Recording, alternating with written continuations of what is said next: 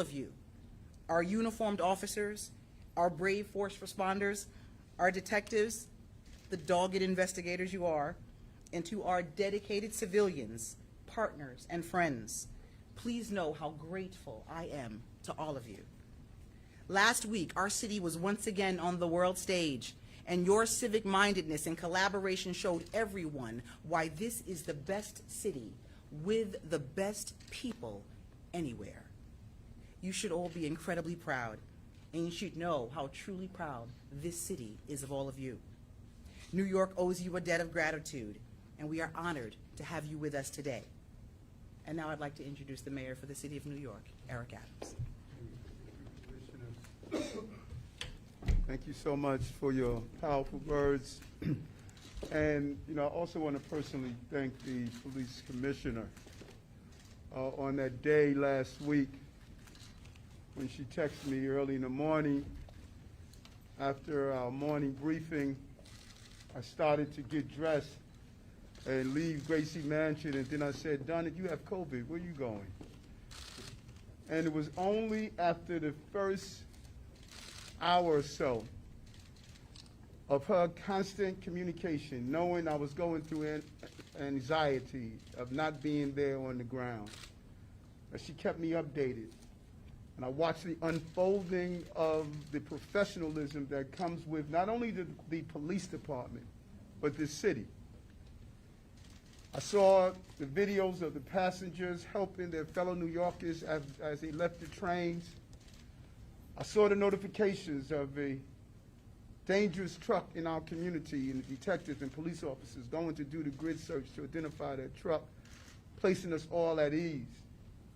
I saw the FBI and the ATF and the governor. I saw this complete picture of what makes New York, New York. And I don't know if you're the one, the young man in the back, who sent out that first tweet. And when I read your story, when people state that young people are not engaged and not involved, you turn that question mark into an exclamation point of, you're damn right, this is your city too. Doesn't matter if you 8 or 80, we are New Yorkers. And poor chief of detectives, you're so darn good that they looked at 30 hours catching the bad guys and criticizing. That is unbelievable. 3 days to take to get the Boston bomber. Case after case after case you solve. No matter what it is, your detectives are doing the good old-fashioned work to get it done. And my brother, Lieber, your teams responded miraculously. Always there. The partnership between the NYPD and MTA is so impressive. You and I have the same mission, combined to that mission. And no matter what all your guys did, people tried to turn that story around. We're joined at the hip.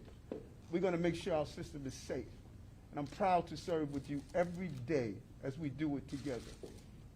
And my men and women of the New York City Police Department, the subtext to this story are the names who called in the tips. I bet you if you were to ask them, they're probably first-generation New Yorkers. They're probably the first to really participate in this dream we call the American dream. But they love this city so much that they went after the person that tried to destroy our way of life. And I hear some say, well, he called himself in. Listen, if a rat rolls in his own hole, it's because we closed around him and he had nowhere else to go. He was smart to turn himself in. That is why he turned himself in. Not because he was altruistic. Because of the job we did that gave him no other choice but to turn himself in. We did it right. And don't let naysayers tell you that as a city, we did not respond correctly. We saw the threat, we identified the threat, we arrested the threat, and our city is better because of that. Better because of that. And so those who wore uniforms, the blue uniforms or blue jeans, everyday New Yorkers came together. And today is one of the many acknowledgments that we are making. With our TA employees last week, the civilians and the law enforcement coming together today and saying thank you. Canvassing of areas to see video footage, interviewing witnesses, tracking down the gun, finding the van, identifying where the gun was purchased. All of our partners come together. We need to celebrate who we are. Not allow one person that created that act to believe we're not New Yorkers and the resiliency of our city. But his apprehension is a message to everyone that believes they can carry a gun and carve bullets of hate and destruction through our community. We will find you, we will arrest you, we will prosecute you. This city belongs to us. It belongs to that young man there that's aggravating his mom right now. That's the beauty of this city. The city belongs to you, young man. This is your city. And we're going to make sure you grow up in this city, free for hurt, harm, and danger. That's why we do this every day. That's the promise I'm giving you as your mayor. That's the promise the police commissioner is giving you. That's the promise these men and women up here are giving you. The city belongs to you and your family and the families of New Yorkers. Thank you. And now the man who will be forever known as the poor chief of detectives, James Essig. Thank you, Mr. Mayor. Good afternoon, everybody. You know, the NYPD does have some of the greatest detectives in the world. We have seen this time and time again as they have quickly arrested brutal and deranged criminals. But many of these incidents, high profile and non-media stories, we ask for the public's help. That's why we put out videos, the still shots to the media. In many cases, this one in particular, where a vicious and unprovoked attack on strap hangers occurred, the public answered that call. So first and foremost, I want to thank the members of the public for their numerous tips, the people being honored here today. I want to thank Joe Galata, the chief of Brooklyn South Detectives, who spearheaded this investigation with his team. The media for getting out those stills, that video that helped us solve this case.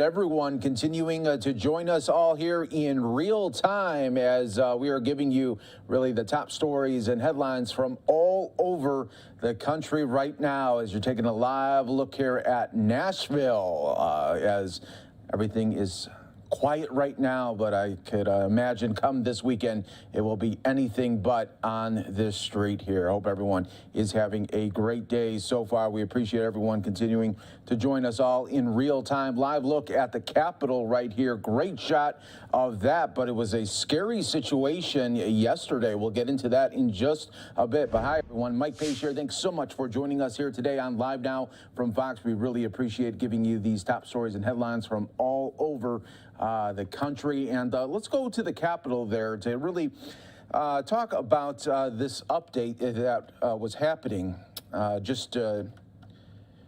really, as we were talking about it yesterday going into today, really, this is what prompted this shutdown at the Capitol here, as Capitol Police gave the all clear after issuing an evacuation order amid a probable threat of an aircraft intrusion. The United States Capitol Police said there was no threat at the Capitol following an evacuation order stating that it was tracking an aircraft that poses a probable threat to the Capitol complex there. And that was the scary moments there for everyone that was working in the Capitol, because, well, you just didn't know what was going to happen, especially with the different types of threats that we all face right now, especially after January 6th. And then, of course, 9/11, everybody can remember that there, where the threats are very, very active there at the Capitol. And, of course, we wanted to just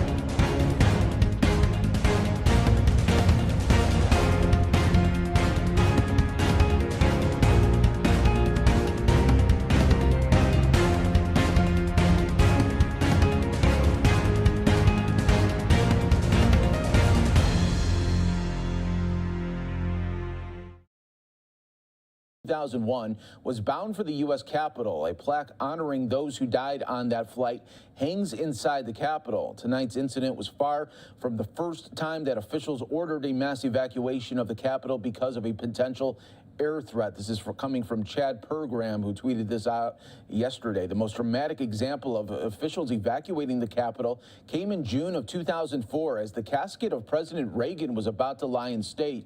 Dignitaries from around the world descended on the Capitol to pay their respects, including late British Prime Minister and the former Soviet leader. It looks like we just lost that shot here, so we'll bring that back here to New York. Just want to play out this video here. Sorry about that, but let's continue on right here on Live Now from Fox. A military honor guard in horse-drawn Kerosene had just escorted Reagan's casket to the Capitol for a ceremony and public viewing when security officials believed a plane was headed toward the building. Officers ran to the Capitol Rotunda as the casket of the 40th president laid in state there, screaming, "Get out, get out." People dashed from the building. Some tripped over one another, sustaining injuries there. Now we got our shot back up at the Capitol. officers ran in there, and it turns out that the Kentucky State Police plane flying then Kentucky governor to Washington for Reagan's funeral deviated slightly off course, and it was then discovered that the plane had a broken transponder. That prompted the Pentagon to scramble fighters from nearby Joint Base Andrews. U.S. Capitol Police then dumped the building, dignitaries and all. Yours truly was told at the time of that military came close to shooting Fletcher's plane out of the sky. That's coming from Chad Pergram there. A private plane wandered off course and creeped too close to the Capitol in May of 2005. Capitol Police immediately ordered evacuation of the Capitol complex. House Speaker Nancy Pelosi was minority leader back in 2005. In its haste to evacuate Pelosi, officers in her security detail physically had to pick her up with such force that she was lifted out of her leather slingback shoes. There was also a minor incursion at the Capitol while the House and Senate were voting just days later. Also in May 2005, lawmakers dashed down a staircase by the Speaker's lobby as they attempted to run as far from the building as they could. And then another civilian aircraft nearly forced an evacuation of the Capitol in April of 2009. Then we go to a mailman from Florida flew his gyrocopter from Gettysburg, Pennsylvania to the west front lawn of the Capitol in May of 2015. Postman Doug Hughes literally flew his aircraft under the radar, eluding detection. And those were just some of the many incidences there that the Capitol had to shut down because of air incursions there. A scary moment for all that are at the Capitol. Anytime they get that warning, of course, they got to bring it out there and get the very latest updates there. All right, everybody, we're going to take a quick 2-minute break here. Stay right here with us. More Live Now from Fox continues in just a moment.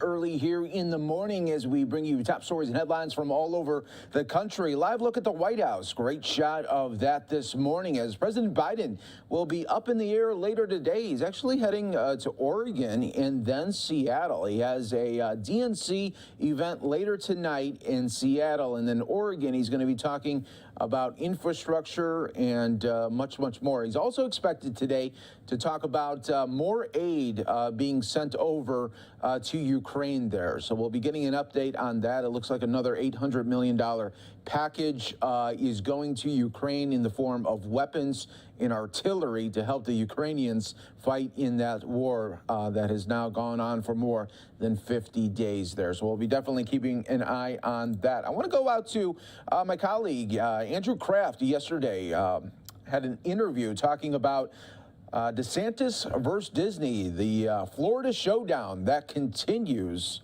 over Disney, what some would say going woke, and then now new that could cost them millions right now. So let's listen right here as they aim to strip Disney of special status there in Florida. Here is Andrew Kraft. AG Gankarski, who's been reporting on this story as well. AG, good to see you. Talking about this from people who are not from the state of Florida, I think this is new to them, that essentially Walt Disney World operates as a kind of like Vatican City type principality within the state of Florida. Give us a sense of this arrangement, and how far does it go back? It goes back to the 1960s, the Reedy Creek Improvement Act. The special district was set up to let Disney do the things it needed to do to basically become the Disney World that we know. So it got a lot of wide bursts. It got the ability to build a power plant if it wants to, infrastructure, all of these things that it can do. And that's something that worked well for Florida for decade after decade. I mean, the symbiosis between Florida and Disney is documented. Fast forward to 2022 in the Parental Rights and Education Bill. That was something that Disney came out against. DeSantis, he went from being sort of lukewarm on it to a huge cheerleader of it. And by the time we got to the end of the session itself, there was a movement to take Disney's special privileges away. That's something that's been kind of building over the last month. And you saw it kind of build into a special session this week, where the special session was called for redistricting, but DeSantis added the Reedy Creek Improvement Act and these special districts to the special session writ large. And that's something that's already moved through the Senate. And it looks like the House is poised to approve it tomorrow. But the one thing about this is it isn't immediate. It's a sunset in June 2023. They have one more actual legislative session between now and then. So that was my next question. You know, how will it fare in the House? We know it passed the state Senate there, but Florida Governor DeSantis, he's fundraising off this as well. Of course, he's running for re-election, but so many of his critics say he's just going after the woke capitalism that he believes Disney is kind of putting out there in the state of Florida. It's one of the state's largest employers. Has Disney weighed in on this at all? Oh yeah, I mean, Disney said that they oppose the bill, that they want to repeal the bill, but there's no momentum for that. It's basically a Republican supermajority in the House. The Senate's pretty close to that, and that's best case scenario right now. So the idea that this bill is going to be repealed, that's fiction. That's not going to happen. Disney's not going to be able to give it to Republican politicians for a while. The relationship is mutually toxic, but what does Disney do? They back Democrats who are going to lose a bunch of races. They'll probably sit it out for a while. And as we saw with corporations after January 6th, they went away from Republicans, but they quietly came back. There are all kinds of ways to give to Republican interest. And I think you'll see that before Disney actually changing the law. The momentum isn't with that. DeSantis is winning the messaging war. And he's basically turned Disney into a piñata, which flies in the face of what national commentators thought, but it's on a day's work for DeSantis. He has basically governed as a hard-right culture warrior, and for Republicans in the state, it's worked. Do you think, AG, though, that this will backfire on DeSantis? We know he kind of loves bringing to the fore these culture war issues, and I just want to remind our viewers, you know, Disney, the CEO, was quite reluctant to weigh in on what is known by its opponents as the Don't Say Gay bill, but the Parental Rights and Education bill, until he absolutely had to. And now this is kind of the byproduct of that, and we can get into kind of what this means for those who live in and around Disney World as well, if this were to go through. But do you think it could backfire on DeSantis? I think this is more a negotiating ploy. I think what they want to do is get Disney kind of in line and send the message to corporations like, do not mess with the culture war stuff we're doing. Your tax breaks are in play.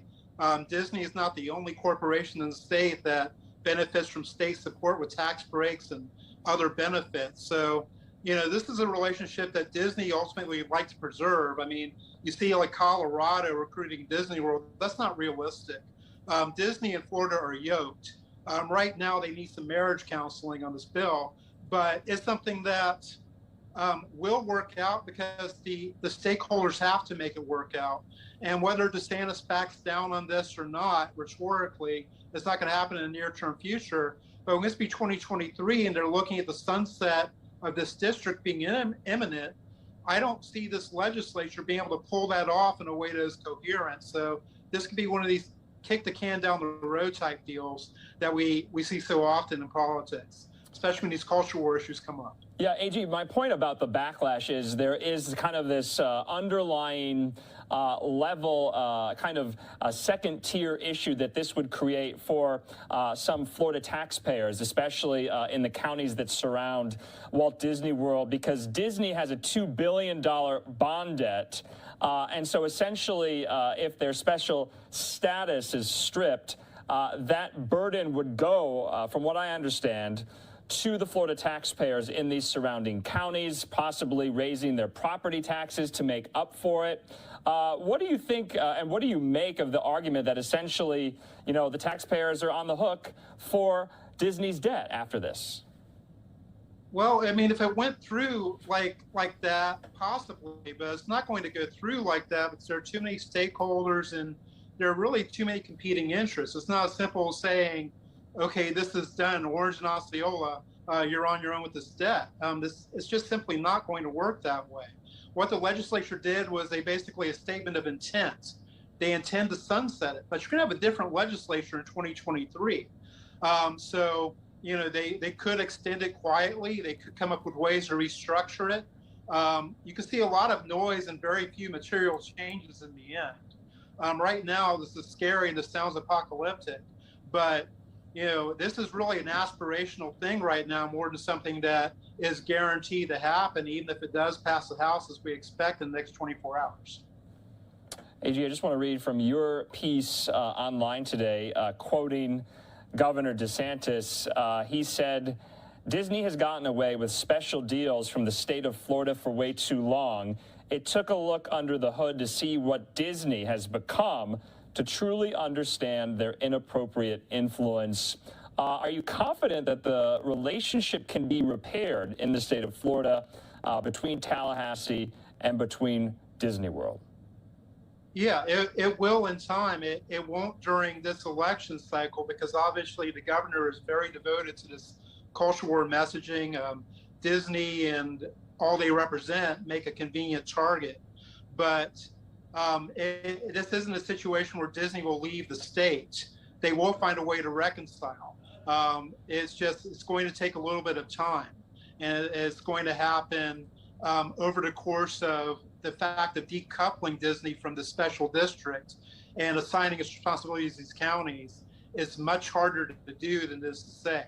Right now, they're saying they want to do it, but actually pulling it off is real legislative heavy lifting, and I don't know if this legislator will be able to do that in 2023. Yeah, some commentators, of course, are saying don't rule out the power of Disney's lobbyists and lobbying arm. AG, last question for you. What will you kind of be looking forward to next steps-wise in the next couple of days on this story? Well, the House will pass it. I think the governor will message around it very heavily. You'll see a couple of national press cycles around it, and then it will go away for a while because, it'll be the campaign season. It'll just become one of these other talking points. So I think this issue kind of gets sublimated by events, but when you get into the legislative session after the elections in 2022, we have some clarity of what the legislature is going to look like. They're going to have to deal with these issues in committee weeks, and that's when the rubber really hits the road. It means it's ultimately a legislative duty, not a gubernatorial duty. You have to keep that in mind. Legislation is messy, it's protracted, and it takes a long time. this particular bill notwithstanding. A.G. Gankarski from Florida Politics. Always appreciate your insight into these issues in the Sunshine State. We'll talk to you again. Thank you so much. And we appreciate that from our colleague Andrew Kraft. You're watching Live Now from Fox, everybody, as we continue to roll on here on this Thursday. Thanks again for joining us here today. We're going to take a quick 2-minute break here, everybody. When we come back, we're going to talk about Moderna. If you have at least a 6-month-old, well, they want to have a COVID shot for your 6-month-old. Coming up here, we'll have all the details coming up on Live Now from Fox.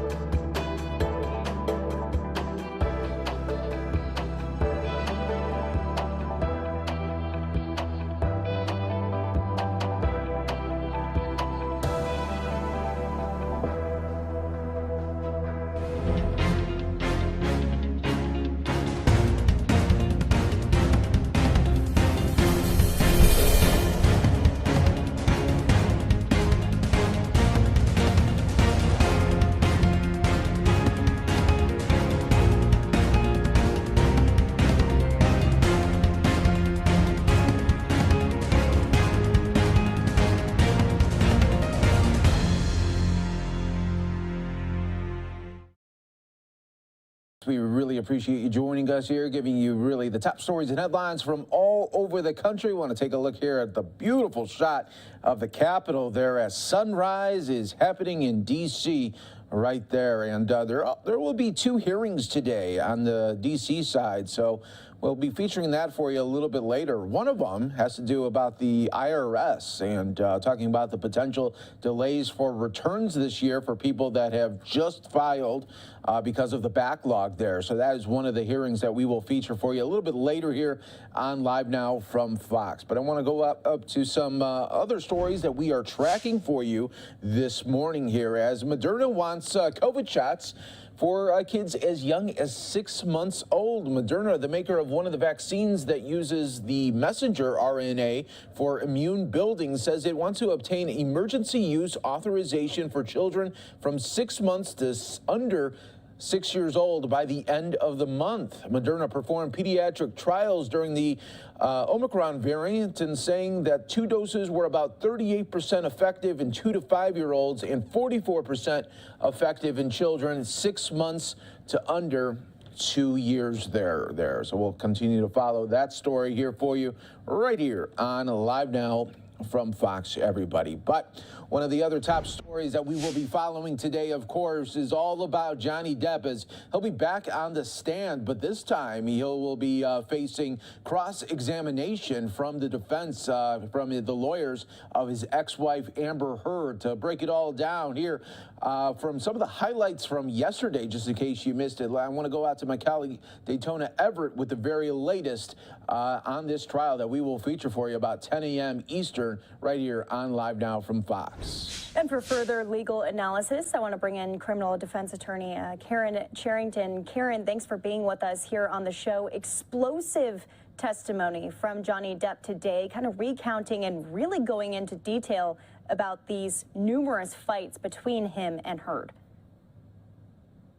Yeah, explosive testimony. I mean, just seeing him there on the stand, it was sort of a subtle theatrical testimony where you were getting Johnny Depp as an actor, but also Johnny Depp as a human who's trying to portray himself as this abused person in this relationship. So definitely prepped for his testimony by his attorneys. I do think he is getting his point across, relating his past abuse, coupled with his sister's testimony about the abuse they lived in at their home. I think they're really just trying to pull it together. I can also imagine possibly an expert coming on to testify to say, yes, oftentimes when you grow up in an abusive childhood, you may sometimes seek a mate who will give you that same type of comforting feeling of abuse, because for some situations, abusive relationships can be a form of comfort if that's what you grew up with. So very explosive testimony. I see where they're going with this. So we'll see how he stands up on cross-examination. Right, and we're taking a look at that photo of the severed finger, which he alleges that Amber Heard threw that vodka bottle at him, severing his middle finger, and then he says that he went on to take his finger and draw on the wall with his own blood. I mean, that was really something today. Yeah, that was really something. I mean, the problem with that testimony is that there's been some conflicts as to how he said it happened. So how, again, he deals with that on cross will be very interesting. So, you know, he told a doctor he cut it himself. Mm-hmm. He told another doctor that he closed it in a door or something. So, you know, it's very troubling. It's a sad story. But we'll see if he can get his point across to the jury. Well, let's go into that exactly. Amber Heard was seen during all of these accusations, shaking her head at certain points, taking notes at certain points, quite emotional, looked like she was about to burst into tears during the majority of the testimony. So she is, I would imagine, preparing and strategizing as to what she's going to say to counter a lot of these claims. What do you foresee as the future for her testimony here? What could we be hearing from her? Well, I mean, she will have to directly contradict what he's saying. So she will also be prepped by her attorneys. They'll go through all of this information. Anything that he said that they believe is something that has to be addressed, they will tell her, this is how you say it. They're not going to tell her to lie on the stand, of course, but they're going to help her bring about these contradictions. She's going to have to tell her side and be like a typical he said, she said type of situation. And at the end of the day, the jury will have to decide who they believe. Exactly. And up until now, it really has been a he said, she said situation, although they've had several other witnesses, close family members, doctors, sound technicians that have also testified as to what they saw as the marriage of Amber Heard and Johnny Depp.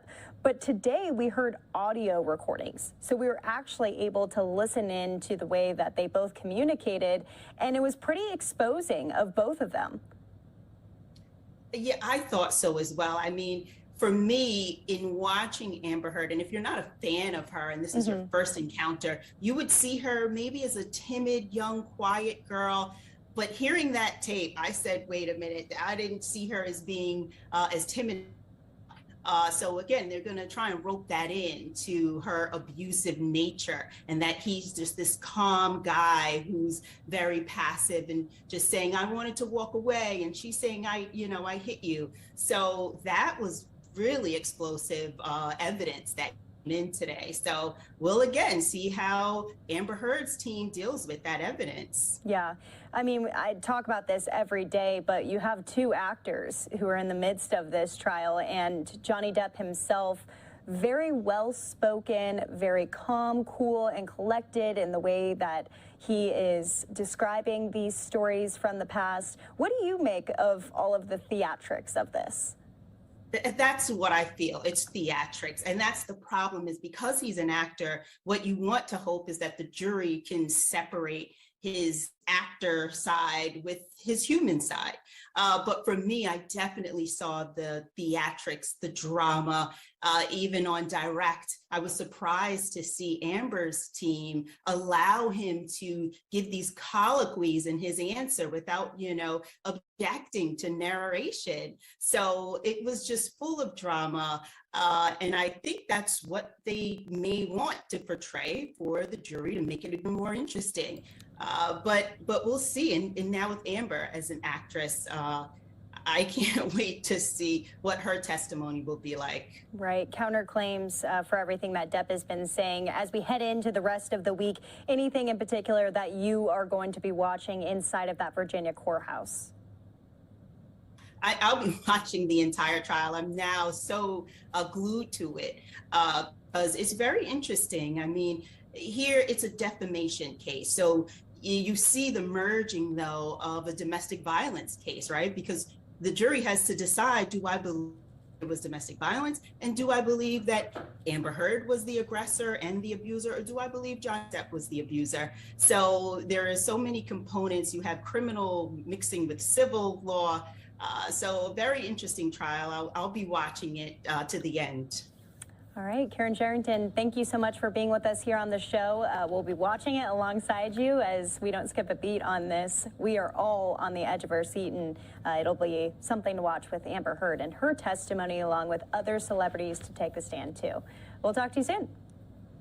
Okay, have a All right, that was Daytona Everett there from yesterday. You're watching Live Now from Fox, everybody. I'm your host, Mike Page. We're going to take a quick 2-minute break and just show you some of the highlights from yesterday from the trial. We'll play out a little extended versions of that just in case you missed some of that to get you all ready for today's testimony as Johnny Depp will once again take the stand. You're watching Live Now from Fox, everybody. Once again, live look in Nashville this morning as it is all calm there right now.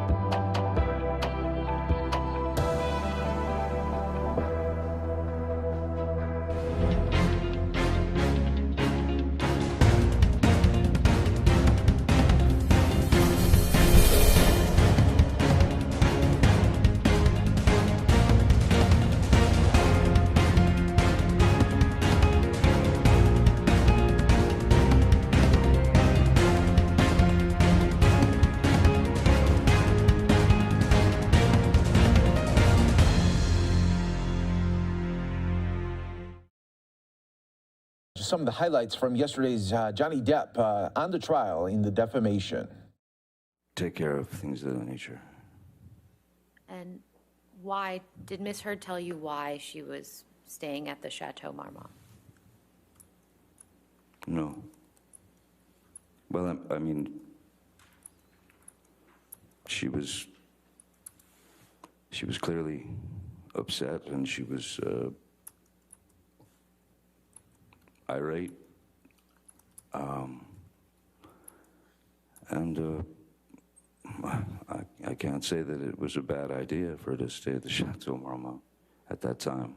I don't know why she went to the Chateau, since she still had her apartment on Orange, I believe, and the penthouse, because I could have gone to Sweetser, but she went to the Chateau Marmont. Mr. Depp, do you recall why you were flying from Boston to LA in May 2014?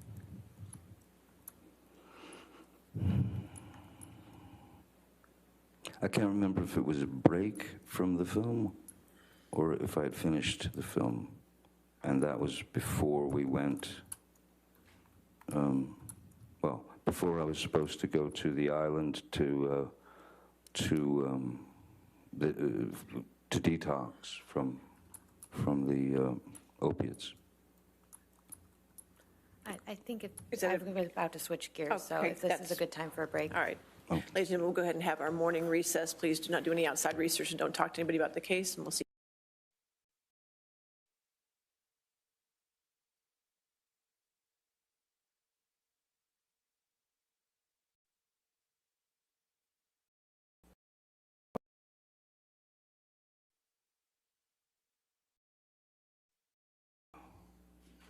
Talked to me heart to heart and asked me if I would be willing to go through the detox. And what was your answer? Yes, of course. And you mentioned Debbie Lloyd. Can you please explain to the jury who she is? Oh, Debbie Lloyd is a nurse who my doctor, Dr. Kipper, had assigned to my case to be the to oversee the detox and deliver the meds, the medications to me that would help with my with the effects of withdrawal that one goes through, to essentially try and knock you out so that you don't go through the nastiness of the affair. Did Miss Lloyd stay on after the detox process as your nurse? Yes, she did. And when you were under Dr. Kipper's care, how often did you see Miss Lloyd? On location every day. Yes, on location every day. Even when, after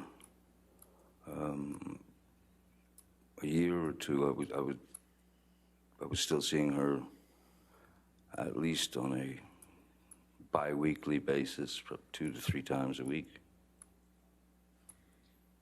When did you start the detox process that you mentioned?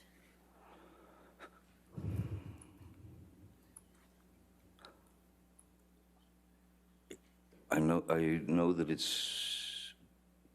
I believe it was in August, July or August of 2015, 14, I cannot remember the year, 14, I guess. And where did you do this detox process?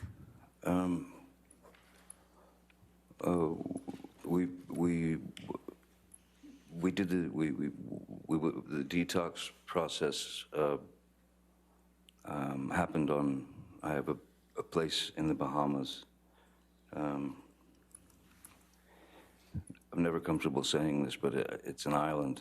It's a very strange thing to say, but I thought that would be the best place, the most private place where there were no worries of paparazzi or any of that. So it was a place where I could literally be, the only place where I can have actual anonymity. So I thought that would be the best place to do it. Who came with you down to the island for the detox? Debbie Nurse Debbie Lloyd traveled with me on the plane. Ms. Heard.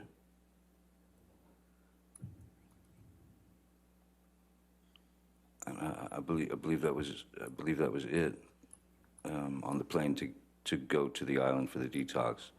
I was not bringing security. I was not bringing assistance. In fact, initially, my sister Christy was going to go there to help Ms. Lloyd and the doctor through the detox, which made perfect sense since that the whole thing had been born out of her desire for me to get clean. So initially it was supposed to be Christy coming in place of Ms. Heard. There was a great part of me that was very uncomfortable with Ms. Heard coming along for that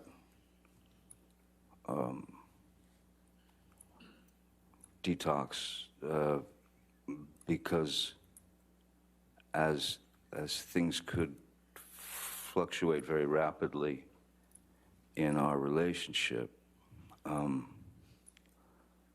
I was wary that those things would come up during what needed to be a very straight detoxification of these substances. And I was well aware that it was not going to be pleasant. I was well aware that I was going to go through quite a bit of physical changes, physical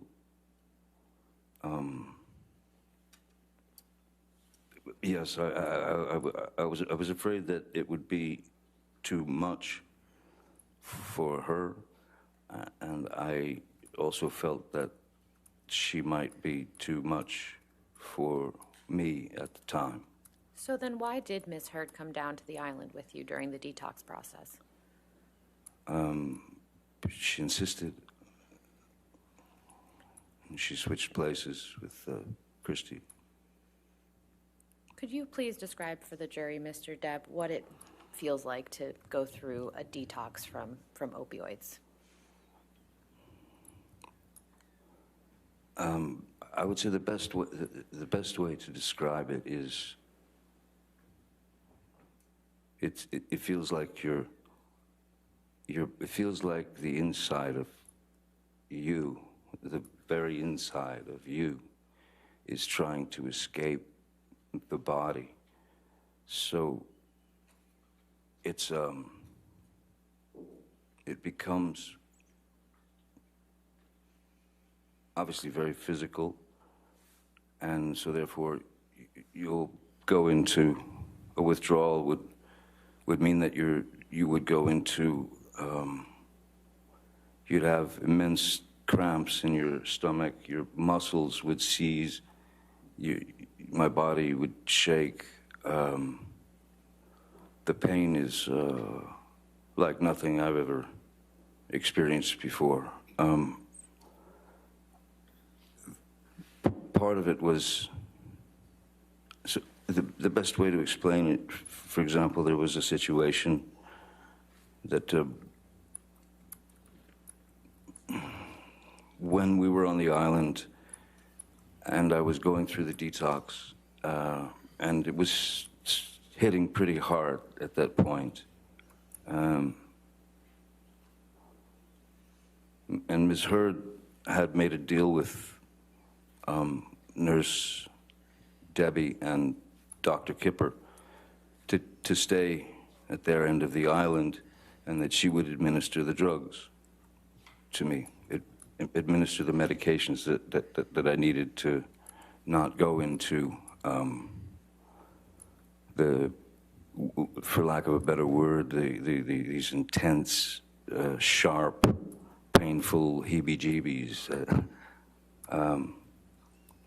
And there was a moment when I could feel my body starting to tense, and I could feel the withdrawals coming on, and they come on quick, and they're not discreet. They go straight for the jugular. I mean, like I said, when your receptors are in full bloom and begging for the substance, the drug, the opiates that my body had become used to, these receptors that were being fed by. There was a moment when it was coming on very fast, and I was sitting on the couch in the little house that we all saw on the island. Ms. Heard was at she was in the sort of kitchen area, and she was chopping vegetables, I remember. And I think it was around 2:30 in the afternoon, and the effects of the withdrawals were really coming on. And I said to Ms. Heard, I'm going to need the meds now. And she said, she looked at the clock and she said, "It's not time." And I said, no, you don't understand. This is not about clocks and watches and things. I'm going into the ship, and it was visible. And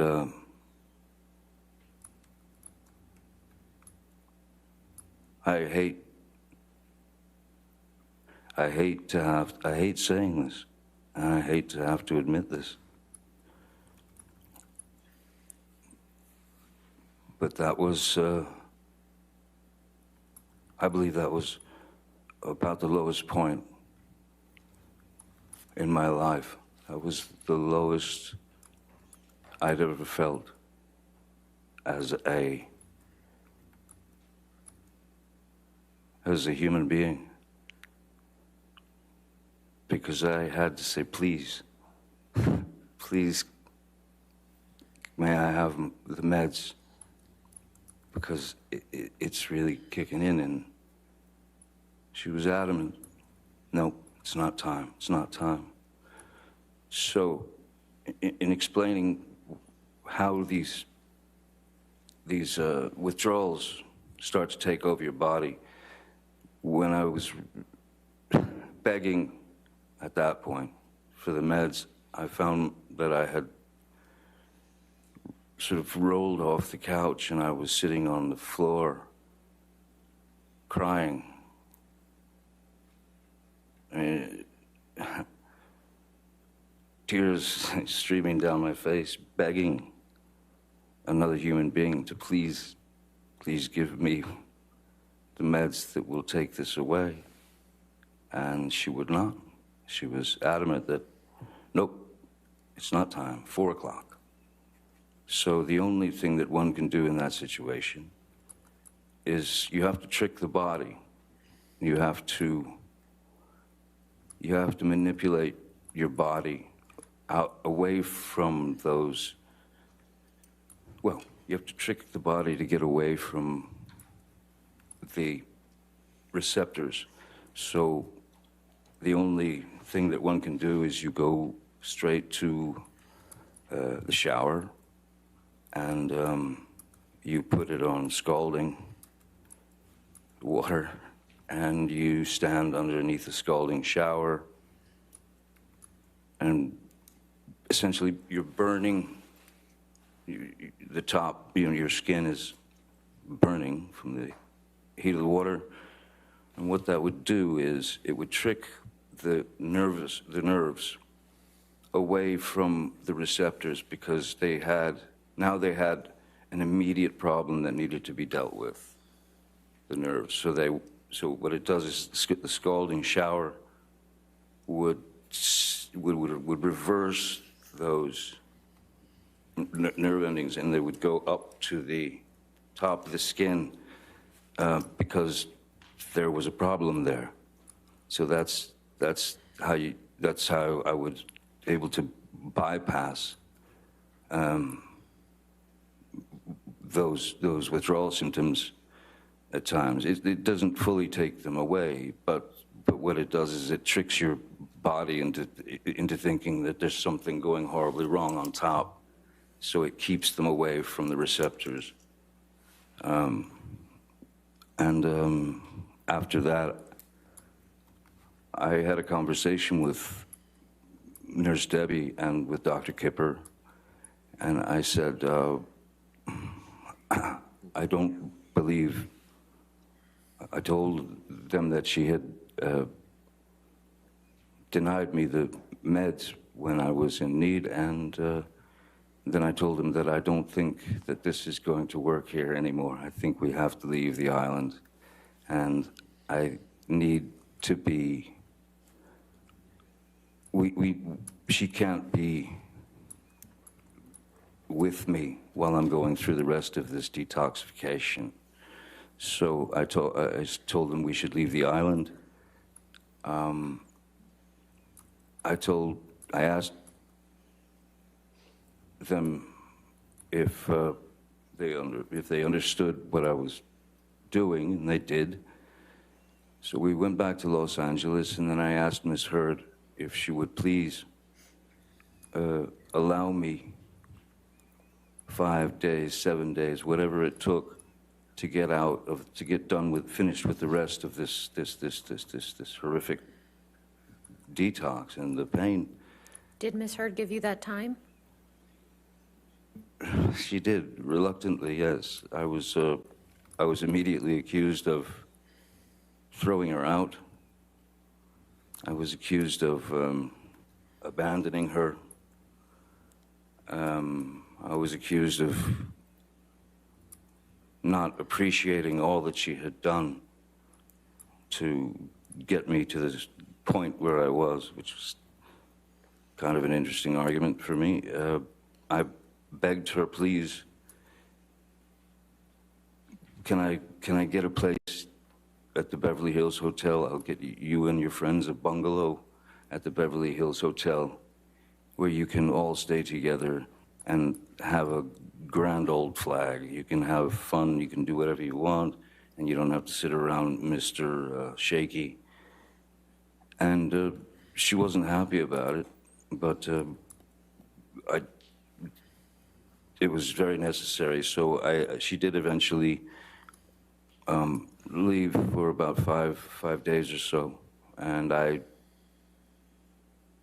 sat in after a few days, I sat in just a metal chair with one song on a loop that I could focus on the lyrics and the power of the song to help me get through it. And even once the effects, started to go away, that is the pain, I was still in this, something strange that happens.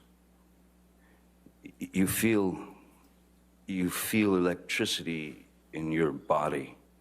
You feel this electric, very foreign, and you're just sitting there like going through it. And I didn't understand what the electricity was until probably, and this lasted for, the electricity, that feeling lasted for a month, 2 months. And I finally realized at a certain point what that electricity was. And I was feeling, that's what it was. I was actually feeling without the aid of the drug, without the aid of any drugs. I mean, I'd had refused with Dr. Kipper and Nurse Debbie and Amber at the table before she left for the hotel with her friends. I had refused to continue taking the phenobarbital and the lithium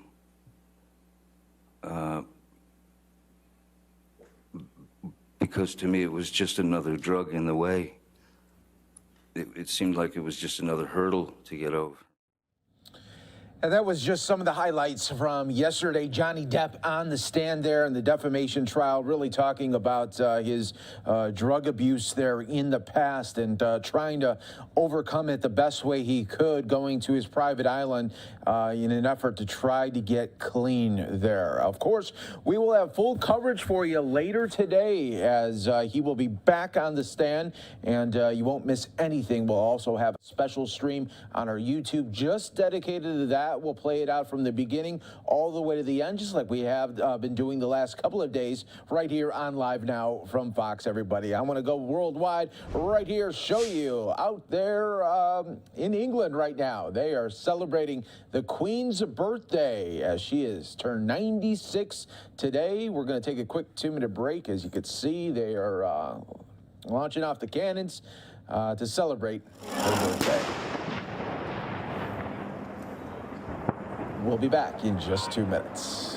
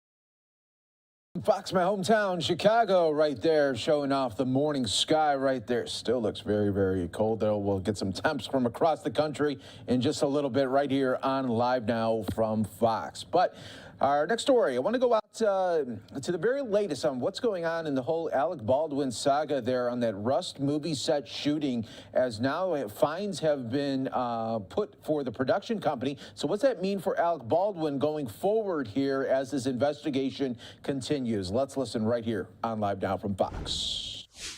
Fining the Rust movie productions more than $136,000 for gun safety failures on the Rust movie set. Workplace safety regulators determining that the film production company didn't have proper safety measures in place on the movie set. So what does this mean for future cases moving forward? I want to bring in legal analyst Imran Ansari. Imran, thanks for being with us here on the show. Per usual, is this just the beginning for the production team? Yeah, no, it is the beginning, because we do know that a number of lawsuits have been filed against the production company, Rust Productions, that was fined here by OSHA, but also a lot of individuals, including Alec Baldwin and other members of the Rust production. This OSHA finding is going to likely have bearing in those civil lawsuits, which may be stayed because there is a criminal investigation still ongoing. But Daytona, there's all these civil lawsuits that are pending out there, and I am pretty confident that the plaintiffs' attorneys there, the attorneys representing the family of Helena Hutchins and also Souza, who was shot and injured in this incident, are going to be taking this OSHA report, and when those cases are litigated, using it as a piece of evidence to show that this was a production which was marred by negligence. It was not following the proper safety protocol for the use and handling of firearms on set. And I think it's going to have implications in those civil lawsuits. Does it mean that because of this OSHA finding and the fine against the production company, that the production company and the individuals will be automatically held liable in a court of law in these civil lawsuits? No, it doesn't mean that, but it will be powerful evidence if it's going to come into court to show that an agency, a government agency in New Mexico, did find all these departures from the standard of care that should have been used on this film production set that led to this tragedy. When you say implications, Imran, do you think that this would be more of a push for Rust Movie Productions to just settle on a lot of these cases?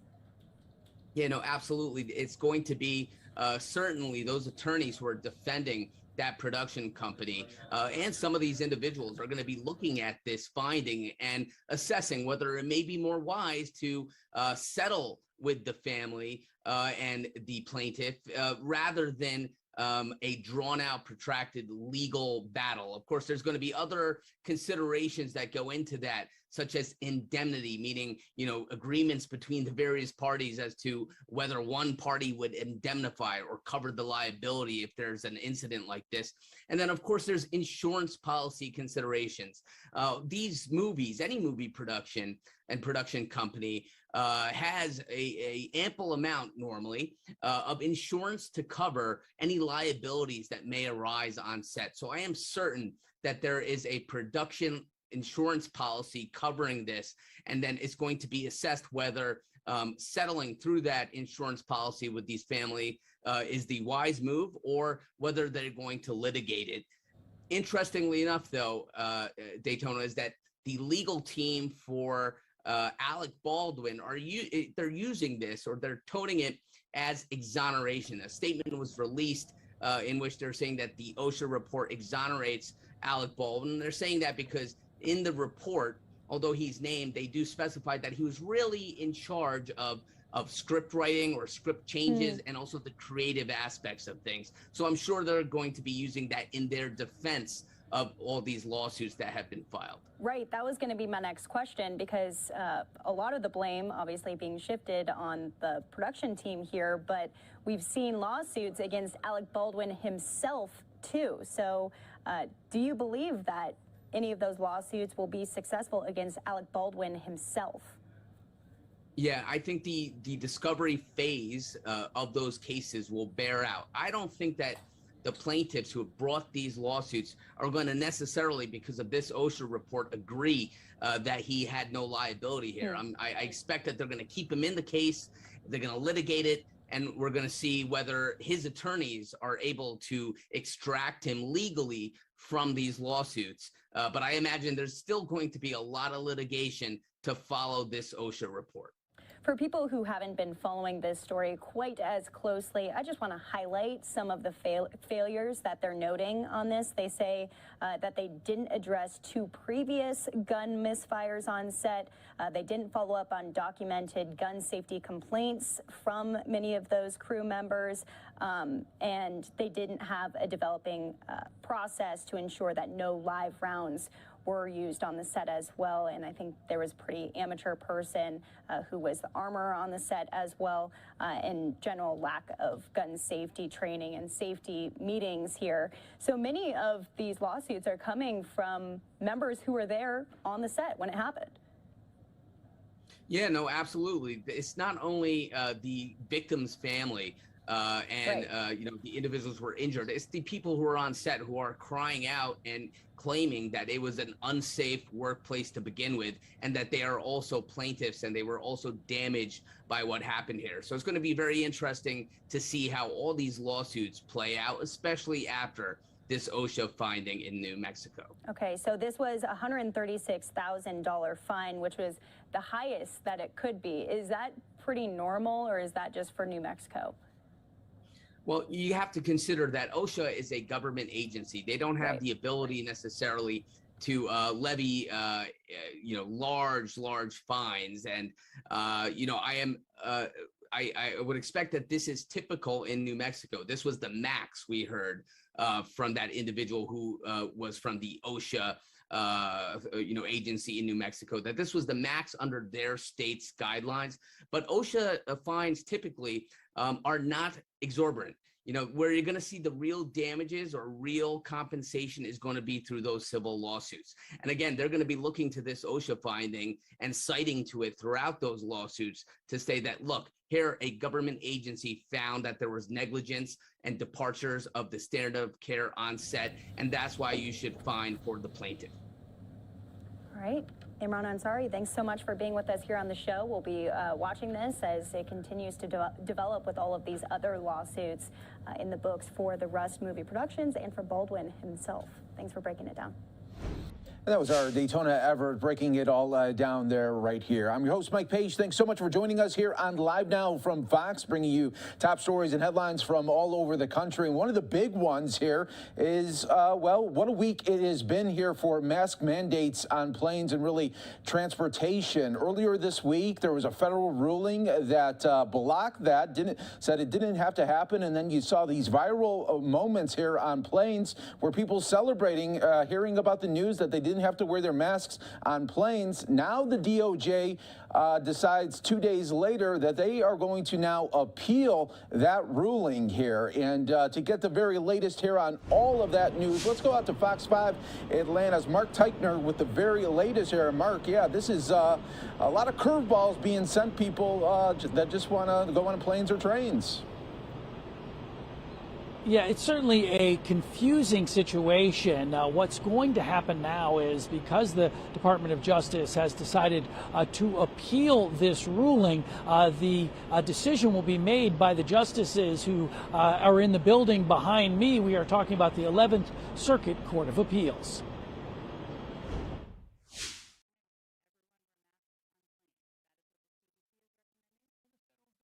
Willing to fight over it. The Department of Justice has filed a motion of appeal hoping to overturn a Florida federal judge's ruling that voids the transportation mask mandate. This after the Atlanta-based CDC called the mandate part of its legal authority and announced, quote, an order requiring masking in the indoor transportation corridor necessary for the public health. A recent AP NORC poll found 56% of Americans support keeping the mandate in place, with 24% saying it should go. I personally think I'm going to continue to wear the mask to protect others and continue to be safe. Let this be done.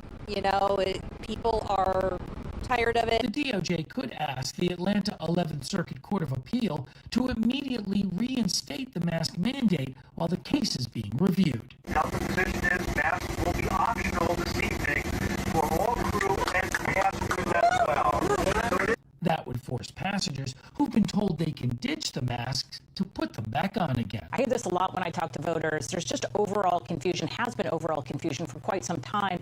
I didn't know if it was required or not, so I'm just wearing it ready if somebody tells me to put it on, but not really wearing it otherwise.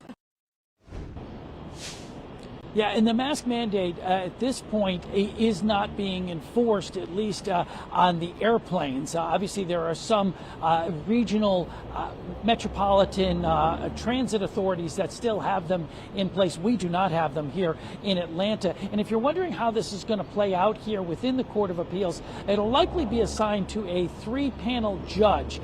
Those 3 judges will then make a ruling. The losing side can then basically ask the entire court to take a decision, and then it would go before all of the currently serving 11 judges that are sitting here in the Atlanta 11th Circuit.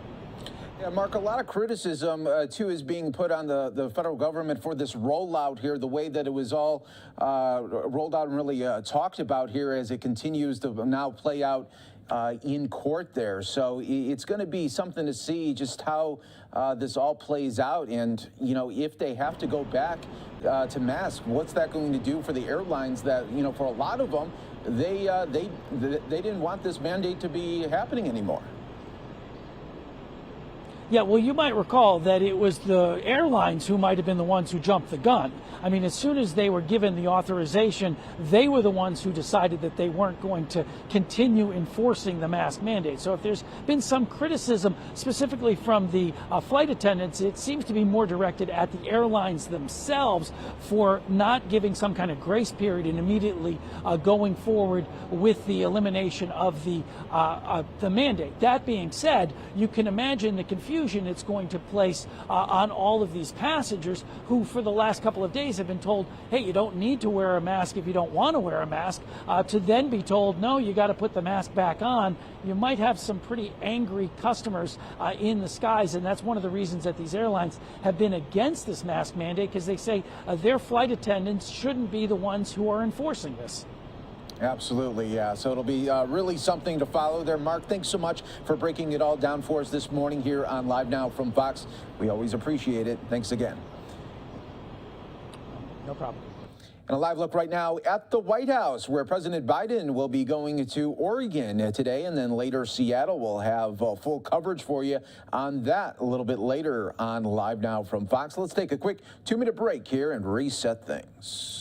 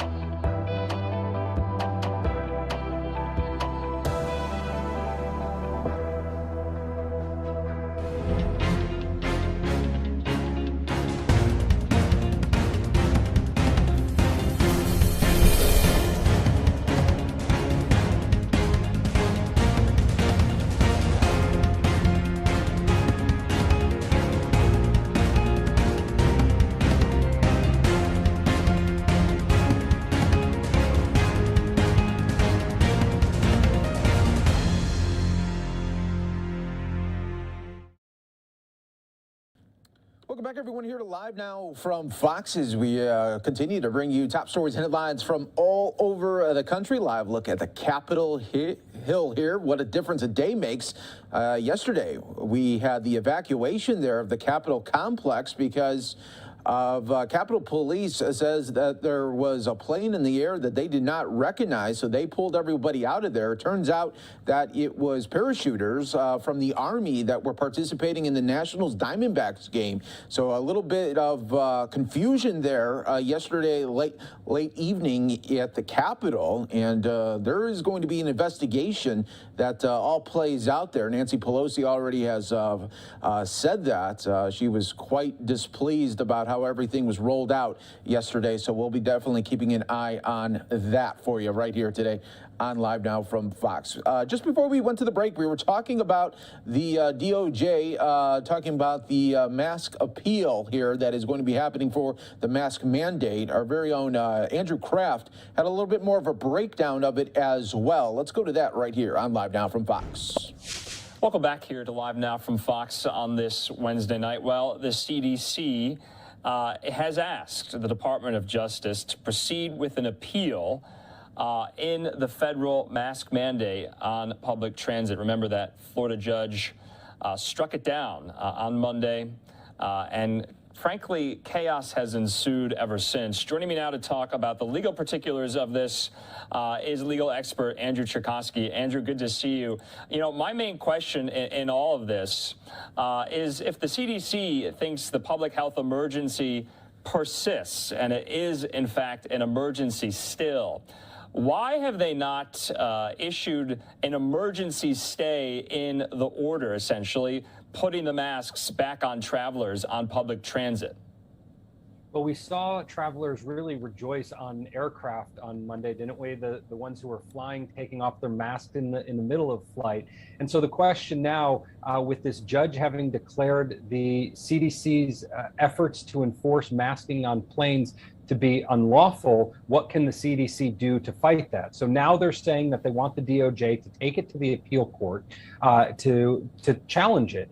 Right now, there's really nothing that the CDC can do to reinstate that, absent the DOJ going to the circuit court and asking them to put forward some sort of emergency stay, essentially putting the masks back on individuals. That has yet to be seen, because we're just hearing within the last couple of hours here that the CDC has formally asked the DOJ to fight this. And there's reasons why the CDC wants this fought. I think politically, there's reasons why Biden perhaps has no interest in continuing this fight. Yeah, and Andrew, frankly, you didn't really see much, I guess, political will on the part of the Biden administration to fight this tooth and nail. We're now 2 days removed from this judge's ruling in Florida there, and we finally got word, because remember, yesterday, this all hinged on what the CDC was going to do. That was conditional for the DOJ to move forward with the appellate process. I just want to put up the statement that the CDC issued today. I'm going to read this in part. They say to protect CDC's public health authority, that's important, we can talk about that, beyond the ongoing assessment announced last week, CDC has asked DOJ to proceed with an appeal in Health Freedom Defense Fund, Inc. v. Biden. It is CDC's continuing assessment that at this time, an order requiring masking in the indoor transportation corridor remains necessary for the public health. CDC will continue to monitor public health conditions to determine whether such an order remains necessary. CDC believes this is a lawful order well within CDC's legal authority to protect public health. Now, this also, Andrew, hinges on any, future public health emergencies where, any administration, depending on who's in power at that time, would look to the CDC, would look to their authority to put something like this in place. So this is somewhat precedent-setting, and that is why the court needs to adjudicate it. Do I have that right? You do, and it is important for the CDC, I guess, from the sense of creating some sort of precedent moving forward, whether they're going to be allowed to do this. The problem that I see right now is it seems very weak of the Biden administration to leave to the public health officials the call on whether or not to take this legal issue up to the higher courts and ultimately potentially to the Supreme Court. That's very unusual. It could have come from the White House going down, and it could have been that the White House determined that this was an important matter to have precedent set on. In opposition, though, they just said they'll leave it up to the CDC. They didn't even let the DOJ make that decision. So now what is going to ultimately be challenged is that Florida judge's ruling, which is pretty unique in that the Florida judge was ruling that the way the CDC was acting through the Public Service Health Act was essentially unlawful, that the idea of putting masks on was not tantamount to sanitization, which was the clause under which the CDC was claiming that they had the right to order masking. Ultimately, it's a law that has to be passed that allows for an executive agency like the CDC to put forward such omnipresent mandates, such as masking on all aircraft at all times. And so you have to go back to that original legislation to see how the language is interpreted. And that judge just was not having. Yeah, and Andrew, of course, it goes to the question as well about who has the authority to make such a decision. Is it the CDC? Is it a judge's ruling? Is it, Congress or what have you? And so that is all in mix here. But that Florida judge essentially says because this expires on May 3rd, it's supposed to expire on April the 18th, there's no compelling interest to extend it even further. And so that was, I believe, one of the main reasons why the judge struck it down, which has caused confusion, and we could get into the confusion, but go into a little bit more of judge's ruling there in Florida.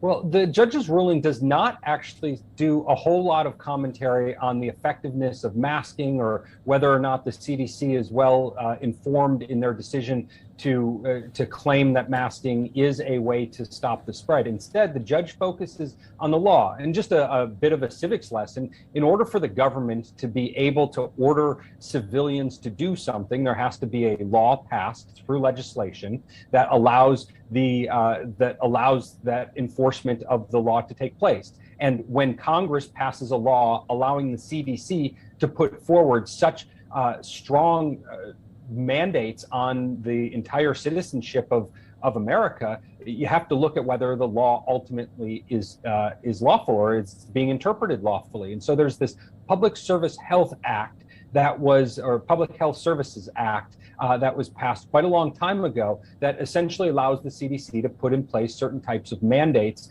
in order to protect public health. The problem is it doesn't specifically say anything about making regular citizens wear masks on aircraft. Instead, the CDC is relying upon a clause within that law that requires or that allows the CDC to put forward mandates to improve sanitization efforts. Well, this judge went through a long effort to define what the word sanitization means in the context of this statute.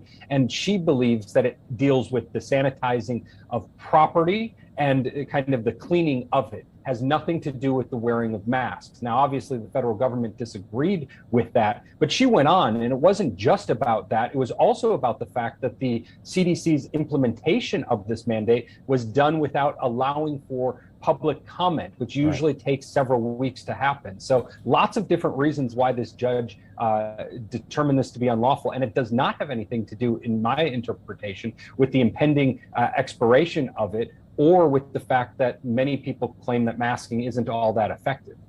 Yeah, and let's just talk about some of the confusion it is causing. I want to lay out a scenario in New York City because we heard Amtrak trains no longer are requiring mask usage on the train. Now, at Penn Station, at Grand Central Station in New York, you still have to wear a mask while you're waiting for your train, yet you can take the mask off on the train ride once the train gets out of New York City. So basically there's this stop and go type of mask wearing now lawfully that is going on. And so depending on what the appellate courts are going to do you think this confusion will persist? I don't think that the appellate court part of this is going to do anything with the confusion. Ultimately, localities like states and local cities or counties really do have a great deal of authority to control what happens within their zone. Ultimately, we talk about America being a republic and separating the powers of states from the federal government. And generally speaking, the idea of America is to limit the actions of the federal government and put more on the states to institute their own sorts of mandates and laws. And so what we're seeing in New York City, for example, and throughout other places in America is you've got localities trying to enforce their own laws and their own public health mandates, while these kind of federal or these interstate conveyances like planes and trains can really no longer at this point be controlled by the federal government. So you should expect that. And just like many people who have been traveling throughout America have been able to see, different cities have different mandates. And you get to one city like LA and all of a sudden you're having your vaccine card checked. And then you go to another city or another county and they're not doing that. So this is very normal for the last 2 years of COVID. And I think we're going to see more of that in the coming months, especially if this law or the CDC's mandate continues to be struck down. Yeah, Andrew, definitely a patchwork of some of these rules and ordinances, especially in some of these major metropolitan areas. And we'll be following it alongside you. Andrew Cherkosky, as always, good to see you. Thanks so much. Thank you, Andrew. Oh, it was a great segment right there. You're watching Live Now from Fox. Beautiful look there of New York City here on this Thursday. Let's take another quick 2-minute break. We got other top stories to get to.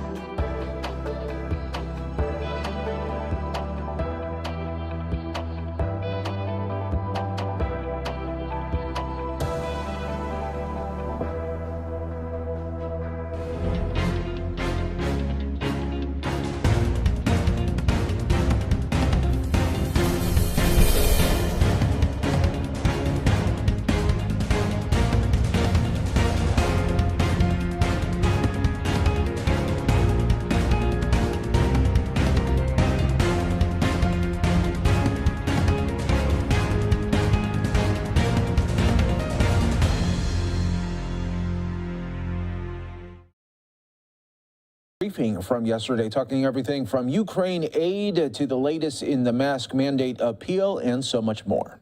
Updates or previews beyond that, though. Okay, and a question about immigration. Does the president still have confidence that the vice president can get to the bottom of root causes of migration? He absolutely does, and is grateful for her work in doing exactly that. Why?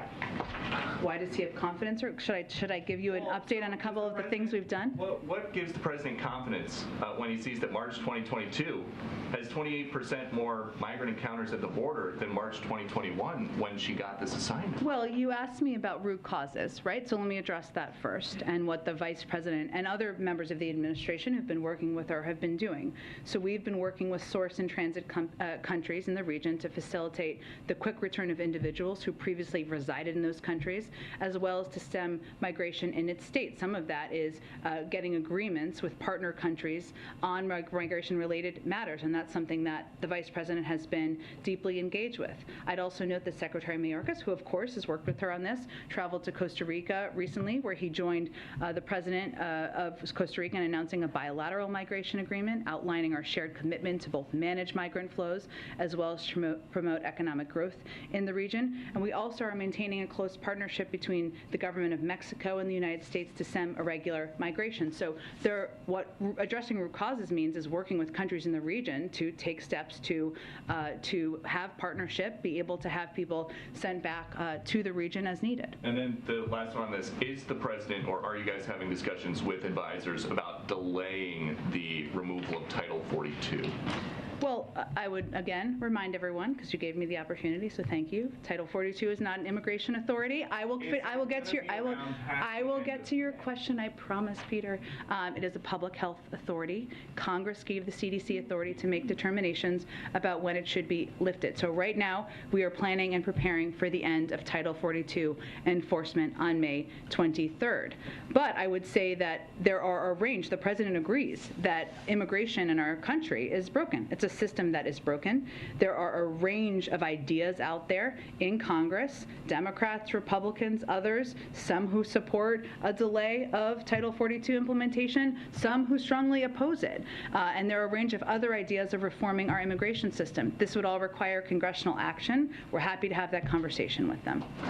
Go ahead. Along the Title 42, excuse me, sorry, it's allergies. It's okay, we understand. Good. We understand. We've been reporting that the administration is projecting a big budget shortfall for ICE and CBP should Title 42 be lifted. Is there a plan for how to get additional funding that's going to be needed to handle immigrants coming into the country? If that Title 42 is lifted, will you need funds for Congress? Can you divert funds from somewhere else? What's the thinking? So what DHS said last month is that they expect the current funding levels will not be sufficient to meet operational needs, but they have a number of options available to secure the resources required to implement our comprehensive strategy. This includes reprioritizing and reallocating existing funds, requesting additional support from other federal agencies if necessary, engaging with Congress on that discussion. And I would note that as a part of this, as we prepare for the implementation of the end of Title 42, there are a range of steps that we've been taking to prepare for that, including surging resources, deploying resources to address increased volumes. That includes moving officers, agents, DHS volunteer force, personnel to rapidly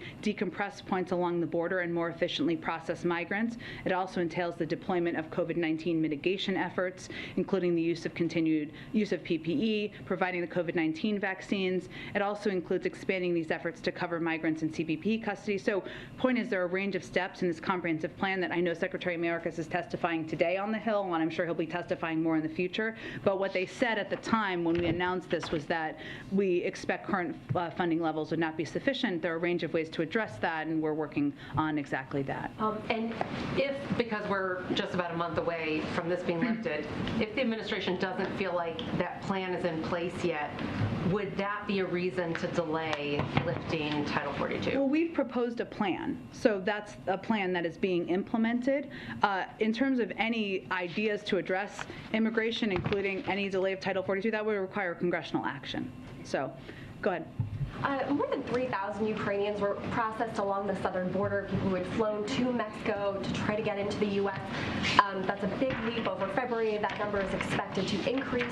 Does the administration have any plans to announce a program that would make it easier for Ukrainians who already have family ties in the U.S. to be expedited into the U.S.? We are working. So we've obviously announced, the president has announced plans to accept 100,000 Ukrainians into the United States if they want to come, of course.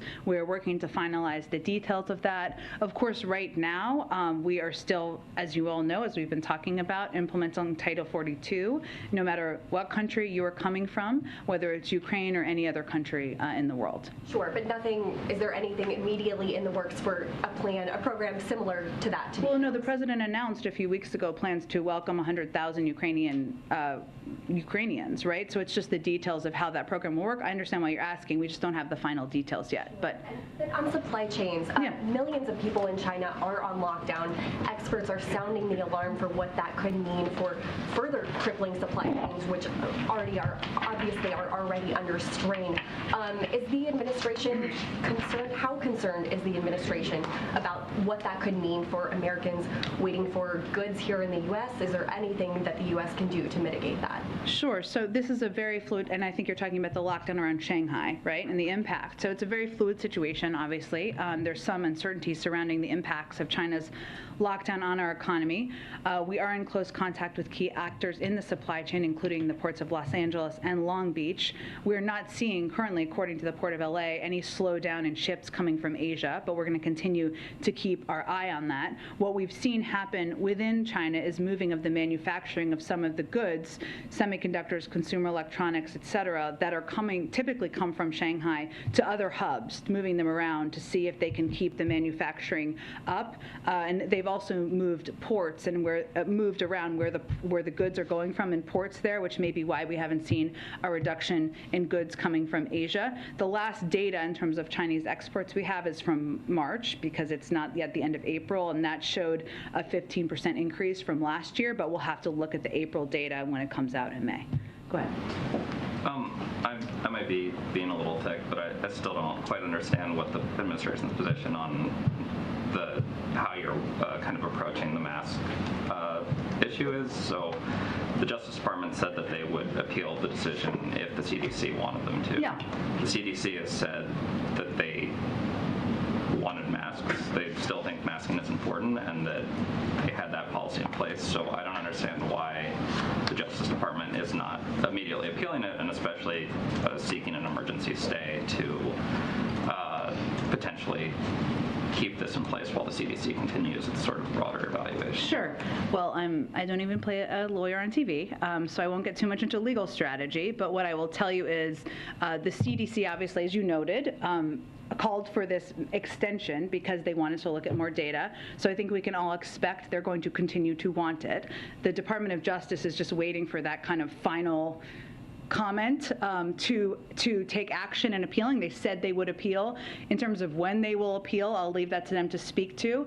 Why not a stay or an emergency appeal? They can speak to that, but what I would note, the objective here is of course to appeal the 15-day extension, but also to preserve the CDC.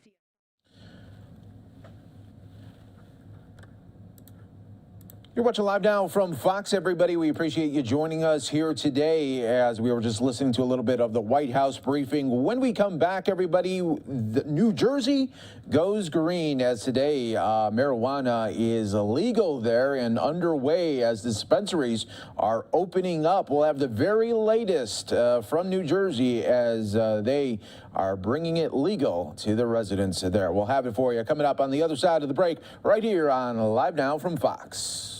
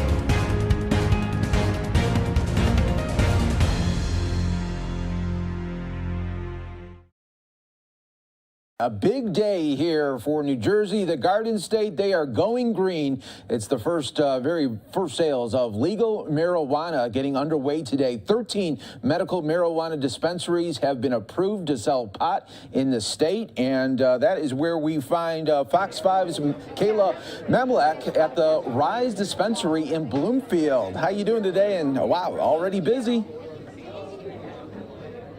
Yeah, riding high. Good morning to you. Now, Rise here in Bloomfield, New Jersey has been open as a medical marijuana shop for a little under a year now. But starting today, it's one of 13 dispensaries across the Garden State selling stoners their favorite plant, cannabis. We expect a rather large crowd. The grass is greener in New Jersey today. Rochelle Park Administrator Jack Terhune says his township is ready for the sale of recreational marijuana to begin at the Ascend Dispensary off Route 17. We've worked well with the company. They've been very cooperative. The police has met with them on numerous occasions. The company is one of 7 that's been given the green light by the state's Cannabis Regulatory Commission to sell pot to adults 21 and older.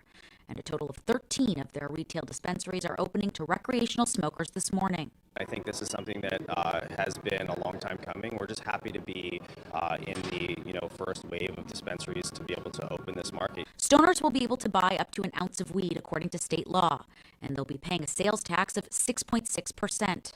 Plus, towns can levy a tax of up to 2%. Dozens of other marijuana companies, cultivators, and manufacturers have also been awarded conditional licenses by the commission. All of it opening the doors to what analysts believe could be a $2 billion market by 2025. Helping with more medical things than it is harming anyone, so I don't see why not. I think a lot of people are going to probably abuse it. The Garden State will be the 12th in the nation to open recreational dispensaries. Several other states like New York and Connecticut have legalized pot but are still working to get their retail markets up and running. It's a major change for all who live in the region, especially Terhune, who spent decades in New Jersey law enforcement, enforcing, among other things, laws forbidding the sale, possession, and use of marijuana. Obviously, a lot of things change over time, and this is yet another example.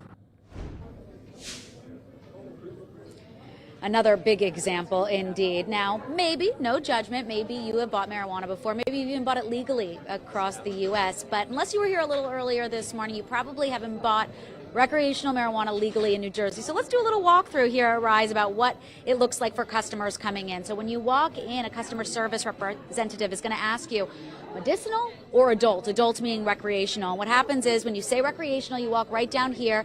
You can walk over to one of those kiosks over there. Those kiosks are basically just large iPads where you can place your order for whatever it is you want. You can order flour, you can order pre-roll joints, you can order vapes, stuff like that. But edibles, gummies, stuff like that, not legal in New Jersey, at least not yet. So once you place your order and you're going to get into these line here, you can see there's a handful of people online already. It's been pretty filled all morning long.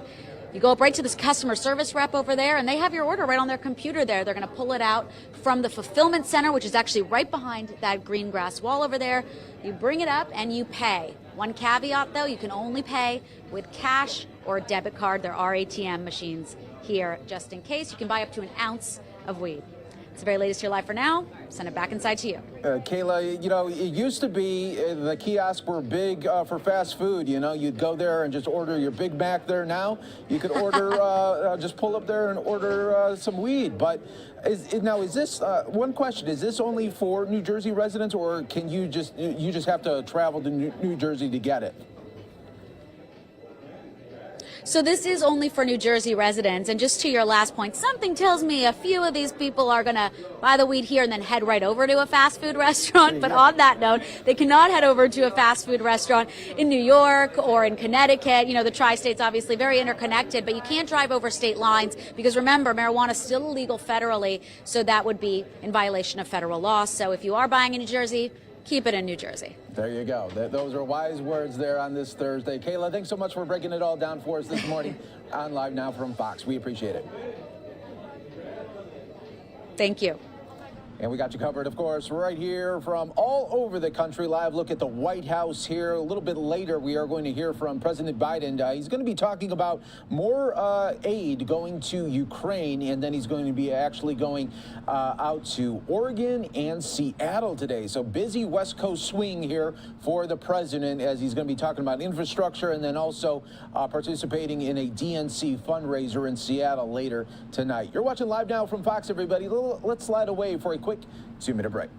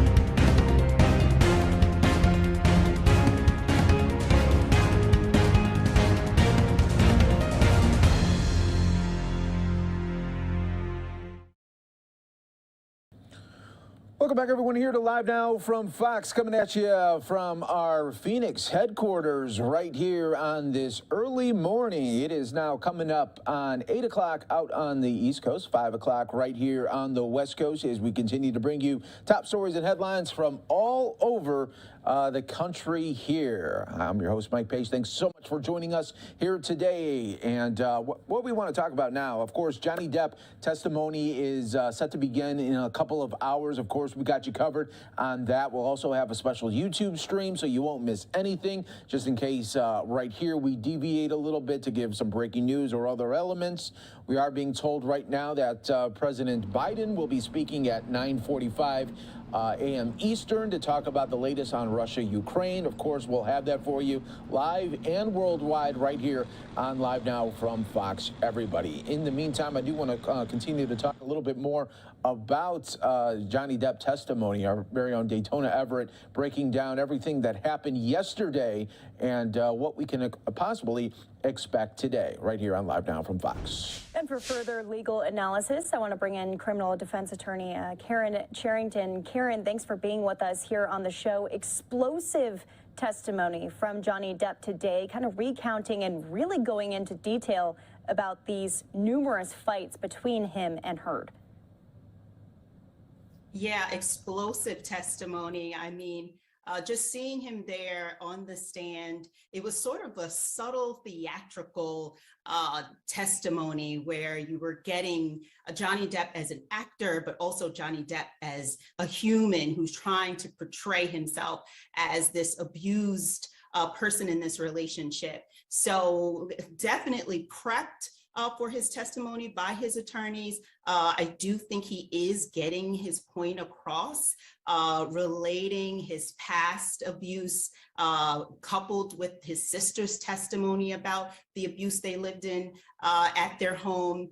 I think they're really just trying to pull it together. I can also imagine possibly an expert coming on to testify to say, yes, oftentimes when you grow up in an abusive childhood, you may sometimes seek a mate who will give you that same type of comforting feeling of abuse, because for some situations, abusive relationships can be a form of comfort if that's what you grew up with.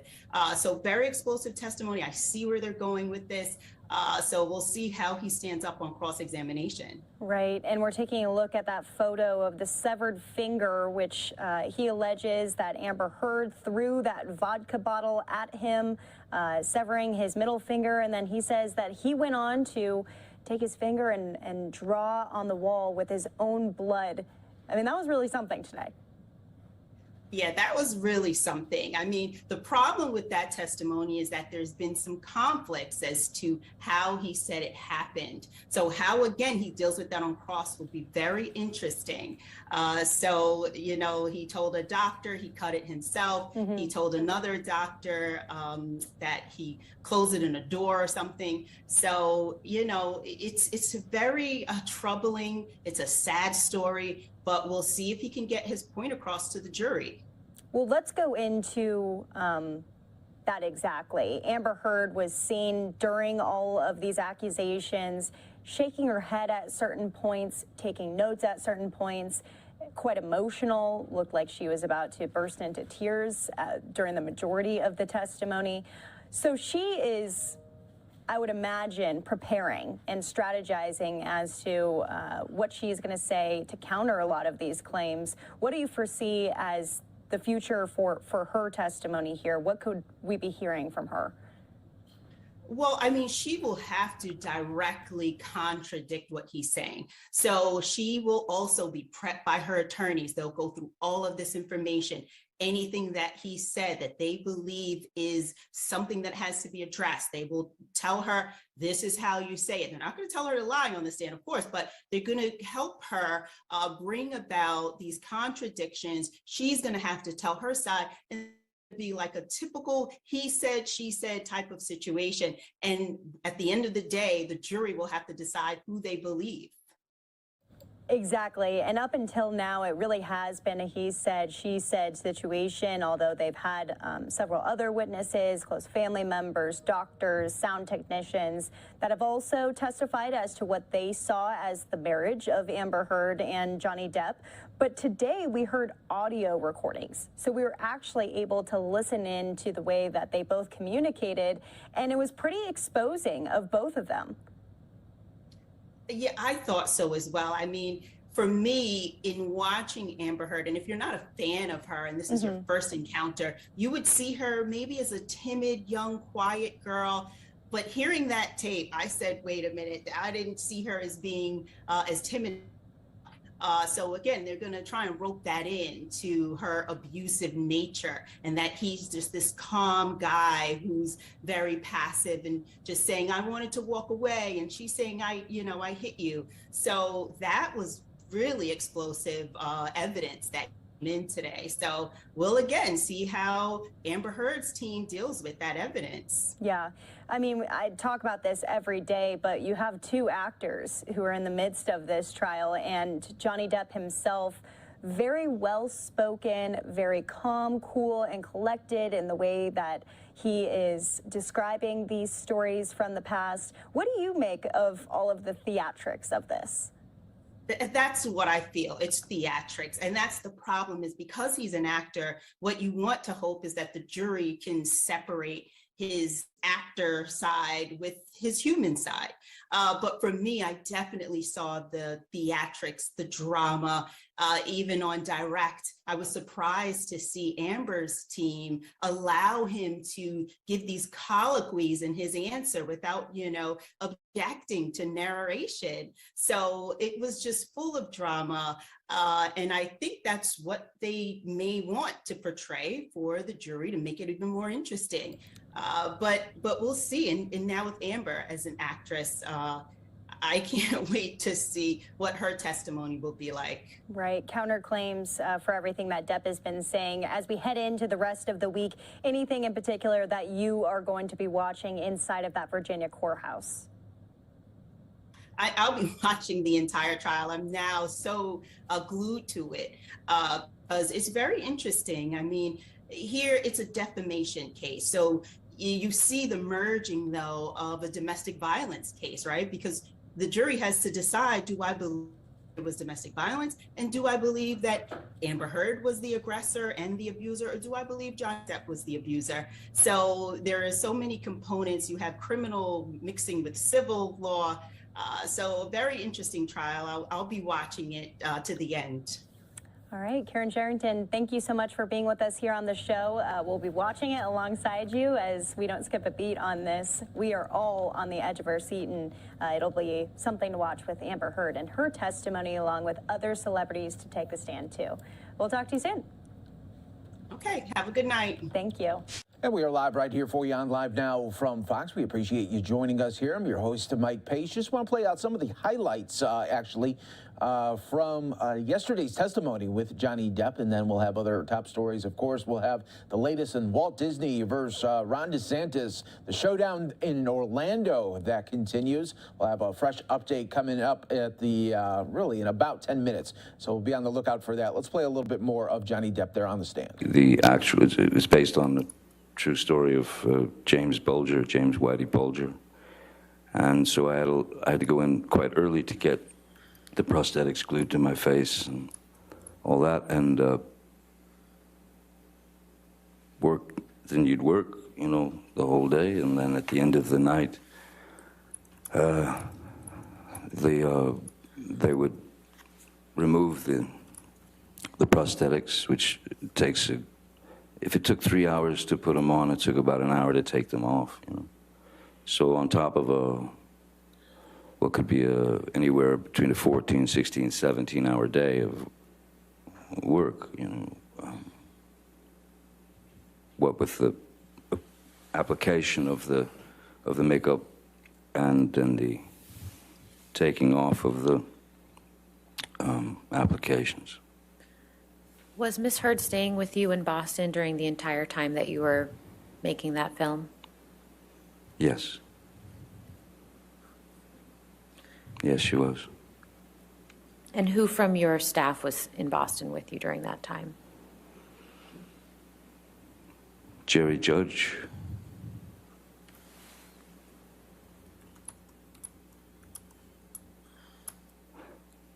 Keenan Wyatt, Stephen Duders,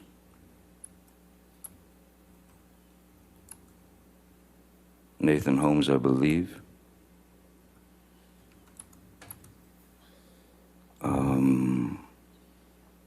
And I believe Malcolm Connolly was there as well.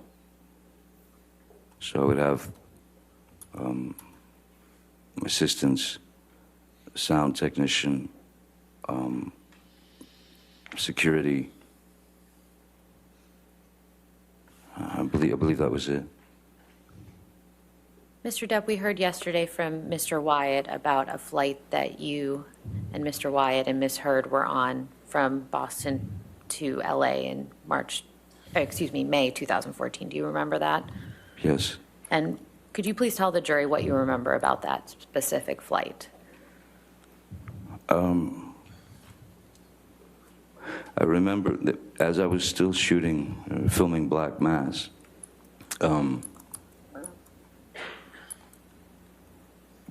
before I did Black Mass, the film, my sister Christy and I were talking about the oxycodones that I had been. Again, you know, that was the monkey on my back. That she came to me. She told me she'd read this book of Dr. Kipper's book, and I read Dr. Kipper's book, a good majority of it, and I agreed that I would do the detox. I would kick the opiates, but there was no time to do it before the film. So when the nurse, which was Nurse Debbie Lloyd, when she came to Boston, she had asked me what is your dosage? How many of these are you taking per day? And, you know, someone who had been under, you know, under the kind of lock and key of a prescription drug that is highly addictive. I mean, with built-in barbs, this drug does not want you to stop taking it. She asked me how many I took per day, or my dosage, and of course, as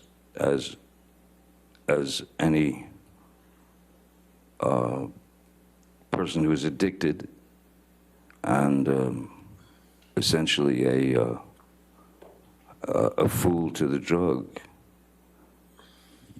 and you know how important it is because you have felt the sting when you don't have it.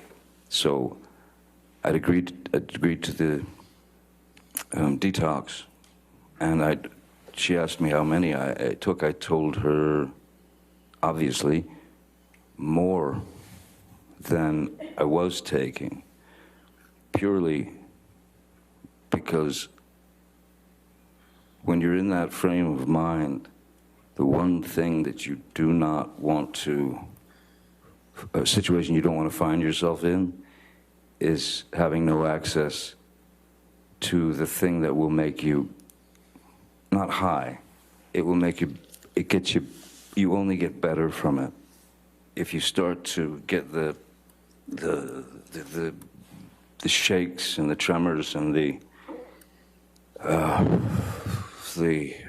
you know, you could feel this traveling into your system. Your receptors are out in mass, and your receptors are demanding that drug.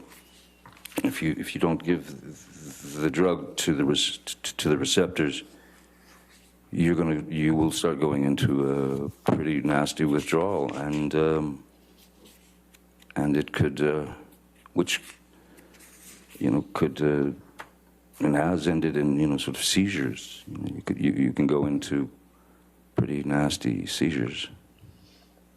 So I had told Debbie Lloyd more than was necessary, so that I could always have one or two in my pocket on the just in case. So I didn't find myself, you know, on a plane or anywhere without one in my pocket to stop the inevitable body cramps and nausea and stomach cramps and seizure of the bones and shaking, and also it's quite an emotional ride as well. So yes, before the flight, Amber and her assistant, Savannah McMillan, wanted to be picked up in New York and then have the plane fly to Boston to pick me up, to bring us back to Los Angeles.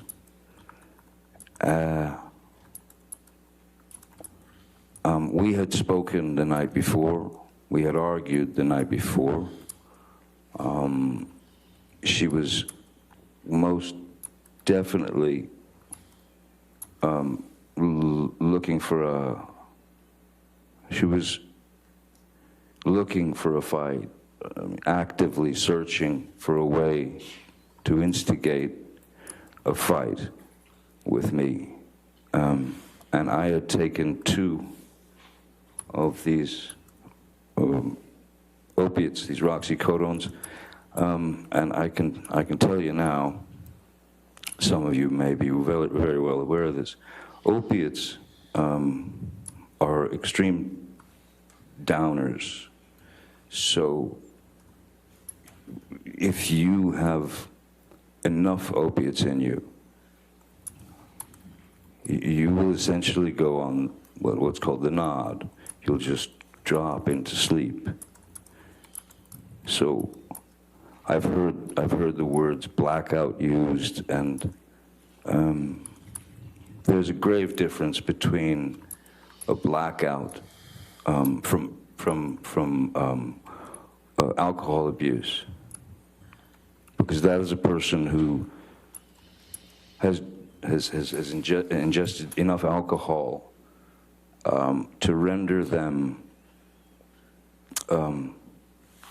they can still behave and they can still stand and talk and scream and yell and cry and do whatever they do, and never remember a thing. And generally they're always embarrassed by it. A blackout is a very, very different animal to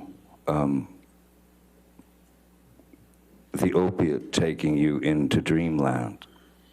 So when I arrived on the plane, I was not feeling any pain, and I knew that she was ready for some kind of brawl, and I sat on the plane drawing. I was drawing in my notebook.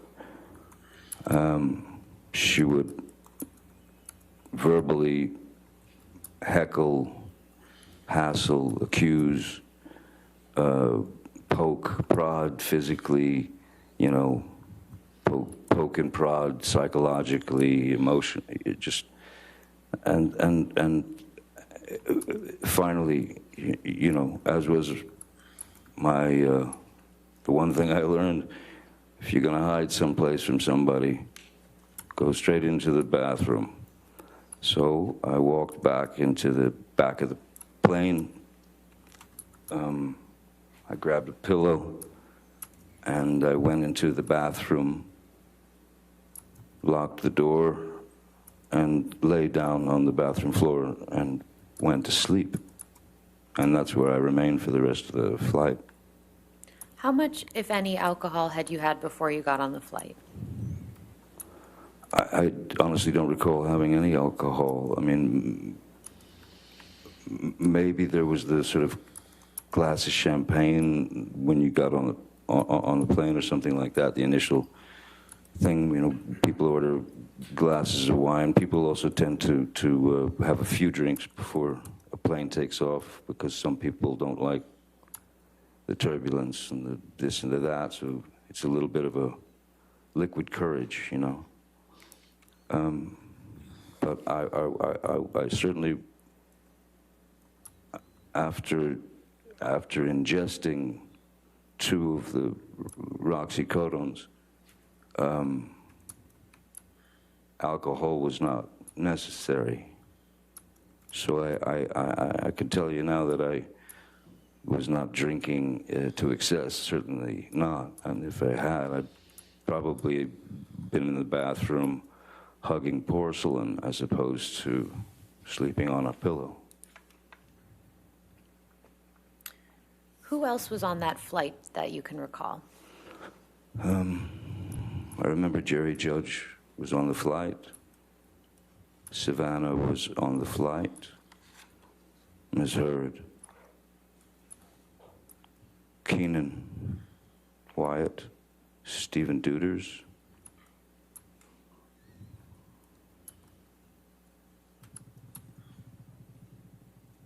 I believe that's it. What do you recall happening after you arrived back in LA?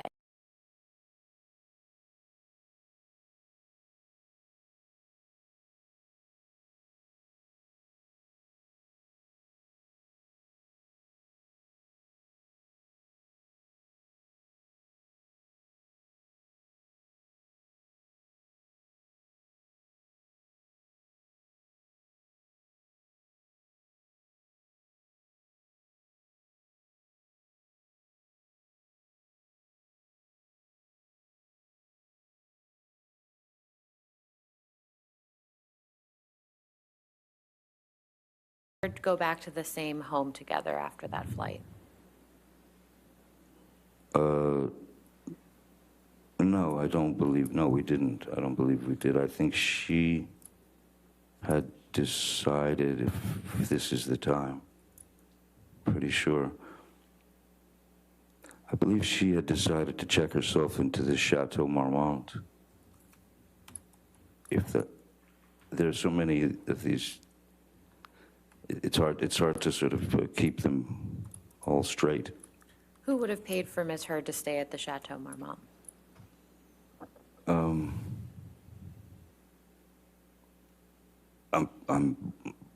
would have paid for it. If she wanted to go to the Chateau Marmont, I wasn't going to let her pay for it, no matter the circumstances. I wasn't going to let her pay for it because I knew that that might. Russian forces are intensifying their attacks on Ukraine. You're watching Live Now from Fox, everybody. We appreciate you joining us here as we continue to give you the top stories and headlines from all over the country. When we come back, we're going to have the very latest on the ongoing saga between DeSantis and Disney. We'll feature it for you coming up here next on Live Now from Fox.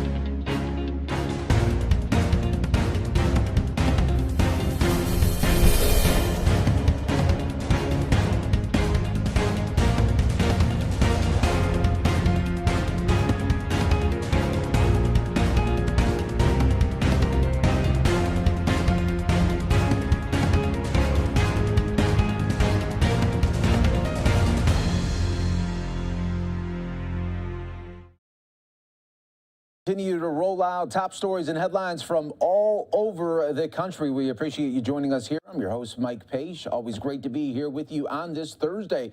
Well, for a couple of days now, we've been really talking about DeSantis versus Disney as it continues to rage on there. The battle in Orlando there as, the governor there is threatening to pull back some special district there and and how it'll all play out there for Disney. It could affect their bottom line when it's all said and done. So for the very latest, let's go out to Fox 35's Nassar with the very latest right outside of Disney World.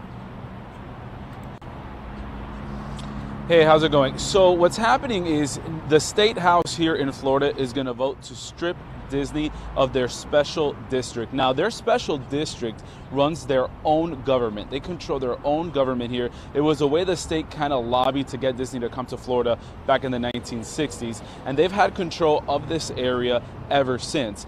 But now the state is trying to strip them of those powers, and so it passed the state Senate yesterday. Today, it's going to the state house. If it passes there, Governor Ron DeSantis says he will sign it. Of course, this could end up going to court and drag on for years. But I do want to remind you what happened yesterday. The Republican-controlled state Senate here sided with the governor. They voted to eliminate the Reedy Creek Improvement District. That's that special district that Disney has. It's their own private government. It was created in 1967 to help develop Disney and also to bring tourism to Central Florida. Now, the fight really began after the CEO of Disney spoke out against the parental rights in education law, which has been really known as the Don't Say Gay bill. Now, Orange County tax collector down here says that if the Reedy Creek district is disbanded, property owners may have to pay an extra $250 a year in taxes. Republican state representatives here say that's not the case, that they will still be able to generate revenue, but that's really the fight that's going on right now. Yeah, it's so interesting to see it all play out there. And, you know, it's almost set up like in the past there, Disney was almost set up like how the Vatican is with inside Rome. Isn't that, wouldn't that be a comparison almost? That's right. They had their own special designation, their own government running. But the interesting part is that the governor only wants to dissolve the special districts before 1968. Of course, Disney was established in 1967. So, of course, Democrats say this is a very targeted approach to Disney for speaking out against his Don't Say Gay bill. All right, it'll be interesting to see how it all comes along. And like you said, it could be years in the making there with court cases. But we appreciate you joining us here on Live Now from Fox, right there, right in front of Disney World. We appreciate it. Yeah, but goodbye out of Orlando. See ya. There you go. And, of course, we got you covered right here on Live Now from Fox from across the country. We're going to take another quick 2-minute break. Stay right here with us. More to come on Live Now from Fox, including what's going on with Netflix there. It was not a good week for the streaming service there, as they saw about a 35% drop there in their stock price after earnings showed, well, they're losing subscribers, and now they want to really tackle the people that are sharing passwords. We'll have all of that coming up in about 15 minutes, something you don't want to miss right there on Live Now from Fox.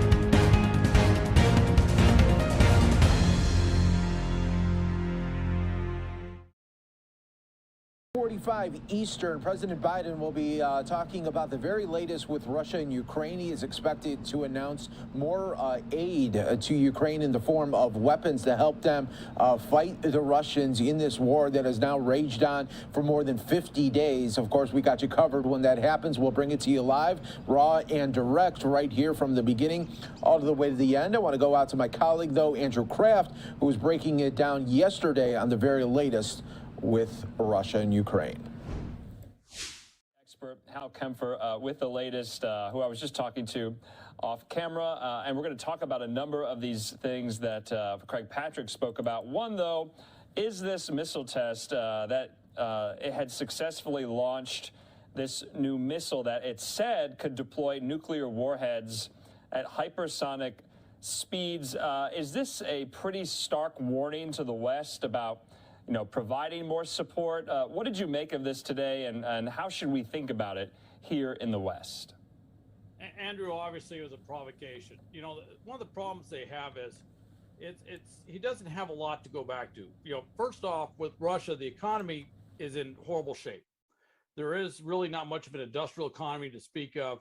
They produce oil, natural gas, and some key minerals, and that's about it. So that's what they're kind of resting on.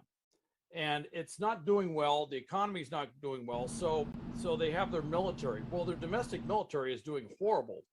And what we're seeing on the field of battle is that they're not very effective. And so the only thing he has left is his strategic forces. And so it's not surprising that he would do a missile launch like this. It's just reminding the West that he has this. I swear, if a 5-year-old gets on a bicycle in Moscow, they call it a hypersonic thing anymore. Every time we turn around, they're claiming everything is hypersonic. So I'm just not quite sure what isn't hypersonic that they shoot now. They've been calling things hypersonic that I recall were around before the term hypersonic was coined. So we're seeing a lot of these things happening. This was announced. It was scheduled.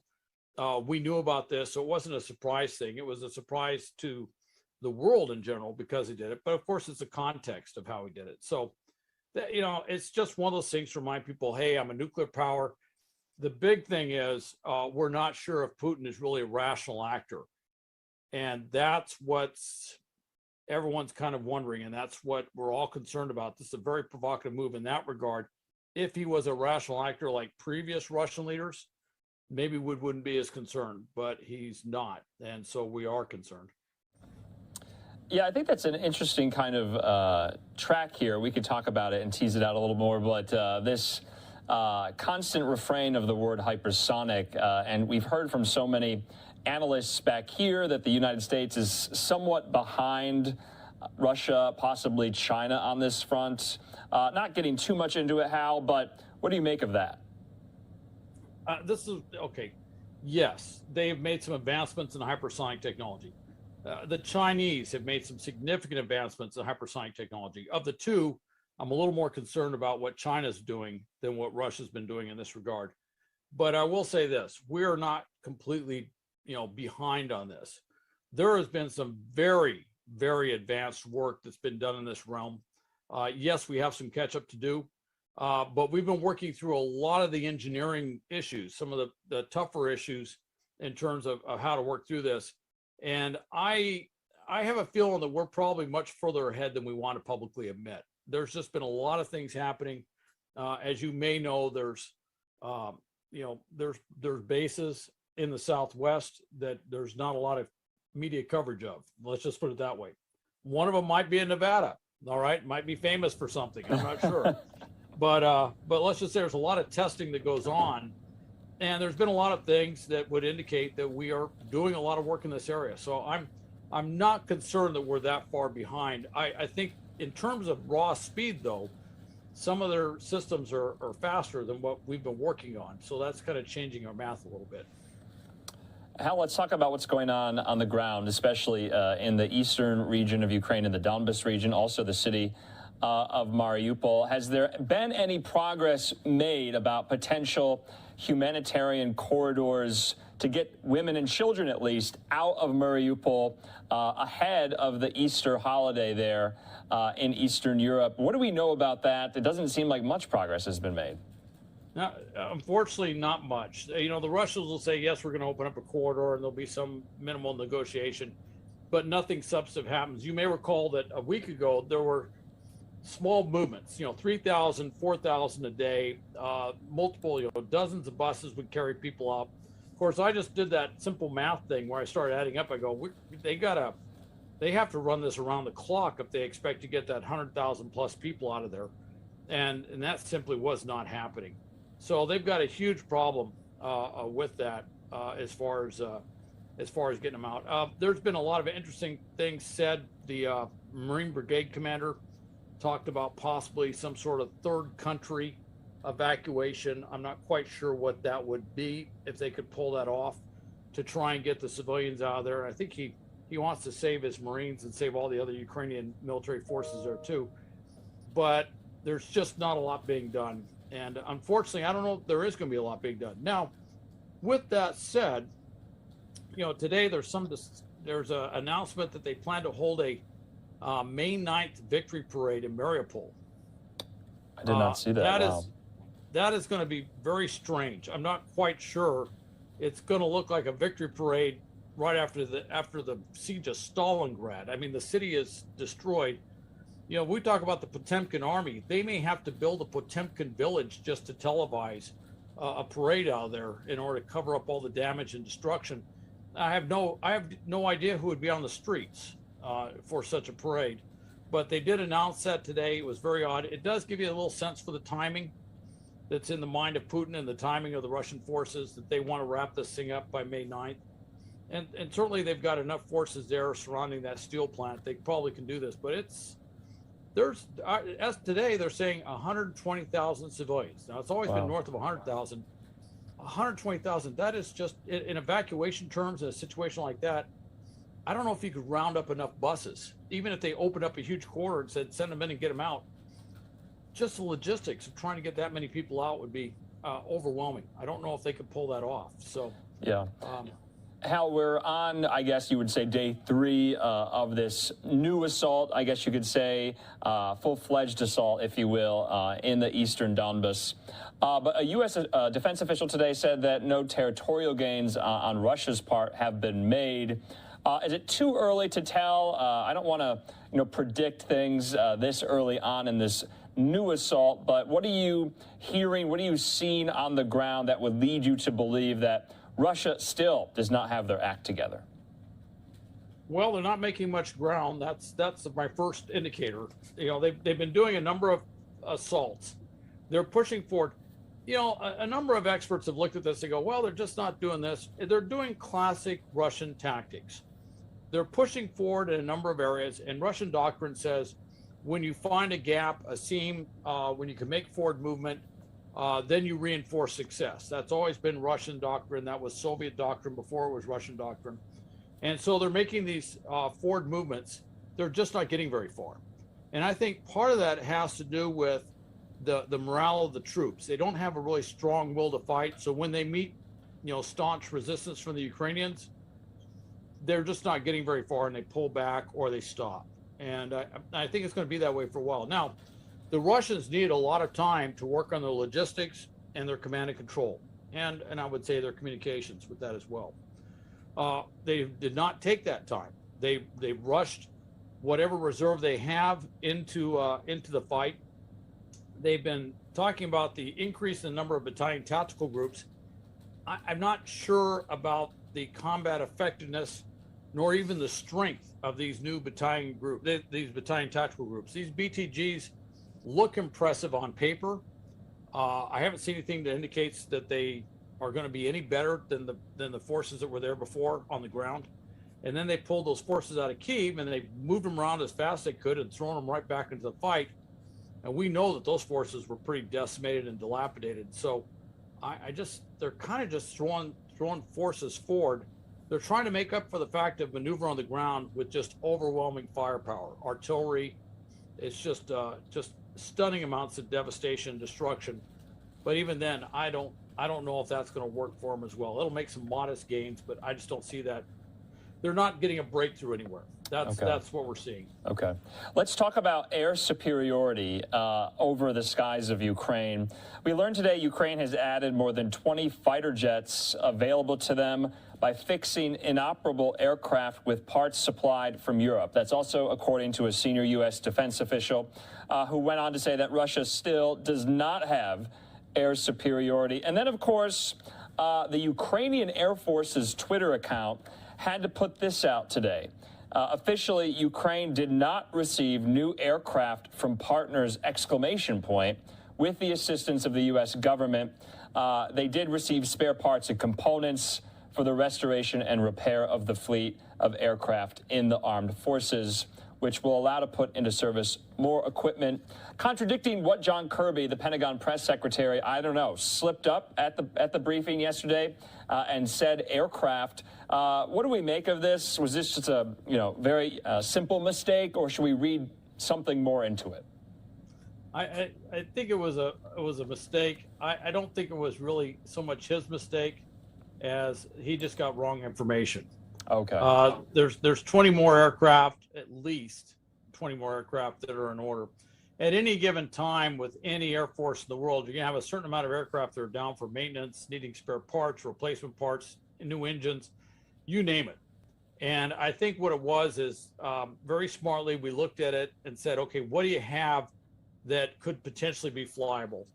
And we managed to get as many of those parts together. I would have guessed that somewhere there was a rather extensive inventory thing that we did in cooperation with the Ukrainians to make sure they got all the parts that they needed to get these aircraft back going.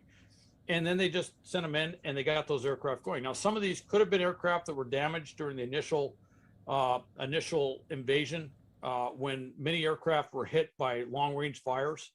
Many of the air bases were hit. So some of these aircraft could have been damaged by that and they just weren't flyable because of relatively minor damage. But they got them up, they got them flying, and that's a significant increase in the amount of force they have because they don't have that many aircraft.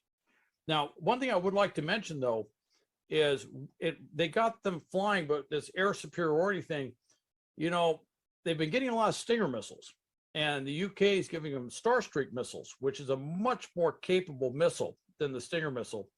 Today, the UK announced that they're going to export this armored vehicle called the Stormer vehicle, where they can mount these Starstreak weapons on. What's key about that is in that Donbass region, which is, as we've talked about, tank country. All right, they can move around very quickly, but when they see opportunities, they have to move very quickly to seize those opportunities on the battlefield. When they see the Russians move, they have to damage them, then they have to maneuver, get over there. And of course, the Russians will call in artillery, rockets, and close air support. And you can't do close air support from 10,000 or 20,000 feet.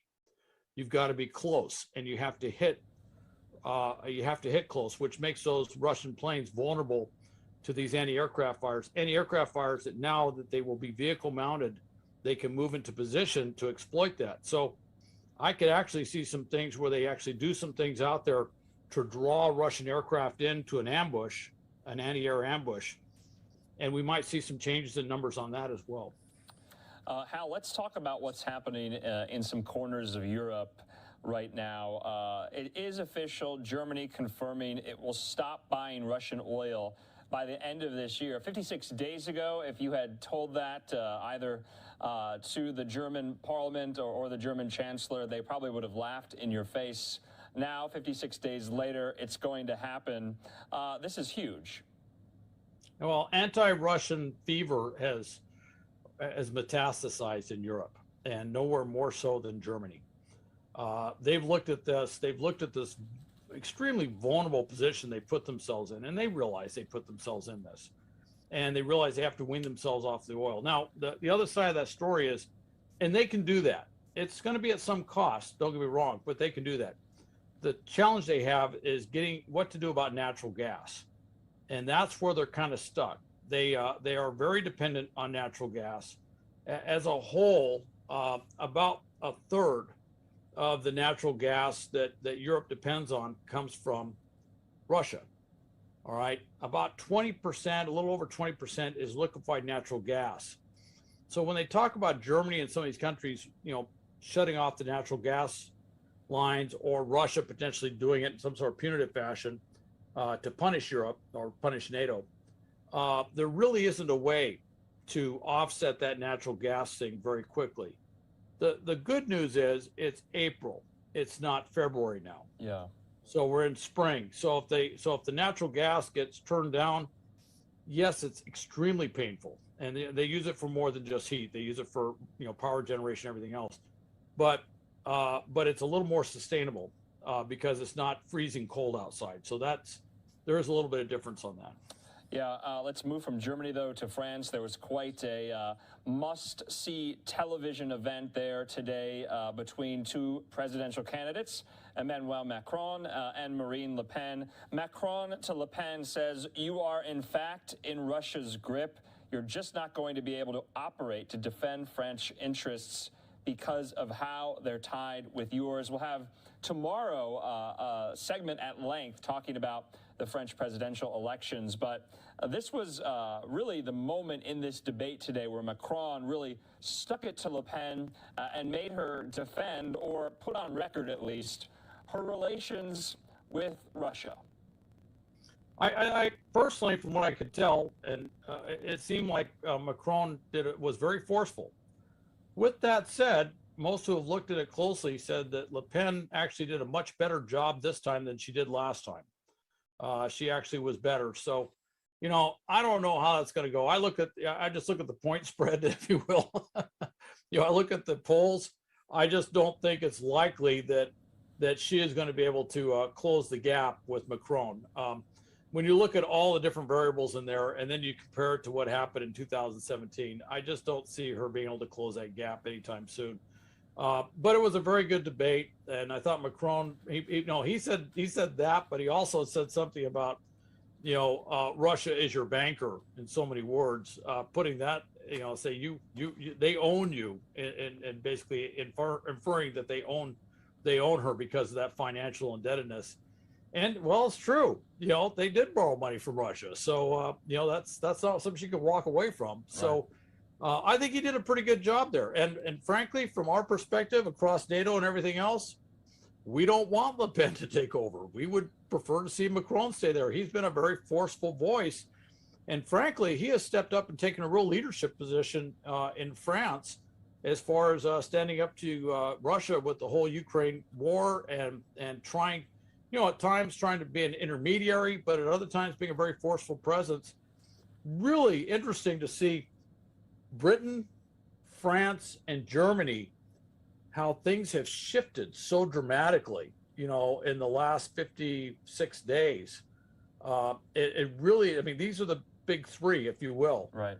And they have all shifted dramatically. I mean, we talked about when Boris Johnson was doing his Churchillian walk through Kyiv. I mean, Boris Johnson, you know, Churchillian walk, still apparently doesn't know how to use a comb, but does know how to walk through Kyiv. So I give him credit for that. So. Yeah, and I think, you know, everyone might have forgotten already, but Macron has been on the phone with Putin, I think, more than any other European leader since this all began. More than Scholz in Germany, more than, you know, Nehammer in Austria. Of course, he met with him in person. But, you know, as much as people say Le Pen is in Putin's pocket, Macron has been in direct communication with Putin to try to bring an end to the war.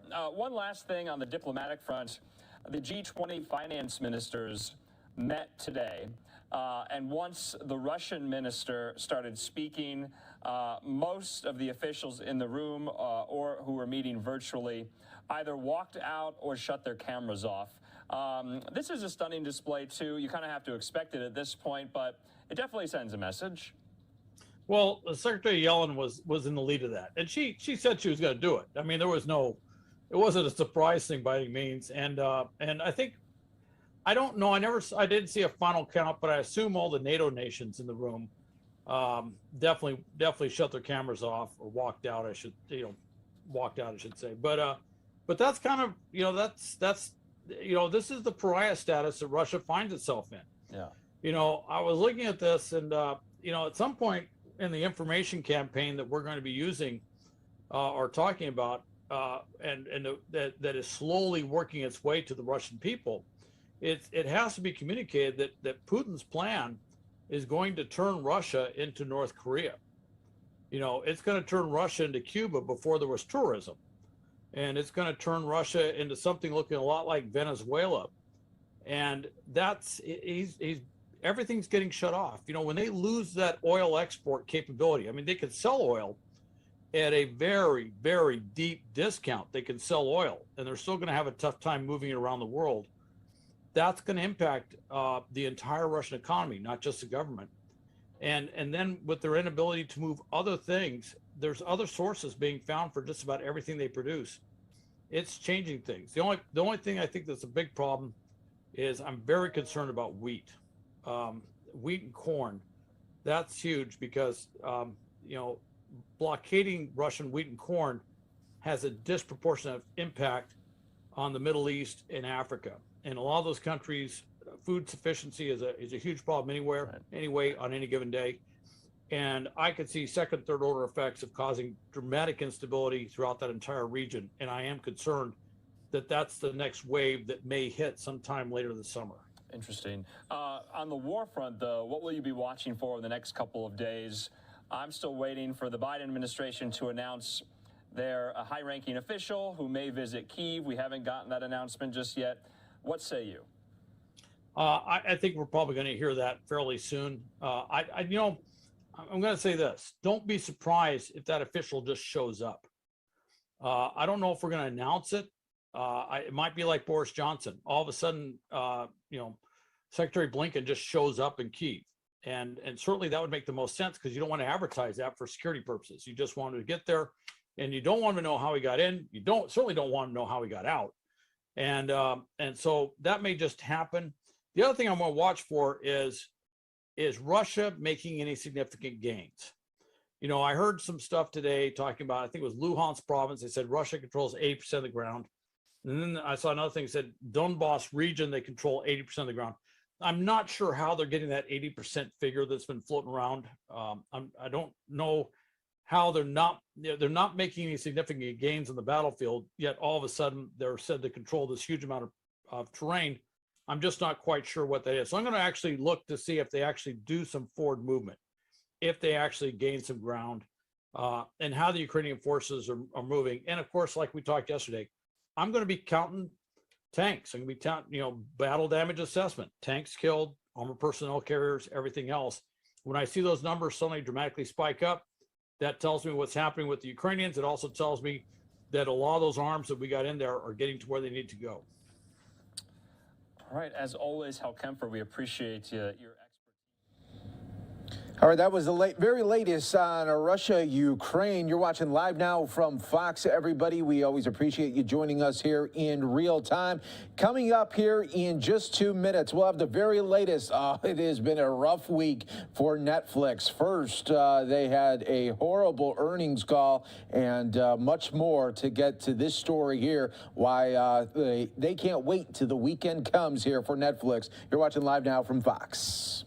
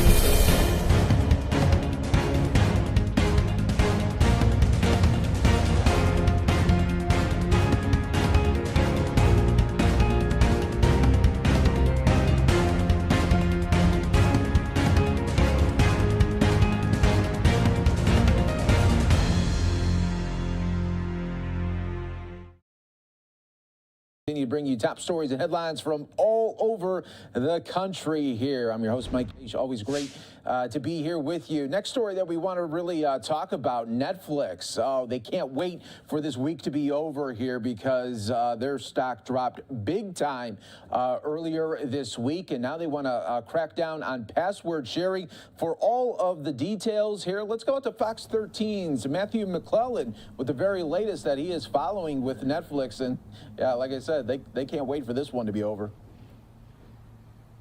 Absolutely. Good morning to you. The reason for these corporate losses, Netflix says, is because it actually is losing subscribers. Netflix saying that for the first time in 10 years, the company is reporting that it's losing subscribers. And so now the streamer is warning everybody that a crackdown is on the way, tough restrictions coming for password sharing. And as we go to the video here, the CEO of Netflix estimates that about 100 million users globally are able to stream for free from password sharing. The company also considering rolling out a lower cost option for subscribers, one that for the first time would include advertisements. Major change in the company's direction, according to a former Netflix employee. Streamers say they are still paying $15.99 a month for a standard Netflix subscription, but with fierce competition from other platforms, Netflix has fallen out of favor as their top streaming service.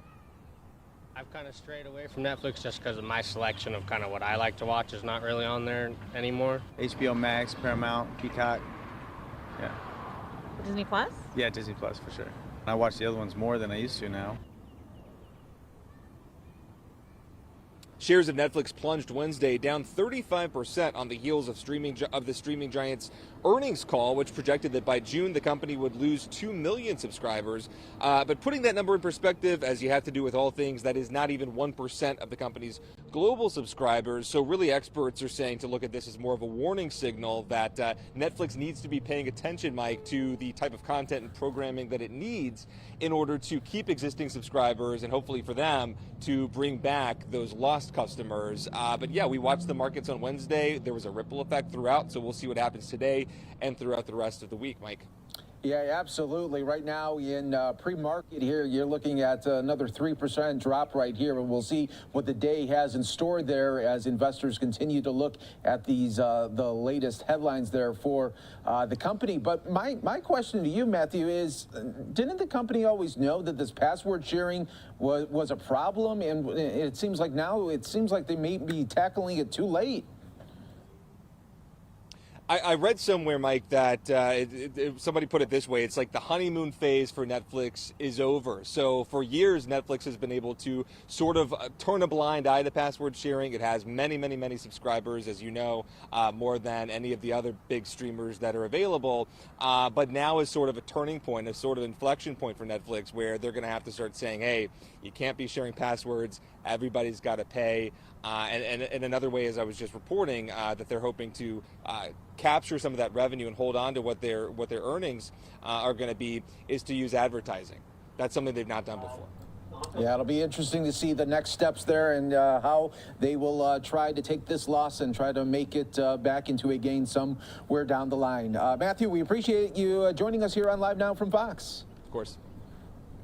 And we got you covered right here, as always, giving you the top stories and headlines from all over the country. We are going to take a quick 2-minute break here on Live Now from Fox. I have one more story to get to before we switch things over and head on over to our Orlando team with the very latest.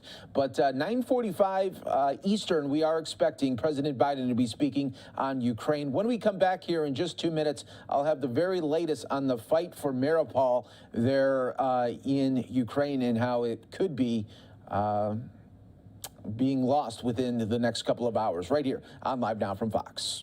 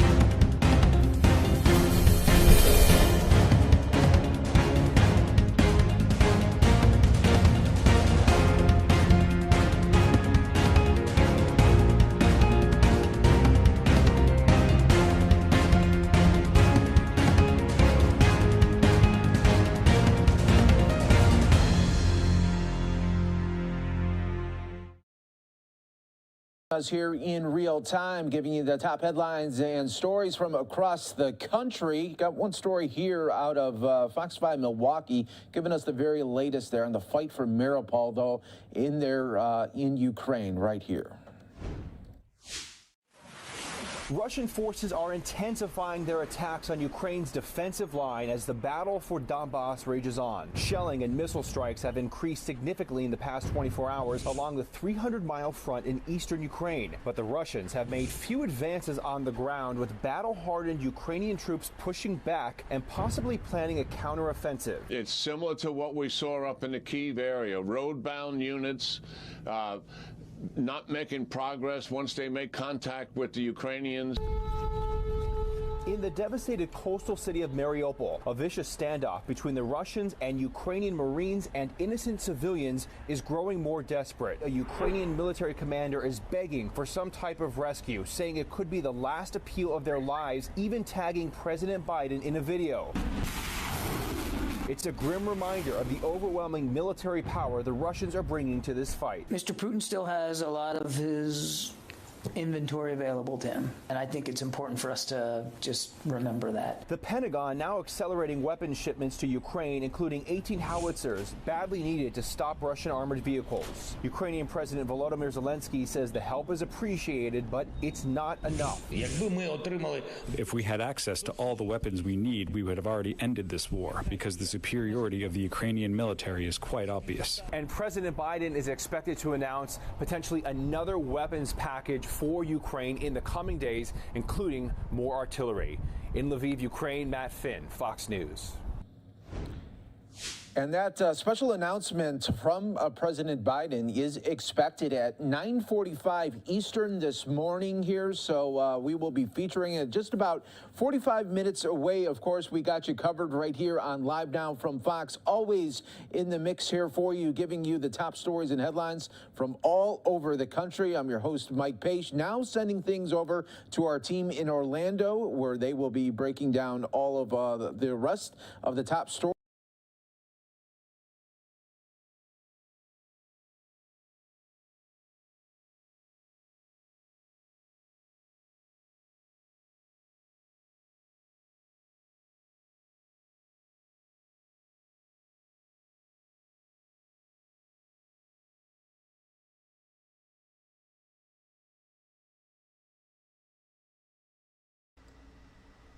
Welcome into Live Now from Fox. I'm your host, Gabrielle Amato, live now from our Orlando studios, 9 a.m. here on the East Coast.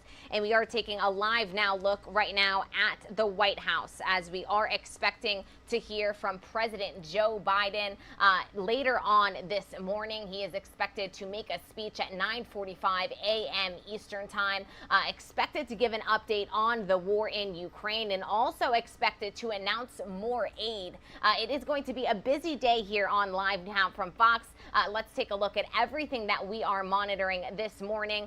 We, of course, do have that update that we are expecting from President Biden at 9:45 a.m. As soon as that does begin, we'll bring you there live, raw, and unfiltered here on Live Now from Fox. We also are keeping a very close eye on the Johnny Depp versus Amber Heard defamation trial, as Johnny Depp is expected to once again take the stand today for cross-examination. That is set to begin at 10 a.m. Eastern time. And we did just get a bit of breaking news to our desk. The NYPD are going to provide an update on an arrest that has just been confirmed in the murder of Queen's mom, Orsolya Gaal. Now, we are expecting that update to come from the NYPD in coming moments.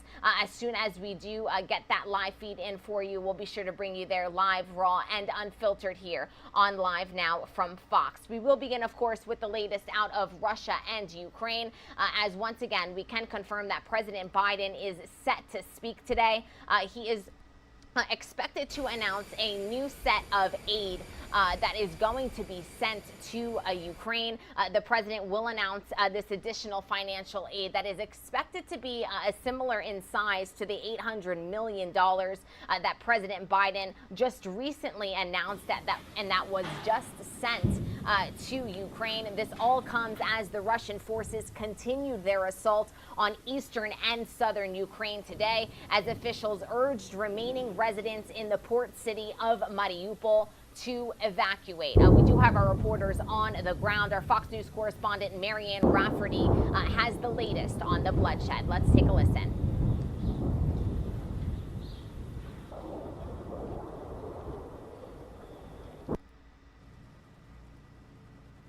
Russian forces continue making gains in the Donbas region of eastern Ukraine. The territory bordering Russia is made up of 2 districts, with Moscow now in control of at least 80% of the Luhansk region, according to its governor. Meanwhile, the Donetsk region also seeing intensified fighting, especially in the port city of Mariupol, where Ukrainian forces held up inside the city's steel plant now say they have only a matter of hours or days left before possibly being overthrown. The enemy is outnumbering us 10-1. They have advantage in the air, in artillery, in their forces on land, in equipment, and in tanks. But as Ukrainian troops seek greater firepower in the southeast, forces in the Kharkiv region are launching new rocket attacks to ward off the Russian offense. This comes as ICE, an industrial services company in the Czech Republic, is using 3D printers to build barriers for Ukrainian soldiers. The specialized technology uses concrete to construct shelters meant to shield troops from Russian bullets and grenades. We did a test in the ballistic laboratories with very good results, and we have proved that our solution is very safe. Once the war is over, officials at ICE hope their printers will also be used to build new homes for countless refugees who lost everything. The company says it's also preparing to send up to 20 of its printers to Ukraine so soldiers will be able to print new barriers on site. Marianne Rafferty, Fox News. And we do want to bring you up to speed with the latest video that is coming into our newsroom. We'll lower the sound here so that you can listen to what I am saying. Authorities have said an organized evacuation from Mariupol on April 20th, just yesterday, did not go as planned, with only a limited number of buses able to reach the city as fighters continue to hold out against Russian forces at a giant steel plant. Now, we can confirm today that Putin has claimed victory in Mariupol, and he has actually ordered his troops not to storm that steel plant. This is the latest news coming into our newsroom on the situation on the grounds, not only in Mariupol, but this could potentially be one of the first major cities that Russian forces have been able to claim.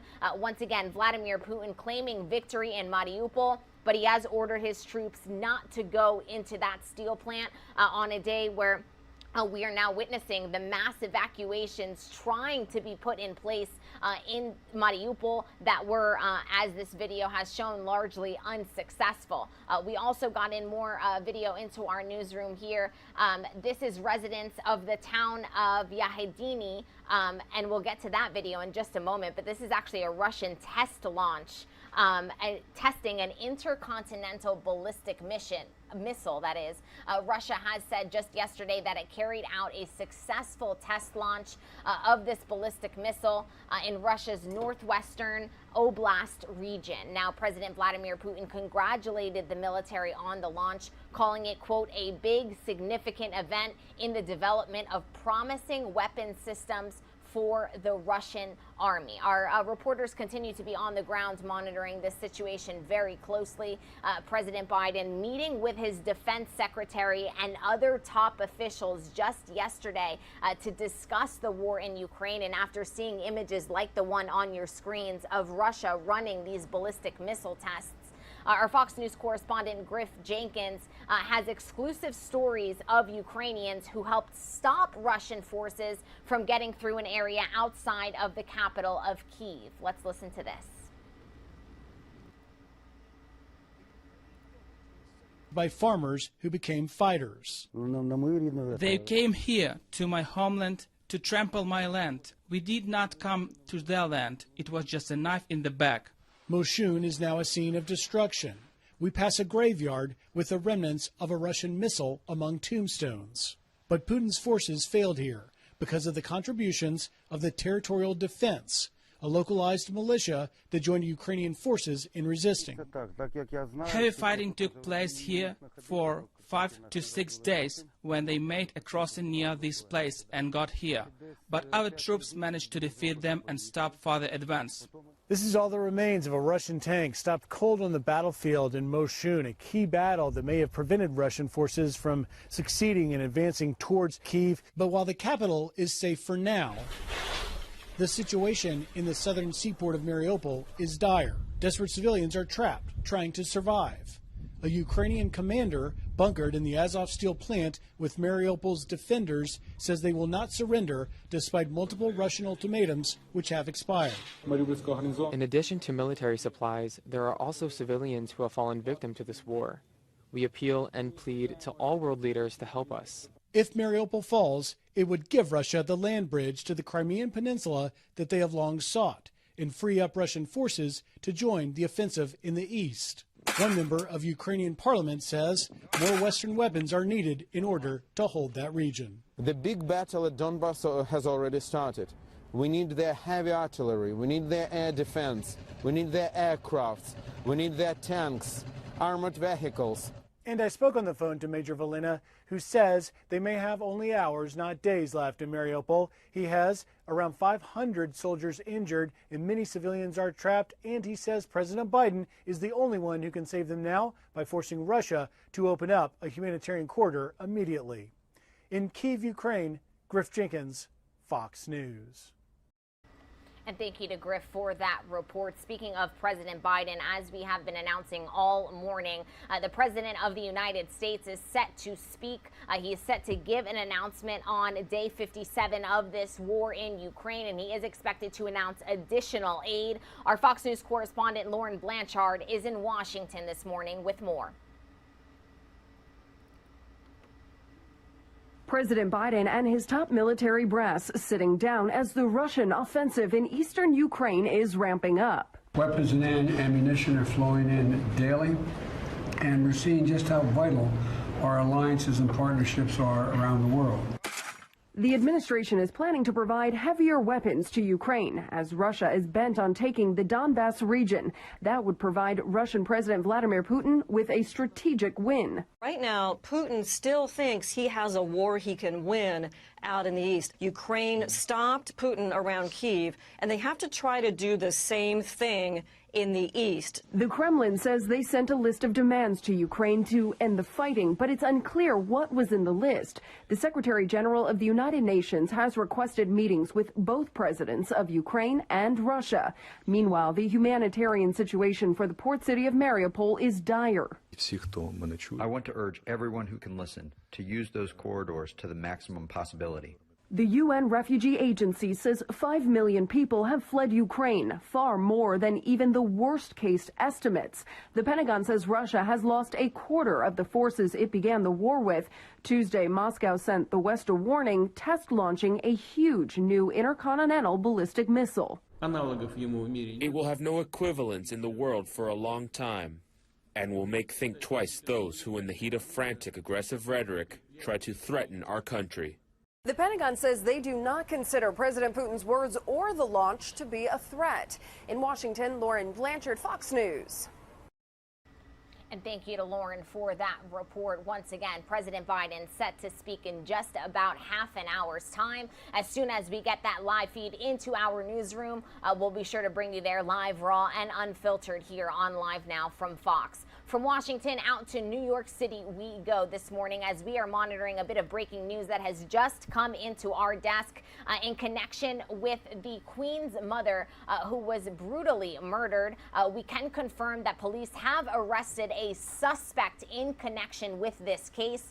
We do want to bring up her video here on Live Now from Fox so that you can all be sure that you know precisely who it is that we are speaking to. Orsolia Gaal, a 51-year-old woman out of Queens, was reportedly stabbed 60 times near inside of her home. And so we are working to get those details for you on this arrest this morning. But she was found inside of a duffel bag and dumped a few blocks away from her Forest Hills home. Once again, stabbed nearly 60 times. A trail of blood marked the path her body was dragged down that street inside of that duffel bag. The NYPD has announced the arrest of David Bonola, 44 years old, of Queens. This just happened just this morning. So once again, this is breaking news coming into our desk, courtesy of the NYPD. And we are working to get you more details on this arrest, but we can confirm that we will get an update from the NYPD later on this morning. That is expected to come into our newsroom at about 11:30 a.m. Eastern time. A security camera captured what appeared to be a person dragging that large bag outside after that killing.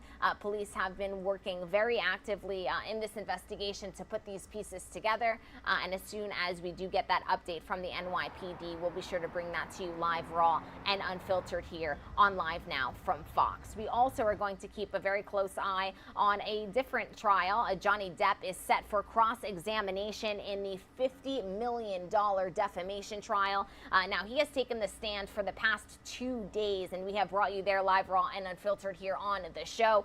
But today he is set to be cross-examined. That is set to begin at 10 a.m. And we also are keeping a very close eye. I did tell you that it was a busy morning here on Live Now from Fox. Ethan Crumbley is expected back in court today as well. He will be back in court for a virtual hearing. That is expected to take place any minute now. We are expected to get that newsroom, that news feed, that is.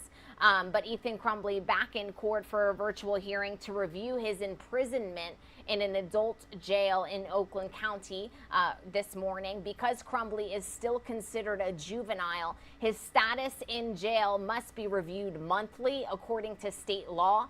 Typically, teens charged with crimes are housed in Children's Village, but due to the severity of Crumbley's alleged crimes, he does remain in Oakland County Jail, but we are expecting that hearing to take place any minute now. As soon as we do get that feed in, we'll be sure to bring you there live, raw, and unfiltered here on Live Now from Fox. We're going to step away for a quick 2-minute commercial break. When we come back, we'll get you up to speed on the latest DOJ decision to go ahead and appeal that mask mandate that we have been reporting on for a couple of days now.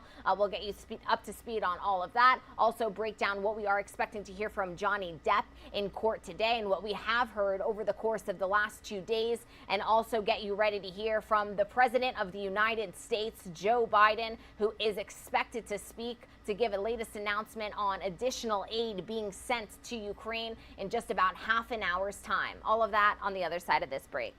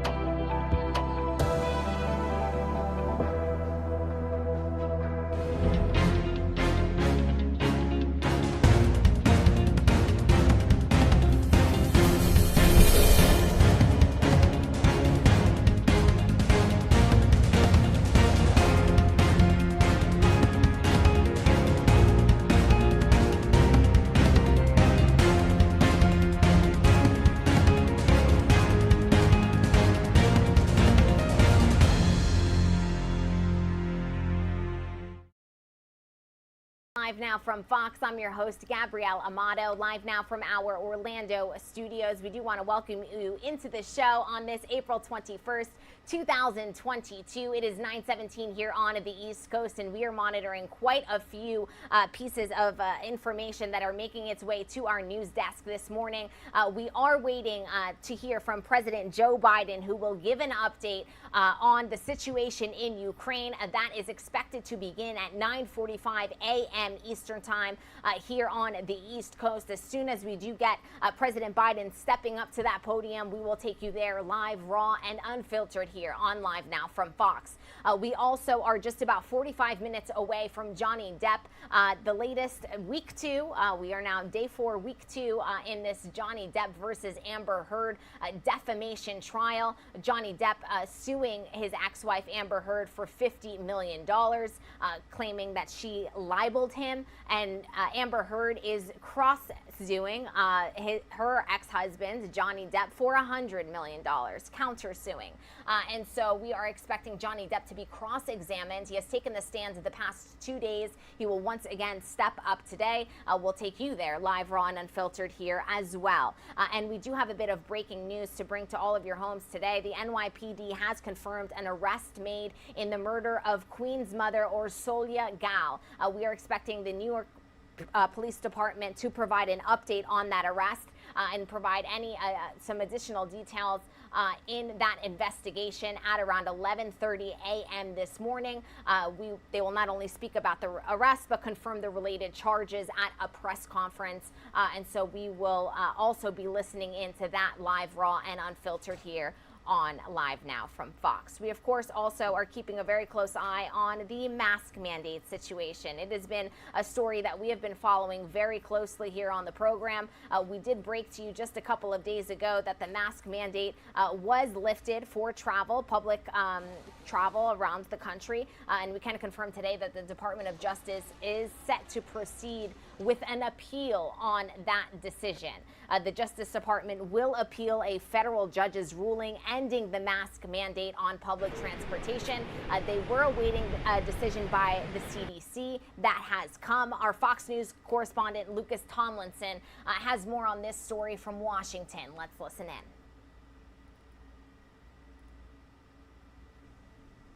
It took 2 days for the CDC to respond to that Florida judge striking down one of the last remaining mask mandates in the country, and now it's heading back to the courts. To mask or not to mask? After a short reprieve aboard planes and trains, masks could be back on people's faces soon. The CDC objecting to a judge's ruling, ending the mask mandate, saying masking in the indoor transportation corridor remains necessary for the public health. The Justice Department says it's appealing. So they're going back to the table and they're putting more money down. So this could end up adding to a rather poor record that they've already established in the courts. Many health experts think the CDC's authority and credibility is on the line right now. Despite people celebrating masks coming off, the White House insists the public is on their side. Public polling does not actually show that there is a universal view of people getting rid of masks. That's not actually what public polling shows. An AP poll says 56% of adults favor requiring masks on public transit.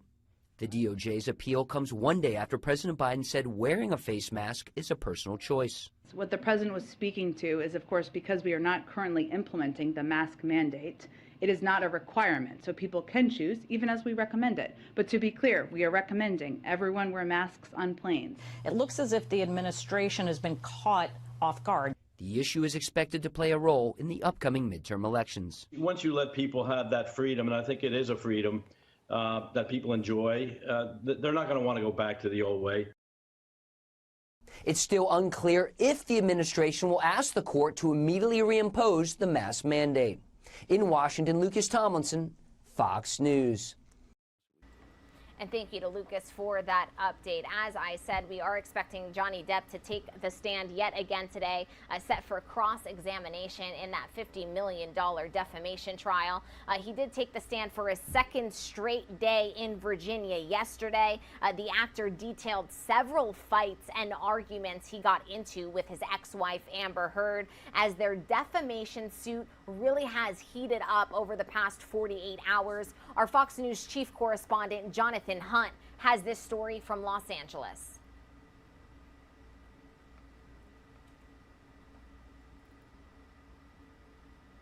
Johnny Depp testified for the second day in a row in a Fairfax, Virginia courtroom Wednesday. The actor revealed graphic details of physical and verbal abuse he claims he suffered at the hands of ex-wife Amber Heard. Jurors were shown never-before-seen photographs of Depp with what he says were bruises and a cigarette burn on his face, caused, he claimed, by Heard. Depp also claimed his ex-wife hurled a large bottle of vodka at him during an argument, severing the tip of his middle finger. The doctor asked me what happened, and I lied to him. Earlier this week, Depp's nurse and doctor recalled searching his Australian home for his severed finger in 2015. During cross-examination late today by Heard's defense lawyers, the Pirates of the Caribbean actor was asked why he never previously challenged his ex-wife's domestic violence allegations. Depp said he was advised by his legal team not to fight the claims. I knew in my mind and in my heart, this is not life. Depp is suing Heard for $50 million after his ex-wife published a 2018 op-ed in the Washington Post describing herself as a domestic abuse survivor. The article never mentioned Depp by name. Depp previously lost a similar libel lawsuit in the UK in 2020 against the publisher of a British tabloid that alleged he abused Heard. In Los Angeles, Jonathan Hunt, Fox News. And thank you to Jonathan for that report. Our very own LiveNOW team has been keeping a very close eye on everything that goes down inside of that courtroom. Our very own Daytona Everett broke down everything that happened on day 2. Let's take a listen. For further legal analysis, I want to bring in criminal defense attorney Karen Charrington. Karen, thanks for being with us here on the show. Explosive testimony from Johnny Depp today, kind of recounting and really going into detail about these numerous fights between him and Heard. Yeah, explosive testimony. I mean, just seeing him there on the stand, it was sort of a subtle theatrical testimony where you were getting Johnny Depp as an actor, but also Johnny Depp as a human who's trying to portray himself as this abused person in this relationship. So definitely prepped for his testimony by his attorneys. I do think he is getting his point across, relating his past abuse, coupled with his sister's testimony about the abuse they lived in at their home. I think they're really just trying to pull it together. I can also imagine possibly an expert coming on to testify to say, yes, oftentimes when you grow up in an abusive childhood, you may sometimes seek a mate who will give you that same type of comforting feeling of abuse, because for some situations, abusive relationships can be a form of comfort if that's what you grew up with. So very explosive testimony. I see where they're going with this. So we'll see how he stands up on cross-examination. Right, and we're taking a look at that photo of the severed finger, which he alleges that Amber Heard threw that vodka bottle at him, severing his middle finger, and then he says that he went on to take his finger and draw on the wall with his own blood. I mean, that was really something today. Yeah, that was really something. I mean, the problem with that testimony is that there's been some conflicts as to how he said it happened. So how, again, he deals with that on cross will be very interesting. So, you know, he told a doctor he cut it himself. Mm-hmm. He told another doctor that he closed it in a door or something. So, you know, it's very troubling. It's a sad story, but we'll see if he can get his point across to the jury.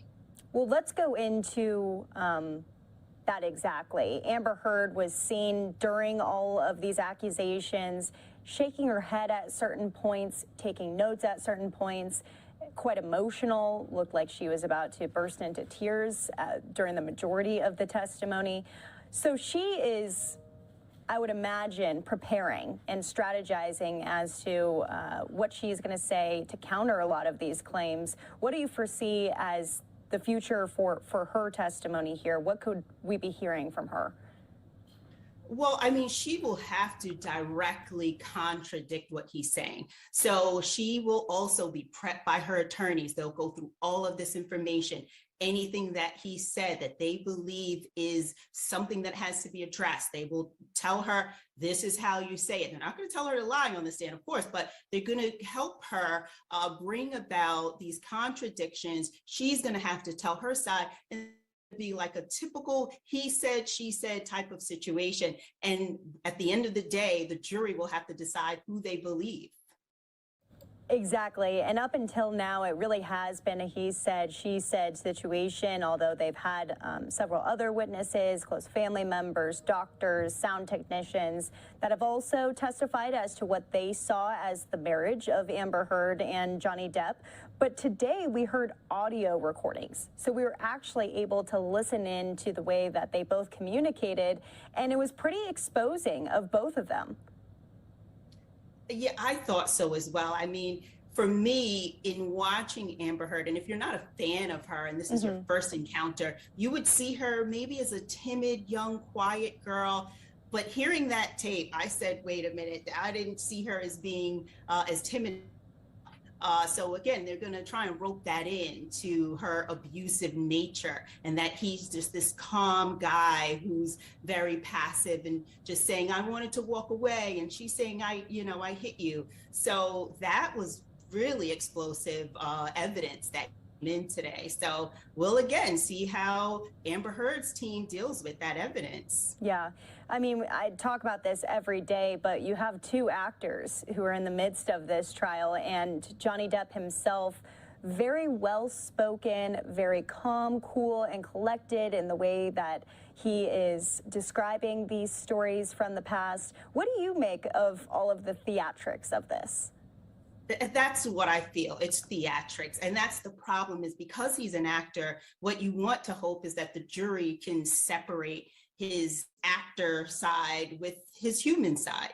But for me, I definitely saw the theatrics, the drama, even on direct. I was surprised to see Amber's team allow him to give these colloquies in his answer without, objecting to narration. So it was just full of drama.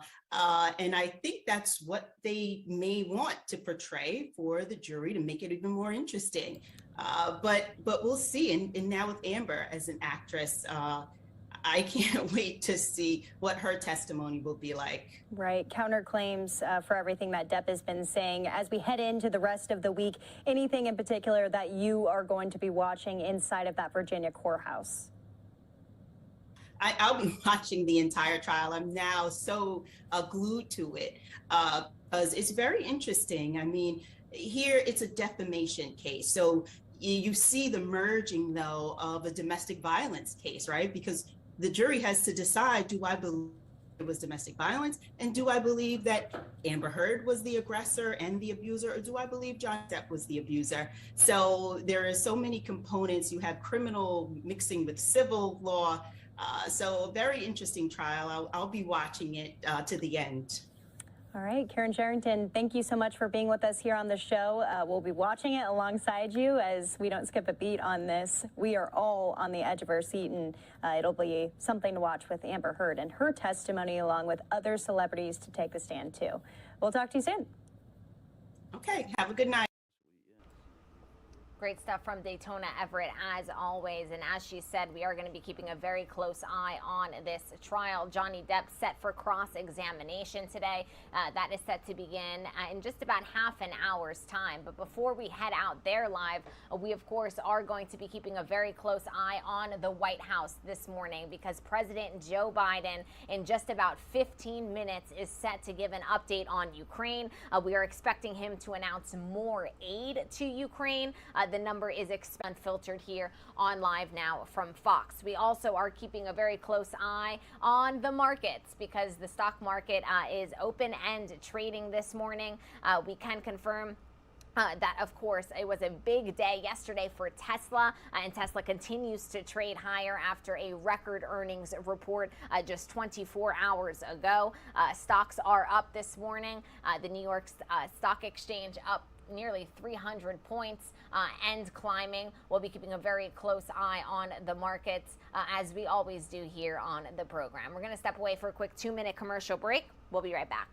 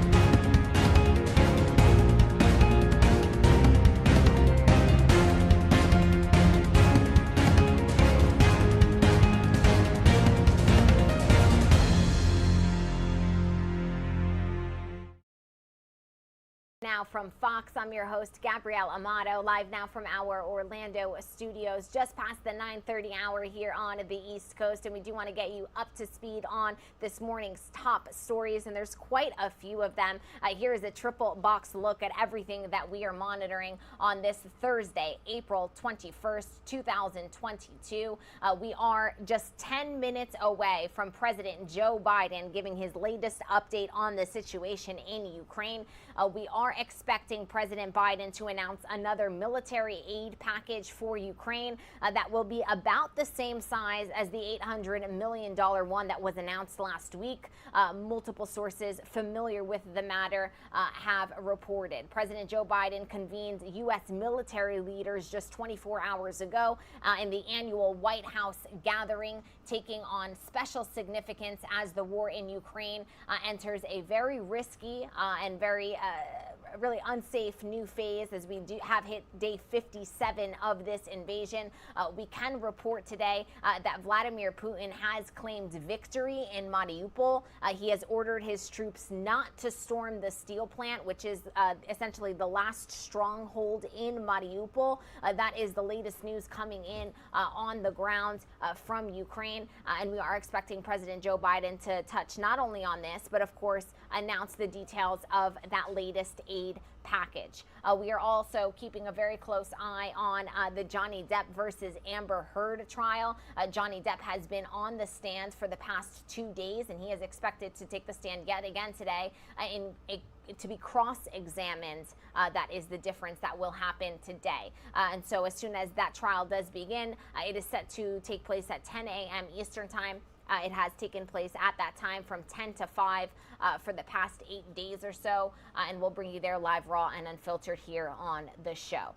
We also had a bit of breaking news this morning to bring to all of you. The NYPD has confirmed an arrest has been made in connection with the murder of Queen's mother, Orsolya Gaal. This was a story that we broke to you just a couple of days ago. Orsolya Gaal was found stabbed to death and stuffed inside of a duffel bag dumped a few blocks from her Forest Hills home in Queens, New York. The 51-year-old mother was stabbed nearly 60 times inside of her home and then put into a bag and dragged several blocks. We can confirm that the NYPD have announced the arrest of David Bonola, 44 years old, of Queens. That arrest was announced early this morning, and we are expecting a press conference from the NYPD with more details on that arrest. We are being told by our Fox 5 New York team that he is charged with murder, criminal tampering, and criminal possession of a weapon. That is the latest information coming into our newsroom. We do have a video here that I do want to play for you of Gaal, whose life was unfortunately taken in that horrific and very gruesome murder. And here you're seeing images on your screens of security video that was taken of the alleged suspect walking with that duffel bag a couple of blocks. Police plan to hold a news conference later this morning that is expected to happen at around 11:30 a.m. A security camera captured what appeared to be the person dragging the large bag, and that was the video, that still frame that you just saw on your screen. A person walking their dog found the bag on Saturday morning on Metropolitan Avenue near the Jackie Robinson Parkway, for those of you familiar with Queens, New York. This is, of course, a very fluid investigation, but the latest is that the NYPD has confirmed an arrest has been made.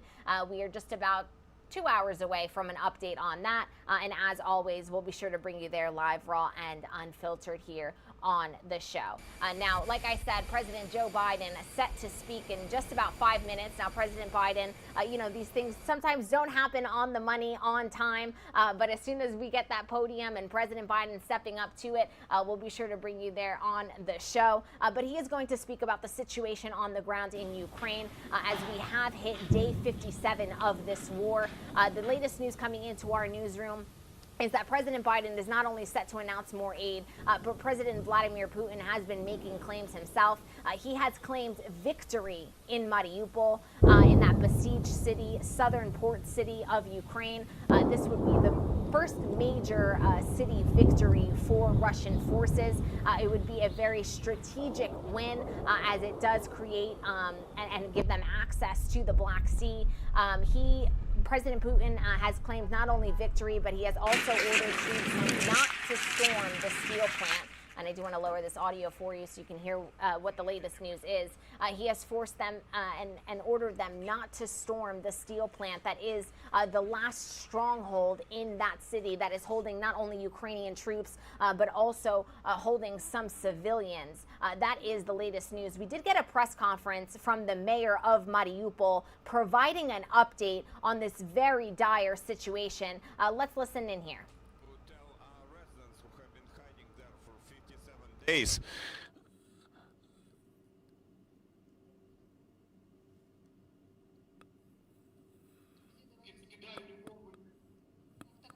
Yeah, now we can hear you. Yeah.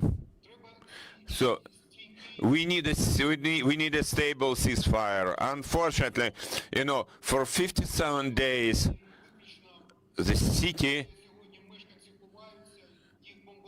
is bombed, and those places where residents are hiding are bombed, and we have all international parties involved. We ask for that ceasefire, for us to announce local residents, to establish the location, the point where we would start the evacuation, for us to be able to start that evacuation, and then we would start and evacuate local residents to the government-controlled part of Ukraine. We ask everybody. Yesterday, President Zelenskyy proposed, and other leaders of negotiations offered various exchanges and so on. But we have to understand that only the president of that criminal government, Vladimir Putin, believes he has the right to Mariupol. Thank you, Vadim, and I'd like to let journalists here in the studio ask their questions. Please introduce yourself and speak into the microphone. I'm Rula Al-Khatib from Al Arabiya and Al Hadath News channel. We came from Dubai. I have a couple of questions for you. First, what's your first comment about what the Russians said, that they occupied whole Mariupol and are getting ready for a parade? This is the first question. The second question, how long do you think the Azov and the civilians can survive inside Azovstal after Putin announced that they'll put them under siege? What do they have inside to survive from food, electricity, water? And we would like to know the numbers, the exact numbers of civilians there and the Azov fighters. In addition, please, it was not clear for me, the number of the people in Mariupol who were evacuated till now, the number of the killed civilians, and the number of people who are still in Mariupol. Thank you. I will start from your last question. As soon as the invasion started, it was still possible for people who decided to leave Mariupol.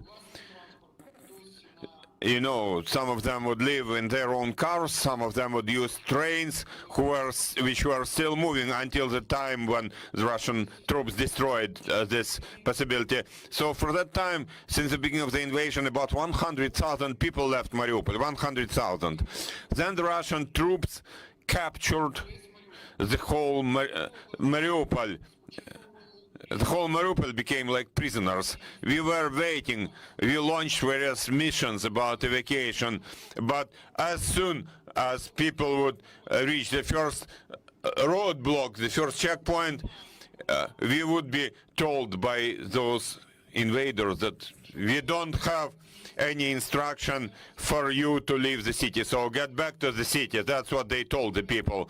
So on the 13th of March, when all our international partners joined efforts for one goal, for one end, for residents of Mariupol to be able to evacuate, but, you know, without ceasefire. At that time, on the 13th of March, I personally led that mission, but we did not get to the city of Mariupol to enable it.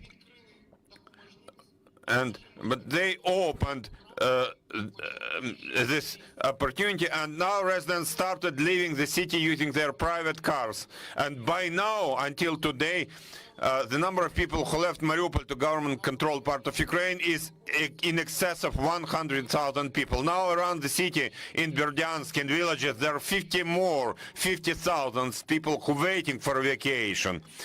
There are also people forcefully evacuated to Russian Federation through that filtering. It's actually deportation. The number of people transported to Russian Federation or so-called Donetsk People's Republic is more than 40,000 residents of Mariupol. And in the city we now have more than 100,000 people. The city was and is and remains the Ukrainian city, because now our brave defenders, our heroes, our warriors are defending it as much as possible. They are defending our city. So, you know, whatever statements are made, the city is and will be Ukrainian city. But we still ask, you know, everybody, the international community should join efforts towards one goal. The local residents, which are under threat of elimination of killing there in Azovstal, they should leave. So we ask for a ceasefire, at least for one day, for us to be able to make announcements to those residents of Mariupol hiding in shelters in Azovstal, for them to leave to some place, and our warriors would also leave with their weapons. Now they are defending it, but you know that these are the only conditions upon which they are ready and we are ready. And now there have been negotiations running on various levels for it to happen. Thank you. Thank you. Any more questions? You are welcome. Mr. Mayor, it's Luke Harding here from The Guardian newspaper. The Russians seem to have their own new mayor of Mariupol. They seem to have got rid of you and replaced you with someone else. Can you speak to what the Russians do in areas they occupy in terms of creating political structures, replacing elected officials with their own people? What's happening in Mariupol, and what does this say about their methods in occupied areas? Методи в них були і залишаються підступні. Ми це робили з початку 2014 року. Підходи не змінилися. Я чую переклад. Sorry. Their methods were and still are the same since the beginning of 2014. So those leaders who wanted to have so-called Donetsk People's Republic in Mariupol did not surrender in 2014, but I would like to remind you that for 2 months, again, Mariupol was occupied by so-called Donetsk People's Republic, but they did not surrender. And back then, those leaders of so-called Donetsk People's Republic, back then and now, they are the same people, that's the same situation. So what they did? They used so-called opposition bloc for life political party. They used local elections. They brought their local leaders hiding within the ranks of that party. Before that, they were under the previous mayor, they were in government positions. And unfortunately, I have to say that they were adjusting people, Russians' fire against infrastructural sites. And in that way, we have lost our electricity supply, we have lost our water supply, our heating supply, our natural gas supply, our food supply. They were shelling everything, and they were adjusting the Russian shelling. And they were also targeting that Russian fire on evacuation buses, which since the very first days of March until the 10th of March, they destroyed more than 100 buses which we wanted to use in evacuation. And it was done by so-called, by Mr. Kharmyshev and Mr. Ivashenko from so-called opposition bloc for life party. They said that now they're the local authorities here. What they're doing now, the first thing they started doing is now, jointly with Russian occupational forces, they destroyed the evidence, destroyed the trace of their own war crimes.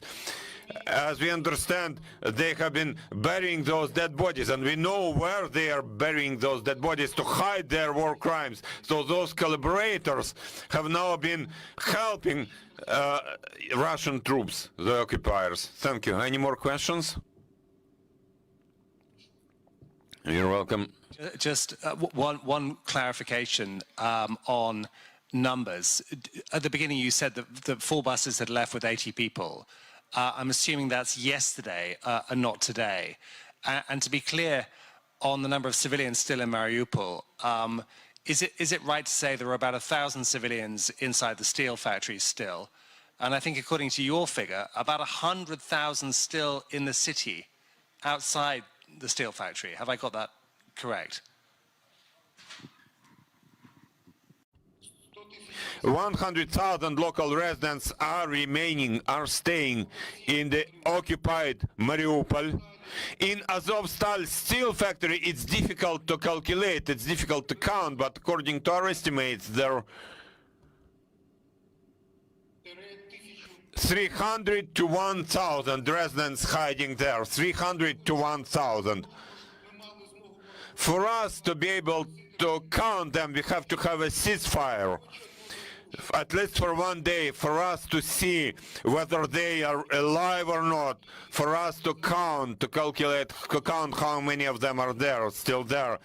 Because unfortunately now there is still shelling, there is still bombing and all that, so it's impossible to count people, for you to understand.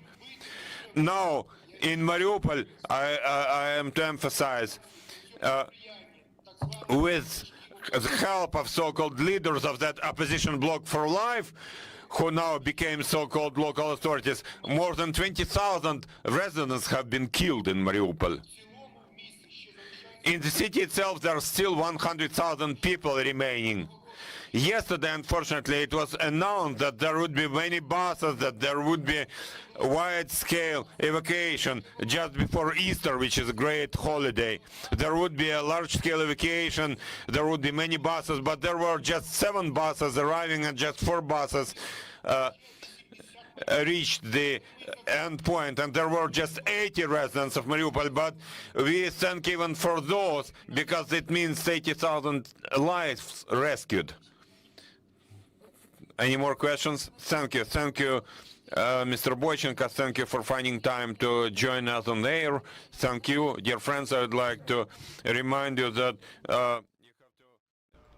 And that was the latest update provided by the mayor of Mariupol on day 57 of this invasion. As promised, we are keeping a very close eye on this podium. We are live at the White House this morning because we are expecting to hear from President Joe Biden any moment now. He will announce additional security assistance for Ukraine. He is expected to deliver this address, like I said, any moment now. It was scheduled for 9:45 a.m. Eastern time, and these things do always run a couple of minutes behind. So we're going to be keeping a very close eye on this podium. And as soon as President Biden steps up, we will be sure to take you there live, raw, and unfiltered here on Live Now from Fox. This new arms package is expected to be roughly the same size as the $800 million one that was announced last week. U.S. officials have said that Ukraine needs heavy artillery, long-range rocket systems, and anti-ship missiles. This does come just one day after President Joe Biden actually hosted all of the military chiefs at the White House. He convened U.S. military leaders just yesterday in the annual White House gathering, taking on special significance, of course, this year as the war in Ukraine does enter this new phase, and on a day where we can report that Russian President Vladimir Putin is claiming victory in the southern port city of Mariupol. He has told his troops not to storm a steel plant that was housing not only civilians but Ukrainian army that is really seen as the last stronghold in Mariupol. And once again, this war has most definitely entered a new phase as fighting in the Donbas region is escalating. Russian forces have retreated in and around the Ukrainian capital of Kyiv. And we've heard almost daily from President Zelenskyy, who is calling on the West to continue to send weapons and any kind of assistance to the people of Ukraine as they have officially hit the 8-week mark of this invasion. Since the very beginning of this conflict, we have had our reporters on the ground, and as the White House today is expected to announce plans to give an additional $800 million in new military aid to Ukraine, our Fox News correspondent Marianne Rafferty has the latest on the situation on the ground, plus a look at how 3D printers are being used to help build barriers for Ukrainian troops on the front line. We're going to get you up to speed on the latest here from and courtesy of Marianne Rafferty, and also keep a very close eye on this podium. When President Joe Biden does step up, we will take you there live.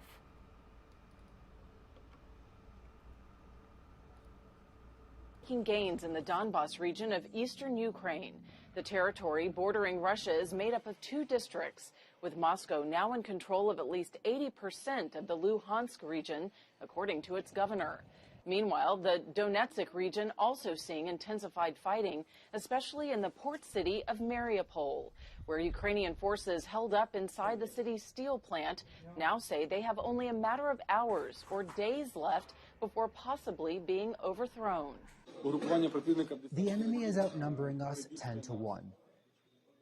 They have advantage in the air, in artillery, in their forces on land, in equipment, and in tanks. But as Ukrainian troops seek greater firepower in the southeast, forces in the Kharkiv region are launching new rocket attacks to ward off the Russian offense.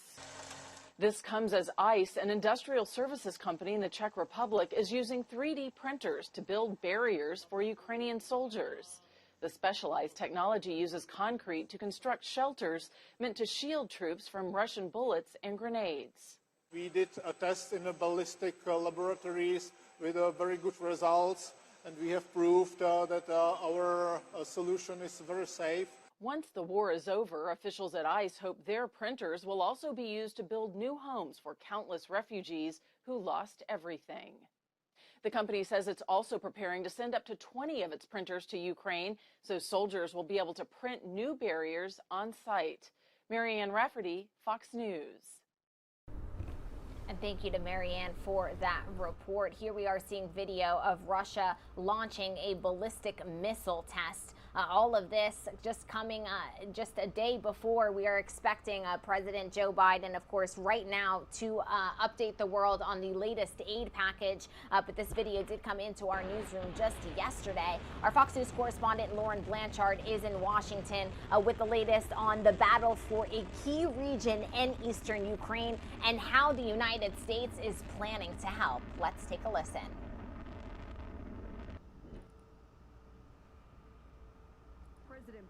His top military brass sitting down as the Russian offensive in eastern Ukraine is ramping up. Weapons and ammunition are flowing in daily, and we're seeing just how vital our alliances and partnerships are around the world. The administration is planning to provide heavier weapons to Ukraine as Russia is bent on taking the Donbas region. That would provide Russian President Vladimir Putin with a strategic win. Right now, Putin still thinks he has a war he can win out in the east. Ukraine stopped Putin around Kyiv, and they have to try to do the same thing in the east. The Kremlin says they sent a list of demands to Ukraine to end the fighting, but it's unclear what was in the list. The Secretary General of the United Nations has requested meetings with both presidents of Ukraine and Russia. Meanwhile, the humanitarian situation for the port city of Mariupol is dire. I want to urge everyone who can listen to use those corridors to the maximum possibility. The UN Refugee Agency says 5 million people have fled Ukraine, far more than even the worst-case estimates. The Pentagon says Russia has lost a quarter of the forces it began the war with. Tuesday, Moscow sent the West a warning, test launching a huge new intercontinental ballistic missile. It will have no equivalents in the world for a long time, and will make think twice those who, in the heat of frantic, aggressive rhetoric, try to threaten our country. The Pentagon says they do not consider President Putin's words or the launch to be a threat. In Washington, Lauren Blanchard, Fox News.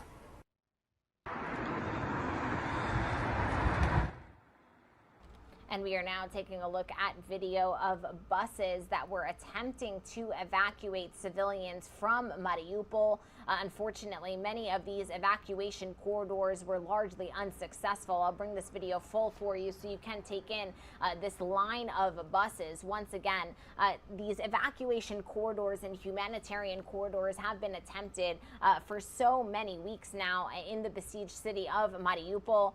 While some have been successful, they have been largely unsuccessful. And authorities say an organized evacuation just yesterday did not go as planned. We do have our reporters that continue to cover many stories from Ukrainians on the ground. Our Fox News correspondent Griff Jenkins has exclusive stories of Ukrainians who helped stop Russian forces from getting through an area just outside the capital of Kyiv. Let's take a listen. A Ukrainian village was saved by farmers who became fighters. New Prime Minister is in town. And as promised, we are getting President Joe Biden here. Let's listen in live, raw, and unfiltered. Secretary of Treasury and others. And we had a good discussion. I've talked about what I'm about to tell you about today, as well as he was thanking the American people for their support, understands it's significant, and we talked about keeping everyone together in terms of Europe, the European Union, and others in the effort to stop Putin's brutality. But before I head out to the West Coast, I want to quickly update the American people on the latest steps we're taking to support the people of Ukraine and to hold Putin accountable for his brutal and bloody war. Russian forces have retreated from Kyiv, leaving behind them a horrifying evidence, and you've seen it, you reported it, you folks. And by the way, I don't say this often, but I think we should give enormous credit to the folks with your agencies that are on the ground in Ukraine, in these spots, and they're really, I've spoken to several of them. We owe them. But uncovering these evidences of their atrocities and war crimes against Ukrainian people is so clear to the whole world now. Now they've launched and refocused their campaign to seize new territory in eastern Ukraine. And we're in a critical window now of time where they're going to set the stage for the next phase of this war. And the United States and our allies and partners are moving as fast as possible to continue to provide Ukraine the forces that they need, the weapons they need, the equipment they need, their forces need to defend their nation. Last week, I signed an $800 million package of security assistance to Ukraine that included new capabilities like artillery systems and armored personnel carriers, equipment that is responsive to Ukraine's needs and tailored to support the intensified fighting in the Donbas region, which is a different war than in other places because both topographically it's different. It's flat, it's not in the mountains, and it requires different kinds of weapons to be more effective. Today, I'm announcing another $800 million to further augment Ukraine's ability to fight in the east, in the Donbas region. This package includes heavy artillery weapons, dozens of howitzers, and 144,000 rounds of ammunition to go with those howitzers. It also includes more tactical drones. In the past 2 months, we've moved weapons and equipment to Ukraine at record speed. We've sent thousands of anti-armor and anti-missile helicopters, drones, grenade launchers, machine guns, rifles, radar systems. More than 50 million rounds of ammunition had already been sent. The United States alone has provided 10 anti-armor systems for every 1 Russian tank that's in Ukraine, a 10-to-1 ratio. We're sharing and will continue to share significant timely intelligence with Ukraine to help defend them against Russian aggression. And on top of this, these direct contributions from the United States, we're facilitating. We'll advertise everything that our partners are doing to support Ukraine and its fight for freedom. But to modernize Teddy Roosevelt's famous advice, sometimes we will speak softly and carry a large javelin, because we're sending a lot of those in as well. You know, but we're not sitting on the funding that Congress has provided for Ukraine. We're sending it directly to the front lines of freedom, to the fearless and skilled Ukrainian fighters who are standing in the breach. You got to admit, must be amazed at the courage of this country, the resolve that they're showing, not just their military, but the average citizen, men and women, young men, young women as well. It's, you know, the sustained and coordinated support of the international community, led and facilitated by the United States, is a significant reason why Ukraine is able to stop Russia from taking over their country this far.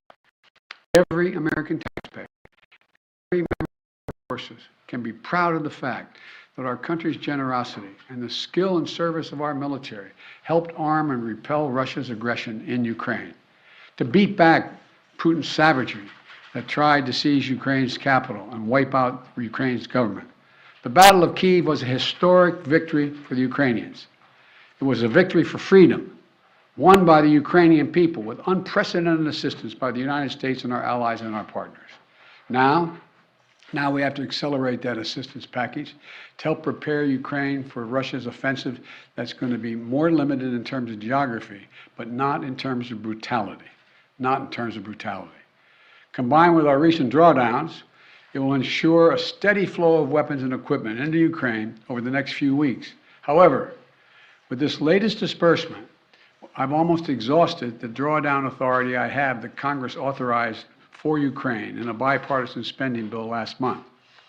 In order to sustain Ukraine for the duration of this fight, next week I'm going to have to be sending to Congress a supplemental budget request to keep weapons and ammunition flowing without interruption to the brave Ukrainian fighters and continue to deliver economic assistance to the Ukrainian people. My hope is, and my expectation is, Congress would move and act quickly. And I want to thank the Congress, Democrats and Republicans, for their support for the people of Ukraine. Our unity at home, our unity with our allies and partners, and our unity with the Ukrainian people is sending an unmistakable message to Putin. He will never succeed in dominating and occupying all of Ukraine. That will not happen. In addition to bolstering Ukraine's resistance on the battlefield, we're also demonstrating our support for the people of Ukraine. Today, the United States is announcing that we intend to provide an additional $500 million in direct economic assistance to the Ukrainian government. This brings our total economic support for Ukraine to $1 billion in the past 2 months. This is money the government can help use to stabilize their economy, to support communities that have been devastated by the Russian onslaught, and pay the brave workers that continue to provide essential services to the people of Ukraine. You know, these past weeks have seen a terrible human cost of Putin's ambition for conquest and control. Approximately two-thirds of all Ukrainian children have been displaced from their home. More than 5 million Ukrainians have fled their country. It's an absolute outrage. The idea this is happening, approaching the second quarter of the 21st century, is just, Last month when I was in Europe, I announced that the United States would welcome 100,000 Ukrainians so that we share in the responsibility of supporting Ukrainians fleeing Putin's war machine. We've already welcomed tens of thousands of Ukrainians to the United States, and today I'm announcing a program, Unite for Ukraine, a new program to enable Ukrainians seeking refuge to come directly from Europe to the United States. This new humanitarian parole program will complement the existing legal pathways available to Ukrainians, including immigrant visas and refugees processing. It will provide an expedient channel for secure legal migration from Europe to the United States for Ukrainians who have a U.S. sponsor, such as a family or an NGO. This program will be fast, it will be streamlined, and will ensure the United States honors its commitment to go to the people of Ukraine and need not go through our southern border. We're also continuing to ratchet up the pressure on Putin and further isolate Russia on the world stage. Yesterday, the Treasury Department rolled out additional measures to crack down on the entities and individuals attempting to evade our unprecedented sanctions, not just ours, but throughout the West. Today, I'm announcing that the United States will ban Russian-affiliated ships from our ports, as they did in Europe. That means no ship that sails under the Russian flag or that is owned or operated by a Russian interest will be allowed to dock in a United States port or access our shores. None. None. This is yet another critical step we're taking in concert with our partners in the European Union, the United Kingdom, Canada, and further to deny Russia the benefits of international economic system that they so enjoyed in the past. We don't know how long this war will last, but as we approach the 2-month mark, here's what we do know. Putin has failed to achieve his grand ambitions on the battlefield. After weeks of shelling Kyiv, Kyiv still stands. President Zelenskyy and his democratically elected government still remain in power. And the Ukrainian armed forces, joined by many brave Ukrainian civilians, have thwarted Russia's conquest of their country. They've been bolstered from day one by an unstinting supply of weapons, ammunition, armor, intelligence from the nations of the free world, led by us, the United States. As Russia continues to grind out the military advances and their military advances and the brutalities against Ukraine, Putin is banking on us losing interest. That's been my view. You heard me say this from the beginning. He was counting on NATO, European Union, our allies in Asia, cracking, moving away. He's betting on Western unity will crack. He's still betting on that. And once again, we're going to prove him wrong. We will not lessen our resolve. We're going to continue to stand with the brave and proud people of Ukraine. We will never fail in our determination to defend freedom and oppose tyranny. It's as simple as that. So again, I want to thank the American people. Thank the American people for their support of the Ukrainian people. This is our responsibility, it seems to me, and we've been able to hold the whole world together in this effort. So thank you very much. Thank you. I'm going to take just one or two questions. I got a plane to catch. What does Putin claiming control over Mariupol mean? How significant is that? Well, first of all, it's questionable whether he does control Mariupol. One thing for sure we know about Mariupol. He should allow humanitarian corridors to let people on that steel mill and other places that are buried under rubble to get out. to get out. That's what any head of state would do in such a circumstance. And so there is no evidence yet that Mariupol is completely fallen. Mr. President, on Title 42, sir, are you considering delaying lifting Title 42? No, what I'm considering is continuing to hear from well, first of all, there's going to be an appeal by the Justice Department, because as a matter of principle, we want to be able to be in a position where if in fact it is strongly concluded by the scientists that we need Title 42, that we be able to do that. But there has been no decision on extending Title 42.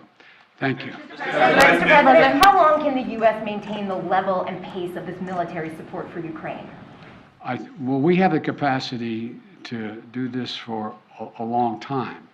The question is, are we going to continue to maintain the support of the international community and keep the pressure on Putin to prevent him from overrunning the country, number one, and number two, make sure we continue to maintain the economic sanctions, which over time, and we're beginning to see it, are devastating their economy and their ability to move forward.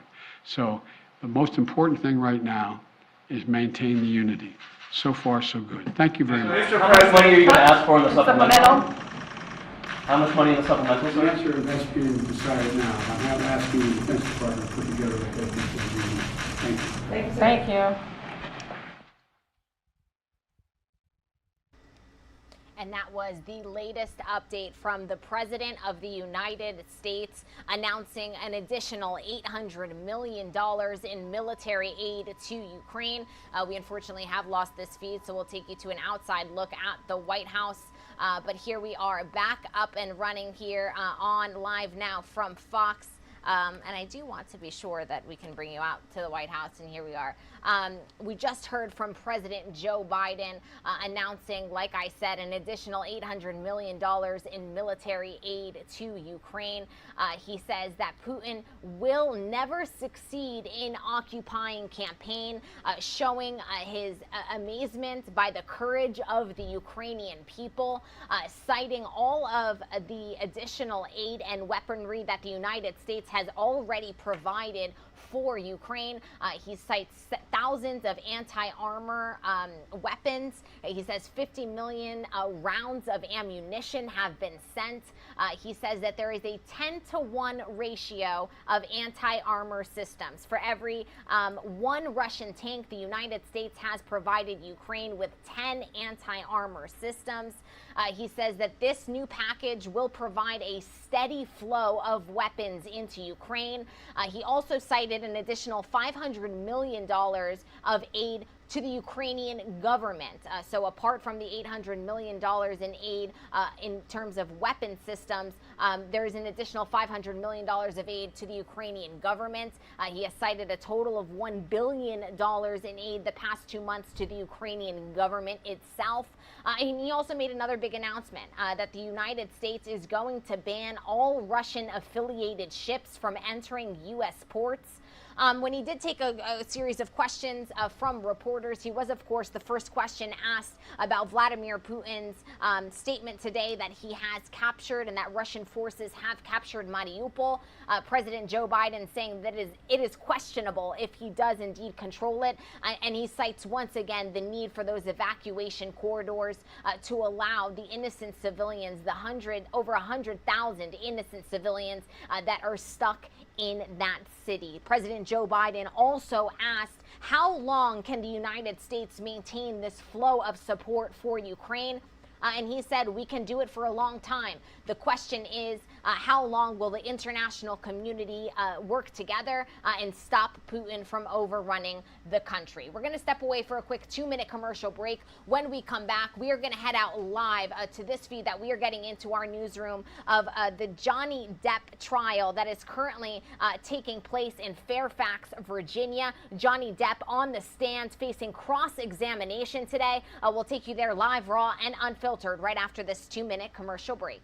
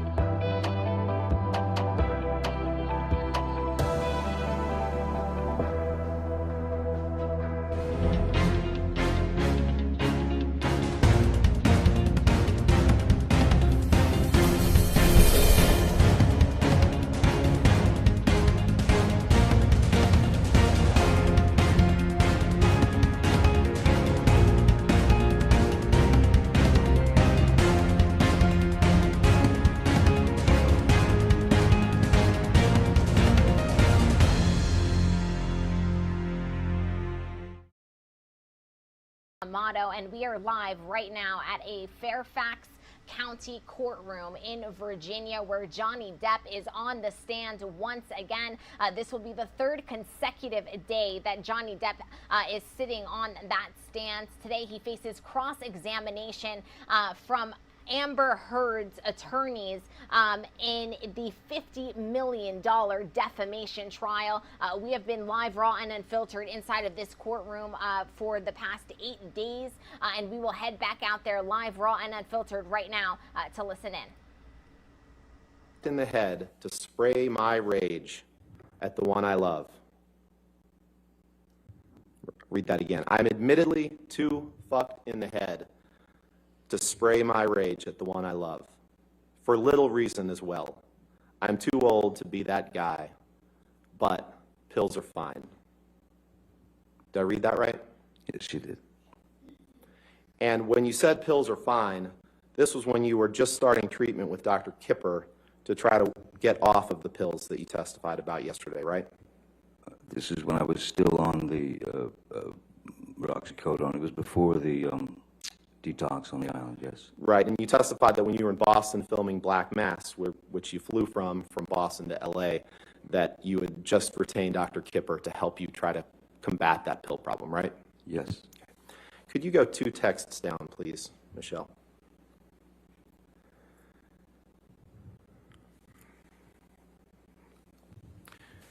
And this is a text that you sent on June 8th, 2014. Just scroll over to Patty Smith. You see that? Yes, I do. Okay. And in this text, I won't read all of it, but you say this. I'm going to just read the first paragraph. My darling Patty Lee, I miss you and worship you, and there is nothing wrong between us. Never, ever could that happen. I've just been so beyond busy with film here in Boston and then back to LA for kiddies. When I was in NYC, they were brief visits and fucked and charged by horrific fights with Amber. I fucked up and drank and got shitty. Was so disappointed in myself. Actually, almost walked to your place at about 3:30 a.m. the last time I was there, unable to stop he tears. Did I read that right? You did. Michelle, can you please take that down and let's pull up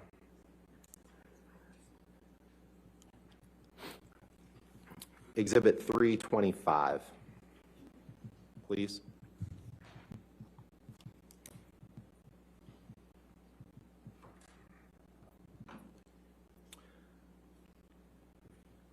Mr. Depp, is this a text message exchange that you had with Ms. Heard? If you are just joining us, welcome into Live Now from Fox. We are listening in live, raw, and unfiltered to Johnny Depp being cross-examined in the $50 million defamation trial against his ex-wife, Amber Heard.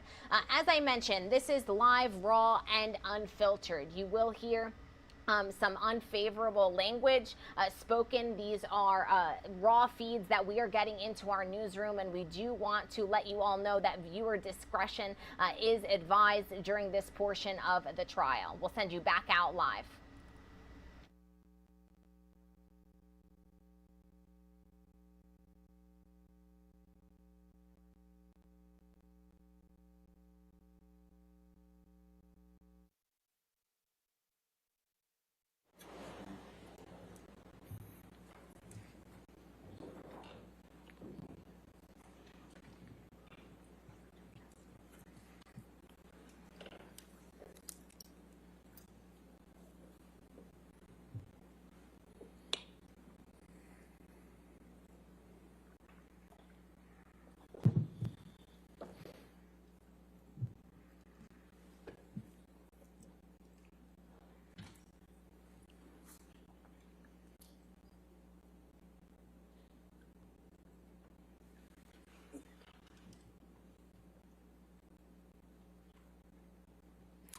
And Michelle, if you could just scroll down so the court and Mr. Depp's counsel and Mr. Depp can see it all.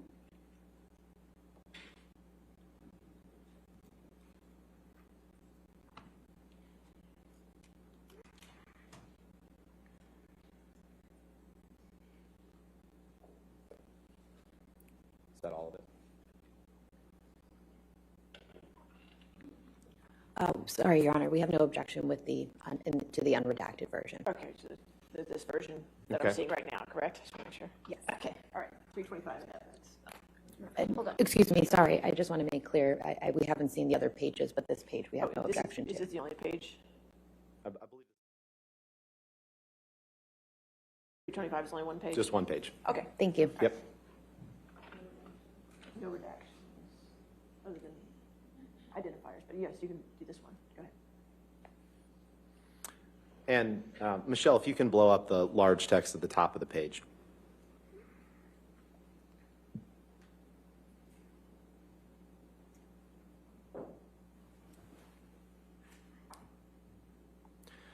Mr. Depp, on December 18th, 2014, you sent this text to Ms. Heard, and I'm going to read it. And it says, "It's away.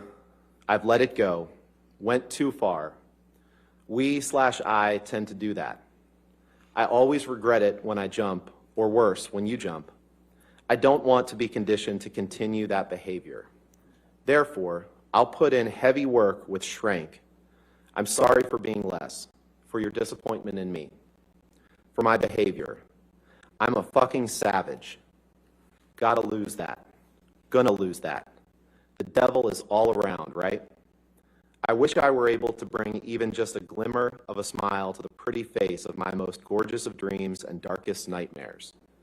I love you far too much for you and I to be these heinous, slinging insults like we do/did.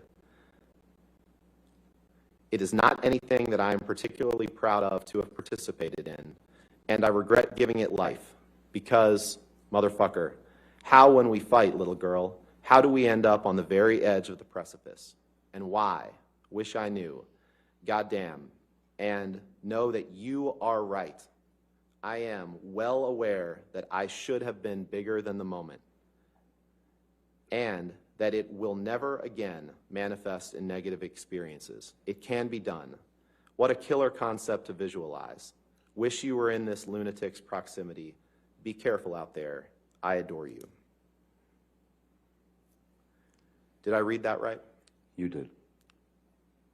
You can take that down, Michelle. If you could please pull up Exhibit 153.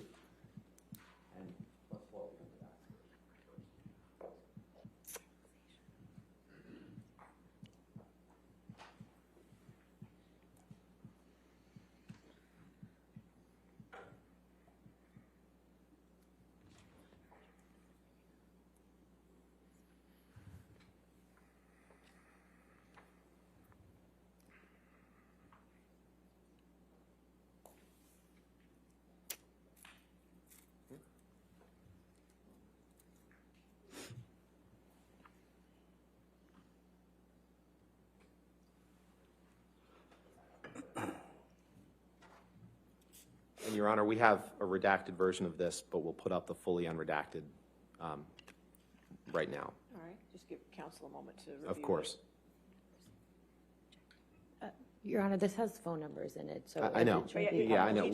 Understood. Just so you can see it first. Okay.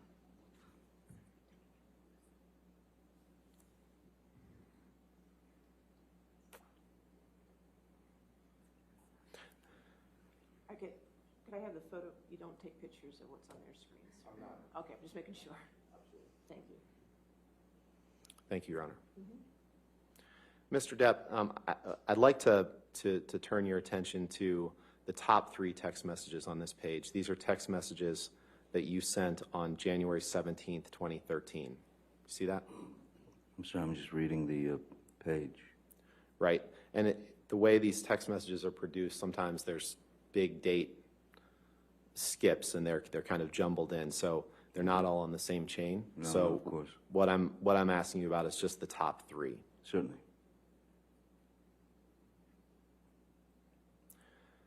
And those are texts that you wrote on January 17th, 2013, correct?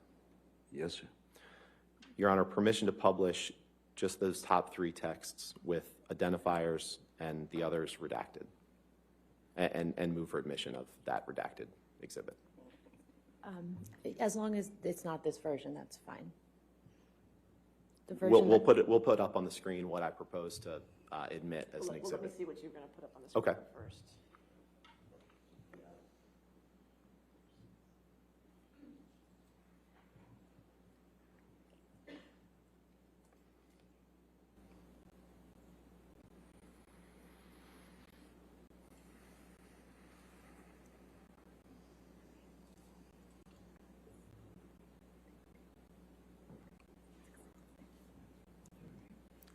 We have no objection to this version, Your Honor. All right, we'll leave it as redacted.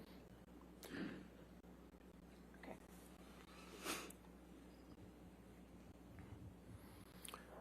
Michelle, can you blow up the text boxes, please? On January 17th, 2013, Mr. Depp, you texted the following: "For the idiot cow," 3 exclamation points. Next text: "Will do. I'll smack the ugly cunt around before I let her in. Don't worry." And apologies again to the court and the jury for this language. And then you close by saying, "Did that worthless hooker arrive?" Did I read that right? You did, sir. You can take that down, please. We talked a little bit about the term monster yesterday, correct? Yes, I've heard that word quite a lot. Yes. Yeah, and you testified yesterday that you used that term to placate Amber, right? And I believe that you testified that it was the word that she clung to describe what was in her mind, not yours. I wrote down what you said. You remember giving that testimony?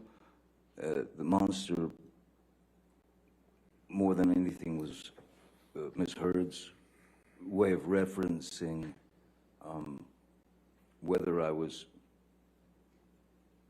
whether she perceived that I was on substances or taking substances. So the word monster became, it represented for her the consumption of alcohol or any other substances, whether it was actually happening or not, her perception. And so monster became her click word, right, if you will. But actually the term monster to describe yourself came from you. Well, initially, Ms. Heard, I believe she started out with demons. She started out saying that I had demons. And then when monster was put into a conversation, which, again, I have a particular way of using words, vocabulary in my vernacular. So monster was something that which she stuck with, tried and true. I mean, she just stayed with that. Right, but you'd have to it accept came from you. The term unless came you from wanted you. to argue. The term came from you, didn't it? It's very probable. It's possible. It's probable that I might have used that word. Certainly. Right, and in 2012, in fact, Elton John was one of your friends who was trying to help you get sober, correct? Yes, sir. And you sent him a message in 2012 where you thanked him for his help, and you said, quote, "I would have been swallowed up by the monster were it not for you. That is a simple fact." Isn't that true? Yes. Again, the monster referring to alcohol and substances. Correct. And you didn't send that message to Ms. Heard. You sent that to Elton John. "I would have been swallowed up by the monster were it not for you." Correct? Elton Can you pull up exhibit 408, please? Was a dear friend who has been sober for 40 years, 30 years. So he was. We'd had discussions, and he wanted me to get clean, sober. So Elton actually sent a fellow called Charlie Dunnett, who worked with Elton for years and years. And Mr. Depp, I appreciate that. My only question was just to confirm that you had sent that message to Elton John, nothing else. Thank you. So I'll just stop talking. Thank you. I appreciate it. I want to be respectful of the court's time and the jury's time. Sorry? I just said I want to be respectful of the court's time and the jury's time, and I trust that you do too. So, well, I don't feel like I'm wasting anyone's time, sir. Could you pull up Exhibit 408, please?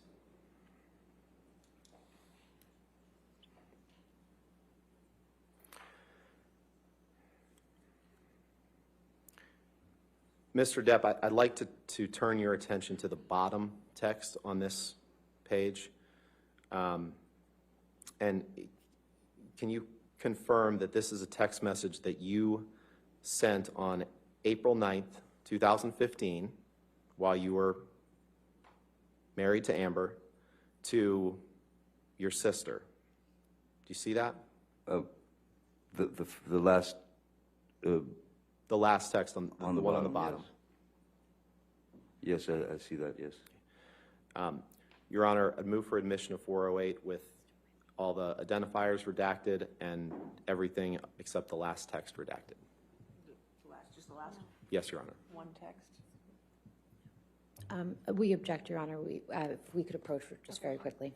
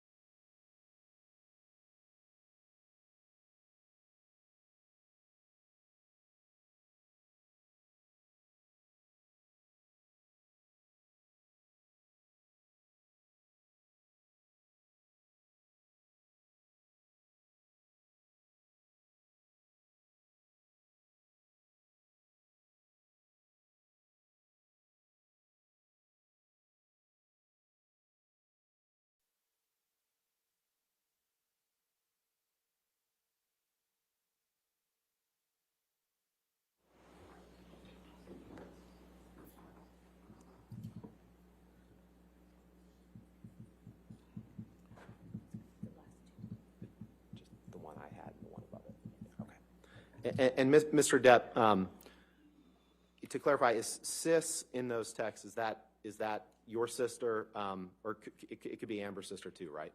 One or the other. Sis, I was referring to Whitney. Whitney, Heard, okay, yes. so Amber's sister. Okay. Yes, Amber's Okay. sister.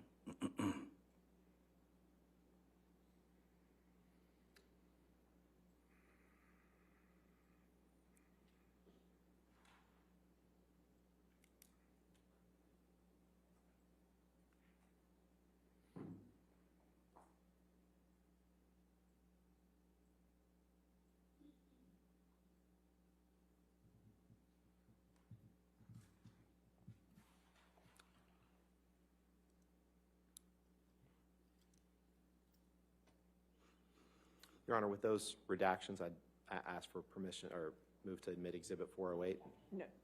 No objection? Yes. Okay. All right, 408 with redactions as it.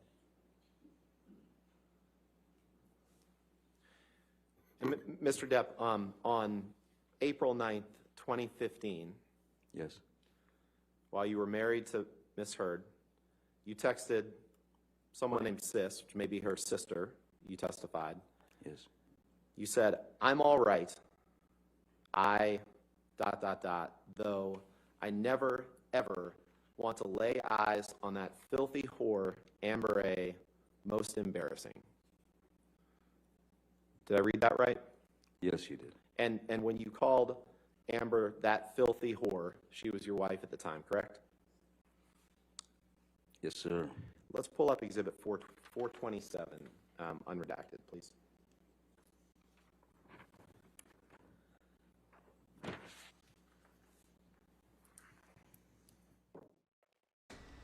Again, if you are just joining us, welcome into Live Now from Fox. We are listening in to the latest day in Fairfax, Virginia, in the $50 million defamation trial between Johnny Depp and his ex-wife Amber Heard. Johnny Depp is currently being cross-examined.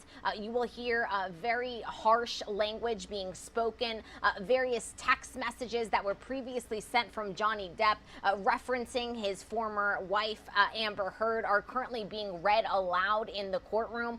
We have put up a graphic on your screen if you are listening to us, perhaps without sound, that viewer discretion is advised here. We do want to let you know that once again, you may hear some foul language, but we are listening in live, raw, and unfiltered here to Live Now from Fox. We'll send you back out to Fairfax, Virginia. Once again, viewer discretion is advised. And move for admission of this exhibit with the two text exchanges in that chat between him and Jerry Judge. Well, why don't you show me what it would look like redacted? Okay. Can we do that? Okay, sure. It's just those two, Michelle?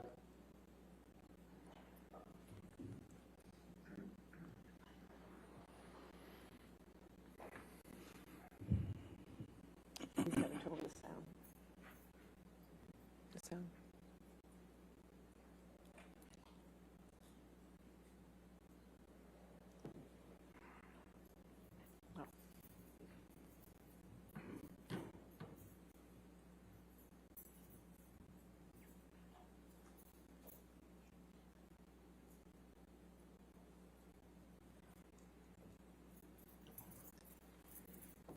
All right.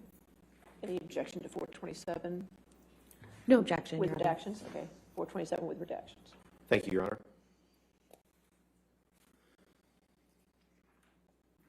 If you can just blow the text up, Michelle, of both of those. Mr. Depp, on April 26, 2015, Jerry Judge is your former security guy who passed away a couple years ago, right? That's correct. And he writes to you and says, "Hi, boss. Just wanted to say if you and Amber need anything, just let me know. I will be there in 20 minutes. Johnny, it is lovely to see how you and Amber are so happy. The other day, watching the two of you sitting on the bench by the sea was fantastic. The two of you need happiness, and it is really great to see that. Love to you and Amber. XOXO, Jerry." Did I read that right? You did. And beneath that, you texted him back and you said, "Thank you, my dear Jerry. Very, very kind, mate. We've been perfect. All I had to do was send the monster away and lock him up. We've been happier than ever." All caps. "Love you, brother. JD." Did I read that right? You did, sir.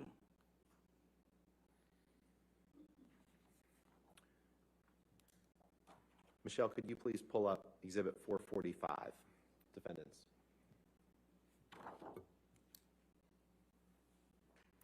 And in the text that we just saw, when you used the word monster, that Miss Heard wasn't on that text message, was she? No, that was between Jerry and myself. Thank you.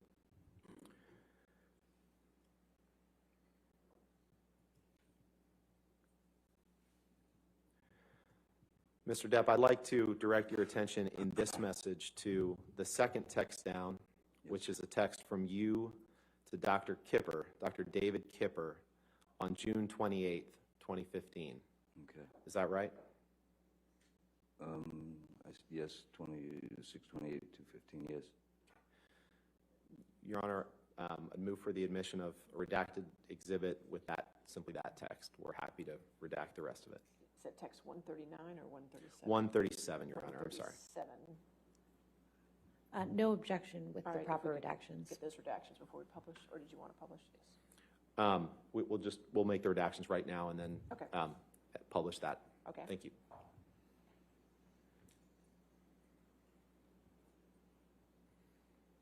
All right, 445 as redacted. Yes, Your Honor. All right, in evidence. Thank you.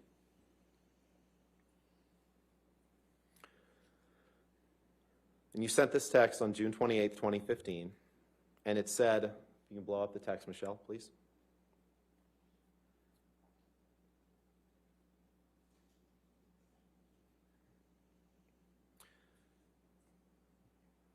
Thank you, my darling Kipper. All those technical abbreviations left me flummoxed and in the dark. Soon, soon, I must see you and just hang out. My deformed finger and I have no friends. By the way, Amber and I have been absolutely perfect for 3 fucking months solid. I've locked my monster child away in a cage deep within, and it has fucking worked. We're goddamn best friends now. Amazing. Big love to you, my brother. JD. Did I read that right? Yes, you did.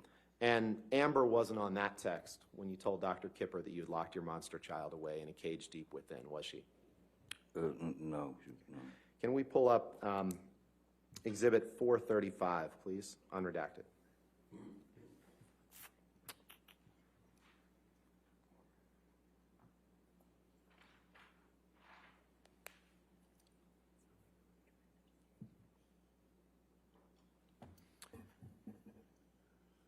It's just the bottom text that I'm going to direct your attention to, Mr. Depp. This is a text that you sent to Stephen Deuters on May 14th, 2015, right? The last one. Yep. May 14th. And Stephen Deuters is your personal assistant, or was your personal assistant at the time you were with Ms. Heard, right? Yes, he's now my partner. Okay. Now he's the president of the European branch of Infinitum Nihil, right? IN2, yes, sir. Okay. Move for admission of a redacted version of this document with just the bottom text, Your Honor. No objection. All right, if you could just redact it just to the bottom text. Thank you, Judge.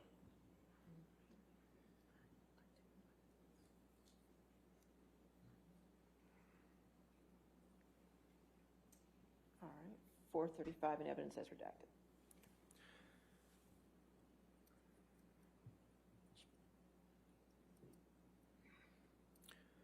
And on May 14th, 2015, you blow up that text, Michelle, please.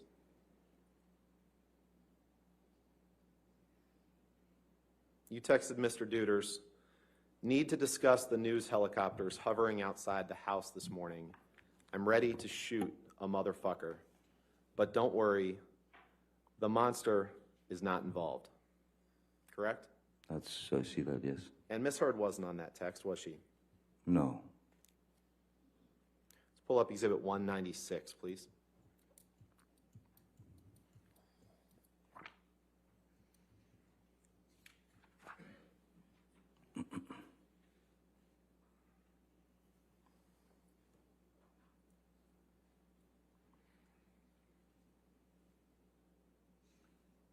This is on page 2, please.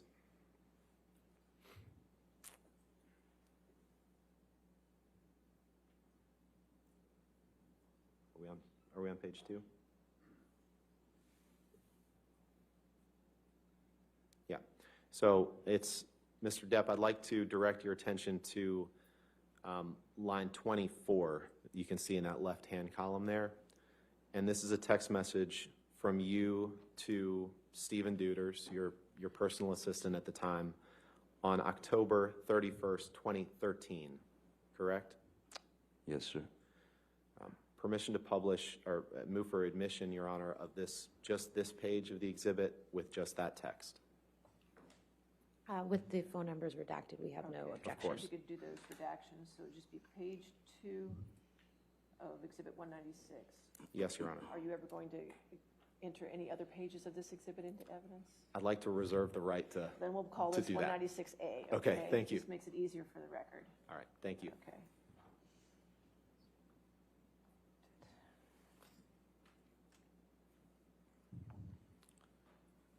Permission to publish, Your Honor. All right, 196A in evidence as redacted. And in this text message from you to Mr. Deuters on October 31st, 2013, you write, thanks. She thinks that my Peruvian period has made me a monster and that I am ruining the relationship. You see that? Yes, I do, sir. The Peruvian period is a reference to cocaine, is it not?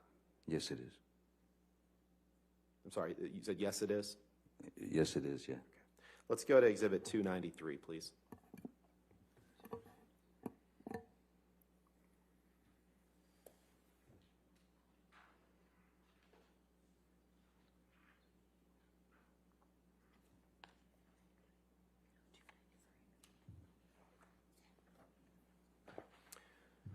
Mr. Depp, I'd like to direct your attention to the bottom text, which is a text from you to an unknown number on October 4th, 2014. Do you see that? The last one? Yes. Yes, I see that. Yes, sir. Your Honor, I'd move for the admission of modified Exhibit 293 with just that redacted version. And we may use other parts of it, so I'd ask it to be 293A or 1. Okay, we can make it A. Let's keep consistent. After All right. 293. I forgot what you'd said. No objection, All Your right, Honor. 293A, we'll get the redactions done.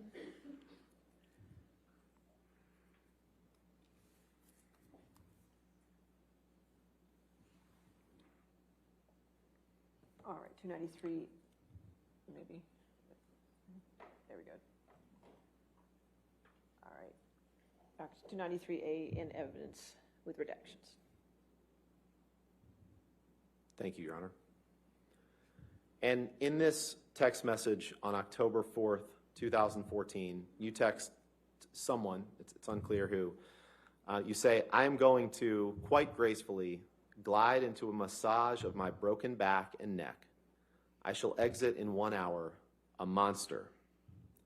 Shall we each swallow an E each, parentheses, or perhaps it's MDMA, at around 8 p.m., and go to dinner with a few of my wee team at a wonderful Peruvian spot.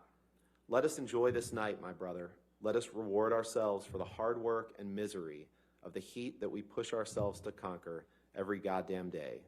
The Shatter. Did I read that right? You did. And E here, that's a reference to ecstasy, correct? It is. You can take that down, Michelle, please.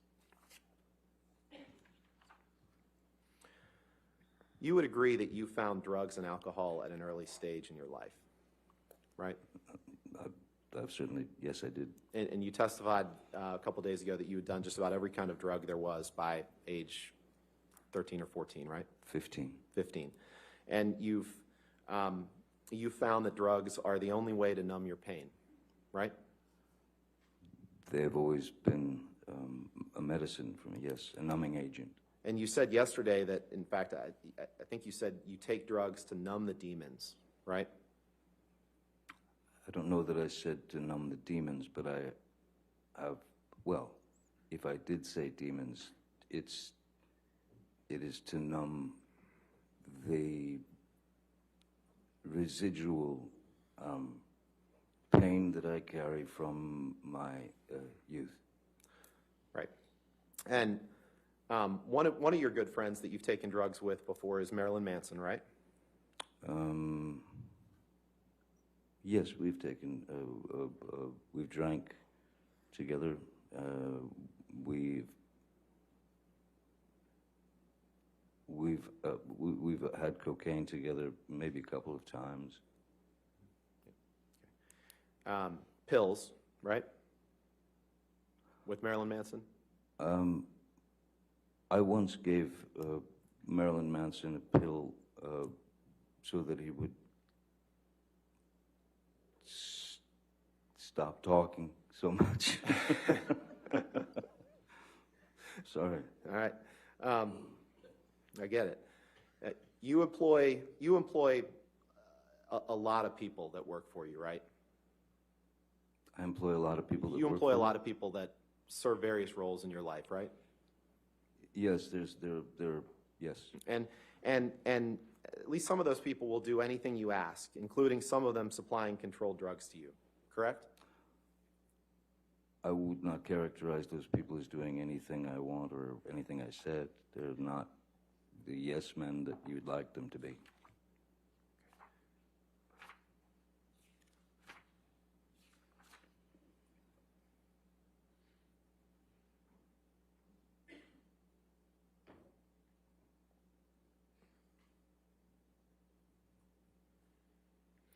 Can you pick up your testimony from the UK trial and turn to page 48, which is page 13 of the document, please?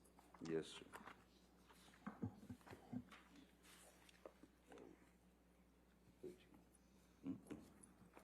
Sorry. 11, 12.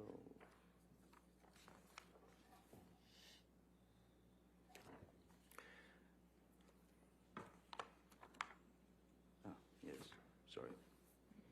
Yes, I've got it. You got it? Okay. Yes, sir. And if you could please take a look at page 48, line 15. Page 48, line 15. You just testified that they're not yes men, right? That was the testimony you just gave, correct? Yes. Okay. On page 48, line 15 of your testimony in the UK, you were asked a question, they are people who will do what you ask. They will do anything you ask, including some of them supplying drugs to you, controlled drugs to you. Your answer was, there are people who work for me, work with me, who, yes, in the past, have been asked to provide whatever I have felt was necessary at the time. Question, well, putting it bluntly, if you wanted illegal drugs, controlled drugs, and you asked one of your staff, and I am not going to name anybody particularly right now, that member of staff would provide you with those drugs if he could. Answer, at times, yes. Question, despite the fact that it was illegal? Answer, yes. Did I read that right? You did.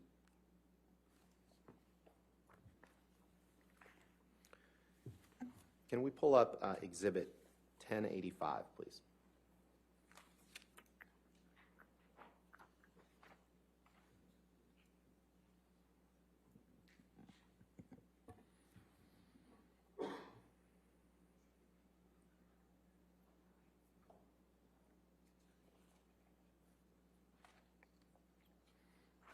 You've seen this picture before, Mr. Depp, right? Yes, I have. Yes. And this is a picture that was taken in Ms. Heard's former house or apartment on Orange Avenue after you two began dating, correct? Yes, sir, and it's quite a composition. Composition of the photograph is very interesting. I think that's something we can agree on. Your Honor, move for admission of Exhibit 1085 and ask for permission to No publish. objection, Your Honor. All right, 1085, published, and in evidence.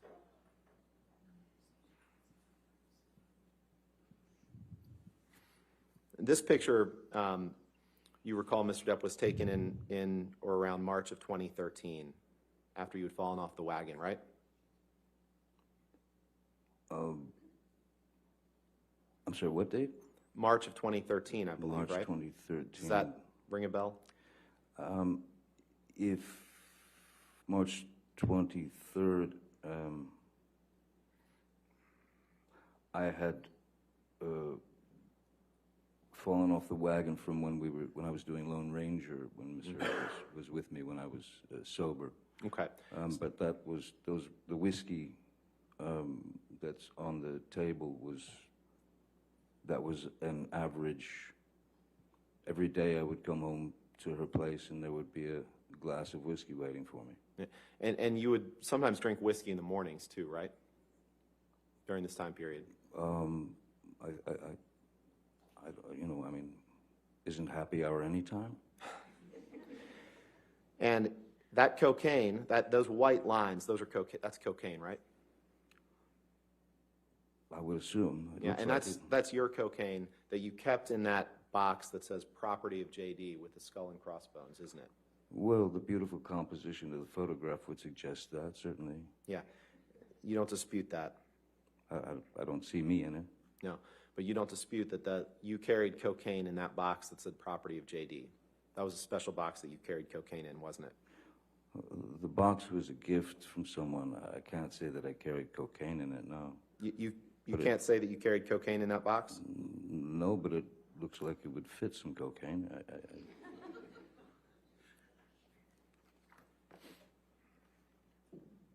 Cocaine is, in my experience, normally given in plastic bags. When you put it in a box like that, chances are very good you'll leave a trail of a long line of cocaine behind you walking down the street. So, why don't you go ahead and pull up your UK testimony, please? Let's look at page 202. 202.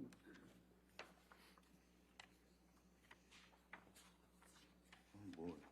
Oh, I see. Yeah, you're going by those things. Pardon me. It's page 9 of the document. 169.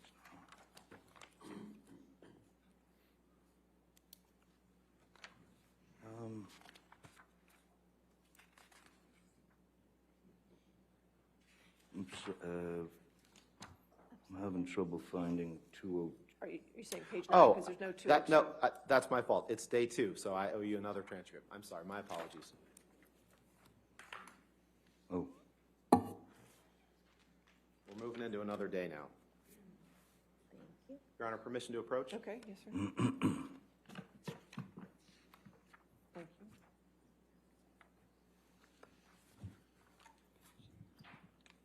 Thank you.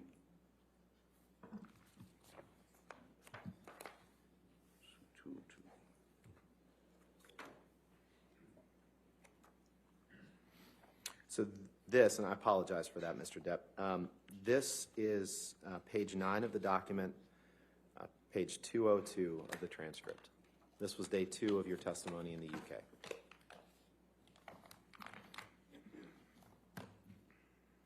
Yes, I see it, page 202. Yep. And on that, on page 202, you were asked a question. We'll have to work out what that was at a later stage. Can you see in the front that there is a little box about 2 inches by 2 inches if we compare it to the size of the credit cards? Answer, yes. Property of JD with skull and crossbones on it. Yes, I do. That, I suggest, is, this is a question, that, I suggest, is your cocaine box. That is where you would keep your cocaine, a special box that you had. Answer, I do remember the box. Question, do you remember it now? Answer, yes. I did not remember the property of JD. Yes, that is a box. It was carrying cocaine in it. I would say I probably was then. You see that? Did I read that right? Yes, you did.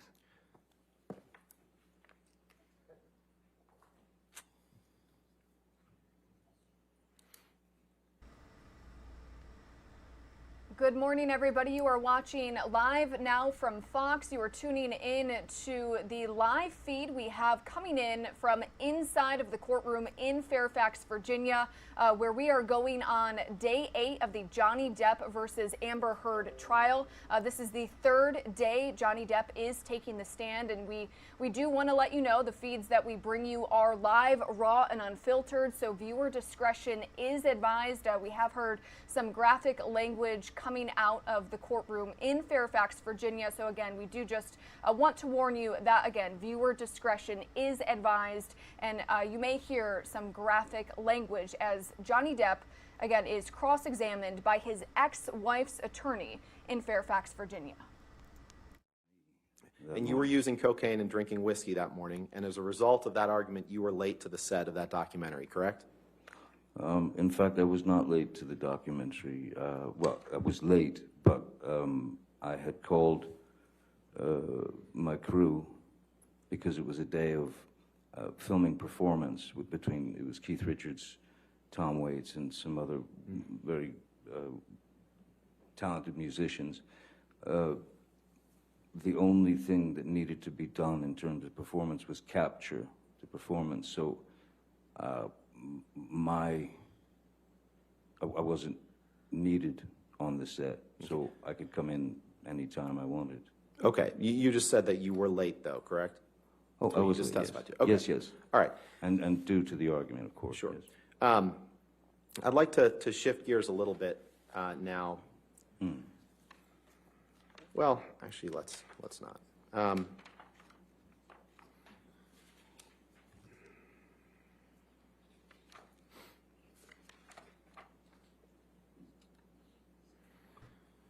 Michelle, could you please pull up Exhibit 152?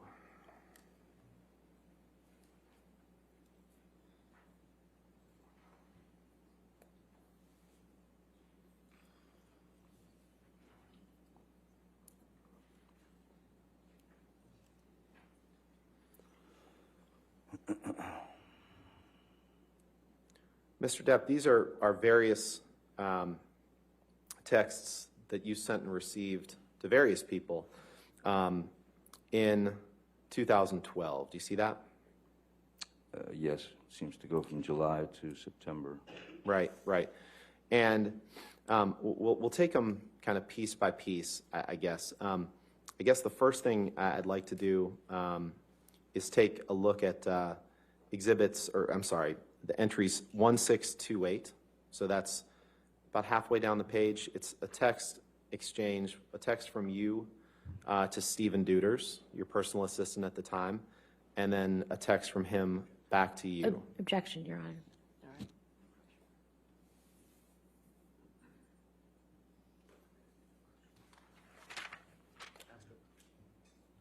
Are they?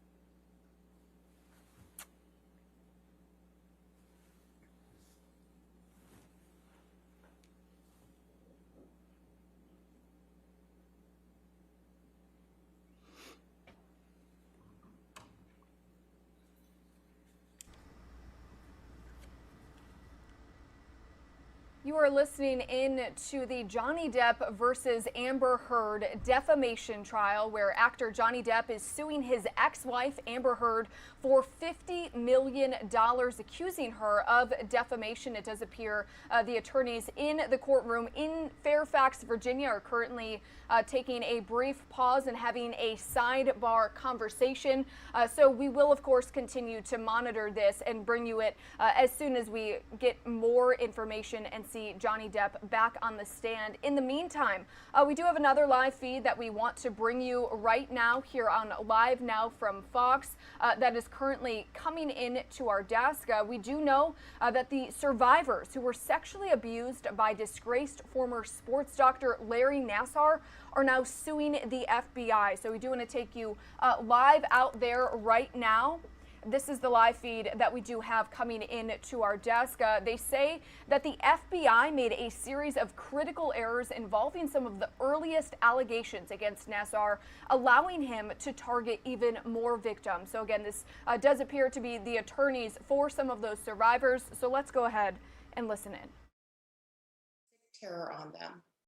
And not only did these women and children suffer these unspeakable sexual assaults over and over again, but now they must live with the emotional and mental trauma that permeates their lives every single day. If the FBI had done its job, protected women and children from this monster, Nassar's access to them could have been stopped. If nothing else, the FBI should protect the people in our country. That is the job they are tasked with. Instead, they were careless, reckless, and grossly negligent. Because of that gross negligence, women and children must live with the memories of repeated sexual assaults over those 16 months. This gross negligence needs to stop. This disregard for the physical and emotional well-being of our women and children needs to stop. This silent agreement by the FBI allowed a monster to continue sexually abusing our children, which are our most precious gifts. And if there are those within the FBI that cannot and will not protect the people of this country, our women, and especially our children, from being sexually assaulted by monsters like Nassar, then they need to step aside and allow those who will fight for it and protect them to step in. And I'd like to point out, we use this word survivor, and Grace is such a wonderful survivor, but we use it so carelessly. But truly, the meaning of the word survivor is these individuals are gathering their strength from deep within themselves, and stepping forward each and every day to live their life. And you need to understand the depth of that. Thank you. Thank you, Antoinette. As LJ indicated, my name is Jamie White. I represent several women who were assaulted by Larry Nassar. I echo the sentiments of Ms. French and Ms. Frazier. And at this point in time, I would like to speak a little more specifically as to the basis for our claim. Yesterday, 13 claims were filed by women who were assaulted by Larry Nassar after July of 2015. They were filed on what's known as the Federal Tort Claim Act. Most recently, we've seen this statute utilized in procuring justice for the victims of the Parkland shooting. These claims were filed with the Office of the General Counsel for the Federal Bureau of Investigation, seeking $130 million in damages. The public has become unfortunately aware of the history of events that led to claims against Michigan State University, US Gymnastics, Twistars, and individuals within those organizations. Today, we're here to talk about something different. These are claims that accrued distinctly outside of the scope of the responsibility for those individual organizations. On July 28th of 2015, the FBI had a meeting with US Gymnastics where it learned for the first time that Nassar had been assaulting young women. In particular, the FBI was informed that 3 gymnasts had been assaulted. It is the FBI's policy, formal policy, that reports of child abuse be dealt with immediately. Senior officials for several years after July of 2015 committed multiple civil and criminal offenses. After the July meeting, there was little action until September 2nd, 2015. 5 weeks after the initial report of him being a sexual predator, there was an interview with one of the victims. This interview did not happen in person. It was done over the phone. This interview was not documented and was never forwarded to the appropriate authorities.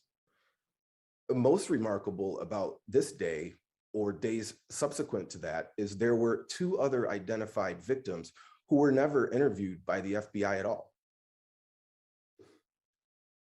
Agent Abbott, the officer in charge, the agent in charge at this point in time, for reasons unknown, did not reach out to the other victims.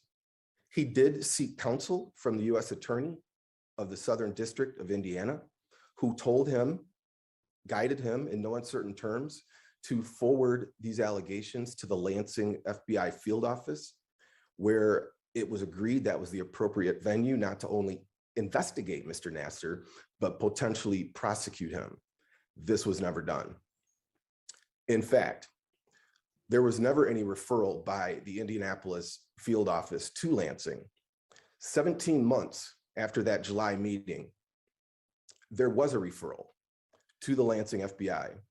It was not a referral from other FBI agents. It was a referral from the MSU Police Department, who through their own due diligence had blown this case wide open and ultimately decided to bring in the FBI was an important matter, of course. Despite credible reports to the FBI, Nassar continued his reign of terror for almost 17 unnecessary months. In large part, Nassar continued to have access to countless girls on almost a daily basis. An unthinkable and unnecessary number of sexual assaults occurred at the hands of Nassar during that period of time. What is absolutely mind-boggling and disturbing is that during this 17-month period, Agent Abbott apparently didn't have the energy, the interest, or concern to address any of these allegations or follow the instructions of his supervisor in making the appropriate referrals. What he did have the energy, concern, was trying to gain employment. At the same time that Agent was communicating with then CEO Steve Penny about the allegations that have been made in July, he was trying to procure employment with the United States Olympic Committee, an organization which Steve Penny had significant influence in relationships therein. While he didn't have the energy, the interest, or the concern to author a report based on what he had been told on September 2nd, he had the energy, concern to author a resume, which he did submit to the US Olympic Committee trying to gain employment during the same period of time. This resume was ultimately submitted to the US Olympic Committee for consideration. An event that he lied about during the course of the investigation by the Office of Attorney General. As indicated by Director Wray in the July 21st OIG report and echoed by multiple bipartisan senators from the US Congress, this didn't have to happen. This is an egregious, unthinkable breakdown. We spend a lot of time and resources for those of us that do this type of work, encouraging young people and all people to report sexual abuse when it occurs. If we can't report sexual abuse to the most powerful law enforcement agency, arguably in the world, then where can it be reported to? In July 21, a report was made public by the OIG that concluded that there were material false statements on behalf of senior FBI officials. There was, on the part of senior officials, there was omitted.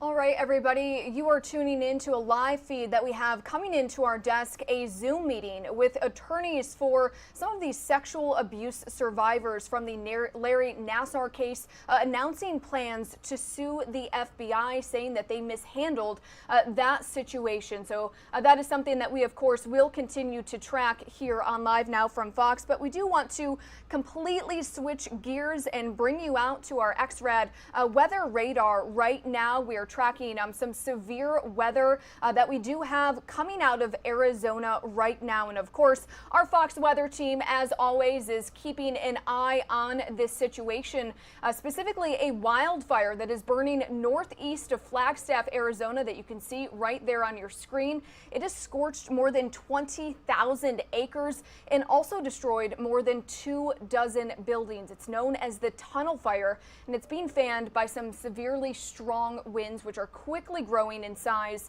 over the week. Again, our Fox Weather's Max Gordon is joining us live in Flagstaff, Arizona this morning. Max, can you tell us what conditions are looking like right now? Hey, Mackenzie, good morning from northern Arizona. Well, if you look behind me, you can actually see some of the destruction from the tunnel fire, those blackened hills where the fire raced through.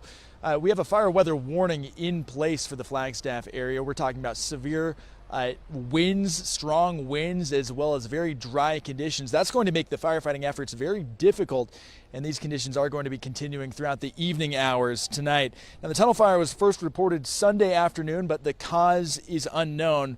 Fire investigators are currently on the ground trying to pinpoint how this fire started. Meanwhile, it's burned around 20,500 acres, and firefighters are still trying to work to get the flames under control as it spreads through the pine forests, grass, and brush northeast of Flagstaff. A 20-mile portion of Highway 89 remains closed down, and more than 2,000 people had to be evacuated, plus more than 1,000 animals. There's a shelter opened up at a local middle school where people can go, plus a nearby park to the south where large animals are being taken. Here's one of those evacuees. It's to get out. We had to leave fast and furious. Ask the sheriff to get evicted. Well, I think, it's just a matter of just trying to keep going. Family safe, that's all that matters. Well, this latest fire is a sign that fire season is coming early out here in the West. Usually the Coconino National Forest issues a fire ban around Memorial Day, but they say that they are going to be issuing that fire ban a lot earlier. And there is some, mixed news for firefighting efforts. A cold front is on the way. That's going to be on the way on Friday, tomorrow. The good news there is that temperatures are going to be dipping, and there's also going to be a rise in the humidity. The bad news, though, is that winds are going to increase with gusts up to 50 miles an hour. Mackenzie, back to you. All right, our Fox Weather's Max Gordon reporting live for us near Flagstaff, Arizona. Max, thank you so much for that report. We, of course, Thank you, Mackenzie. You can see right there in Flagstaff, Arizona, a look at our X-Rad weather radar right now. Again, those wildfires continuing to burn there in Flagstaff, Arizona. We, of course, will continue to check in with our Fox weather team who is monitoring this situation. In the meantime, it is about 11:21 here on the East Coast. We are going to take a quick 2-minute commercial break. We'll be right back.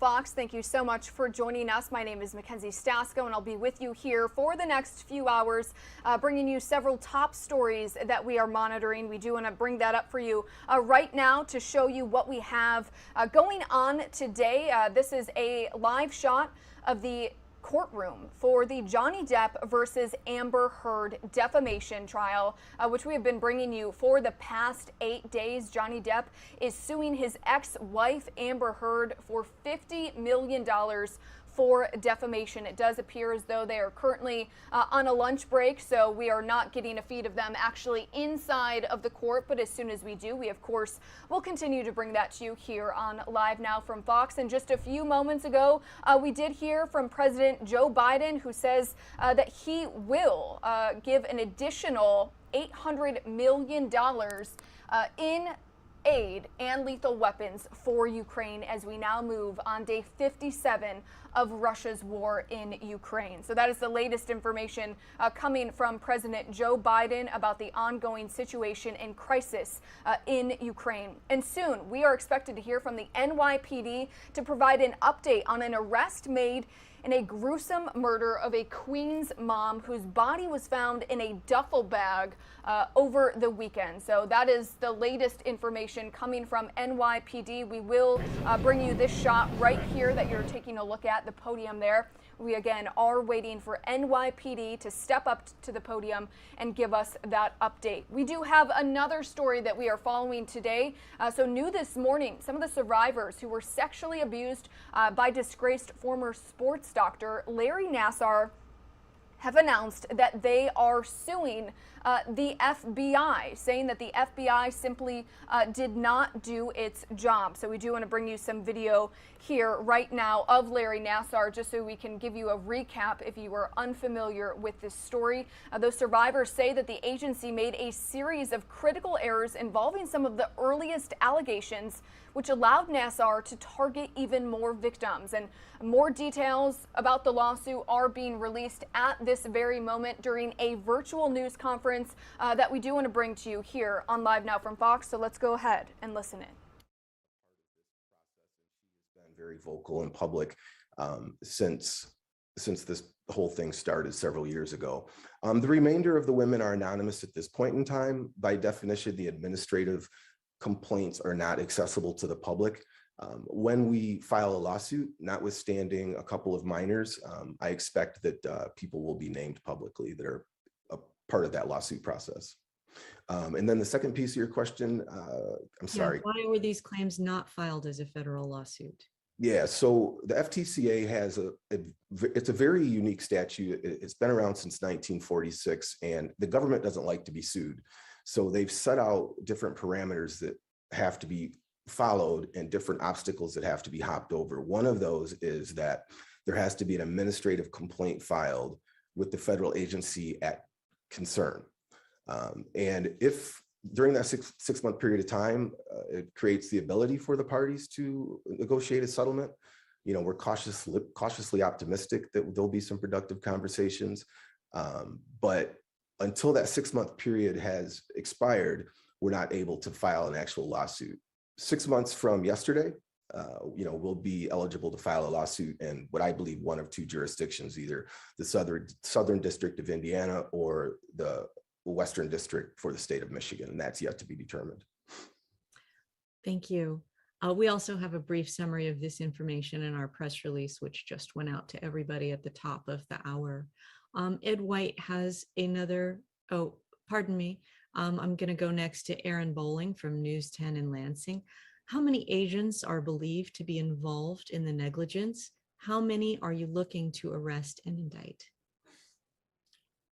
So I'm not looking to arrest anyone, but I am asking that Mr. Garland and his agency take a look at all of the agents that were involved in this process. I don't think anybody should be left out of the inquiry. As far as how many, you know, I think at this point in time, we don't know. I mean, the Senate conducted a relatively thorough hearing where we heard from multiple parties that led to an investigation by the Office of the Attorney General. And we have a very good record that suggests that, you know, at least one, if not two people made false claims during the course of this investigation. And if during the course of discovery, which we'll have access to, Nicole Johnson, other people were involved, you know, then they should also be held accountable. But at this point in time, I believe that it's an ongoing investigation. I think this was echoed by Attorney General Garland when he asked that prosecution be reviewed again just a couple weeks ago. Okay, Ed White has another question. Will more people make claims You said more than 100 women were assaulted after July of 2015. I do expect there to be more claims. I have been talking on and off with a colleague. I'll let him speak for himself as to who he is, but I know that he's been working diligently, procuring claims for his clients.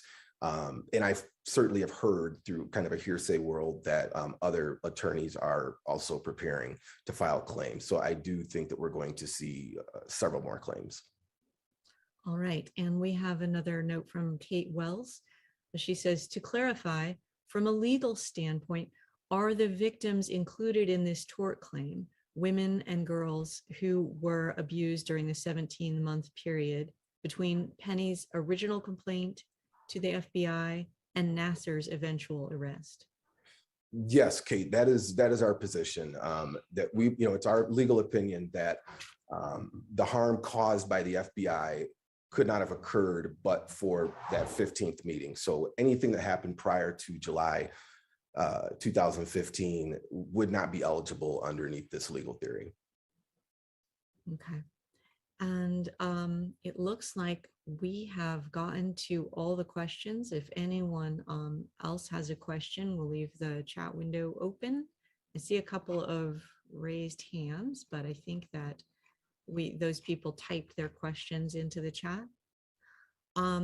We will soon make this a recording of this webinar available. All right, everybody, you are listening in to a live press conference from the attorneys for several sexual abuse survivors from the Larry Nassar case, a disgraced coach for several gymnasts that, again, was found guilty and convicted of sexually abusing dozens and dozens of those gymnasts. So again, some of those survivors announcing today that they will sue the FBI, saying that the agency made a series of critical errors involving some of the earliest allegations, allowing Nassar to target even more victims. We do want to take you to another story that we are tracking here on Live Now from Fox, coming in from NYPD, where NYPD has made an arrest in a gruesome murder of a Queens woman who was found dead in a duffel bag over the weekend. Let's go ahead and listen in. Queens, New York is being charged with murder in the second degree, criminal tampering in the first degree, and criminal possession of a weapon in the fourth degree in relation to the death of Orsolya Gaal, female, 51 years old. This investigation is still preliminary. There is a lot of work left to do, but this is what I can tell you. On Friday night, April 15th, Miss Gaal attends a show at Lincoln Center. She takes the train back to her neighborhood in Forest Hills. At 11:20 p.m., she stops in a local establishment for a short while before returning home. We believe she returns home at 12:20 a.m. We also believe Mr. Bonella arrives at her residence between 12:30 and 12:40 a.m. Mr. Bonella is a handyman who was employed by Mrs. Gaal. They have been having an intimate affair for approximately 2 years. He is either let in voluntarily or he uses a key he has knowledge about hidden in the barbecue. A heated argument ensues between the two in the basement. A knife is brandished. A violent struggle ensues, resulting in our victim being stabbed ruthlessly and brutally in excess of 55 times, causing her demise. Recovered at that crime scene is a knife which we believe was used. Mr. Bonella then retrieved a hockey bag belonging to Miss Gaal's son, placed her in the bag, and as video showed, was seen rolling the body down the sidewalks, leaving a bloody trail through the streets of Forest Hills. At 7:50 a.m. Saturday, April 16th, that duffel bag was recovered at Metropolitan Avenue and the Jackie Robinson Parkway by a member of the public. We believe that after disposing of the body, Mr. Bonella fled through Forest Park, where investigators discovered the jacket believed to be worn by him during this vicious crime. Detectives also developed leads which led them to a location where boots, a t-shirt, and bloody bandages were discovered. Investigation also revealed that on Saturday, Mr. Bonella received treatment for wounds to both hands at an area hospital. As I said before, this case is still ongoing. We are still awaiting forensics evidence and are canvassing for more victim video as we speak. But detectives, through interviews, videos, and the public's help, and specifically the Queens DA, Melinda Katz, and her staff, who have been with us every step of the way, were able to quickly take this killer off the street. I just want to assure the public, and especially the residents of Forest Hills, that there are no outstanding suspects at this time. With that, I'd like to take any questions. Talk about the system's background. Has he been arrested before in the system for anything domestic? At this time, he has no arrests that we know of. Juliet, hold on, ma'am. Ma'am, hold on. Juliet. Could you talk a little more about the nature of the relationship? Was this something that wasn't, was she rejecting him? Why were they getting into the argument at all? This is Lieutenant Timmy Thompson from the Queens North Homicide Squad. Good afternoon, everybody. We believe the relationship that Mr. Bonella had with our victim was an intimate type relationship, and this stemmed to be a domestic type dispute that they were having. Over their intimate relationship, they started to get into just regular domestic issues that seemed to occur between them. Was he living at that house at any point in time, living in the basement? At this time, not that we know of. And also, do you happen to know, was this ongoing work that he was doing at the house? Was he there? Like, how often was he there? He has been doing work at that residence for approximately 2 years on and off. John. Chief, did he confess? And did he say why he did it? Did he give a motive away? Well, I mean, he made incriminating statements. We're not going to go into what he talked about. This is still under investigation. But we, working with the Queens District Attorney's Office, we have enough to arrest him and charge him with the murder. Chief, were they breaking up? And what about the son upstairs? Was he alerted to this? Is that why he fled quickly with the duffel bag? First question first. I'm sorry, you said, were they breaking up? They had been off and on, and they had broken up prior, but had reunited early in the month of April, and their relationship was considered at an end. By her? We don't have her statement, ma'am. Can you talk a bit about the alleged text messages that came to her husband who was out of town? Did he indeed get a message, and was it threatening in nature? A message was sent from the victim's cell phone to the husband. That message was, as previously reported, that there had been a crime in the past that was now that same person from the crime in the past was back again. We believe that to be completely false, as far as there was nothing to do with any crime in the past in this case. We have it from in the confession that he sent that message, and he has no burglary in the past. I'm sorry, that the family, the rest of your family is in danger. That was the nature of the message. Do you understand that the rest of the family was in danger? That is the nature of the message. All right, back here. We don't believe there was any danger to the family. Any information on why he dragged the body out in duffel bags with the trailer floor, like in such a sloppy manner? Talk about that at all? Was it because the son was upstairs with the uniform? We believe he just didn't want it to be found by the family. Right away? The knife. Did he bring the knife to the house, or was the knife in the home? The knife is consistent with knives that are in the home. Tony? Detective Thompson, the relationship, there's a report that it may have started while she went on an overseas trip and met the defendant overseas. Is there any truth to that? No. So at this time, we don't believe that to be true. Antoine? Chief, or maybe Ms. Julie, do we know if the husband was aware of the relationship, if it's 2 years or more, between his wife and your suspect? We're not. We're not going to. Mark? was the handyman? Did the husband know the handyman? What is he known to the family? Yes, he was. Right here. Hi, so I just wanted to clarify one thing you said. You said they were on and off, but they had reunited in April, but now it was at an end. So are we saying that they had broken up or that they were together? As we stated earlier, on and off, and he came back this evening to speak about the relationship again. Rocco? Chief, the duffel bag in question, does he go into the son's room to get it? At any point, is the son woken up or aware of what's going on? The duffel bag was not kept in the son's room. So, and the son slept throughout? This is not an instance where the son interrupted what was going on? The son did not interrupt what was going on. All right, guys, we're gonna take two more. Ricardo? When did the suspect arrive in this country and where is he from? He is a I can speak to that. Mexican.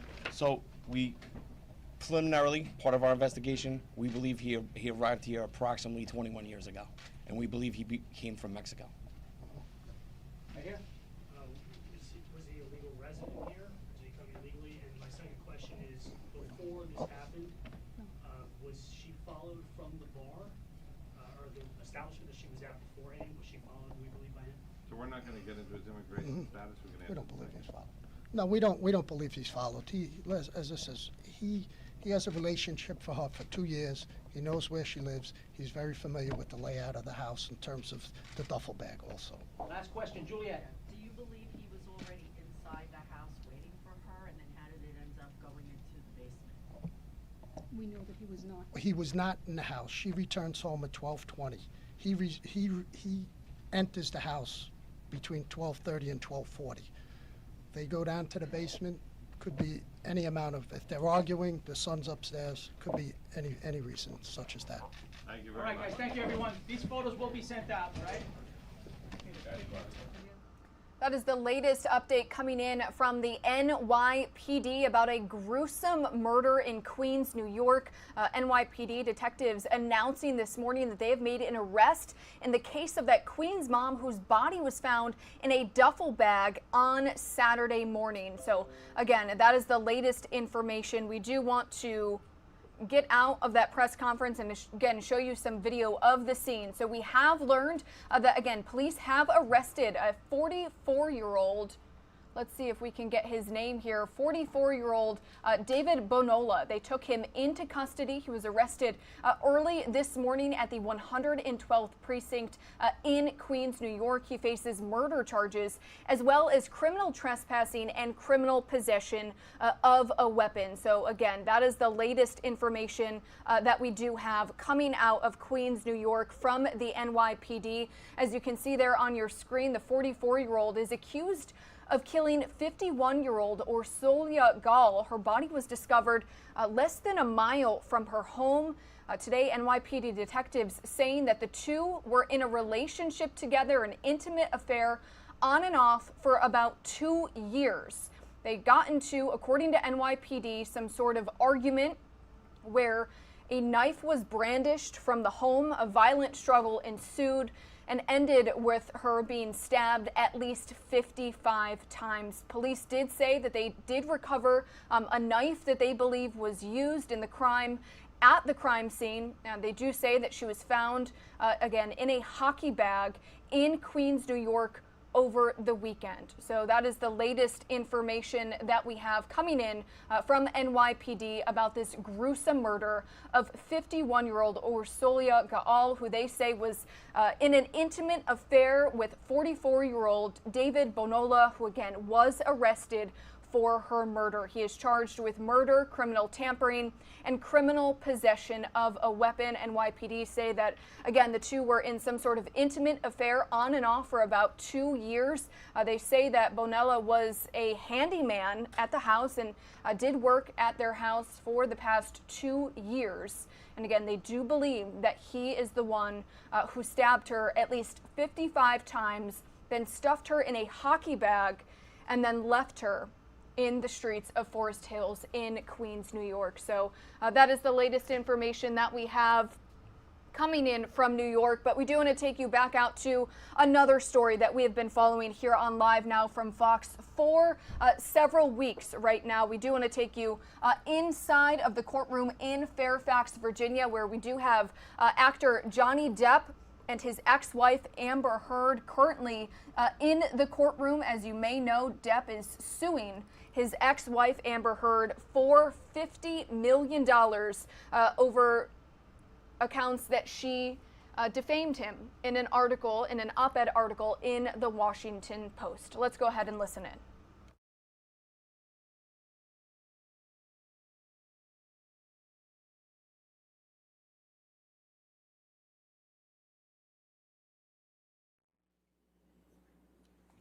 No objection with the proper redactions. Thank you. All right, 182 in evidence with redactions.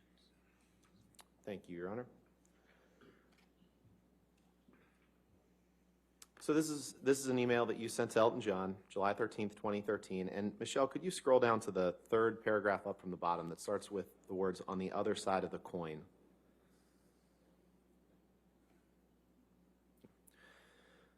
And in that paragraph, you write, "On the other side of the coin, my kids have fallen head over heels in deep love with Amber, my girl. And that pressure off my shoulders is fucking gone.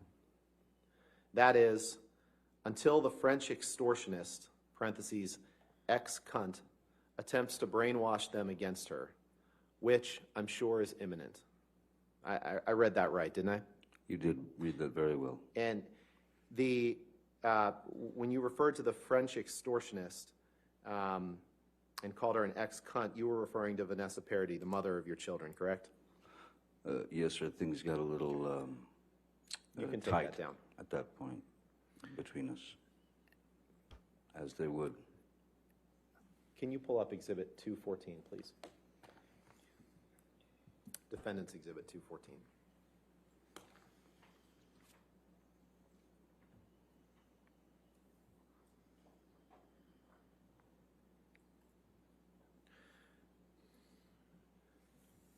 Mr. Depp, portions of this, we've already seen portions of this exhibit. What I'm going to ask you about are the top 3 messages. These are messages to and from your daughter, Lily Rose, I believe, on February 4th, 2014, correct? We object, Your Honor. These are communications. We object to the admission of any communications from his daughter. What's the legal objection? Hearsay. All right. First of all, I was just asking him if that was what it was, but may we approach? Okay.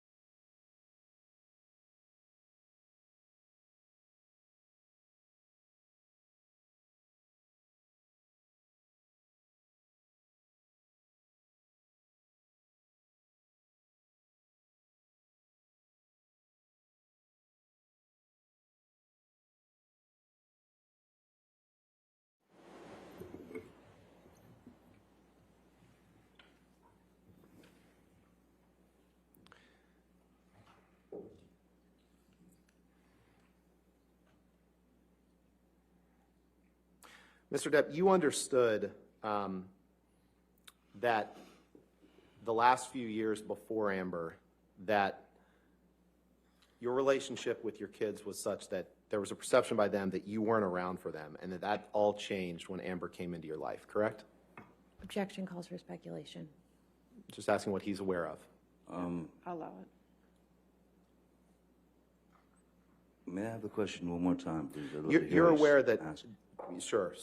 You're aware that the last few years before you started dating Amber, that there was a perception by your kids that you weren't around, and that all changed when Amber came into your life.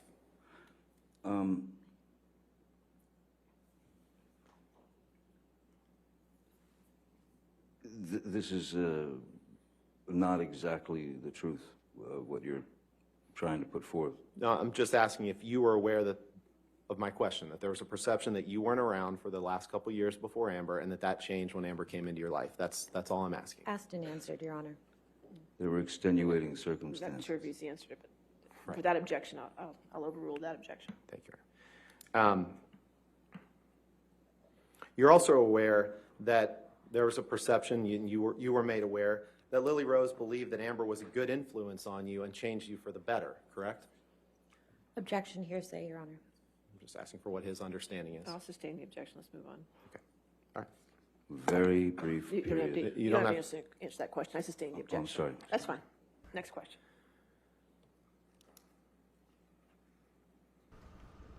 All right, everybody, again, you are taking a live look inside of the courtroom in the Johnny Depp versus Amber Heard defamation trial, where Depp is suing his ex-wife for $50 million. You're taking a look at both of them in the courtroom at this very moment. And we do want to warn you, though, that some of what you are listening to does have some graphic language.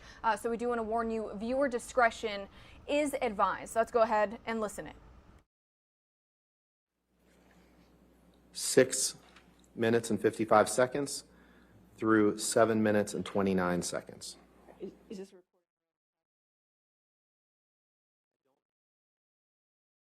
recording? I don't believe so, but I'm not 100% sure if this has been 8:39. the defendant's 8:39. Is there any objection to that audio recording? I don't believe, assuming this is an audio recording between Mr. Depp and Ms. Heard, then we have no objection. All right. Okay. Thank you, Your Honor. And so no objection to it being entered in evidence, correct? That's correct. And it's full content, but we're just playing a portion of it, is that That's correct? exactly Okay. right. All right, Yep. 8:39 in evidence then. Okay, thank you. And permission to play the clip mentioned to the jury? Okay, I assume there's no objection since it's in. That's fine, go ahead. By pounding on the door and waking up every 15 minutes and then falling asleep next to the door so I could hear you snoring. In case if you vomited, I could call EMS if you ever stop snoring. Because if I thought you would choke on your own vomit, which is very likely with you. Really? Yes, very I likely. vomit a lot. Yes. What? Yes, you do vomit a lot. In your sleep, even more. Really? Oh, it's news to you? Then this is affecting you a lot more than I thought it was. That'll be used.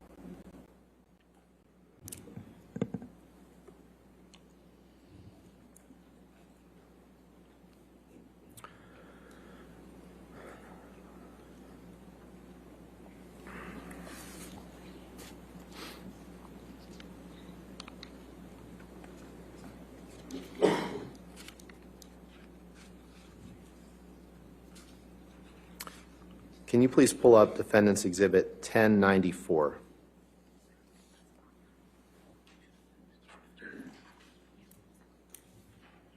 Your Honor, may we approach briefly?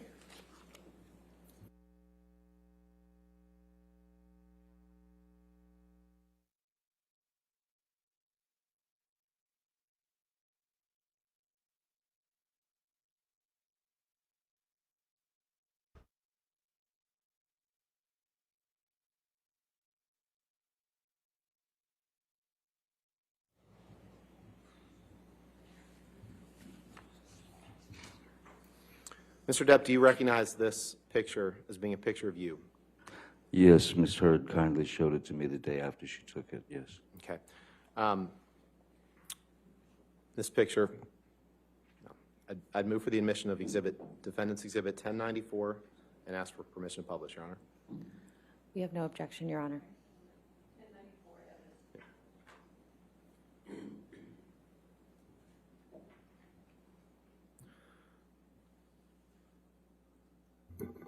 This is a picture of you on a black leather couch, passed out, correct?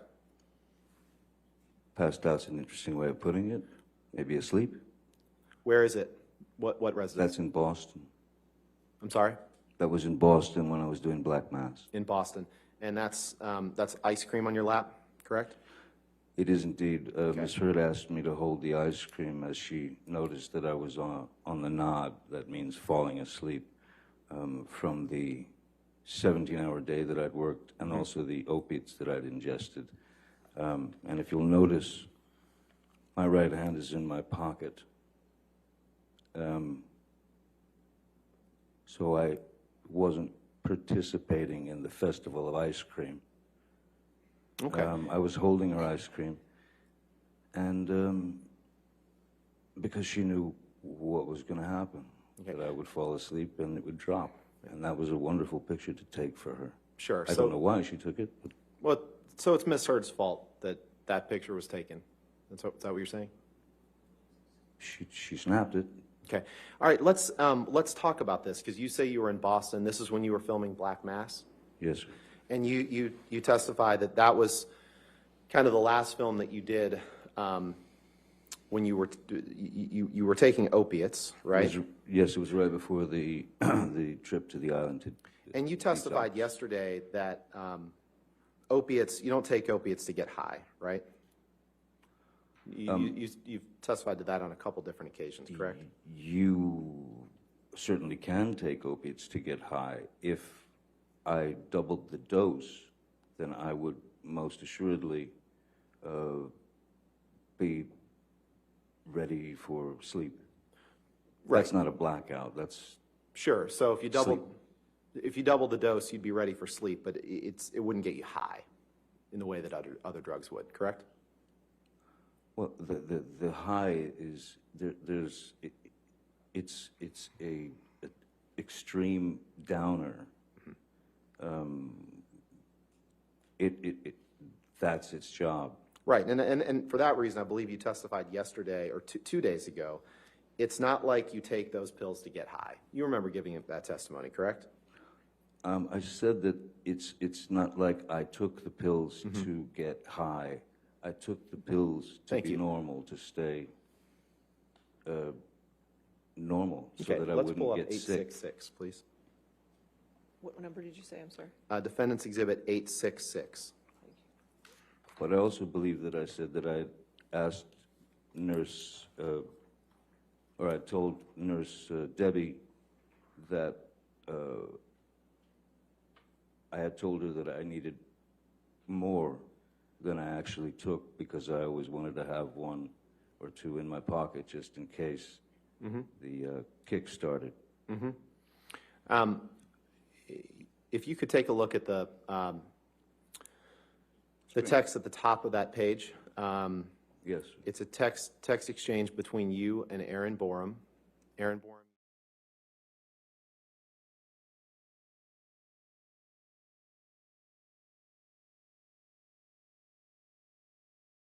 In September 2016, correct? Sorry, I'm looking for the. Oh yes, yes. Which one are we looking at here? The top 3. And in the first, she tells you that she's watching Black Mass for the third time, right? Yes, so August 30th, yes. Yep. And, Your Honor, I'd move for, I'd like to admit this Exhibit 866 and permission to publish, please. And particularly, I'm talking about the top 3 texts. The top, so redacting the other text, just the top 3 texts and the identifying Yes, Your information. Yes, Your Honor. Your Honor, we have no objection, but we would ask that the 4th text message be included as well as So the top context. 4 text Sure. messages. And obviously, the phone number is redacted as well. Of course. Let's get that up and see what that looks like.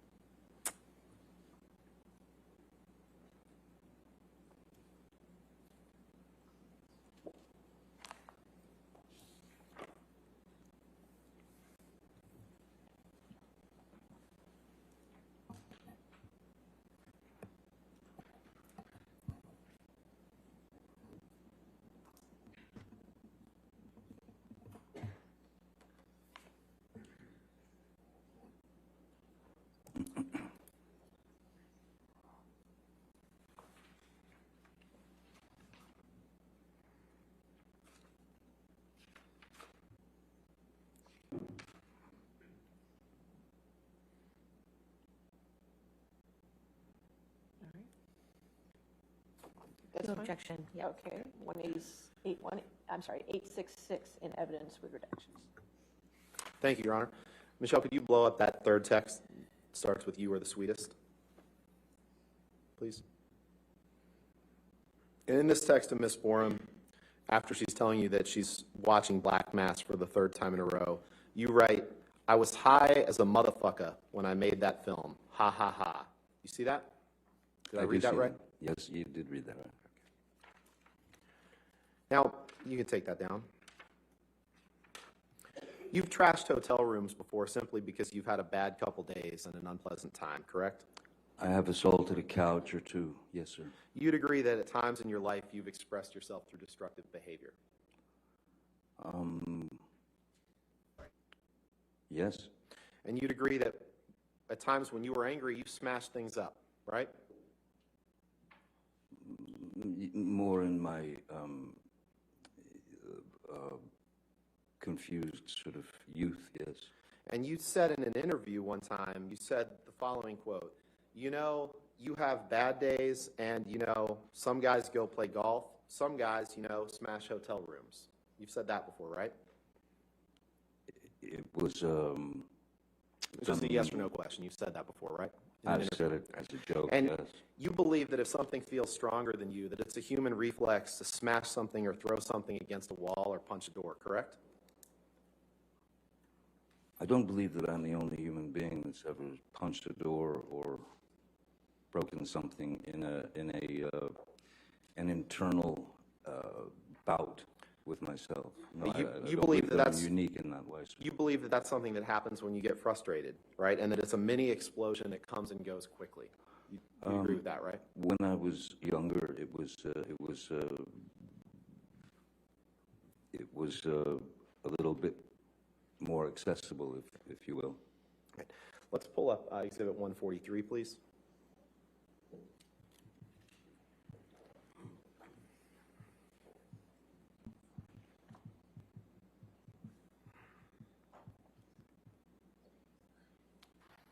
Can you scroll down?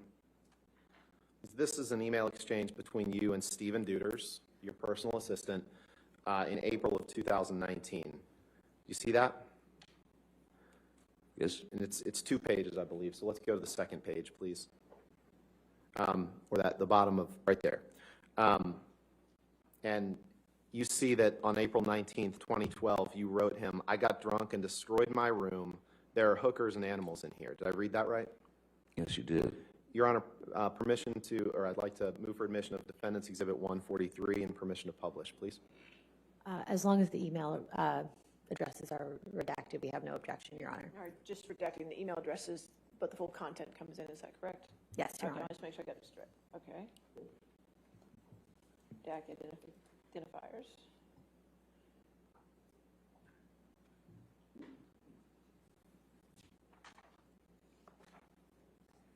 All right. Is it you agreeable with that? Let's make sure that is that the only email address?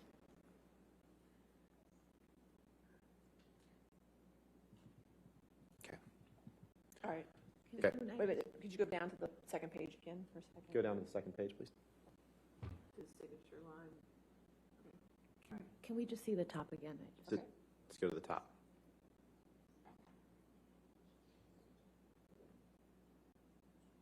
The top of the first page. The top of the please. first page, thanks. Okay. In Thank fact, you. is it- No objection? Okay. Do you mind if I read this, or are you going to read this?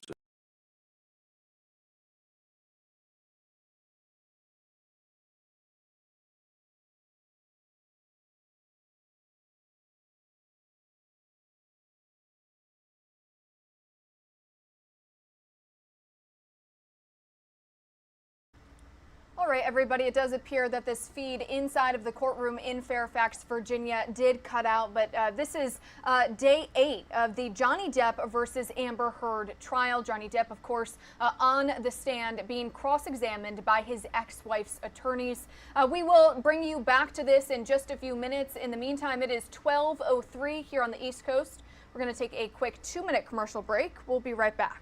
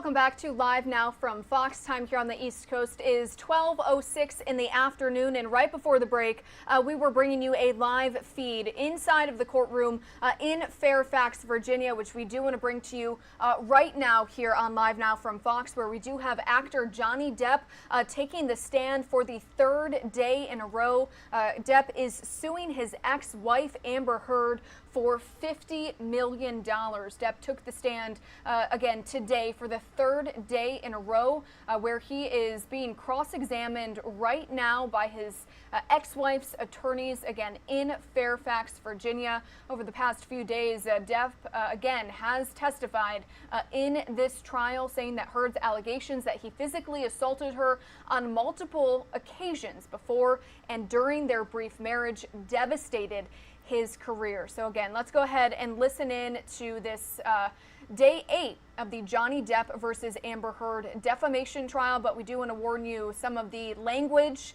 and texts and emails that the attorneys are reading inside of the courtroom are graphic, so viewer discretion is advised.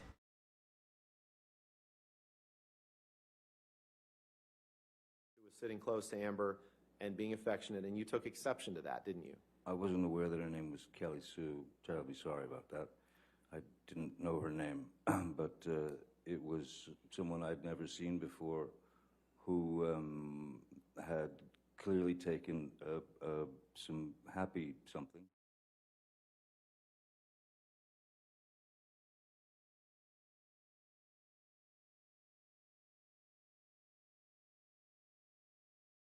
Kelly Sue and told her that Amber was your girl, right? That's not correct. That's not correct? No, sir. Not in the way that you're saying it.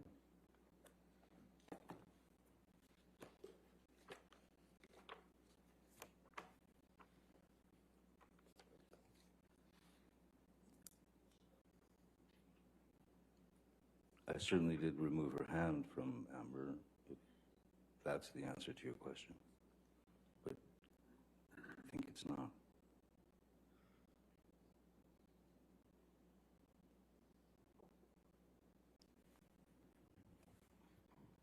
Well, Mr. Depp, it's not a matter of how I said it, it's a matter of how you've said it. So let's take a look at page 239 of the UK transcript, please. This will be day 2.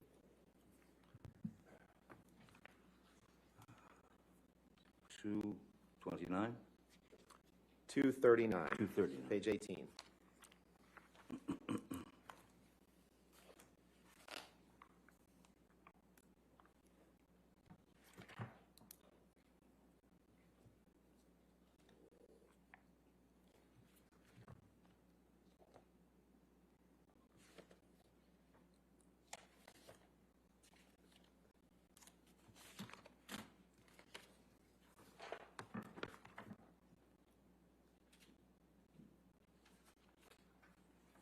Sorry.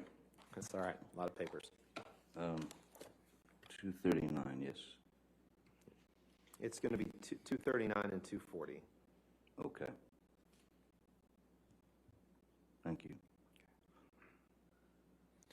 And you see on page 239, line 22, you're being asked a question about the incident we've just been discussing. And you're asked a question. And how did you deal with that uncomfortable situation? Where are you reading from, sir? I'm sorry. Page 239, line 22. 22, okay. Yep. You got it? Yes, I do. All right. Question, and how did you deal with that uncomfortable situation? Answer, I removed Miss Kelly Sue's hand from Miss Heard's body, and I told her, do not do that. That, first of all, that is my girl. Second of all, it is rude and invasive. She was quite glassy-eyed, and she seemed pretty unsure of her surroundings. She seemed very unstable on her feet, and I remember saying to her, if you were going to take this drug, MDMA, you should know if you were able to handle it or not, correct? Did I read that right? That's correct. Okay. And after this incident, you went back into the trailer that you and Miss Heard were sharing, and you had a big argument, right? Yes, there was an argument. And the argument started about Kelly Sue, correct? Amber was unhappy with your reaction to her and what happened, correct? Objection calls for speculation. I'll sustain the objection if you could rephrase. You had an argument with Ms. Heard, and you understood her to be upset with the way that you handled that situation with Kelly Sue, correct? I mean, I recall that that was a part of the argument, but as I had told Ms. Heard, I was sorry if this, I mean, I was protecting Ms. Heard's honor, and I was protecting my girl from someone who was clearly unable to deal with the substances that she'd taken. Right. She was a little forward. And I know that there will be differing accounts of what happened in that trailer over the course of this trial, but you would agree with me, Mr. Depp, that at a minimum, you smashed up a bathroom sconce during that argument, correct? Yes, sir. I punched a bathroom sconce right by the mirror. And apologies if we've already covered this, but this trip was in late May 2013? I don't recall. Okay.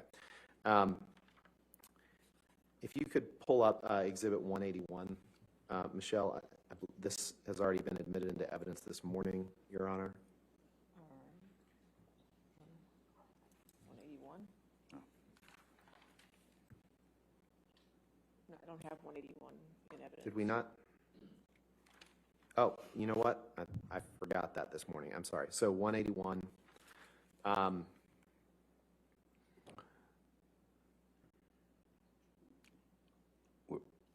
Yep, that's right. Yep, we haven't looked at this one yet this morning. Mr. Depp, I'm going to ask you about the third text down. This is a text exchange from you, a text message from you to Paul Bettany on July 11th, 2013, right? Yes. Okay. And then above that, there's a text message exchange between you and your sister, Christy, on July 10th, 2013. Correct? The text above it, yes. Yeah. Your Honor, I'd move for the admission of Exhibit 181 of just those three texts. No objection, Your Honor, with the proper redaction. All right, we could get those redactions done. Thank you, Your Honor.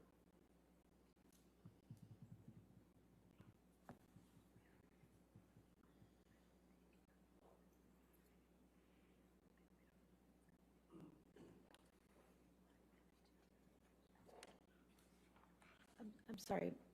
Could you please clarify which text messages are going to be offered? The top three. Top three. Thank you. Yes.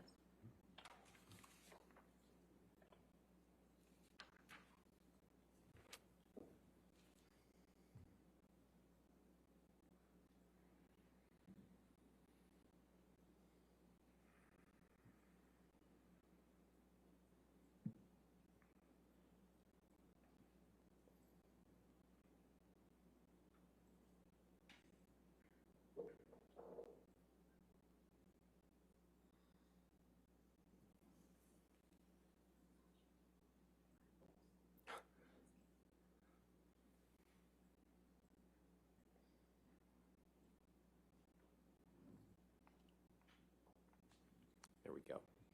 All right, any objection to those redactions?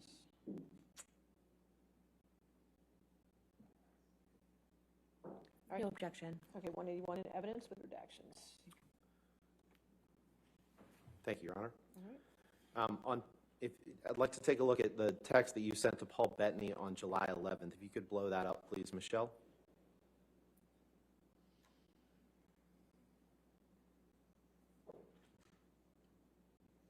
And we just talked about this trip to Hicksville. If you just, yeah, there we go. If you go to the second paragraph, or the kind of the fourth line down, you write to Mr. Bettany, missing you and yours, and await our dangle on the island. You may have to drink for me. I, of course, pounded and displayed ugly colors to Amber on a recent journey. I am an insane person, and not so fair-headed after too much of the drink. Weed, pills, fine, booze.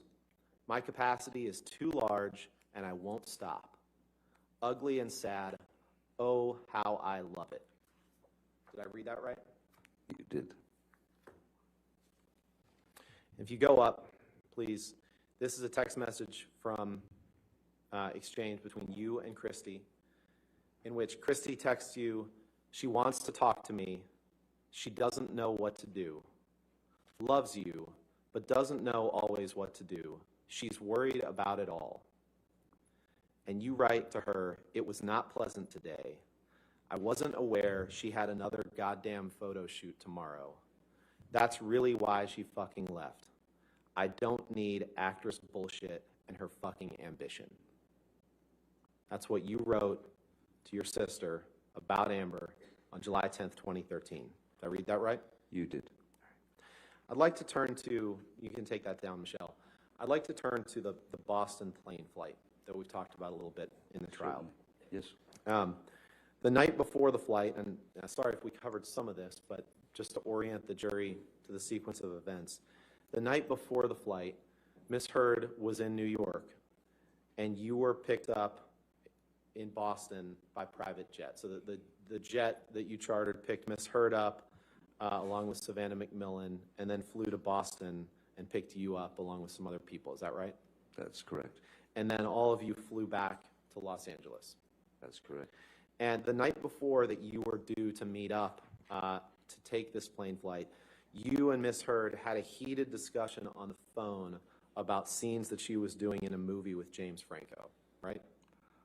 I don't recall what the argument was about. There are many to... Let's go to page 293 of your UK transcript. All right, everybody, you are streaming live now from Fox, little past 12:15 p.m. Eastern time here on the East Coast. And if you are just tuning into our stream, we are live inside of a courtroom in Fairfax County, Virginia, as Johnny Depp is taking the stand for a third day in the defamation trial against his ex-wife, Amber Heard. And it's been a pretty uncomfortable cross-examination from Heard's defense attorney, Ben Rottenberg, throughout the last couple of hours. As of right now, and we do want to let you know viewer discretion is advised. You could hear some profanity, some foul language being read from texts that Johnny Depp allegedly sent to his friend. They've been taking a look back at texts, at photos, talking about when Johnny Depp struggled with opioid addiction a couple of years ago. Also talking about periods of time where he showed very destructive behavior. We just heard him recently ask Johnny Depp about trashing hotel rooms when he was having a bad day, and ways that he described his ex-wife Amber Heard a couple of years ago, even while they were still married. So again, we are live inside of this courtroom, the Johnny Depp versus Amber Heard trial here on Live Now from Fox. We do want to send some of you to a quick 2-minute commercial break. We also do want to let you know that we are monitoring this feed for you here on Live Now from Fox. This is outside of a precinct in Queens, New York. It was breaking news that we just brought to you here on Live Now from Fox. We did have an arrest made in a case of a Queens mom whose body was found in a duffel bag on Saturday morning. This is what we like to call a perp walk. We are going to get the suspect being brought out. He's going to be handcuffed by police, and really media has the opportunity to yell and ask him questions and see if they get any sort of response. So we're also monitoring this feed for you here on Live Now from Fox. It's been a busy morning for you. Some of you are going to see a quick 2-minute commercial break as we officially enter the afternoon hours here on this Thursday, April 21st.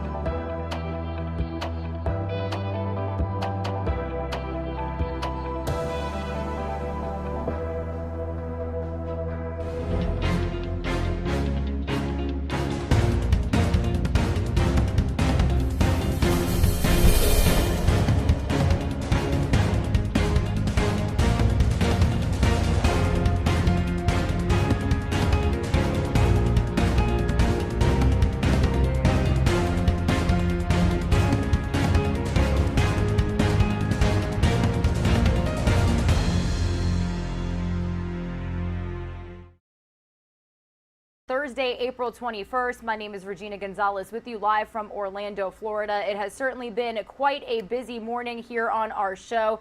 And for most of the last couple of hours, we have been live inside of this courtroom in Fairfax County, Virginia. You could see actor Johnny Depp, Pirates of the Caribbean star, to the left-hand side of your screen. He is currently facing cross-examination on the stand in the defamation trial against his ex-wife Amber Heard. Now, he's suing her for $50 million over a 2018 opinion article that was published claiming that he had abused her.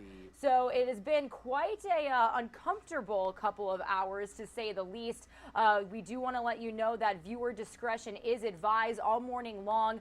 The defense attorney for Amber Heard has been reading text messages between Johnny Depp and friends and other people that he knows in his life. There's been some pretty foul language used that they are trying to paint a picture of him as really vile when talking about ex-wife Amber Heard to certain people, using a lot of, really profanic terms to describe her. So we're going to continue listening in here on Live Now from Fox as Johnny Depp is still on the stand. Live on Unfiltered. Being ill on the plane. Sure. Okay. We'll get to the plane ride in a few minutes. Oh, I thought we just did. Let's turn to Exhibit 236, please.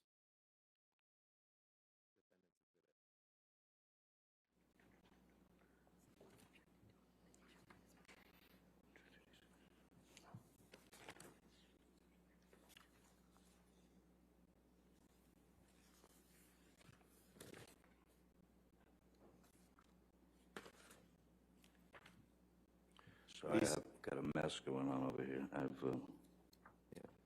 It's on the screen. Oh, and I don't have a mess. So, excuse me. These are text messages that you sent to Amber on May 25th, 2014, the day after that plane flight, correct? Okay. Yes, okay, yes. Your Honor, move for the admission of Exhibit 236 and ask for permission to publish with the identifiers redacted. No objection, Your Honor. All right, if you could just redact those identifiers.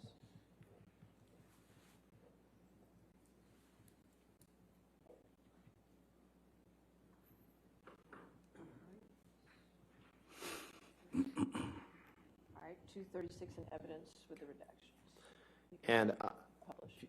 Thank you. Okay.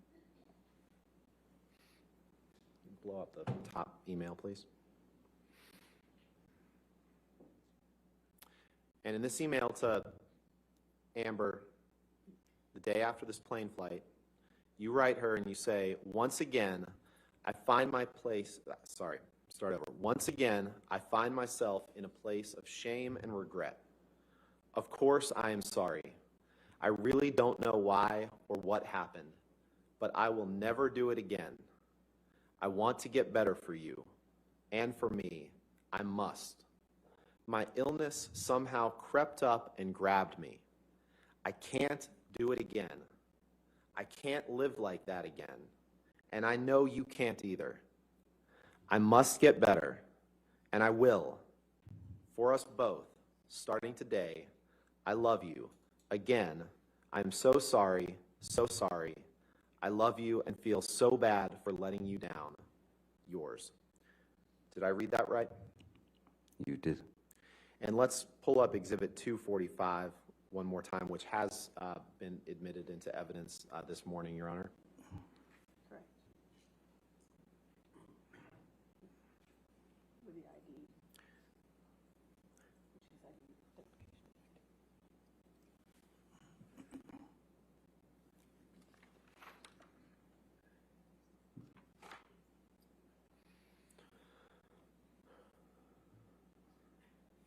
And Mr. Depp, I know that we've seen this before this morning, but your email that I just read to you to Ms. Heard, or your text, was from May 25th, 2014. 5 days later, you text your good friend Paul Bettany, and you tell him that you had drank all night before you picked up Amber to fly to LA. You tell them that you had had no food for days, powders, which is cocaine, right? Powders is cocaine, right? Sure. Yeah.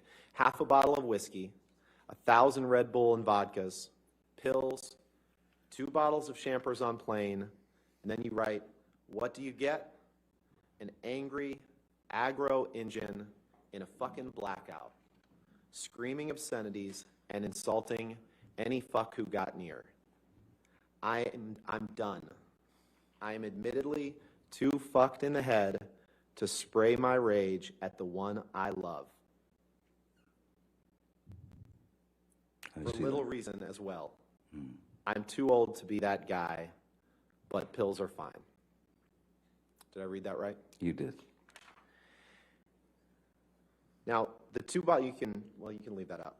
The 2 bottles of champagne on the plane, that was about, when you wrote 2 bottles of champagne on the plane, that was about the plane ride from Boston to LA, correct? Yes, it comes just after 1,000 cans of Red Bull. And at least parts of that plane flight, you were in a blackout, right? There's There's no reason you'd tell Paul Bettany that you were in a blackout if it wasn't true, correct? There are again, when I write something, when I write a text, especially if I'm in a particularly impassioned place, it's a canvas, it's a painting. Right. You And choose I your appreciate colors. that. That wasn't my question, sir. My question was very simple. Okay. Would you agree that at least on parts of that plane flight, you were in a blackout? No, I wouldn't agree that I was in a blackout. Okay, I would let's say look there's at a page difference between 333 of your- blackout and when you're on opiates. Let's look at page 333 of your transcript, please. 333. This is day 2. This is from the UK trial. Yes, we seem to be there a lot.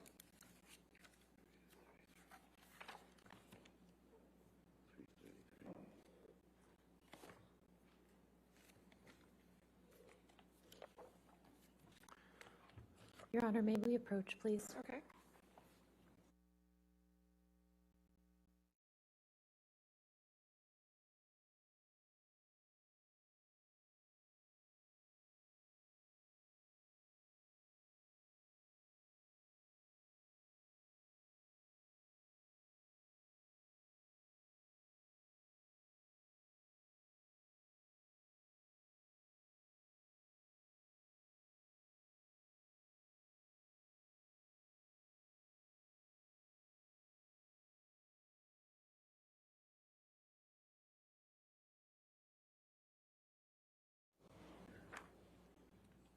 Do you see that page, Mr. Depp? 333, yes, I do. Okay. And you see on line 8, you were asked a question, but parts of that flight are blacked out. Answer, apparently, but yes, apparently that is what I'm saying to Mr. Bettany. Question, yes. Is there any reason why you would say that to Mr. Bettany if it were not true? Answer, probably not. Did I read that right? You did. And you agree that on that flight you were very drunk and that you had taken drugs either before or during the flight, correct? I know that I knew that I was going to have a very ugly, I was going to end up with a very ugly situation with Amber. So Mr. Depp, with respect, trying to respect the court's time and the jury's time, that was not my question. My question was simply, understand. When you would take 5 agree, minutes to look for a you would agree, document. you would agree that on that flight you were very drunk and you had taken drugs either before or during or both. Correct? Objection compound. All right, sustained. You would agree that you were very drunk on that flight, correct? I do not agree that I was very drunk on that flight. And you would agree that you had taken drugs either before or during that flight, correct? I had taken a double dose of the roxycodone, which is different than a blackout. But you don't agree that you were very drunk? I don't recall drinking a whole, you don't need to drink a whole lot when you're on those things. You don't have time. You just testified you weren't drunk on the flight, okay? I don't recall being drunk, no. All right, let's look at page 335 of your UK testimony. Okay, Mr. Rottenborn. Where would you like to start? Line 11, please.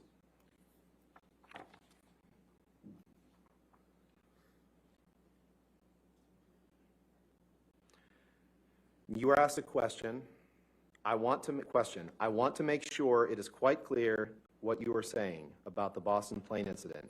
You were very drunk. You had taken drugs either before or during or both. Do you agree with that? Answer, sure. For the purposes of getting through this, let's say yes. Everything you have said, I agree. Did I read that right? You did. I was caving in from... My question was simply, did I read that correctly, Mr. Depp? I understand. Now, can we pull up Exhibit 243, please? Actually, you know what? Let's go to Exhibit 221. Your Honor, this is a recording, and I'd be happy to read. We're going to play three excerpts from it. Okay, and there's no objection to the entire audio recording coming in, is that correct? Can we approach? I would just like to know what it is first. Okay. Sure.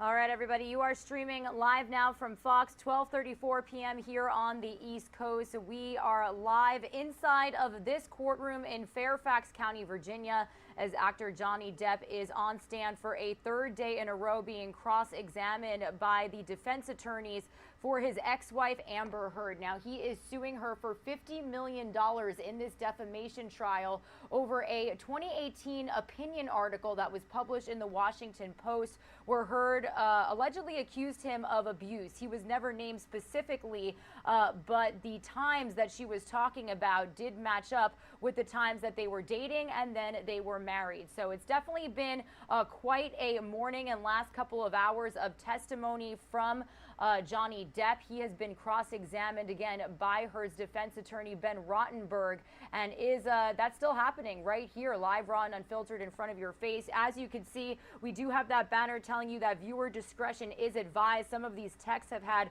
a really foul language in them, so we just wanted to err you on the side of caution that as we continue to stream this trial, that there could be some foul language involved as Johnny Depp again is taking the stands. Some top moments from this morning, they were taking a look back at photos and asking Depp about the time where he did struggle with addiction with opioids, also asking him about periods of time where he showed very destructive behavior. At one point this morning, Depp also admitted on the stand that he texted a friend about drowning and burning his then girlfriend Amber Heard. Texts were also read by Heard's lawyer where he used foul language to describe his ex-wife while they were still married. So again, as you could see, Heard sitting there next to her attorneys on the right-hand side of your screen. Some of you are going to see a quick 2-minute commercial break, but as promised, I do want to let you know that we were monitoring this feed out of New York City, and we did just get some feeds coming in of what we like to call a perp walk involving a murder, such a gruesome murder that happened in Queens, New York. So this is just moments ago here. This is the suspect that was arrested in what is being called the duffel bag murder out there in Queens. So if you're just getting up to speed with this breaking news here. There was an arrest this morning, again, of a case where a Queens mom, her body was found in a duffel bag on Saturday morning. You're watching David Bonola get escorted into a police car. He is a family-employed handyman that she had an intimate affair with for about 2 years. He was arrested. He's being charged with murder, criminal tampering, and criminal possession of a weapon. A security camera actually captured what appeared to be a person dragging the large bag that she was allegedly found in inside after the killing. So again, we did get a press conference from the NYPD just about an hour ago here on Live Now from Fox. And if we do get some downtime in the Johnny Depp trial, we will be sure to bring that press conference to you here once again on Live Now from Fox. Some of you are going to see that quick 2-minute commercial break. We'll be right back.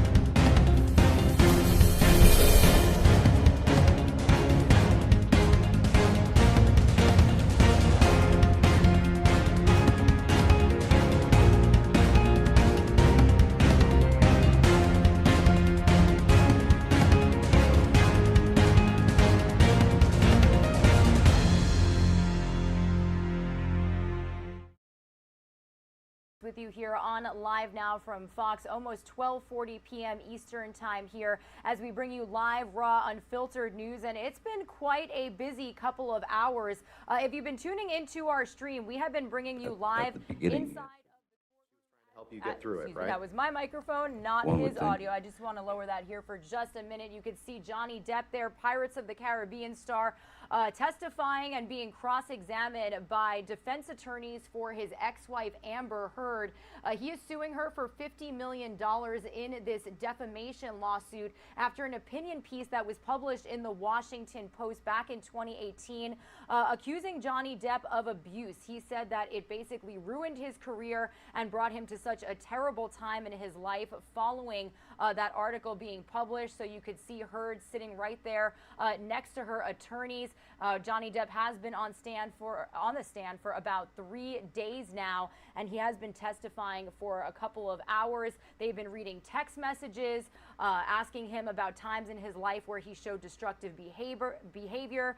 Also reading text messages where he was allegedly describing his wife Amber Heard using very foul language. So again, viewer discretion is advised. There's been quite some profanity here within the last couple of hours, but this is who we are and what we do when we get major trials happening like this, especially where cameras are allowed inside of the courtroom. We like to bring it to you raw and unfiltered and almost in its entirety. We've been bouncing in and out here as we bring you other top stories here on Live Now from Fox, and that's kind of what I just want to give you a really quick run through of right now. So we've also been monitoring this breaking news out of New York City. This is not live. This was actually just moments ago as there has been an arrest in the case of a Queens mom whose body was found in a duffel bag on Saturday morning. This is a story that we've been following since the very beginning. This is David Bonola here getting into that police car escorted by the NYPD. He was a family-employed handyman that the woman who was murdered was allegedly having an intimate affair with for about 2 years. He was arrested today and is being charged with murder, criminal tampering, and criminal possession of a weapon. Now, who was murdered? Well, we're talking about this woman right here, 51-year-old Orsolia Gaal. Her body was discovered less than a mile from her home in Forest Hills by a person who was walking their dog. She had been stabbed more than 50 times. So again, we did get a press conference from the NYPD just about an hour ago. So we'll bring that to you here on Live Now from Fox if we do get downtime in this trial here. We also did get some news from President Biden this morning announcing an additional $800 million in Ukraine aid as the war has officially entered its 8th week. This really is going towards weaponry to provide support for the Ukrainian military. We also had some major takeaways from that press conference as well. We do know that he announced a humanitarian parole program for Ukrainian refugees entering the United States, calling it Unite Ukraine. And also a major development, they're continuing to advance pressure on Russian President Vladimir Putin, and Biden announced that they are banning Russian-affiliated ships from entering U.S. ports. So those are really the main stories that we are following here this morning. But of course, we are going to bring you all other breaking news, live events, and developments here throughout the day. We do know that related to Ukraine, we are expecting an update from the State Department from spokesperson Ned Price here in about 15 minutes. It's slated to begin at 1 p.m. Eastern time. But in the meantime, we are going to head back out to this courtroom in Fairfax County, Virginia. Pirates of the Caribbean actor Johnny Depp on stand for a 3rd day in a row being cross-examined by his ex-wife's defense lawyers. Let's listen in live on Unfiltered. It's certainly been a very juicy one this morning. That's correct. Okay. Your Honor, I'd move for the admission of just this page of this exhibit with just that text and the identifiers redacted.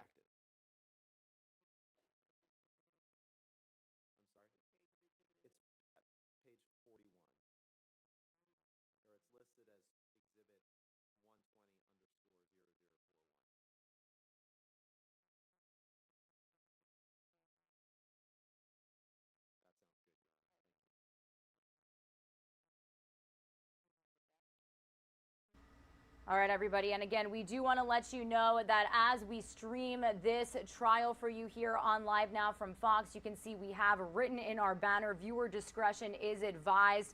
For the last couple of hours, the defense attorneys have really been laying into actor Johnny Depp, bringing up photos, reading texts, painting him as a person that was really showing destructive behavior throughout the years that he dated and was married to ex-wife Amber Heard. So there has been quite a bit of foul language and some photos of the actor here portrayed in this trial as he takes the stand for a 3rd day being cross-examined. So again, we do want to let you know you might hear some cursing, you might hear some profanity. Viewer discretion is advised.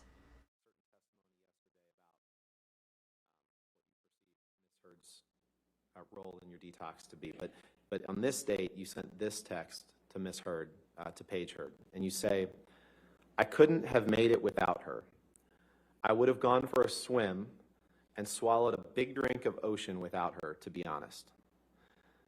It was a hell of my own doing, and your little girl walked through with me step by step. I know you're already proud of her, but if you'd have seen her in action, amazing. It was an exercise of monumental patience and instinct. I wouldn't be alive, sweetheart. There were more than a few times when I thought it would be more simple to take that route. It was Amber and Amber only that got me through this, and it was not easy. Thank you for her first. And thank you and that sweet fucker David for all of your words of support. I'm through the other side now, I think. I hope. All this boy's love, your son Outlaw." Did I read that right? You did, sir. You can take that down. Thank you.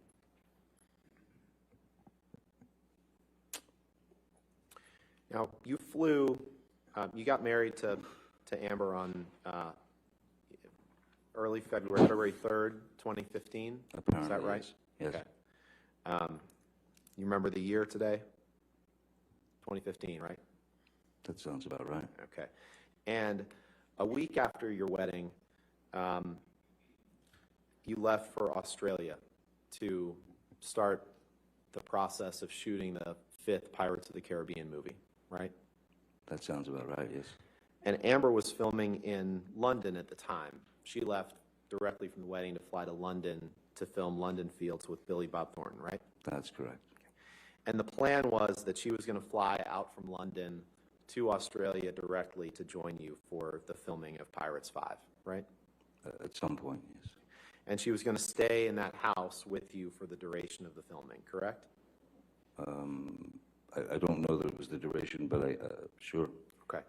And you testified on Tuesday, I guess, that when you went there in February of 2015, you'd been off of alcohol for 18 months. You testified to that. Remember giving that testimony? Yes.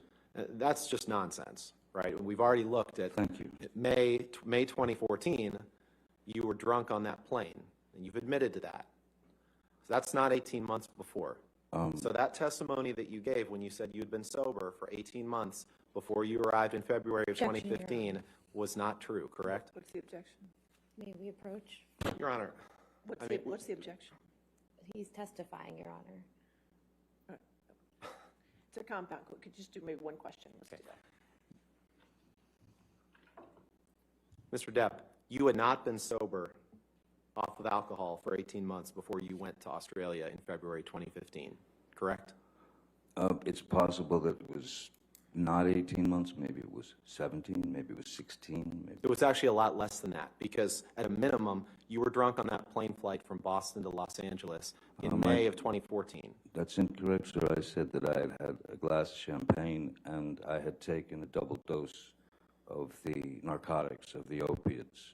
That's a very different thing from being drunk. Okay, and a very different thing from what you texted Paul Bettany, correct? Again. Okay, so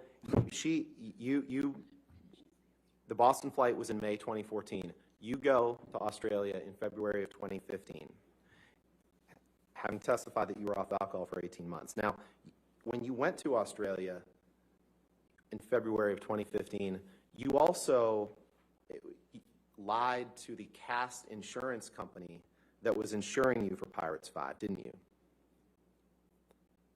After she cut my finger off? No, well, that's your account of it, sir. Before you went to Australia, let's do it this way. Let's pull up Exhibit 500, please. 500? 500, Defense Exhibit 500. Defense Exhibit 500. Yes, I'd like to see who I lied to.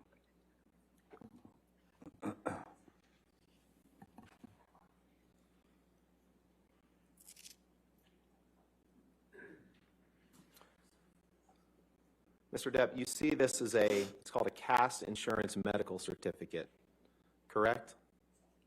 Yes, I see that, yes. Okay. And it's dated, this is in, I believe it's in not the way we do dates in the U.S., because you can see on the lower left column, examinee's start date of filming 16/2/2015. So that means February 16th, 2015, correct? Correct. Your And Honor, the date of the exam. before we go any further, we'd ask to be able to see this entire document. I'm just asking about the top of it. I'm happy if we want. There's specific parts I'm going to ask about, but if they want to scroll through it, that's fine. It's unclear whether Mr. Depp has ever even seen this, so we just appreciate the courtesy of being able to see the entire document. That's fine, Your Honor. I mean, I'm going to direct them to certain parts of it, but that's fine if they want to. I'm just trying to move things along here. I understand.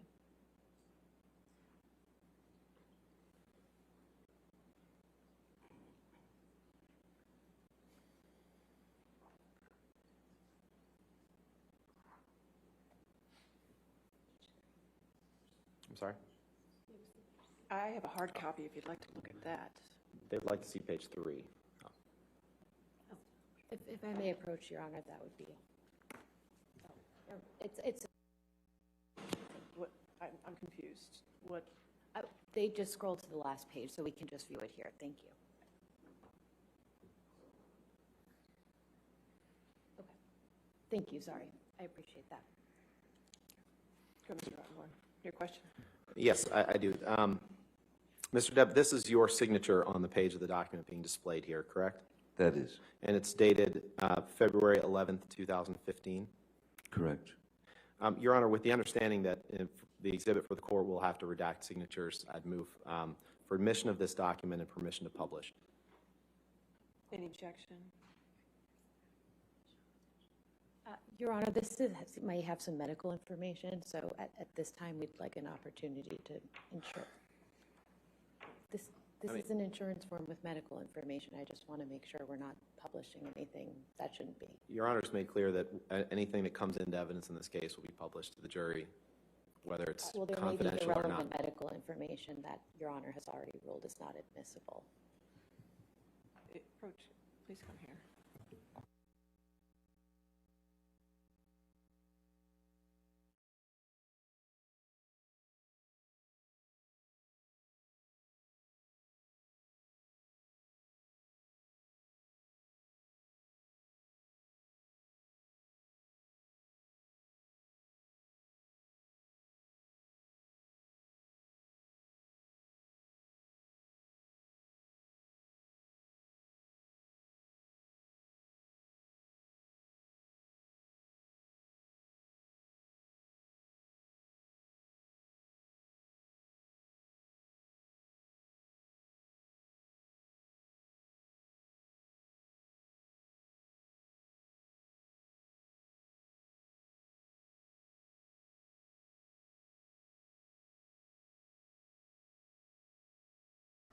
All right, everybody, you're streaming live now from Fox. We are approaching the top of the 1 p.m. Eastern time mark. If you're just tuning into our stream, we are live inside of this courtroom in Fairfax County, Virginia, where Pirates of the Caribbean actor Johnny Depp is taking the stand for the third day in a row in his defamation lawsuit against his ex-wife Amber Heard, suing her for $50 million after she published an opinion piece in the Washington Post back in 2018, allegedly accusing him of abuse. She is also countersuing him.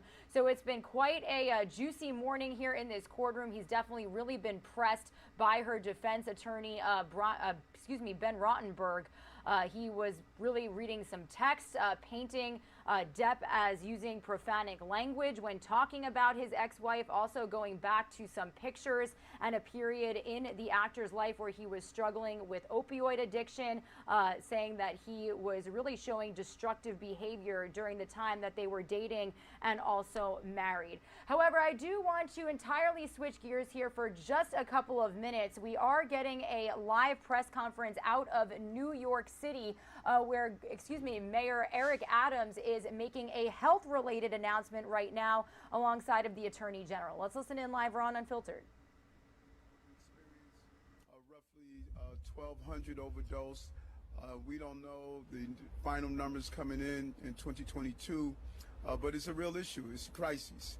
As the borough president, we had Narcan training to assist people who loved ones, family members, law enforcement officers who arrived at a scene where there was an overdose in place. We handed out of Narcan and did the training throughout the entire borough. Many of our boroughs are ground zero for this issue, Staten Island, Brooklyn, and others. And so this is so important to complement what volunteers and people are doing on the ground. The Attorney General going after those who fed the overdose crisis. For far too long, they threw a rock, hit their hands, and no one realized that they were the feeder of the crisis. Several of my friends, one I could think of who had knee surgery, 3 years later, he was still taking painkillers. Think about that. And you're almost hooked on drugs. We focus on those who wear blue jeans on our street corners and steal crack cocaine, but it's time to look at the three-piece suit pharmaceutical industries of those who are the distributors of drugs in a legal way into households, giving children prescriptions, overprescribing, and the Attorney General zeroed in on that and just did her job and brought the money that's needed to complement the services that we need to really push back on this overdose crisis. And so all of my colleagues here in government, we want to just truly say to the Attorney General, thank you, promise made, promise kept, and we are promised and committed to saving lives. Thank you. And now we'll hear from Commissioner Vachon. Commissioner Vachon has dedicated his career to supporting and treating our most vulnerable communities. He has worked to address this crisis, understanding that we need to provide robust and multifaceted services for young people dealing with addiction, and that is exactly what these funds will be used for. Commissioner?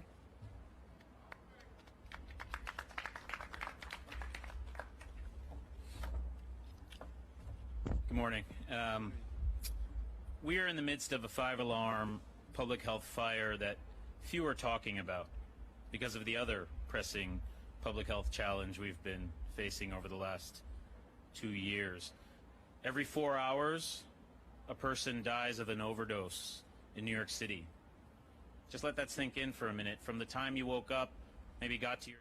All right, everybody, you are streaming live now from Fox. A live update coming out of New York City as Mayor Eric Adams and Attorney General Letitia James announce a plan to combat the overdose crisis in New York City. This is who we are and what we do, bringing you live, raw, unfiltered updates from cities across the nation.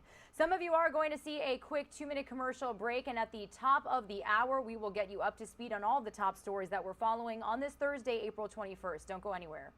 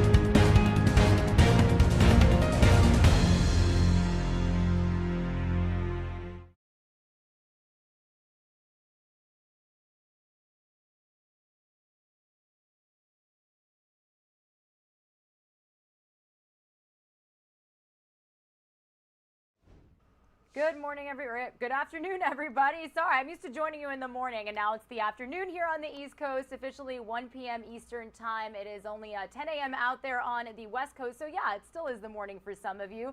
My name is Regina Gonzalez with you here live from Orlando, Florida, as we bring you all of the top stories, breaking news, and live events that we are following on this Thursday, April 21st. So thank you so much for starting off your day with us. And like I said, it's certainly been a busy one. So this is actually where we have been most of our morning here, and one of the top stories that we are following on Live Now from Fox. This is the courtroom in Fairfax County, Virginia, where actor Johnny Depp was just taking the stand in a cross-examination by his ex-wife attorneys. This is that $50 million defamation lawsuit. He is suing his ex-wife for allegedly accusing him of abuse in an opinion article that she published to the Washington Post back in 2018. So it's certainly been uncomfortable last couple of hours, to say the least. We've heard from Johnny Depp, and he was really being pushed by the defense attorneys for sure. They were looking back on photos during a time where actor Johnny Depp was using opioids and struggling with addiction, trying to paint him as a person that was really showing some destructive behavior during the time that they dated and were married. They were also reading texts when he was describing his wife at the time, using very profanic language. And then he also at one point admitted on the stand that he texted a friend about drowning and burning his then girlfriend. Texts were also read by Heard's lawyer using foul language, and he also did mention a time in Johnny Depp's life asking him if he was abused by his parents. So Johnny Depp actually did mention one specific incident where his father had struck him, and then he also discussed his physically and emotionally abusive mother and said his relationship with his ex-wife Amber Heard had the same dynamic. So again, very juicy morning to say the least when it comes to this defamation trial. It does look like they are in recess, but when we do get feeds back later on in the day, we'll be streaming it for you here on Live Now from Fox. If you do plan on joining us for the remainder of this testimony today, viewer discretion is certainly advised. We have definitely seen some profanic language being used for sure. We're actually going to head out to New York City for the next top story that we have been following here on Live Now from Fox. A very brutal case that we followed since the very beginning. And we do have a breaking news update for you here this morning that we just learned hours ago. So this is what we like to call a perp walk. This is David Bonola walking out of an NYPD precinct in Queens because he was arrested in the case of a Queens mother whose body was found in a duffel bag back on Saturday morning. Now, allegedly, David was a family employed handyman that the mother had had an intimate affair with for about 2 years. Again, he was arrested this morning, being charged with murder, criminal tampering, and criminal possession of a weapon. A security camera actually captured what appeared to be a person dragging a large bag with the woman's body inside, or I should say after the killing. Now, who are we talking about here? So this is 51-year-old Arsolia Gaal. Her body was the one discovered in that duffel bag less than a mile from her home in Forest Hills by a person who was actually walking their dog. Police said that she had been stabbed more than 50 times, and neighbors actually said her husband, Howard Klein, and their older son were out of town over the weekend visiting colleges, and police questioned her other son as part of the investigation, but he was not charged. Now, the husband told police that he received a threatening text from her phone after the killing, threatening the rest of his family. So a very fluid investigation that we're following here. And we'll continue to bring you updates on Live Now from Fox. But we did want to let you know that that suspect, David Bonola, has been arrested. And this is that video that we have of him being escorted out of this precinct by the NYPD just about an hour ago. Also, some other news that we brought you here live, raw, and unfiltered this morning. We did have President Biden making a major announcement when it comes to support for Ukraine as the war over there has officially entered day 58. He announced new military aid for Ukraine and a refugee program here in the United States as Russia's trying to claim victory in the key southeastern port city of Mariupol. So we're actually going to play that full update for you here in just a moment. It's only about 13 minutes long, but before we do that, I do want to bring you the nuts and bolts of his announcement made earlier today. This brings our total economic support for Ukraine to $1 billion in the past 2 months. President Biden says more help is on the way for Ukraine, including weapons shipments and financial aid. This package includes heavy artillery weapons, dozens of howitzers, and 144,000 rounds of ammunition to go with those howitzers. It also includes more tactical drones. And it can't come soon enough. After facing nearly 2 months of Russian bombardment, residents in Kharkiv are coping with the harsh reality of war, living in basements, cooking outside, and collecting rainwater to drink. We don't have electricity, water, any communications at all. Russia is stepping up attacks in eastern Ukraine. President Vladimir Putin claiming victory in Mariupol Thursday, ordering his troops not to storm a steel plant where Ukrainian fighters are holed up, the last Ukrainian stronghold in the city. Block off this industrial area so that not even a fly comes through. Mariupol is denying the city has fallen and is calling for a ceasefire to allow citizens to leave. Everything depends on our so-called liberators, but actually they're occupiers who have destroyed our city, and more than 100,000 people are captured by them. The U.S. is streamlining the process to bring 100,000 Ukrainian refugees here. Most will be granted 2 years of residency and be allowed to work. In Washington, Malda Rivera, Fox News. All right, everybody, and we are taking you live outside of the Pentagon right now. Right before President Biden made that announcement for more military aid to Ukraine, he did speak with the Ukrainian Prime Minister, who was very grateful to the United States for their support to his country during this war. And this is live feeds coming in right now of him being welcomed to the Pentagon next to Secretary of Defense Lloyd Austin. So I do actually want to raise the audio here for just a moment so we can listen in live, raw, and unfiltered.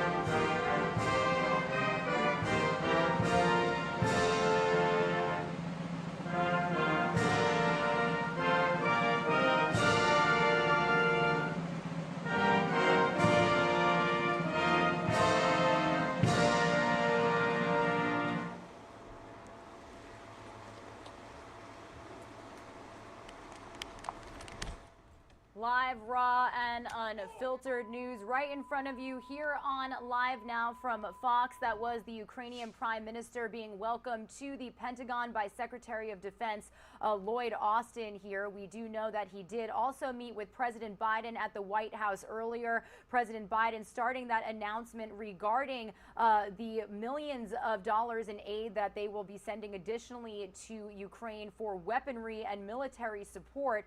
He did say that the Prime Minister was very grateful to the United States for the support for his country as the war officially enters day 58. So we are going to send some of you on a quick 2-minute commercial break here on Live Now from Fox. And when we return, I do want to bring that full update from President Biden that he made just a couple of hours ago. It's about 13 minutes long, and it talked about the millions of dollars in aid, like I said, that will be provided to Ukrainian military forces for weaponry 3, we can break down more of what they will see as far as drones, as far as cannons, and other weapons that they'll be getting when we come back. We also do know that Biden is officially banning U.S. ports from taking in any Russian ships here from this point on. He also did announce a refugee program here in the United States that will help refugees coming from Ukraine have a little bit of an easier process getting a sponsor and getting a visa to live here. So again, all that coming up here after this quick break.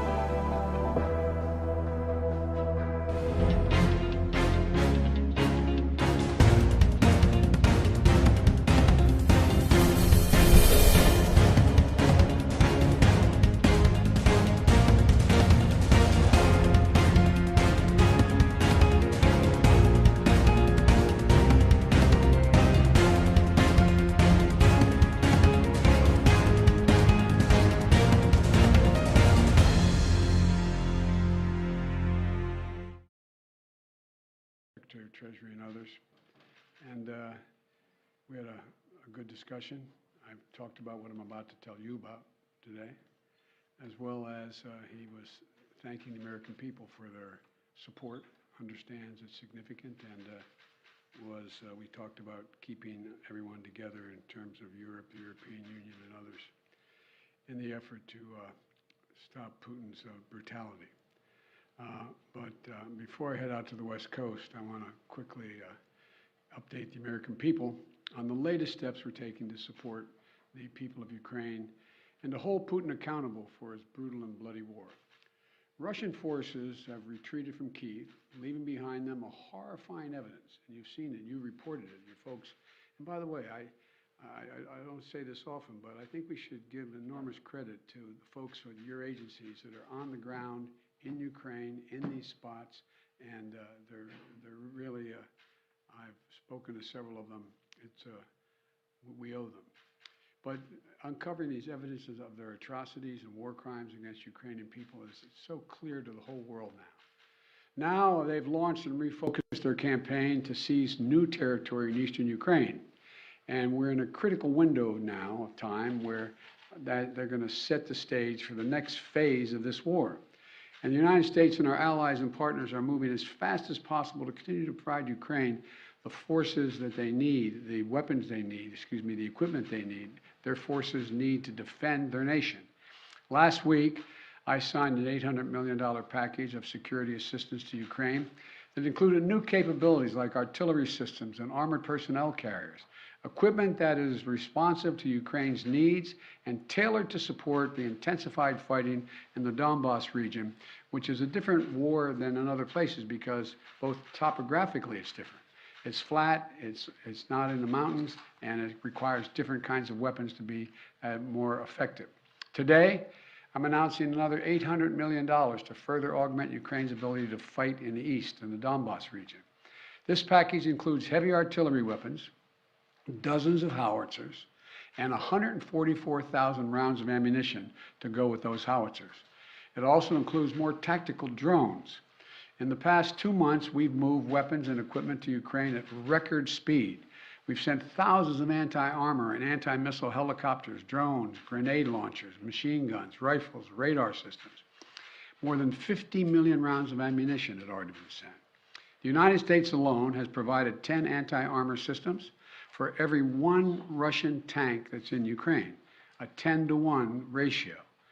We're sharing and will continue to share significant timely intelligence with Ukraine to help defend them against Russian aggression. And on top of this, these direct contributions from the United States, we're facilitating. We're the outfit facilitating the significant flow of weapons and systems to Ukraine from other allies and partners around the world, like the S-300 long-range anti-aircraft systems that Slovakia recently transferred to Ukraine. We are getting them in there. We won't always be able to advertise everything that our partners are doing to support Ukraine and its fight for freedom, but to modernize Teddy Roosevelt's famous advice, sometimes we will speak softly and carry a large javelin, because we're sending a lot of those in as well. You know, but we're not sitting on the funding that Congress has provided for Ukraine. We're sending it directly to the front lines of freedom, to the fearless and skilled Ukrainian fighters who are standing in the breach. You got to admit, must be amazed at the courage of this country, the resolve that they're showing, not just their military, but the average citizen, men and women, young men, young women as well. It's, you know, the sustained and coordinated support of the international community, led and facilitated by the United States, is a significant reason why Ukraine is able to stop Russia from taking over their country thus far. Every American taxpayer, every member of our armed forces can be proud of the fact that our country's generosity and the skill and service of our military helped arm and repel Russia's aggression in Ukraine, to beat back Putin's savagery that tried to seize Ukraine's capital and wipe out Ukraine's government. The Battle of Kyiv was a historic victory for the Ukrainians. It was a victory for freedom, won by the Ukrainian people with unprecedented assistance by the United States and our allies and our partners. Now we have to accelerate that assistance package to help prepare Ukraine for Russia's offensive that's going to be more limited in terms of geography, but not in terms of brutality. Not in terms of brutality. Combined with our recent drawdowns, it will ensure a steady flow of weapons and equipment into Ukraine over the next few weeks. However, with this latest disbursement, I've almost exhausted the drawdown authority I have that Congress authorized for Ukraine in a bipartisan spending bill last month. In order to sustain Ukraine for the duration of this fight, next week I'm going to have to be sending to Congress a supplemental budget request to keep weapons and ammunition flowing without interruption to the brave Ukrainian fighters and continue to deliver economic assistance to the Ukrainian people. My hope is, and my expectation is, Congress would move and act quickly. And I want to thank the Congress, Democrats and Republicans, for their support for the people of Ukraine. Our unity at home, our unity with our allies and partners, and our unity with the Ukrainian people is sending an unmistakable message to Putin. He will never succeed in dominating and occupying all of Ukraine. That will not happen. In addition to bolstering Ukraine's resistance on the battlefield, we're also demonstrating our support for the people of Ukraine. Today, the United States is announcing that we intend to provide an additional $500 million in direct economic assistance to the Ukrainian government. This brings our total economic support for Ukraine to $1 billion in the past 2 months. This is money the government can help use to stabilize their economy, to support communities that have been devastated by the Russian onslaught, and pay the brave workers that continue to provide essential services to the people of Ukraine.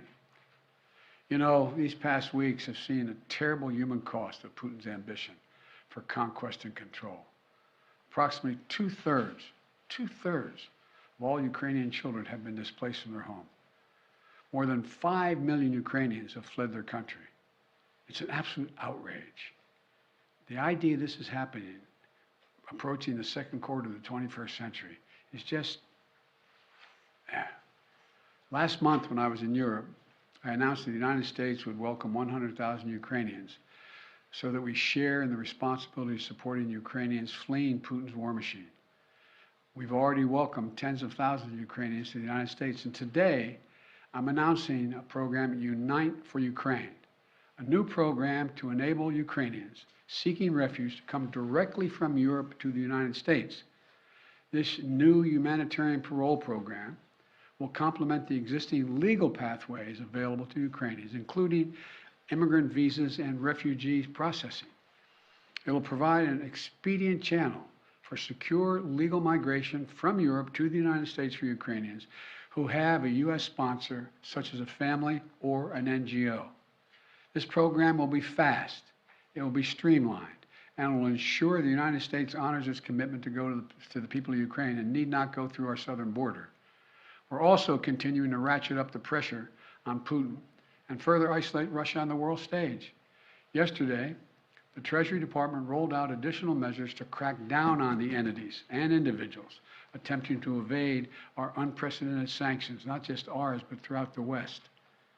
Today, I'm announcing that the United States will ban Russian-affiliated ships from our ports, as they did in Europe.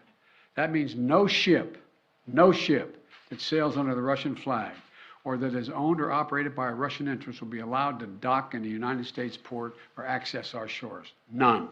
None. This is yet another critical step we're taking in concert with our partners in the European Union, the United Kingdom, Canada, and further to deny Russia the benefits of international economic system that they so enjoyed in the past. We don't know how long this war will last, but as we approach the 2-month mark, here's what we do know. Putin has failed to achieve his grand ambitions on the battlefield. After weeks of shelling Kyiv, Kyiv still stands. President Zelenskyy and his democratically elected government still remain in power. And the Ukrainian armed forces, joined by many brave Ukrainian civilians, have thwarted Russia's conquest of their country. They've been bolstered from day one by an unstinting supply of weapons, ammunition, armor, intelligence from the nations of the free world, led by us, the United States. As Russia continues to grind out the military advances and their military advances and the brutalities against Ukraine, Putin is banking on us losing interest. That's been my view. You heard me say this from the beginning. He was counting on NATO, European Union, our allies in Asia, cracking, moving away. He's betting on Western unity will crack. He's still betting on that. And once again, we're going to prove him wrong. We will not lessen our resolve. We're going to continue to stand with the brave and proud people of Ukraine. We will never fail in our determination to defend freedom and oppose tyranny. It's as simple as that. So again, I want to thank the American people. Thank the American people for their support of the Ukrainian people. This is our responsibility, it seems to me, and we've been able to hold the whole world together in this effort. So thank you very much. Thank you. I'm going to take this one or two questions. I got a plane to catch. What does Putin claiming control over Mariupol mean? How significant is that? Well, first of all, it's questionable whether he does control Mariupol. One thing for sure we know about Mariupol, he should allow humanitarian corridors to let people on that steel mill and other places that are buried under rubble to get out, That's what any head of state would do in such a circumstance. And so there is no evidence yet that Mariupol is completely fallen. Mr. President, on Title 42, sir, are you considering delaying lifting Title 42? No, what I'm considering is continuing to hear from well, first of all, there's going to be an appeal by the Justice Department, because as a matter of principle, we want to be able to be in a position where if in fact it is strongly concluded by the scientists that we need Title 42, that we be able to do that. But there has been no decision on extending Title 42. Thank you. Mr. President, how long can the U.S. maintain the level and pace of this military support for Ukraine? Well, we have the capacity to do this for a long time. The question is, are we going to continue to maintain the support of the international community and keep the pressure on Putin to prevent him from overrunning the country, number one. And number two, make sure we continue to maintain the economic sanctions, which over time, and we're beginning to see it, are devastating their economy and their ability to move forward. So the most important thing right now is maintain the unity. So far, so good. Thank you very much. How much money are you going to ask for in the supplemental? How much money in the supplemental? The answer that's being decided now. All right, everybody, that was the latest remarks from President Biden happening just earlier there in the White House, which we can bring you out to live right now. Again, President Biden saying that they are going to provide an additional $800 million in military aid to Ukraine. Also talking about a refugee program that is officially underway here in the United States for people who are making their way to the United States from Ukraine. A little bit earlier in the last couple of weeks, President Biden did announce that the U.S. will be accepting about 100,000 Ukrainian refugees, and the program Unite Ukraine will allow them an easier process to go about getting a visa, getting a U.S. sponsor, and really getting accustomed to living here in the United States. You also did hear him mention the fact that they are no longer allowing Russian ships to dock in U.S. ports, continuing to put added pressure on Russian President Vladimir Putin. So we did want to bring that here to you on Live Now from Fox in case you were just getting up to speed on all of this information. Before we send you to a quick 2-minute commercial break, we do want to let you know that we are monitoring some breaking news out of California right now, specifically in Berkeley. We're learning that UC Berkeley police are issuing an emergency warning for the entire campus. This is the latest tweet posted by the school itself, saying, as you can see, a campus-wide emergency alert has been issued. Campus police are investigating a credible campus-wide threat. Please go inside and move away from doors and windows. If you are not on campus, please stay away from the area. So again, police not saying what the emergency was, but asking students and staff to go inside and move away from the doors and windows. We do know that police are on scene and emergency personnel are responding as we speak. So if we do get any more developments regarding this story, we can bring it to you here on Live Now from Fox. We do know as people responded and replied to this tweet, they were asking for more information. So we'll be sure to keep a close eye on this breaking news that we have just gotten into our desk here on Live Now from Fox. Some of you are going to see a quick 2-minute commercial break. When you return, we are going to head back out to Washington, D.C. It was major news that we brought you yesterday here on Live Now from Fox. The Justice Department officially looking to appeal a federal judge's ruling ending the mask mandate on public transportation. We'll also get into some crime-related news that we are following here on our show this morning and this afternoon.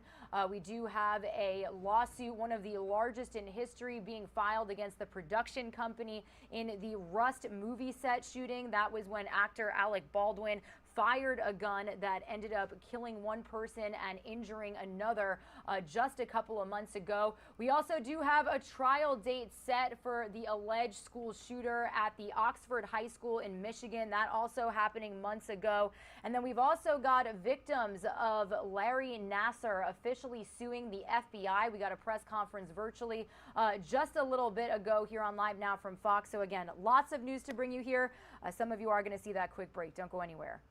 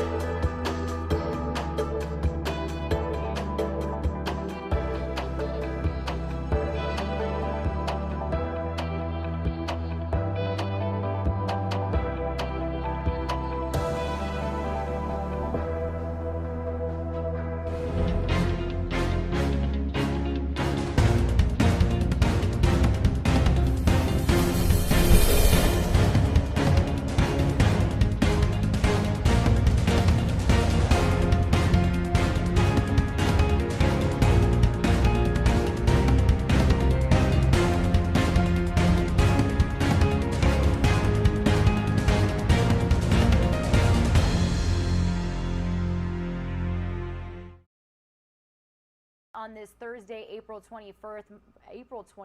My name is Regina Gonzalez with you here from Orlando, Florida. I do want to take you out to an update that we have for you on a breaking news situation we are monitoring out of Berkeley, California, specifically on UC Berkeley's campus. We did just get an update from UC Berkeley police saying there is not an active shooter on campus. Police are actively looking for a person who may want to harm specific individuals. Please continue to shelter in place at this time. Stay tuned to Twitter for any updates. Now, this is following a tweet that we had just brought you here before that quick break on Live Now from Fox that they said we had a threat being made to the school, and students and staff were told to go inside and move away from doors and windows. That was around 9:30 a.m. Pacific time, so about an hour ago at this point. They have still issued that emergency warning for the entire campus, still urging students here in this tweet to continue sheltering in place at this time, saying that there is no active shooter, but that they are looking for a person who may want to harm specific individuals. So still a very fluid situation out there in Berkeley, California, but we did want to provide you this update here as we got it to our desk just about a minute ago.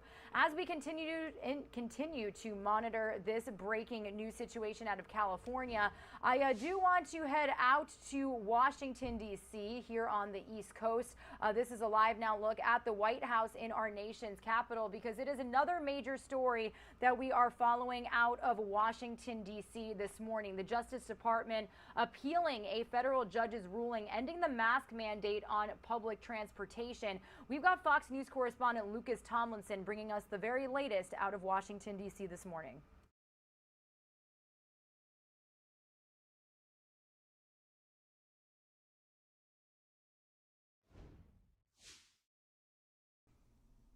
It took 2 days for the CDC to respond to that Florida judge striking down one of the last remaining mask mandates in the country, and now it's heading back to the courts.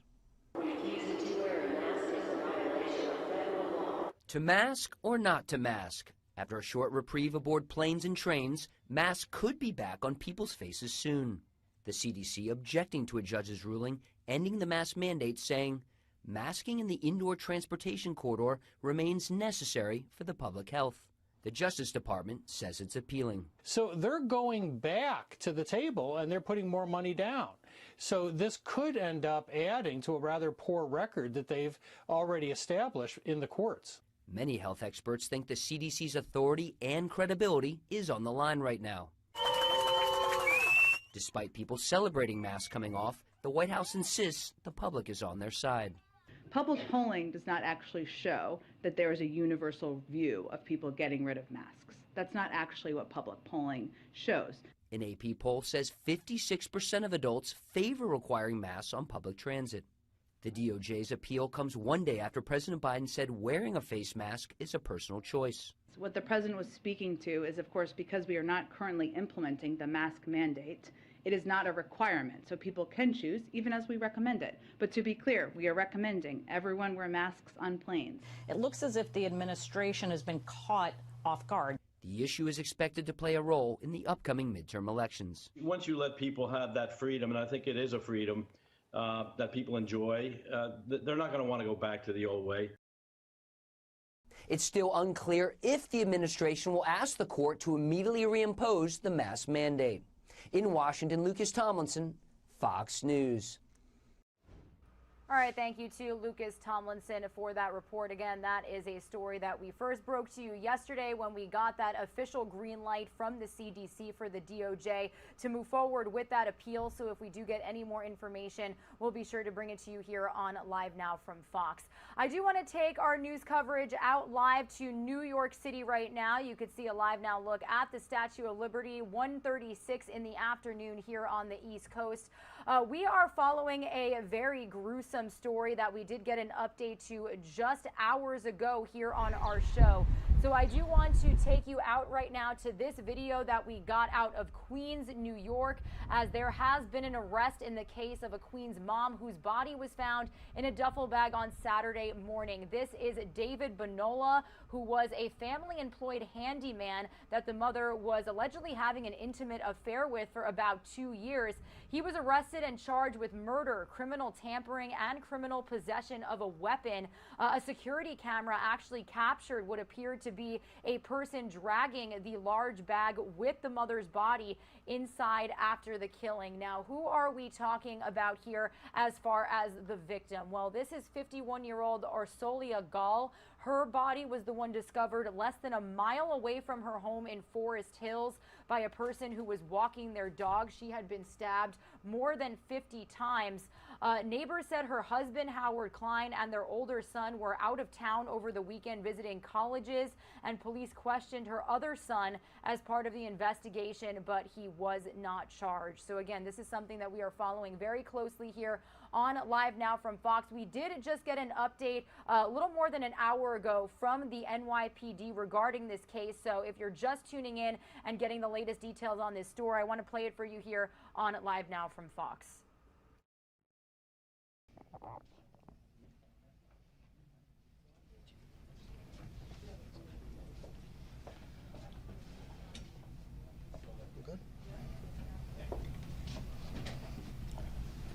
Good morning, everybody.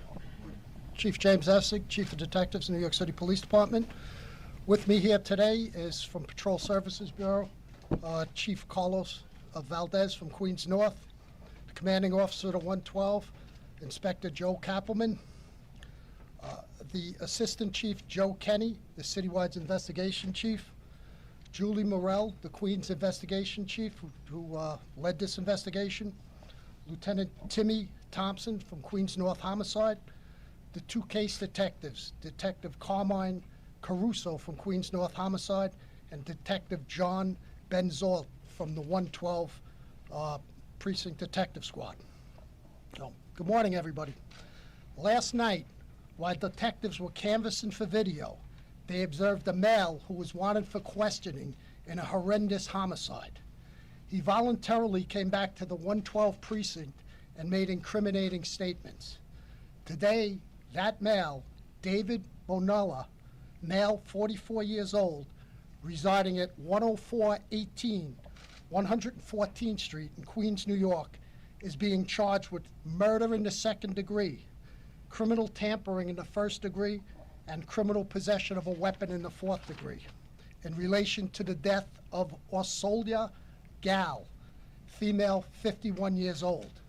This investigation is still preliminary. There is a lot of work left to do, but this is what I can tell you.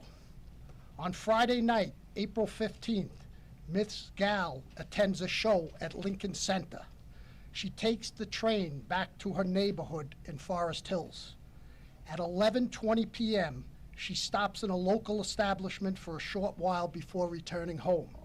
We believe she returns home at 12:20 a.m. We also believe Mr. Bonola arrives at her residence between 12:30 and 12:40 a.m. Mr. Bonola is a handyman who was employed by Mrs. Gaal. They have been having an intimate affair for approximately 2 years.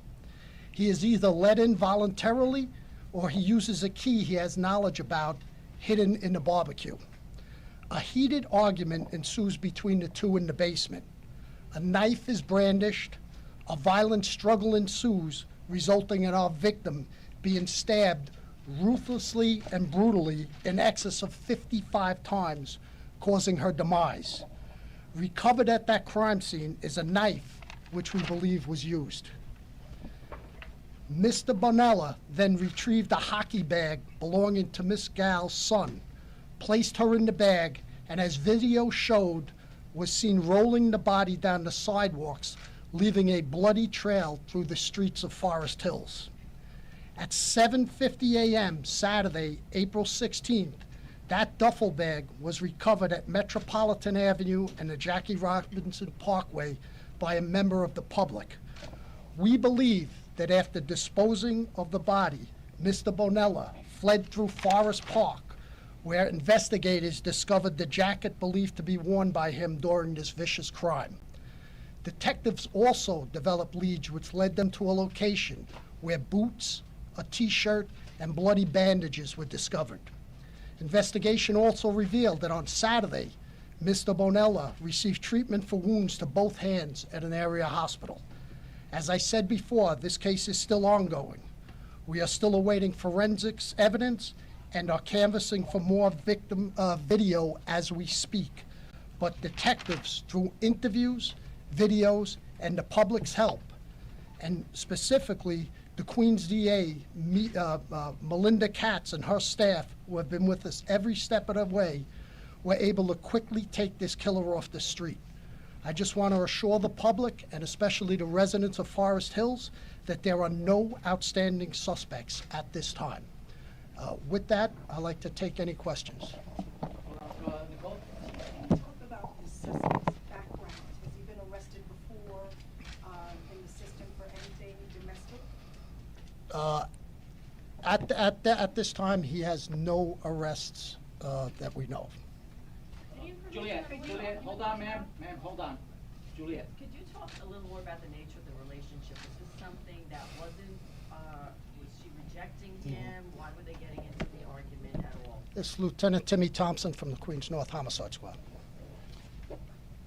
Good afternoon, everybody. We believe the relationship that the Mr. Bonella had with our victim was an intimate type relationship, and this stemmed to be a domestic type dispute that they were having. Over their intimate relationship, they started to get into just regular domestic issues that seemed to occur between them. Was he living at that house at any point in time, living in the basement? At this time, not that we know of. And also, do you happen to know, was this ongoing work that he was doing at the house? Was he there? Like, how often was he there? He has been doing work at that residence for approximately 2 years on and off. John. Chief, did he confess? And did he say why he did it? Did he give a motive away? Well, I mean, he made incriminating statements. We're not going to go into what he talked about. This is still under investigation.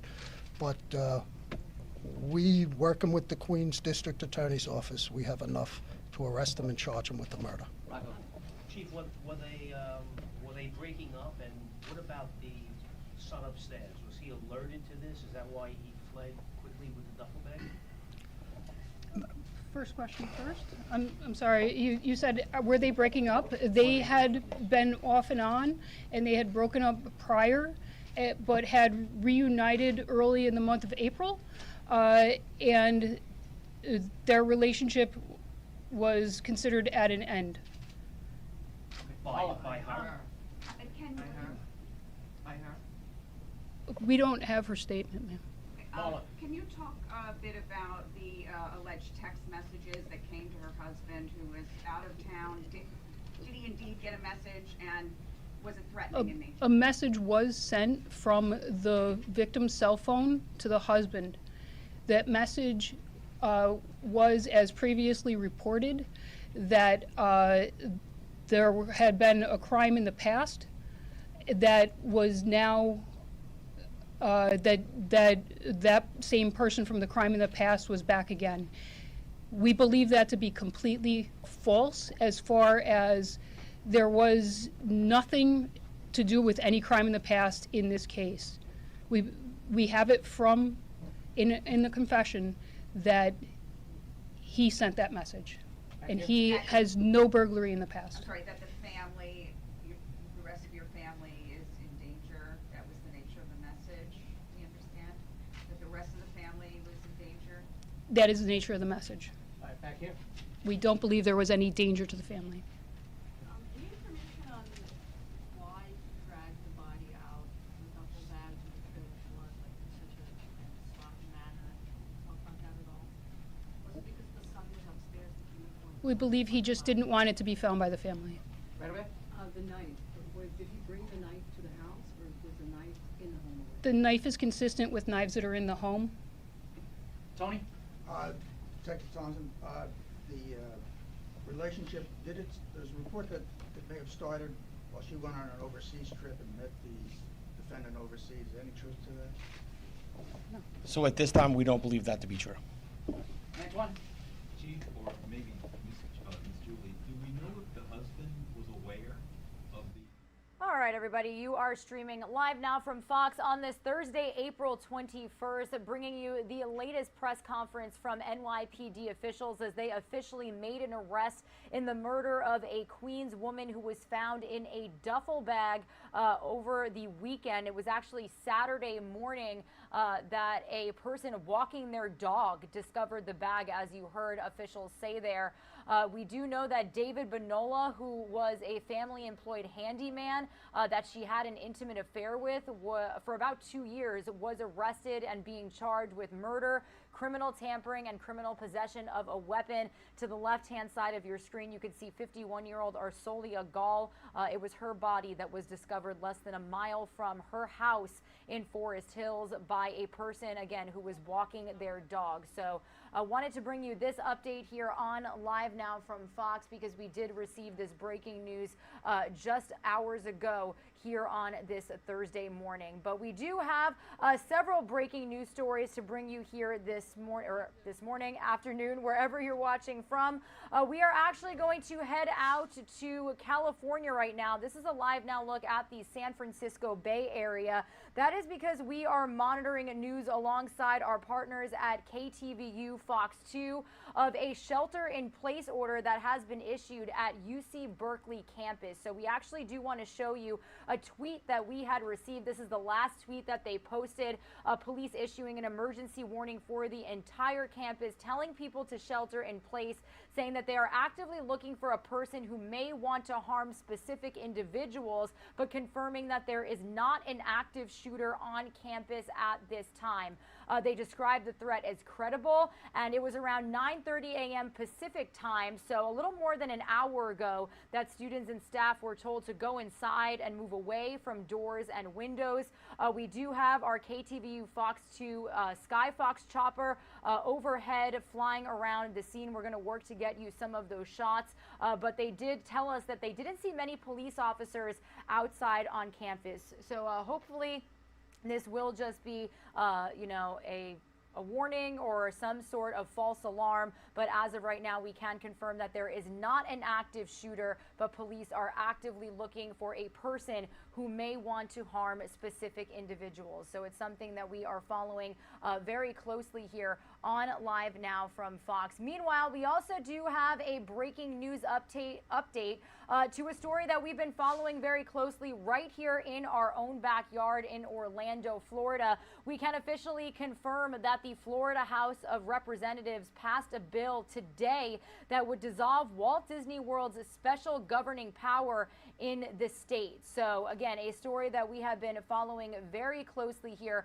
on Live Now from Fox. Now, this move could have huge tax implications for Disney, whose series of theme parks have transformed Orlando into, you know, one of the world's most popular tourist destinations, especially when it comes to spring break. It serves to further sour the relationship between the Republican-led government and a major political player in the state. Now, the bill will now head to the desk of Republican Governor Ron DeSantis, who has been involved in a war of words, really, with the company after it publicly opposed a bill that he signed, which prohibits classroom instruction on sexual orientation and gender identity with children in 3rd grade or younger, or in a manner that is not age appropriate or developmentally appropriate for students in accordance with state standards. This was actually being deemed the Don't Say Gay bill, if you've been keeping up with this story. Now, the passage in the Florida House actually comes a day after just yesterday the Florida Senate passed the measure by a vote of 23-16 to dissolve Disney's special status that it was granted by the state over 50 years ago. That specific special status is actually known as the Reedy Creek Improvement Act, and it was signed into law in May of 1967 in response to lobbying efforts by Disney. So again, a development in a story that we have been following very closely here on our show. The Florida House passing a bill stripping Disney of its self-governing status, which could have huge tax implications for Disney. Some of you are going to see a quick 2-minute commercial break. When you return, we're going to entirely switch gears here. It does look like we are getting feeds from inside of the Pentagon as Secretary of Defense Lloyd Austin and other officials are meeting with the Ukrainian Prime Minister. We are also just minutes away from hearing from spokesperson Ned Price at the State Department regarding the latest on the war in Ukraine as well. So be sure to stay with us. We'll be right back.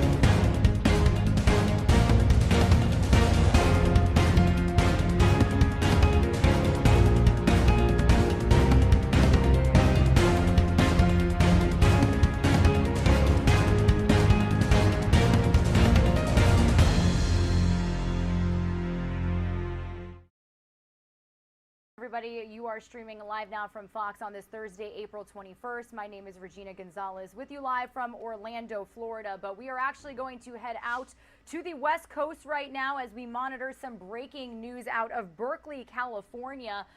Police officially ordering a shelter-in-place order for the entire campus as they are actively looking for a person they say may want to harm specific individuals. But as you can see in this tweet, confirming that there is not an active shooter on campus. Now, police described the threat as credible, also saying that students and staff were told to go inside and move away from doors and windows a little more than an hour ago at around 9:30 a.m. Pacific time.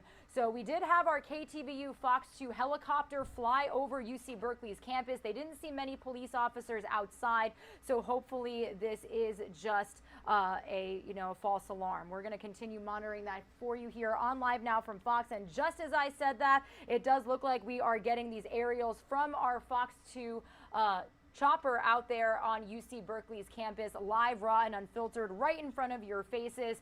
So like they said, like our Fox 2 team said, not too many police officers on campus, which could be a good sign.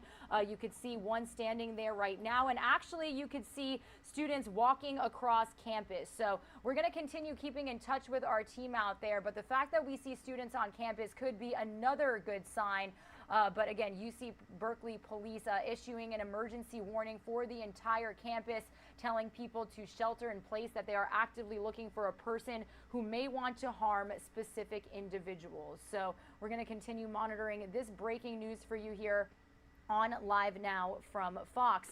Meanwhile, some other breaking news that we are following out of Orlando, Florida. This is some video that we've got of Walt Disney World, because we have just confirmed that the Florida House of Representatives officially passed a bill today that would dissolve Walt Disney World's special governing power in the state. Now, this could have huge tax implications on Disney. Their theme parks have certainly transformed Orlando into one of the world's most popular tourist destinations. destinations. And it also serves as a further sourness to the relationship between the Republican-led government here in Florida and a major political player in the state. Now, this is all fallout coming after this, Disney World basically expressed their opposition of a bill that prohibits classroom instruction on sexual orientation and gender identity, also known as the Don't Say Gay bill. It was signed by Republican Governor Ron DeSantis.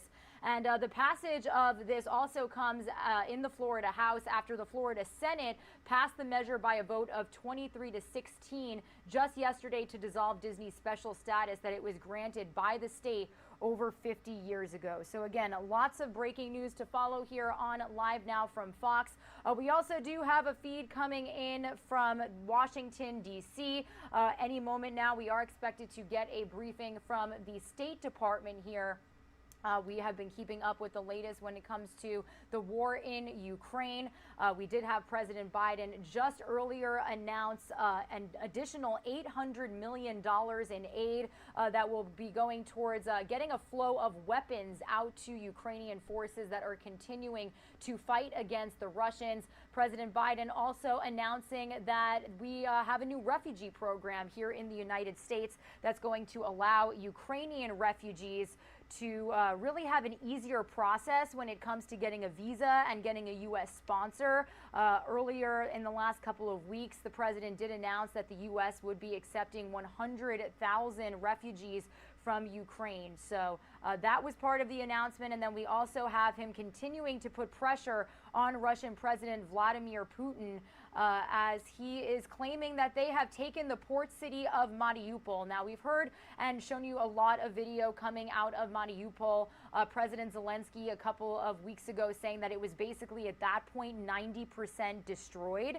And we are continuing to monitor on whether or not these claims are true or if they're false. President Biden did say and mention that there in his address just hours ago, saying that Russia is basically launching a whole new, really series in this war. So continuing to follow that news for you here on Live Now from Fox.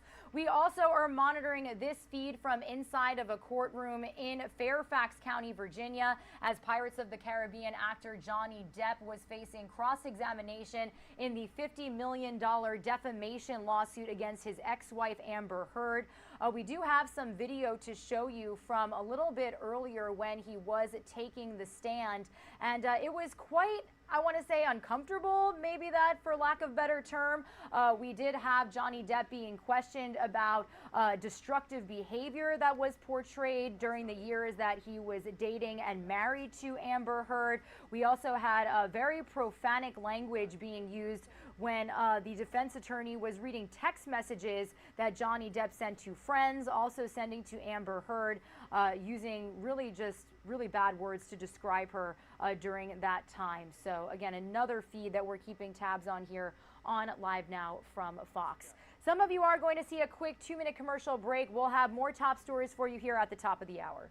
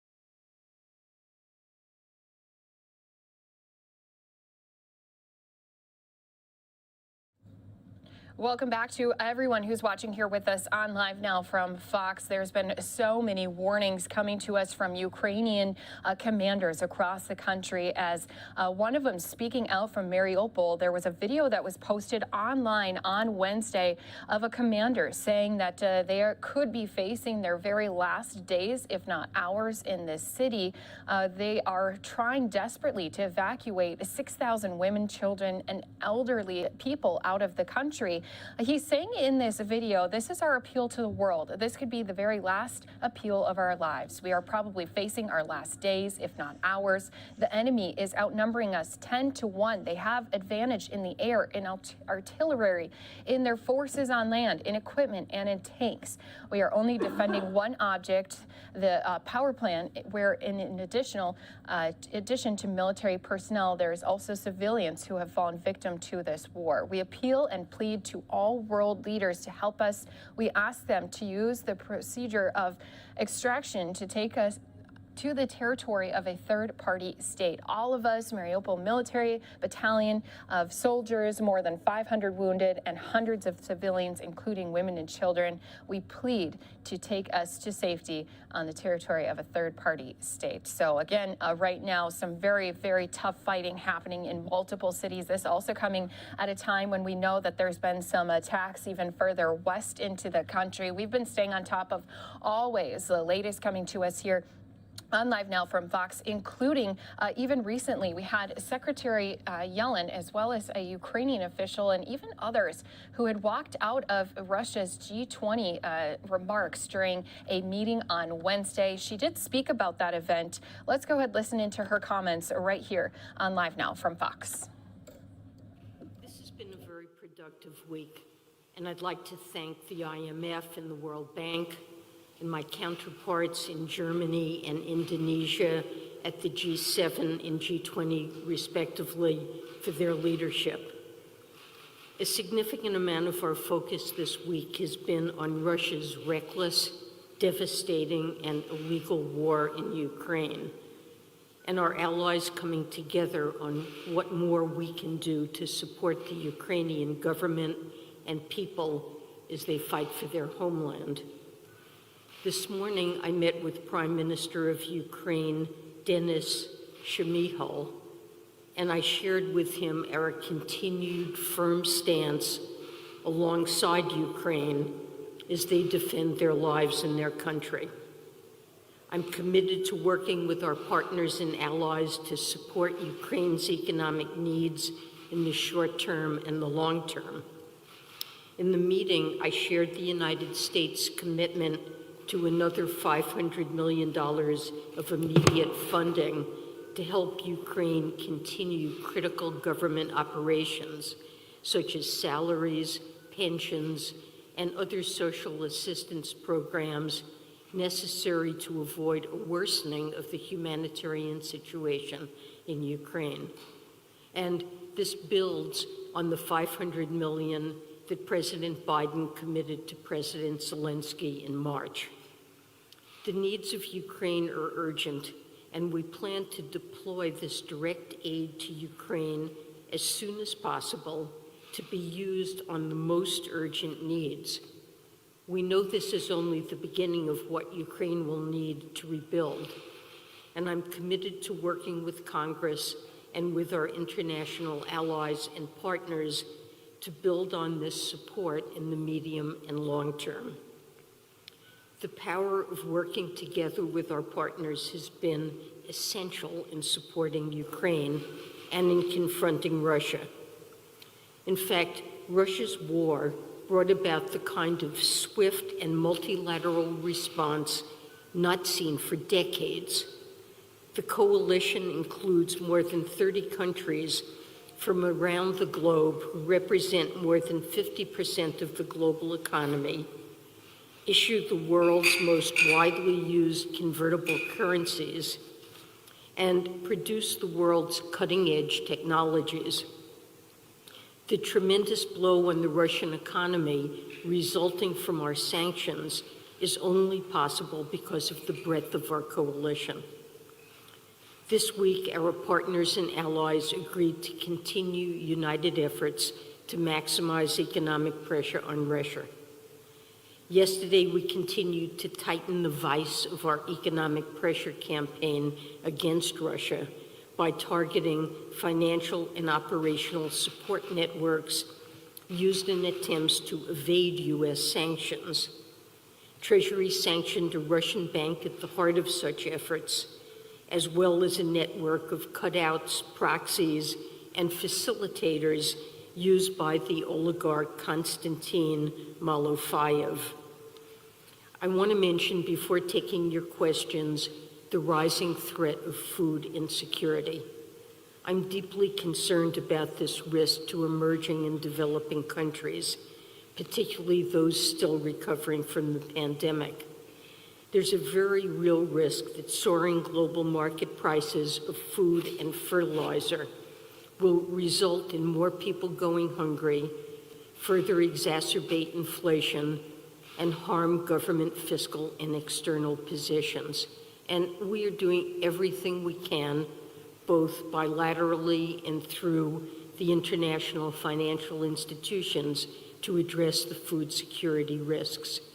I convened a productive meeting this week with counterparts where we discussed developing and putting into action ways to address the growing crisis of 275 million people around the world facing acute food insecurity, and over 800 million people facing chronic food insecurity. We will share more action items resulting from that meeting in the coming weeks. Lastly, we also discussed the global need to end the pandemic and prevent future ones. Global health emergencies are no longer a once-in-a-generation threat, and we must act now so that the tragic impacts of COVID do not recur. Our top priority is to end the COVID-19 pandemic, and we must press forward to overcome the hurdles to vaccinating at least 70% of the population in all countries. But we also need to learn the lessons of this pandemic and advance plans to reform the global health security architecture. With increasing pandemic threats, climate change, and conflict, experts agree COVID-19 will not be our last major global health emergency. And with that, I'm happy to take your questions. Thank you, Secretary.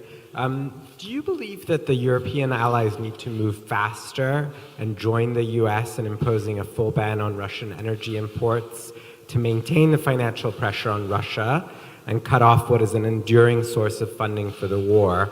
Or are you concerned that such a step would be too drastic in damaging European economies with possible spillover effects on the US? I'm sorry, did you say to ban energy imports from Russia? So our objective from the outset has been to impose maximum pain on Russia while attempting to mitigate damage to the United States, to Europe, and throughout the global economy. And in the case of oil and natural gas, clearly Europe's situation is different than that of the United States. So we did ban Russian energy imports of all types, but we imported very little from Russia to start with. That isn't true for Europe. Medium term, Europe clearly needs to reduce its dependence on Russia with respect to energy. But we need to be careful when we think about a complete European ban on, say, oil imports. We want to harm Russia. That would clearly raise global oil prices. It would have a damaging impact on Europe and on other parts of the world. And counterintuitively, it could actually have very little negative impact on Russia, because although Russia might export less, its price it gets for its exports would go up.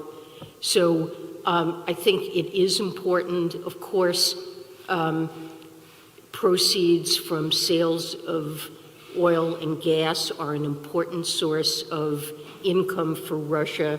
It would be very useful to try to devise a way to reduce Russia's proceeds from those sales, and that really is the proper objective, I think, of a ban.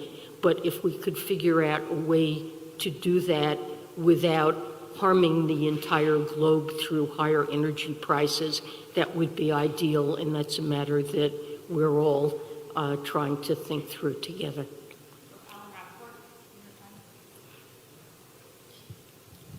Thanks very much, Secretary Yellen.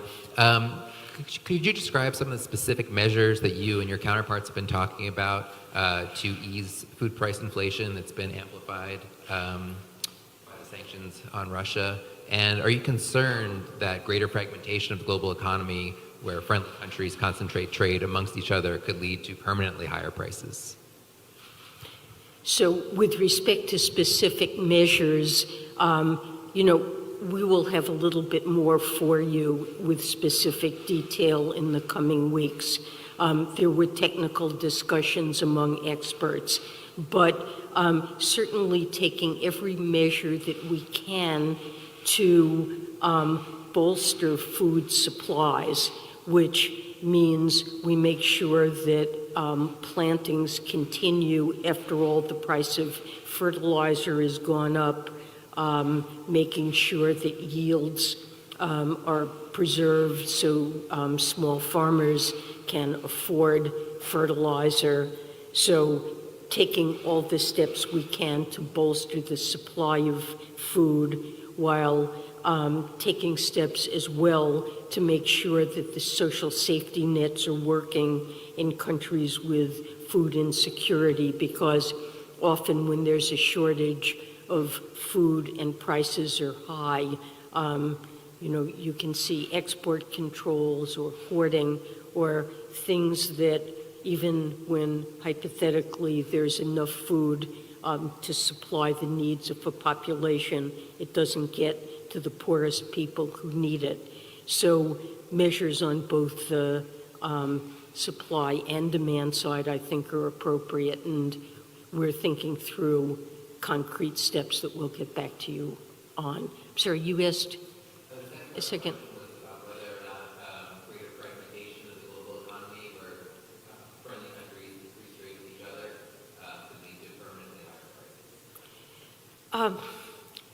We have developed supply chains that are extremely efficient and serve to lower costs. But as we discovered during the pandemic and more recently now with the Russian invasion of Ukraine, our supply chains are not secure and they're not resilient. And I think that that's something in terms of long-term risk to the U.S. and to other countries that's a threat that needs to be addressed. And I think if countries go in a fully protectionist direction, saying we need to do everything ourselves at home, that could be a lot more expensive in terms of costs that producers face, which is why in the talk I gave last week at the Atlantic Council, I mentioned this idea of networks or friendshoring, trusted networks. Ideally, we would have a large group of trusted partners so that we could maintain the efficiencies that come from the global division of labor. All right, so we've been listening into just some of these comments here. We'll finish them out later because we always like to keep you in live, fresh content happening here across the country. Going to be staying on the topic as we continue to see all of these images coming to us from Ukraine with our spokesperson, Ned Price. He is doing a State Department briefing. Let's jump into it live right here for you on Live Now from Fox. President Biden this morning of the additional and very significant steps that we are taking for our Ukrainian partners to support their security, their political, their economic, their financial, and their humanitarian needs. And we can offer a bit of detail on each of those. First, as you all know, the president announced another $800 million in arms, munitions, and equipment from DoD inventories to support Ukraine's forces, bringing our total security assistance since the start of Russia's all-out invasion of Ukraine to approximately $3.4 billion. That total is about $4 billion since the start of the administration. We also announced today an additional $500 million in direct budgetary support for the government of Ukraine, bringing that total in the past few weeks to $1 billion. To provide opportunities for Ukrainians fleeing Russia's unprovoked war of aggression, the newly unveiled Uniting for Ukraine program will provide a new streamlined process for Ukrainians coming to the United States and to impose further costs on Russia, which is an important pillar of our strategy. The president announced a ban for Russia-affiliated ships coming to U.S. ports. That means no Russia-flagged ship and no ships owned or operated by Russian interests will be allowed to dock in the United States. All of this, of course, follows yesterday's announcement of Department of the Treasury efforts to crack down on those attempting to evade our unprecedented sanctions, and the Department of State actions to impose visa restrictions on more than 655 Russian and Belarusian officials and proxy so-called authorities in response to reports of war crimes committed by Russian forces in Ukraine. So that's what we've said over the past several hours. Meanwhile, what have we heard from Moscow? We've heard the Kremlin literally brag of plans to starve, to seal off the brave Ukrainians who have sought to do nothing more but defend their country in the besieged city of Mariupol. And the Kremlin has even honored those, feted those responsible for what has to be one of the most horrifying and despicable acts and operations on European soil since the end of the Second World War. And that is the brutal assault on Mariupol's civilian population, the full toll of which remains obscured. Today, we also heard the Russians enact their latest sanctions. In addition to the vice president, today's tranche included journalists and spokespeople for this administration, myself included. I have to say, it is nothing less than an accolade to have earned the ire of a government that lies to its own people, brutalizes its neighbors, and seeks to create a world where freedom and liberty are put on the run and, if they had their way, extinguished. Similarly, it's a great honor to share that enmity with other truth tellers, my colleagues John Kirby, Jen Psaki, as well as a number of journalists who have done incredible work sharing the jarring, bloody truth of Russia's actions in Ukraine. It is the clearest signal we could ask for that the Russian government sees truth as an enemy in this battle, literally pursuing those who are doing nothing more than trying to spread that truth. And they see that as an enemy in that battle that they are very clearly losing. So with that, happy to take your questions. Thanks, Ed. Welcome back. I trust your Panama experience was truly palindromic. And we missed you. You get that. I do. Okay, do. Good, and good. we missed you very won't much. Explain it further. Yes. And I guess congratulations on the honor that you've so happily accepted from the Russian government. Just on the actions that were taken yesterday, and then I got two extremely brief non-Ukraine questions. On the visa bans that the Secretary imposed, do you have any idea how many of those people, and I know you're not naming them, and I know that in some cases you can't name, but how many actually had visas? So, in other words, how many were actually notified that an existing visa in their passport book has been revoked? Do you know how many that is? And at the same time, do you know how many do not currently have valid visas? Well, so we announced really two things yesterday, Matt. There were two elements of this. The Department of the Treasury designated entities and individuals involved in attempting to evade the sanctions that have been imposed by the United States and our international partners on Russia. And then similarly, Secretary Blinken, and this is what you were referring to, announced steps to impose visa restrictions on a total, as I said before, of 655 Russians and Belarusian officials and so-called proxy authorities in response to war crimes committed by Russia's forces in Ukraine. Those restrictions, these restrictions include those implicated in domestic repression against the Russian people, in the Lukashenko's regime, continued violent crackdown on the people of Belarus and their democratic aspirations, and misconduct by Russia's proxies in the Donbass. Treasury also designated entities, but you're asking about the visa restrictions.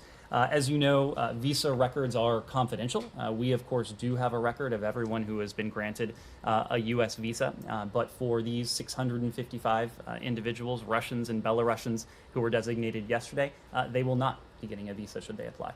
I know, that's not my question. My question, and I don't, frankly, don't know if you have the answer to that, but how many of these 655 actually had current valid visas that have been revoked, and how many of them are not notified at all, but would be notified should they show up someplace to apply for one that, sorry, you're on the list? Well, they would be notified were they to apply for a U.S. visa, and of course that follows yesterday's action. But visa records are confidential, so we're just not in a position to provide numbers of this list of 655 of those who may have had visas already in their possession. But so then it's really impossible for anyone to know what the impact of this is, because not if they try to travel to the United States.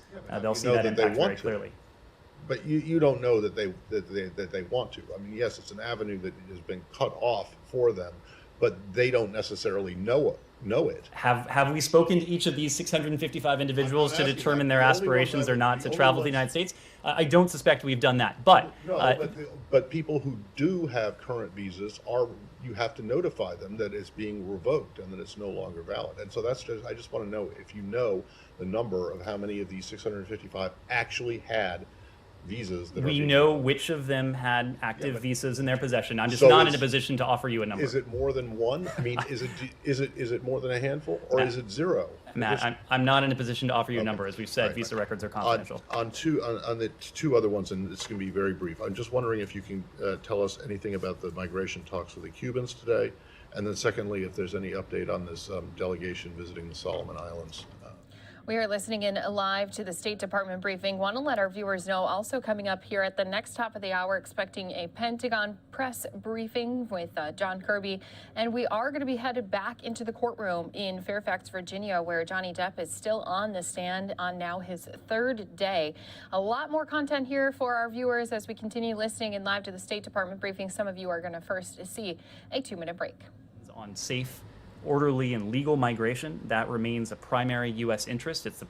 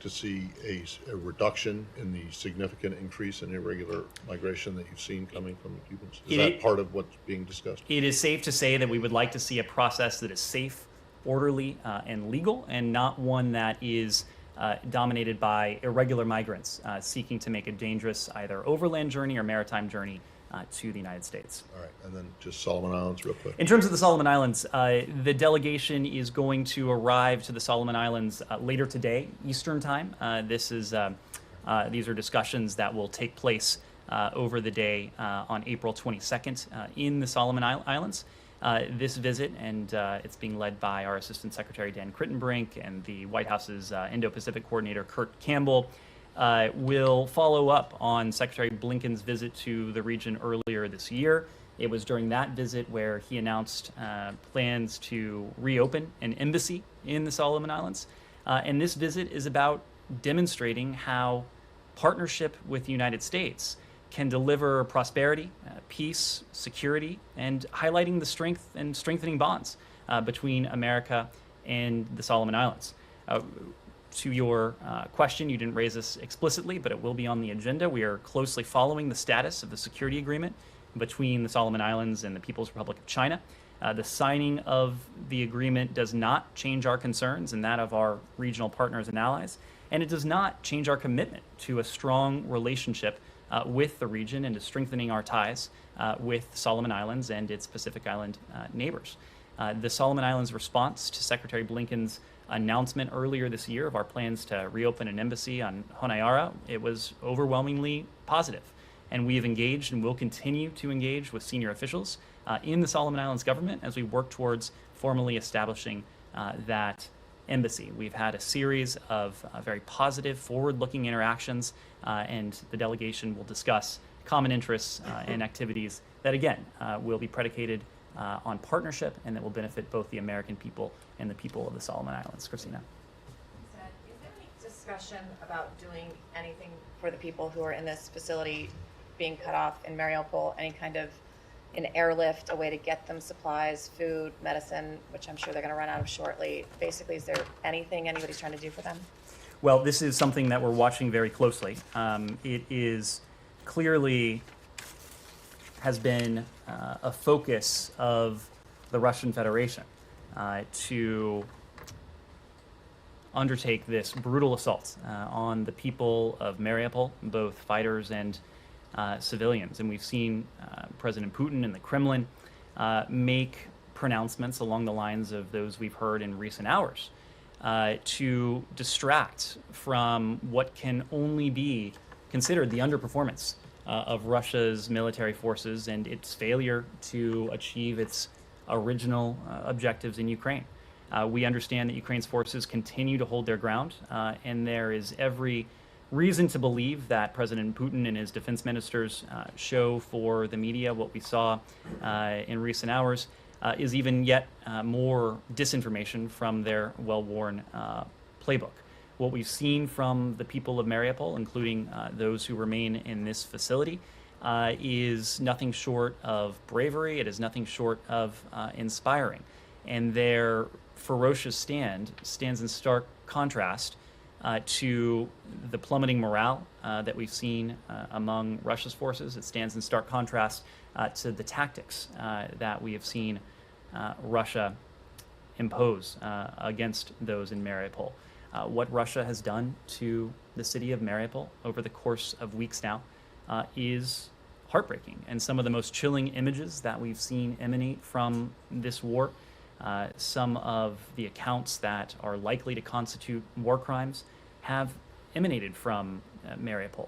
And these tactics, these acts, they really underscore the utter indifference to human life that we've seen Russia's forces demonstrate in their conduct in Ukraine.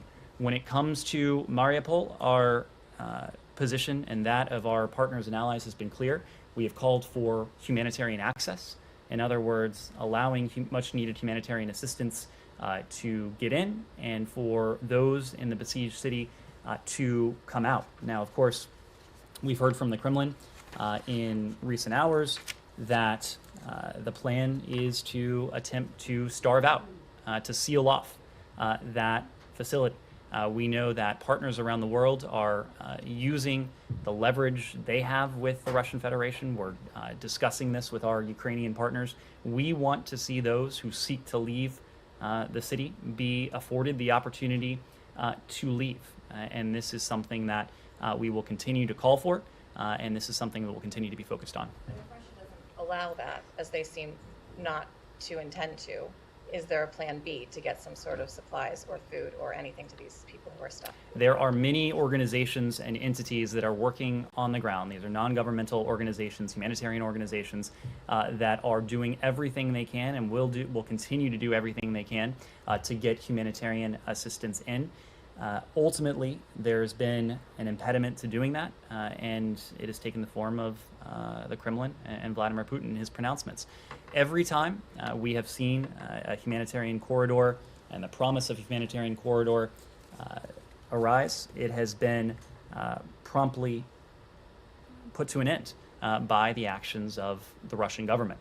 What we need to see is humanitarian access. There are organizations, including humanitarian organizations, that the international community is supporting on the ground in the region, prepared to help move in some of this aid, prepared to provide assistance to those fleeing this assault. And it's something that we'll remain very focused on, Saeed. On the people in the factory, now the Russians claim that there are some 2,000 people live there.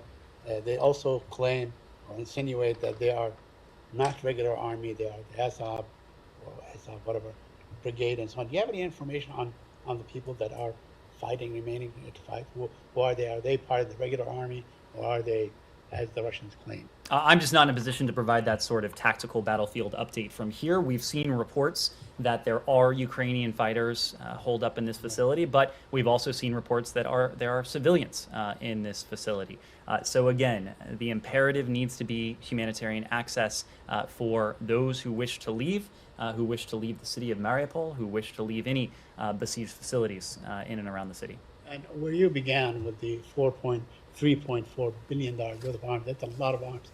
You guys track these weapons, or are you concerned that it may actually, you may lose track of it eventually, or in the future, and so on?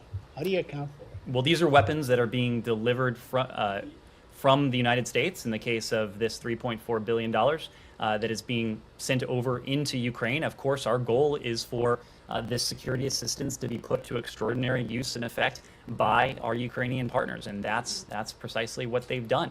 The fact that Russia essentially had to concede defeat in its initial plans to take the capital city of Kyiv within the 48 or 72 hours time frame that the Kremlin initially envisioned, the fact that Russia has been forced to focus on a narrower part of the country, to focus on the south, to focus on the east, is a testament to the effectiveness that with which the Ukrainians have defended their own country, but also the effectiveness with which they have used the security assistance from the United States and the 30-odd countries around the world who are providing assistance from their own stocks. But the Russians never really stated they want to take over Kiev in 48 hours, did they? Saeed, if you looked at their operations...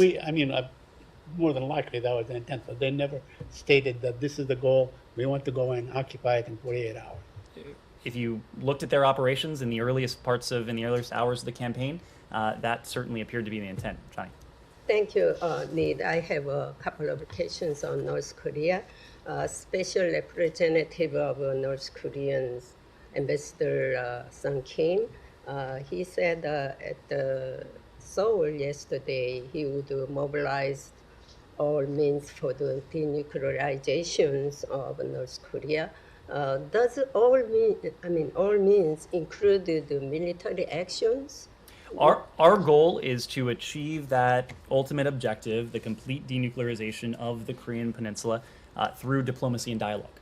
That is what we have consistently put forward. We have consistently made clear that we are ready, we're prepared to engage with the DPRK in good faith, without any hostile intent, to make progress towards that ultimate goal. Of course, the DPRK has not responded positively to that message. And in the meantime, we've been coordinating very closely with our allies in the Republic of Korea and South Korea, as well as in Japan. And that's precisely why Special Envoy Sung Kim is in Seoul, to continue that coordination with our allies in Seoul. So will the UN Security Council include military sanctions in the additional sanctions against North Korea, or only economic sanctions as well? Or you can add it to military sanctions to North Korea? Of course, we don't preview any sanctions before they are announced, but what we have made clear is that there will continue to be costs. We will continue to seek to hold the DPRK accountable for its provocations. We've done so using our own authorities. We've done so in concert with the United Nations, including at the Security Council. The fact is that the recent provocations, including the two ICBM launches, violated multiple UN Security Council resolutions. These programs, North Korea's nuclear weapons and its ballistic missile program, these are a threat to international peace and security. It is the preservation of international peace and security that is the mission of the UN Security Council, and we'll continue to work with our allies and partners at the UN to impose additional costs as necessary. Simon. We are listening in live here with spokesperson Ned Price here. Today, Russia has announced more sanctions, including Vice President Kamala Harris, Facebook founder Mark Zuckerberg. They've added their names to the list of Americans who are banned from entering the country. Those two individuals, 28 other U.S. officials, business people, journalists also have been added, according to all of our sources. We are expecting to hear from the Pentagon. They have a press briefing coming up in less than an hour, but we'll continue listening in here with Ned Price. We do also have the Mariupol mayor who held a press briefing this morning. That will also be coming up here shortly. It's all happening live, raw, unfiltered on Live Now from Fox. Some viewers right now going to be seeing a quick break. To identify people who could be resettled. So, you know, when do you see that happening? When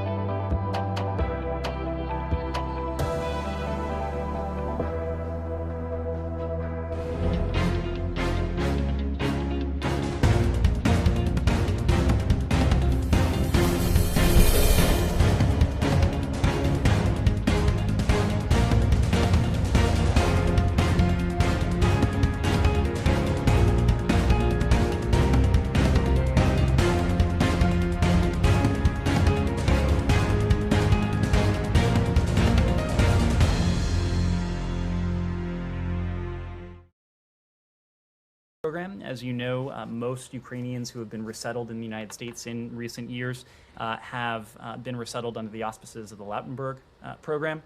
This allows members of certain religious minority groups from former Soviet Union countries to reunite with family members in the United States under the auspices of the U.S. Refugee Admissions Program.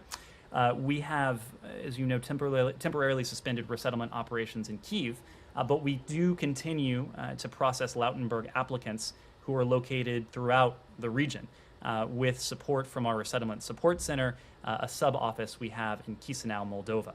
And we're exploring opportunities to increase access to case processing by expanding U.S. resettlement operations in Europe. Now, with both immigrant visa and non-immigrant visa processing and U.S. refugee admissions program processing, these can be lengthy processes. And so that is why we see the Uniting for Ukraine program, the sponsorship program, as a streamlined process by which we expect most of those of the 100,000 will be able to enter the United States. You're saying to Ukrainians that this is the program to come on. There's not going to be like a full resettlement program as has been offered in other conflicts. Well, again, our goal is to see to it that this conflict is put to an end as quickly as possible, and that Ukrainians and others who have been forced to flee Ukraine are able to return to a secure, stable, peaceful, democratic Ukraine just as soon as possible. We also know that many Ukrainians have left behind brothers, sons, fathers, individuals who are there defending their country. And so for many Ukrainians, they are looking for a temporary safe haven. In the United States, for some individuals may be appropriate. We also know that other countries in Europe, including many of our NATO allies, have generously opened their doors, opened their borders to now more than 5 million Ukrainian refugees who have been forced to flee their country. So again, our goal is to see to it that Ukrainians are able to return to a peaceful Ukraine as soon as that can possibly be achieved. Now, the American citizen sponsor has to be present in the consular district where the these are two separate programs. These are two separate programs. So for visa processing, if the American citizen sponsor is present in that consular district overseas, that's what we're talking about. The American citizen sponsor for the Uniting for Ukraine program, typically that person will be here in the United States. Okay, but when you say present, does that mean that they can be just visiting? They can fly over to do it, or do they have to actually live there? We'll see if there are any sort of residency requirements that are associated with it. Sean. Can I just follow up on Cuba? Sure. You mentioned that the talks this week, or the talks today, are focused on migration narrowly, but as these are the highest level talks under this administration, do you plan to raise any other issues, if it's human rights, et cetera, things that you've voiced concern about before? And could these lead potentially to anything else, to any broader dialogue or developments with Cuba? Well, these talks are focused squarely on migration. And again, the topic of these talks are migration trends, irregular migration, returns and repatriations of citizens, embassy functions, and related issues. The goal of the talks is to promote safe, orderly, and legal migration between our two countries. Now, of course, our broader policy is predicated on support for the Cuban people, support for their democratic aspirations. There is a migration element of that. There is a family reunification element of that, but these talks are migration talks. Yes? From Azerbaijan, relative Azerbaijan President Ilham Aliyev has appealed to international organizations to help Azerbaijan to clear mines in the liberated territories of Karabakh. More than 200 Azerbaijani civilians have been killed or injured in the mine explosion since the end of Karabakh war. My question is, how could the United States help Azerbaijan to clear mines?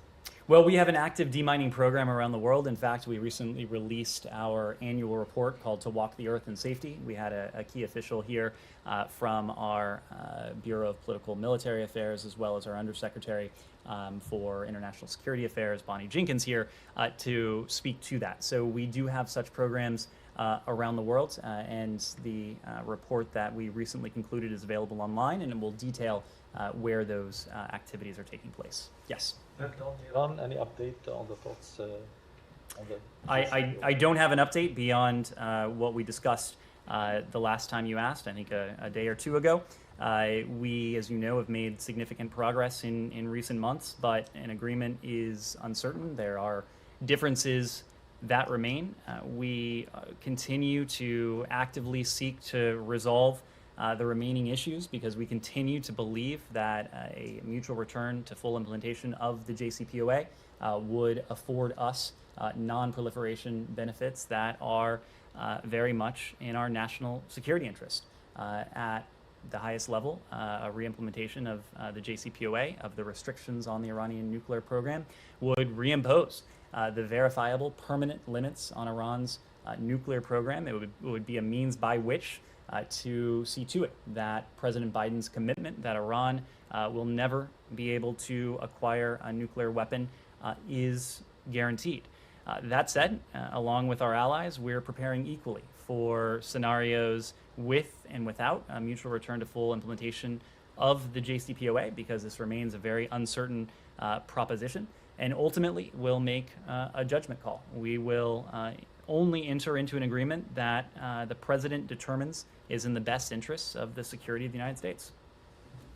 Excited. Can I switch topics? Sure. The Palestinian Israeli issue. Okay. And very quickly, can you update us on the visit of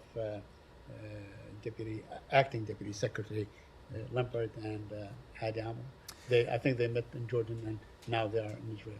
What are they doing there? That's right. So as we announced yesterday, Acting Assistant Secretary Yael Lippert and Das Hadi Amr will travel, and they have traveled to Jordan, to Israel, the West Bank, and Egypt from April 19th through the 26th.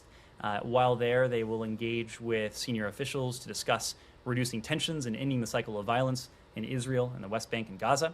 Acting Assistant Secretary Lippert will be accompanied for the entire trip by Das Hadi Amr. You've probably seen that our posts in the region have issued short readouts of their meetings. Yesterday, they had an opportunity to see Jordanian Foreign Minister Ayman Safadi. They had a conversation with the foreign minister, again, about reducing tensions in Jerusalem and of exercising restraint, avoiding provocative actions and rhetoric, and upholding the historic status quo of Jerusalem's holy places, including the Temple Mount Haram al-Sharif, of which Jordan plays an important role. More recently, and you saw this from our embassy in Jerusalem, they had an opportunity to meet with Yair Lapid, with Alon Upshitz, to discuss the same issues. They will continue to engage with senior officials, senior Israeli officials, Palestinian officials, and later Egyptian officials over the course of this trip. I also want to ask a question about the consulate. Any update on the status of the reopening of the East Jerusalem consulate, the American consulate in East Jerusalem? Yes. So we remain committed to opening a consulate in Jerusalem. We continue to believe it can be an important way for our country to engage with and provide support for the Palestinian people. Meanwhile, we have a dedicated team of colleagues working in Jerusalem in our Palestinian Affairs Unit, focused on engagement with and outreach to the Palestinian people. Yes. All right, guys, once again, we've been listening in with Ned Price here during the State Department briefing, but I do want to let our viewers know that we do have President Zelenskyy making some remarks to the IMF World Bank. We'll be playing them out for you right here on Live Now from Fox after we come back from this 2-minute break.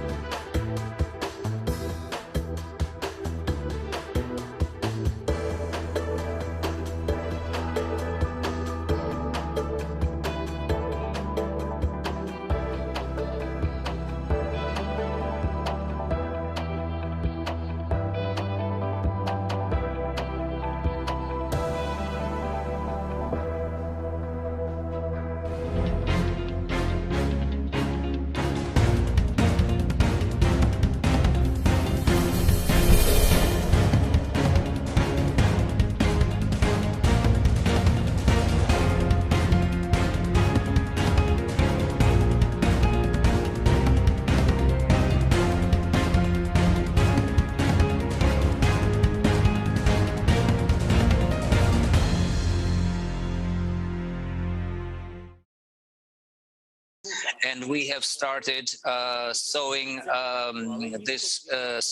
sowing in the fields as much as we can. But nobody in the world can be sure that we'll be able to guarantee food security as long as this war is going on. To stop the war now and to liberate our territory from the Russian invaders is the only secure way to stop the development of a food crisis.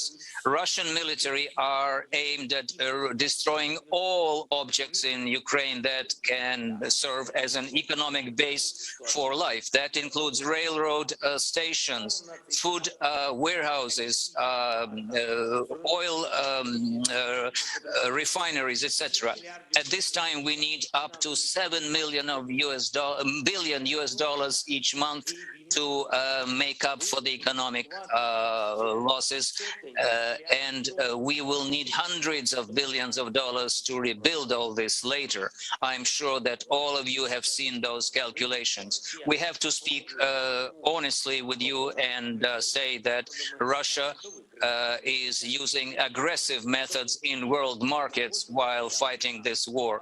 They are creating all such conditions, so not only food market, but also fuel market and other raw materials markets would face instability. Russia has provoked the growth of prices for energy resources in Europe and the whole democratic world.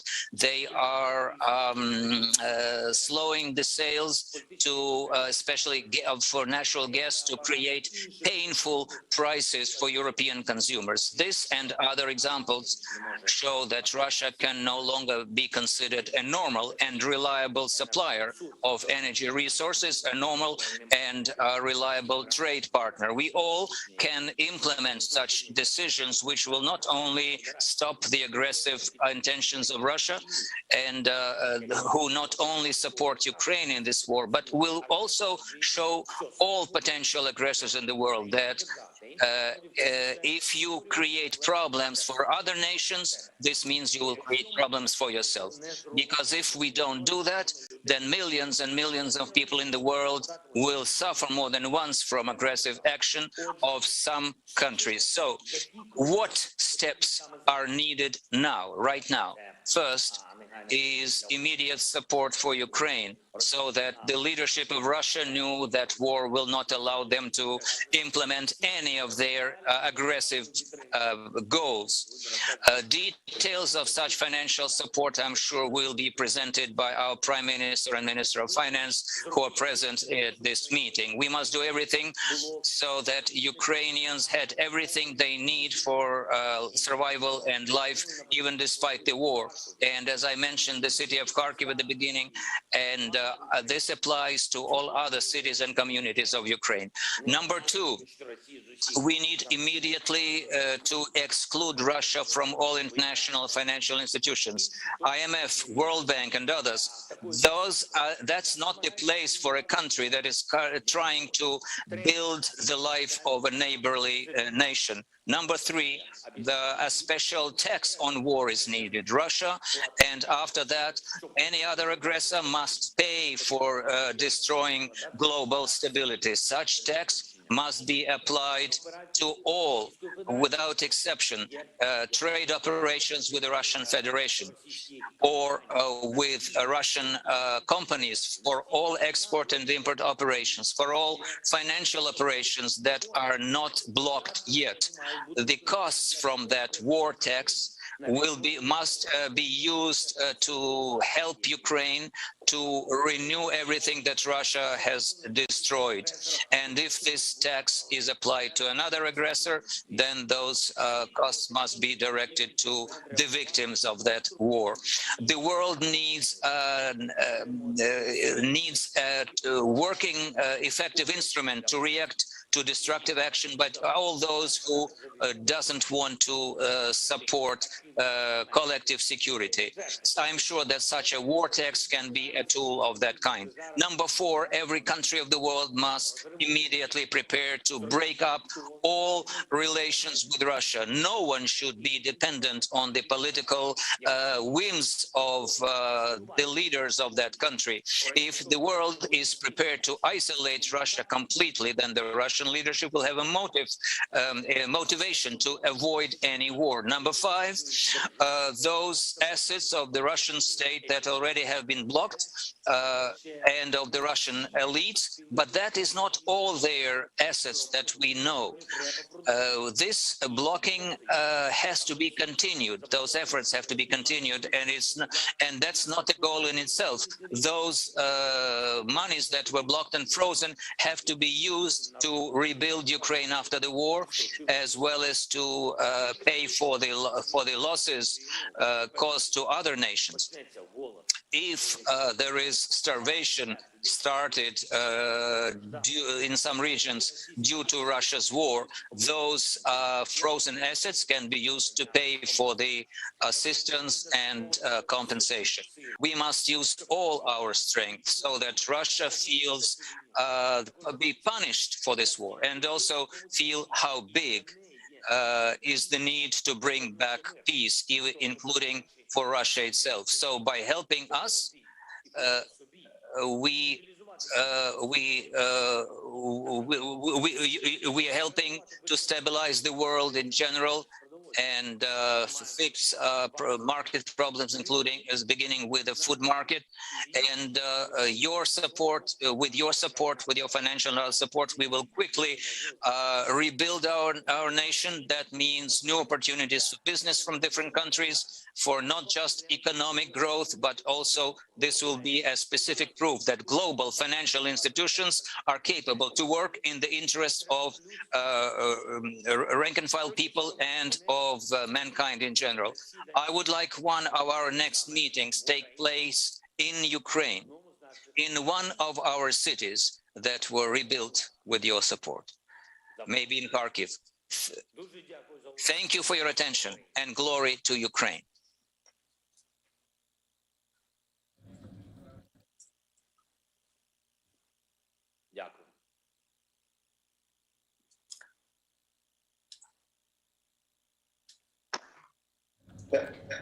Glory to Ukraine. That has definitely been something that has been shouted out time and time again. Slava Ukraine is how they do say it.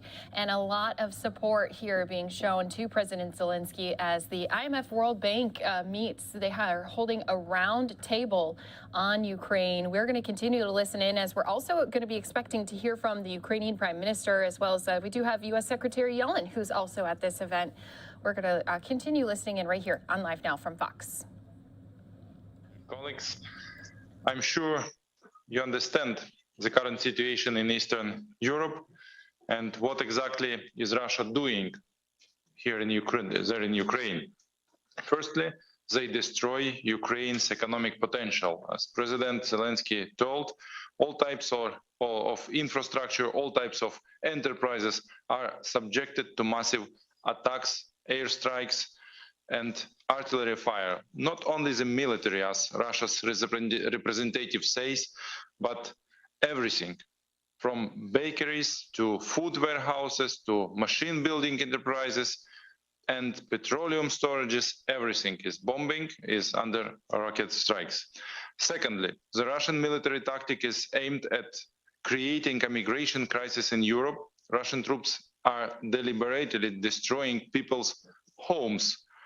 There are dozens of Ukrainian cities and communities that have been almost completely destroyed by the Russians' fire. Mariupol is just one example, but not last. Volnovakha, Izum, and other cities suffered comparable large-scale destructions. Other cities such as Kharkiv, Chernihiv, Irpin, Borodyanka have been turned into the ruins. Thirdly, Russia is blocking our seaports. No other state has posed such a threat in decades. If our seaports stay blocked, we cannot export agricultural products. If we cannot export agricultural products, it means there will be a threat of a food crisis, at least, or even large-scale political destabilization in dozens of countries in North Africa, Asia, and other regions at worst. What are consequences of Russia's aggression today? Donbass, as one of the key industrial regions of Eastern Europe, is absolutely destroyed by Russia. Black Sea and Azov Sea ports of Ukraine are blocked. Dozens of thousands of Ukrainians are dead. Almost 12 million of Ukrainians were forced to leave their homes. About 15 million of them left Ukraine. About 5 million of them left Ukraine. For now, 220,000 people lost their homes because 7,000, as President Zelenskyy mentioned, residential buildings were damaged or destroyed completely. Hostilities are bombing of our cities by Russian military forces still continue. So the list of damages and destroyed property will only be increasing day by day. Over 120,000 square miles Ukrainian territory requires mine cleaning. It's a huge territory. Ukraine's GDP can drop by 30% to 50% during this year, according to prior estimates by experts and by international financial organizations. Our prior analysis has demonstrated that direct and indirect losses because of the war amount more than 560 billions of US dollars. And if we do not stop this war together, the losses will increase dramatically. Infrastructure losses alone are already higher than $100 billion. In March this year, more than 60% of Ukrainian enterprises were stopped completely or partially. One of the biggest Ukrainian steel production plant in Mariupol was almost destroyed by Russian bombs. And this is just one of the hundreds of enterprises and facilities which are no longer operational after missile and air bomb strikes by Russia.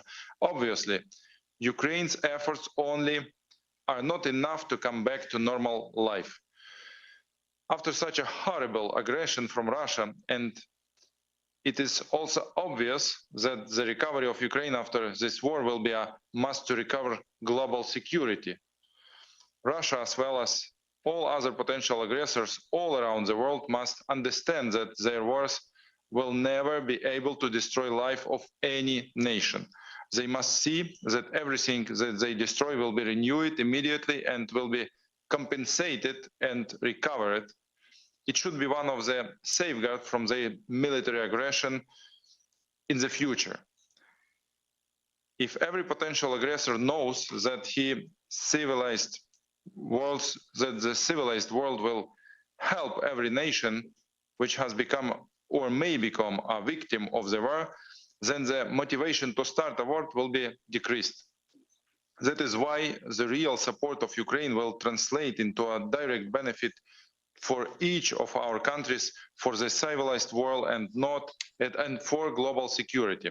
Our public and our civil institutions in Ukraine have already demonstrated that President Volodymyr Zelenskyy and the government of Ukraine are ensuring the right way to move forward in Ukraine's development. Sustainability of our institutions, capability of our state to regroup at all levels, defending our nation from the Russian invasion, as well as stability of our financial system, have proven the right track of governing Ukraine, our country. We have mobilized and allocated all the international resources very quickly. State budget revenues in March were 100% in line with the budget plan before the war. To avoid the total collapse of business, we have simplified taxation and customs, but the war is still going on, and we expect in April state budget will be performed is only 50%. And to balance state budget as well as to support small and medium business, we need additional financial resources. we finance our security and defense sector. We have launched new state program to support people who lost their job, incomes and homes. Despite all difficulties, our country is performing all social obligations, pensions, salaries, social payments, and it all costs about $7 billion per month for our budget. We do our best to prevent food crisis and political destabilization in the African countries and other macro regions of the world. For example, the Ukrainian share in the global export is 10% in wheat, 14% in corn, and 47% in sunflower oil. Some of those countries are especially vulnerable. For example, Egyptian food market is 100% dependent on Ukrainian and Russian wheat supplies. Despite the war and blockade of the seaports, Ukrainian farmers continue to work, and sowing campaign is underway, and we expect to farm about 80% of the total farming area compared to last year's. We create new export logistics, and this also requires additional finances and special technological solutions. So, as you can see, the scale of the challenges is very serious in all spheres of economic and social life in Ukraine. But taking into account the additional environmental risks because of the war in the industrial zones, flooded coal mines, intervention in the Chernobyl zone, then the scope of additional support needed will increase dramatically. In a short-term perspective, we need the financial bridge for up to 5 months with $4 to $5 billion per month. In a long-term perspective, we need a recovery plan for Ukraine similar to Marshall Plan for Europe after Second World War. According to the order of the President of Ukraine, Volodymyr Zelenskyy, the government of Ukraine began to work on the United 24 Recovery Plan and established the United 24 Recovery Fund. The goal of the plan is not to recover the destroyed economy, but to build the new economy in Ukraine, which will be fully integrated into the EU. As of today, such recovery, reconstruction, and transformation will cost about $600 billion. But first, we have to stop the war. We have to bring peace back to Ukraine and put the Russian Federation to justice. That is why I call all of our international partners to be focused on 3 particular instruments. First, supplying ammunition, weapons to Ukraine. As President of Ukraine, Volodymyr Zelenskyy said, freedom must be armed no worse than tyranny. Second, we ask to put more sanctions pressure on Russia because only this can force them to seek peace. It is crucially important to impose complete blockage of the Russian banking sector, ban their energy exports, including oil and nuclear fuel, and in future gas. Third, financial support of Ukraine. The tyranny must clearly see that the democratic world will not leave our nation, which is fighting for freedom, without support. We need to have all necessary financial resources, not only for defense, but for the functioning of all public and social institutions and to guarantee return of internally displaced persons. We are in the dialogue with all who can support Ukraine. We are grateful to all our international partners, to World Bank, the IMF, the EBRD, the EIB, the European Union, G7 countries, other European, Middle East and Asian countries for providing support to Ukraine. I have sent letters to many of my colleagues and have asked them to provide 10% of SDRs to support Ukraine financially. For example, Canada has agreed to provide $1 billion Canadian in SDRs to the special administrative account created by IMF. Thank you for this. We hope that all other partners will follow this example.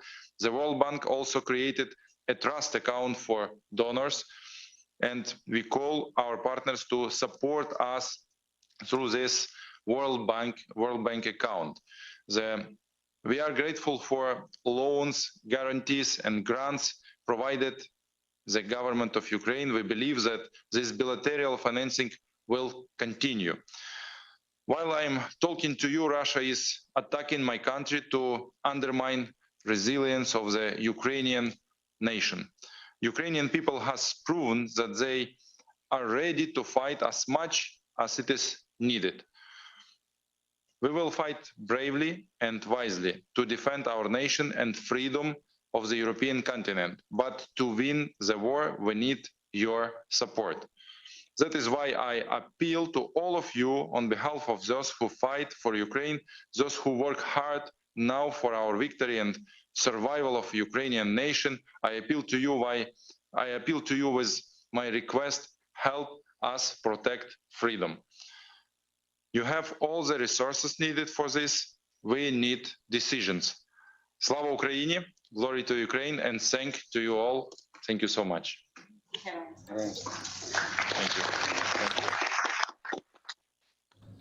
The Ukrainian Prime Minister is speaking here. This roundtable continuing on as they are discussing finance around this war. We are going to be sending our viewers off to a 2-minute break. And when we come back, we're going to be switching gears here a little bit. While we've been on top of the latest coming to us from Ukraine, I do want to take us right back here to U.S. soil. We're going to be going back out to Fairfax, Virginia. Right now, we do still have Johnny Depp on the stand. He has been speaking about his relationship with his ex-wife, Amber Heard, who he does have a $50 million lawsuit against. We'll be giving you this right here again after we come back from this 2-minute break.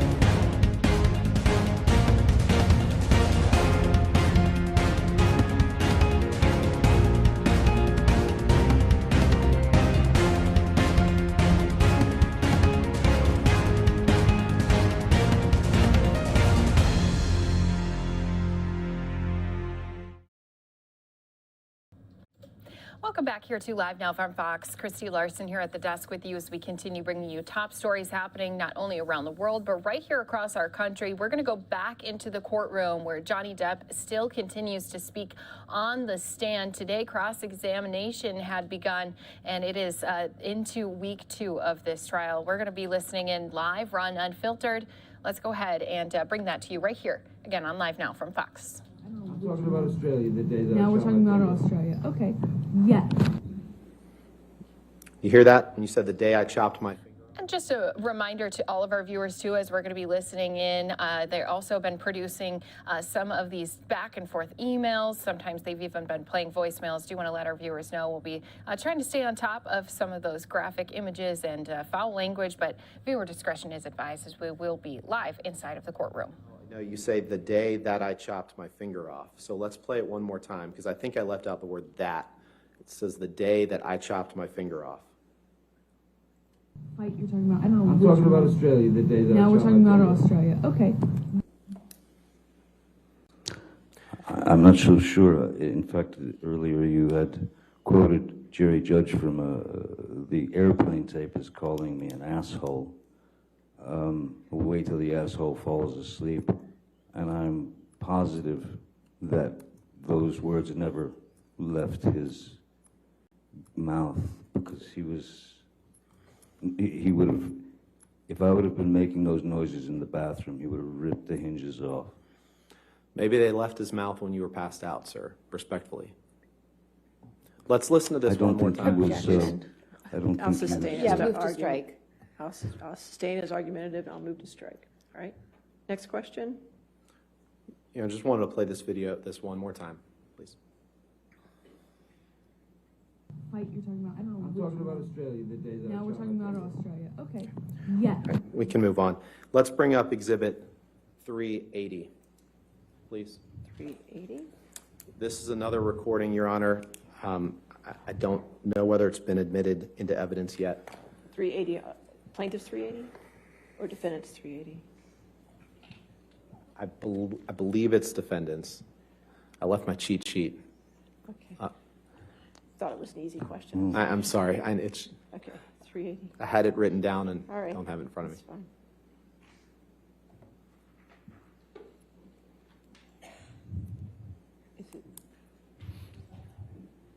They're both 380. Plaintiff's 380. Plaintiff's 380, okay. Yes. All right, I don't know if that's in evidence or not. Is plaintiff's 380 in evidence? No. So you're offering 380 before we hear it. Can we put it in evidence? Yes, Your Honor. I'd move it into evidence, and the portions that I'd like to play are 3333 through 3410. I assume no objections. This is the audio. As long as this is an audio recording of just Mr. Depp and Ms. Heard, we have no objection. This portion is. This portion is. Yes, I believe that there's other portions that involve other people, but as best I'm aware,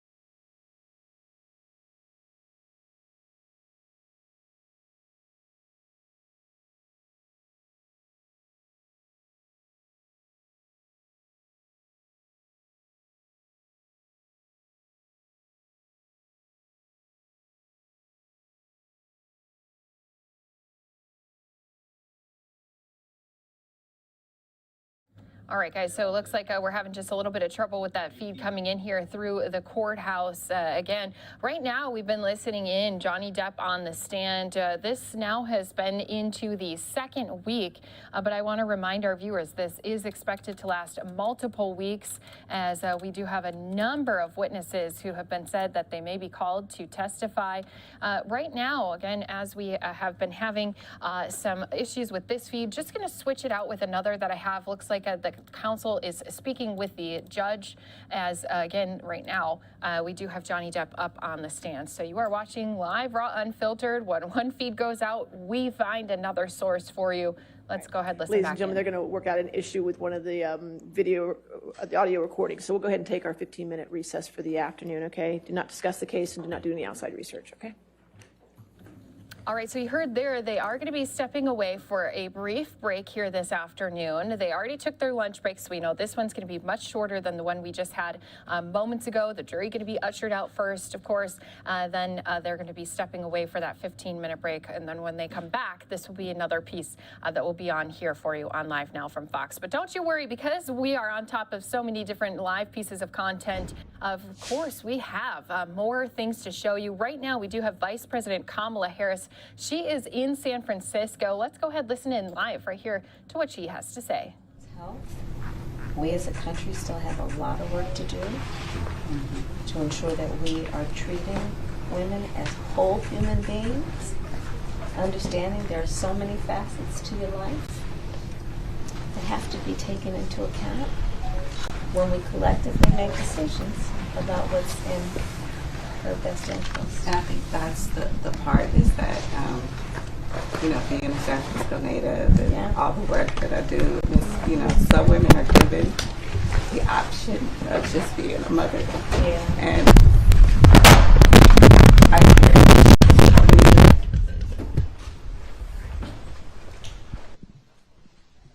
All right, apologies about that audio there as the camera was moving around here a bit. Looks like that is the only portion that we were able to bring to you here. Just a brief look at these conversations that Kamala Harris is going to be having with those in the area of San Francisco. She's visiting the University of California, San Francisco Mission Bay. She's addressing maternal health crisis. If we do get more parts to her visit, that's something we'll bring to you right here on Live Now from Fox. Let's go ahead and show you yet another piece of live content we'll have happening here in just a few more minutes. Going to have Press Secretary John Kirby stepping up to the podium. He is going to be giving us a Pentagon press briefing at a time when we know that President Biden this morning announced more aid that's going to be given to Ukraine. We just heard from President Zelenskyy, the Ukrainian Prime Minister, speak with the World Bank. As you know, there has been so much devastation across the country. They're going to need some extra help when it comes to rebuilding once this war does come to an end. Right now, though, there's no sight of that war ending. They do have now attacks continuing into day number 57. And you've been hearing from some of those soldiers on the front lines saying that they don't know how much longer they'll be able to hold out. One of the Ukrainian commanders in Mariupol said they are facing their last days, if not their last hours. Such sad words to hear, and it's not just a concern for him and his fellow troop members, but concern about the citizens who have still been stuck inside of the city. They said that there's women and children and elderly citizens who are stuck and need to be evacuated out as soon as possible. So expecting to hear here again from John Kirby at the Pentagon as the Department of Defense is still trying to do what they can to lend a hand with this war. So while we have this chance, I know we've moved around quite a bit here today, but I want to play out something that did come down just a little bit earlier here today, since that's been one of the key cities that we've seen Russia and Ukraine fighting over. I'm going to go ahead and play the latest remarks that were made by the mayor in Mariupol as he's giving us a fresh update on what has been happening. And we're going to play it out here for all of our viewers who've been watching here with us. Do want to say thank you for sticking around with us as we've been moving around quite a bit. But let's go ahead and listen into his comments right here on Live Now from Fox. To tell our residents who have been hiding there for 57 days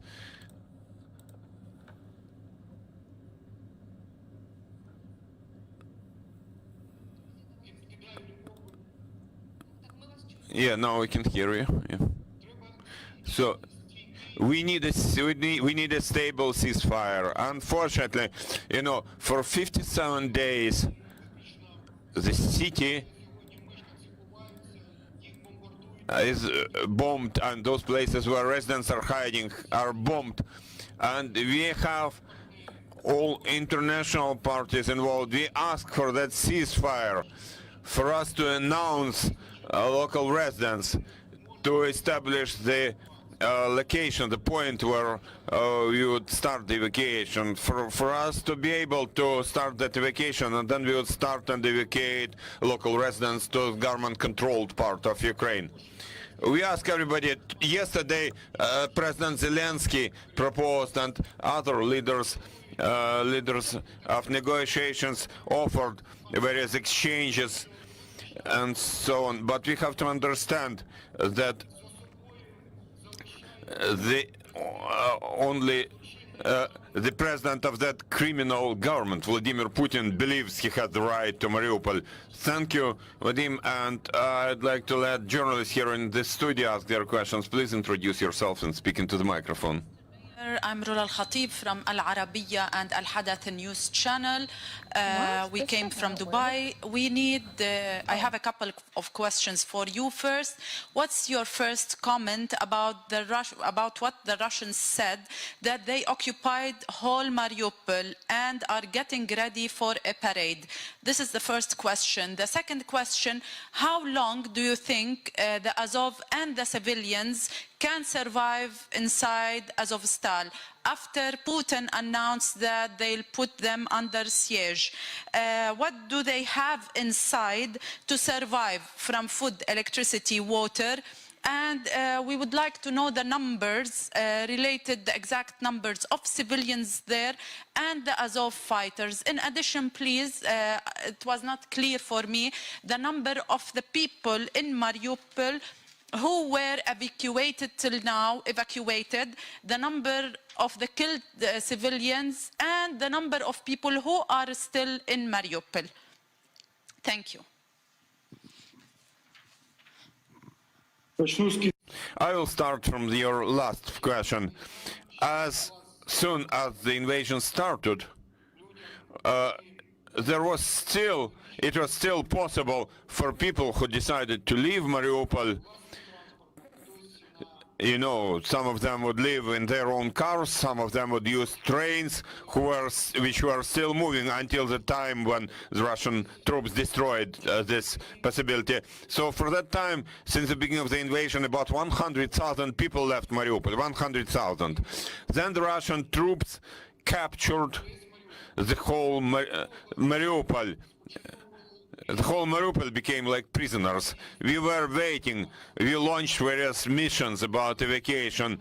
But as soon as people would reach the first roadblock, the first checkpoint, we would be told by those invaders that we don't have any instruction for you to leave the city, so get back to the city. That's what they told the people.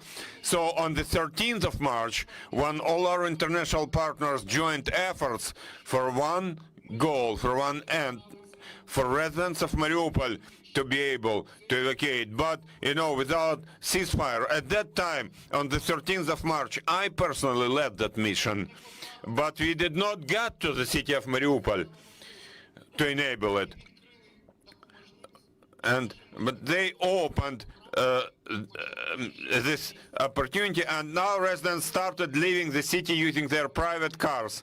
And by now, until today, the number of people who left Mariupol to government-controlled part of Ukraine is in excess of 100,000 people. Now around the city, in Berdyansk, in villages, there are 50,000 people who are waiting for evacuation. There are also people forcefully evacuated to Russian Federation through that filtering.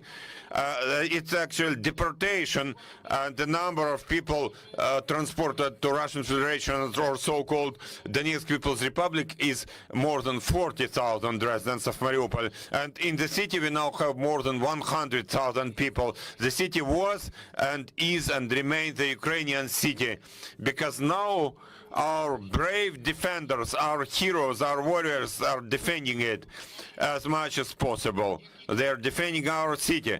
So, you know, whatever statements are made, the city is and will be Ukrainian city. But we still ask, you know, everybody, the international community should join efforts towards one goal. The local residents, which are under threat of elimination of killing there in Azovstal, they should leave. So we ask for a ceasefire, at least for one day, for us to be able to make announcements to those residents of Mariupol hiding in shelters in Azovstal, for them to leave to some place, and our warriors would also leave with their weapons.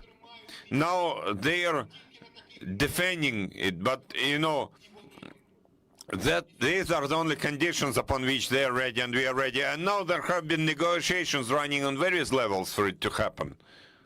Thank you. Thank you. Any more questions? You are welcome. Mr. Mayor, it's Luke Harding here from The Guardian newspaper. The Russians seem to have their own new mayor of Mariupol. They seem to have got rid of you and replaced you with something else, with someone else. Can you speak to what the Russians do in areas they occupy in terms of creating political structures, replacing elected officials with their own people? What's happening in Mariupol, and what does this say about their methods in occupied areas? Методи в них були і залишаються підслідними. Ми це робили з початку 2014 року. Підходи не змінилися. Я чую переклад. Sorry. Their methods were and still are the same since the beginning of 2014. So those leaders who wanted to have so-called Donetsk People's Republic in Mariupol did not surrender in 2014, but I would like to remind you that for 2 months, again, Mariupol was occupied by so-called Donetsk People's Republic, but they did not surrender. And back then, those leaders of so-called Donetsk People's Republic, back then and now, they are the same people, that's the same situation. So what they did? They used so-called opposition bloc for life political party. They used local elections. They brought their local leaders hiding within the ranks of that party. Before that, they were under the previous mayor, they were in government positions. And unfortunately, I have to say that they were adjusting people, Russians' fire against infrastructural sites. And in that way, we have lost our electricity supply, we have lost our water supply, our heating supply, our natural gas supply, our food supply. They were shelling everything, and they were adjusting the Russian shelling. And they were also targeting that Russian fire on evacuation buses, which since the very first days of March until the 10th of March, they destroyed more than 100 buses which we wanted to use in evacuation. And it was done by so-called, by Mr. Kharmyshev and Mr. Ivashchenko from so-called opposition bloc for life party. They said that now they're the local authorities here. What they're doing now, the first thing they started doing is now, jointly with Russian occupational forces, they destroyed the evidence, destroyed the trace of their own war crimes. As we understand, they have been burying those dead bodies, and we know where they are burying those dead bodies to hide their war crimes. So those collaborators have now been helping Russian troops, the occupiers. Thank you. Any more questions? You're welcome. Just one clarification on numbers. At the beginning, you said that the 4 buses had left with 80 people. I'm assuming that's yesterday and not today. And to be clear on the number of civilians still in Mariupol, is it right to say there are about 1,000 civilians inside the steel factories still? And I think according to your figure, about 100,000 still in the city outside the steel factory. Have I got that correct? 100,000 local residents are staying in the occupied Mariupol. In Azovstal steel factory, it's difficult to calculate, it's difficult to count, but according to our estimates, there are 300 to 1,000 residents hiding there, 300 to 1,000. For us to be able to count them, we have to have a ceasefire, at least for 1 day, for us to see whether they are alive or not, for us to count, to calculate, to count how many of them are there, still there. Because unfortunately now there is still shelling, there is still bombing and all that, so it's impossible to count people, for you to understand. Now, in Mariupol, I am to emphasize, with the help of so-called leaders of that opposition bloc for life, who now became so-called local authorities, more than 20,000 residents have been killed in Mariupol. In the city itself, there are still 100,000 people remaining. yesterday, unfortunately, it was announced that there would be many buses, that there would be wide-scale evacuation just before Easter, which is a great holiday. There would be a large-scale evacuation, there would be many buses, but there were just 7 buses arriving and just 4 buses reached the end point, and there were just 80 residents of Mariupol, but we thank even for those, because it means 80,000 lives rescued. Any more questions? Thank you. Thank you, Mr. Boychenko. Thank you for finding time to join us on the air. Thank you. Dear friends, I would like to remind you that you're welcome to monitor our announcements. We're developing our schedule for tomorrow. Stay with us. Thank you. Bye.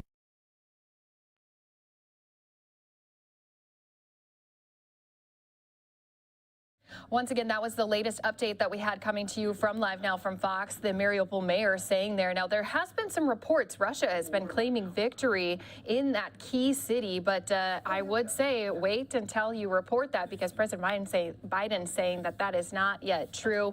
Of course, we had heard from some of our commanders in that area saying that the fighting has been very difficult in that city because they are outnumbered, they are out of ammunition. There's so many things that the Russian troops had a leg up on the Ukrainian troops. But again, that was one city that many people thought would fall right away, and now we are into day number 57. So if we do get more reports on that, of course, that will be something we'll bring to you right here on Live Now from Fox.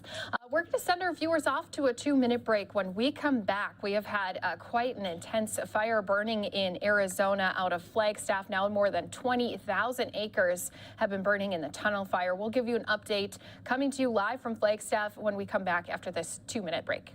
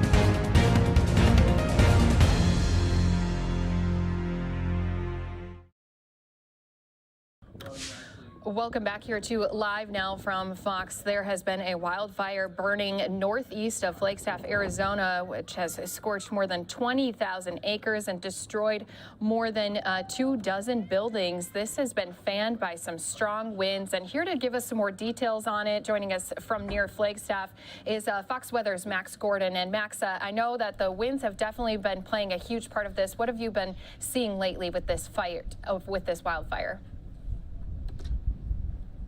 Yeah, well, so far the tunnel fire is still at 0% containment, and the biggest factor here for firefighters is that wind. It's been howling all day, and not only has it made it difficult for firefighters out there on the line fueling the flames, but it's also made it so that aircraft can't really fly. We did see one Chinook helicopter flying by with a bucket earlier today, but other than that, air resources really haven't been there, and that is a crucial firefighting tool. So that has really hampered the firefighting efforts out here in northern Arizona. Now, the tunnel fire was first reported Sunday afternoon. Fire managers say they contained the blaze and couldn't see any active flames the next day, but by Tuesday, the wind took over, sending the fire across containment lines. Fire investigators are currently on the ground trying to pinpoint how this fire first started. It's now burned around 20,500 acres, destroying 24 buildings, and a 20-mile portion of Highway 89 remains closed down.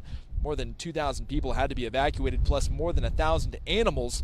Firefighters say they sometimes get large wind-driven fires like this during the spring, but this year, drought conditions across the Southwest have meant they've had to battle multiple large fires early on in the season.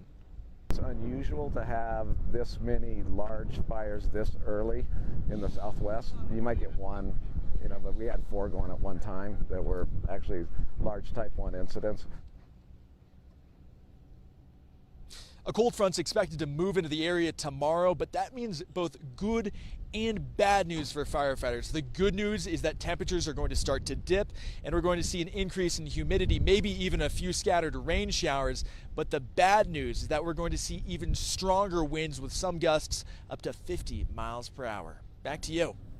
And Max, I just have to say, I heard some of that wind blowing on your microphone there. I'm glad that you pointed out that's going to be a huge part that still contributes to this 0% contained fire. What about the personnel down there on the ground? How big is the effort in fighting this fire?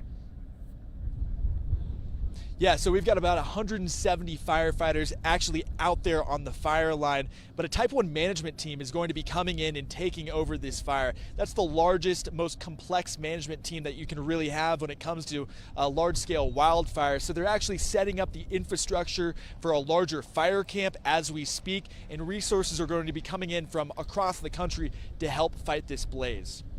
And of course, a lot of people still, they're worried about how much longer this could burn. We do appreciate you giving us that live update again, coming to us near Flagstaff, Arizona. Fox's Weather's Max Gordon, thank you for that update here today. Yeah, thank you.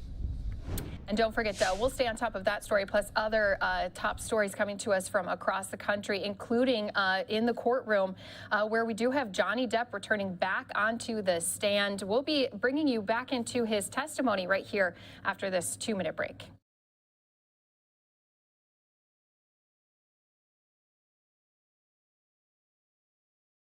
I'm mad.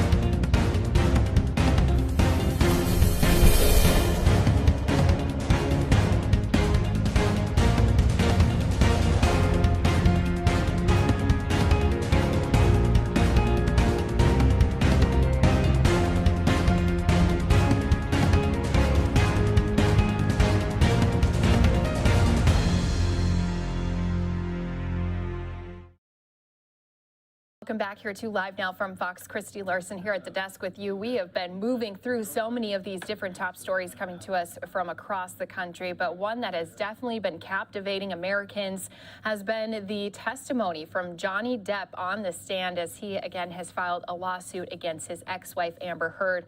We are now into cross-examination, so there's been some fiery moments. Let's go ahead, listen back into what's being said on day number 3 of him being on the stand, but the second week of this important trial in Fairfax, Virginia. Did you give the following testimony in response to the following? And as we do listen in, just want to remind our viewers of viewer discretion going to be advised.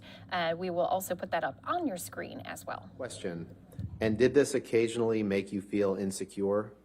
Answer, occasionally, yes, it did. Did I read that right? You did. Can we please pull up Plaintiff's Exhibit 343, which is a recording. It's been admitted, and we propose to play seconds 30 through 45.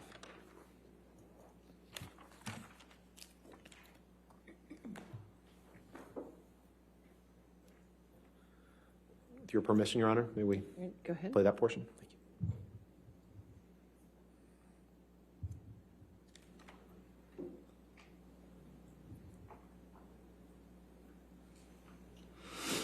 Thank you.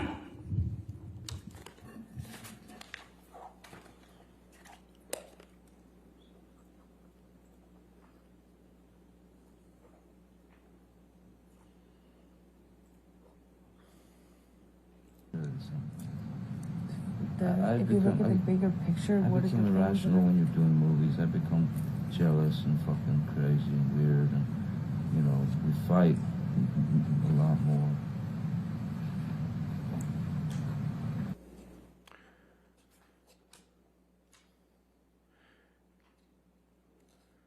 Can we play that one more time, please?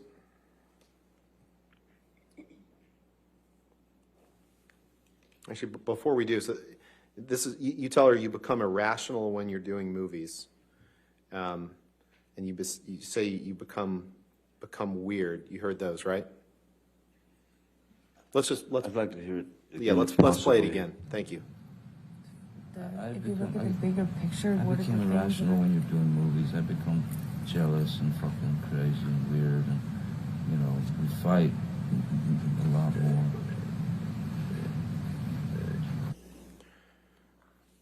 So you heard yourself, Mr. Depp, say, I become irrational when we're doing movies. You heard that, right?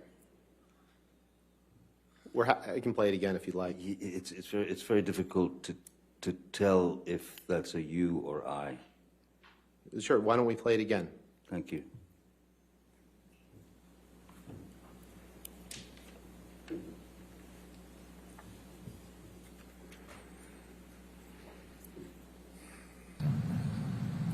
If you look at the bigger picture, what is the become irrational when you're doing movies.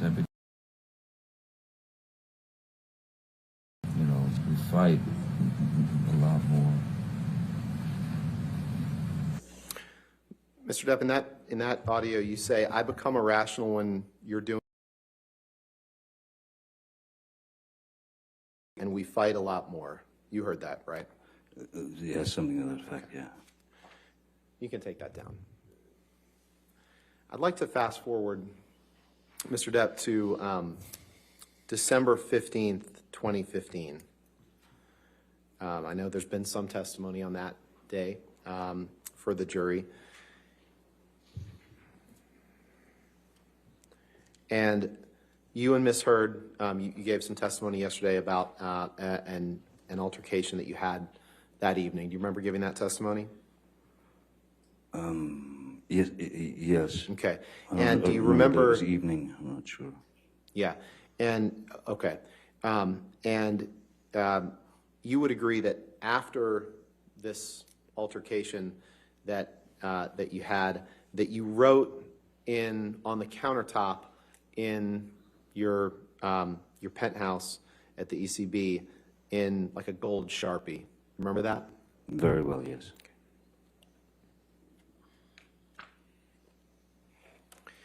And your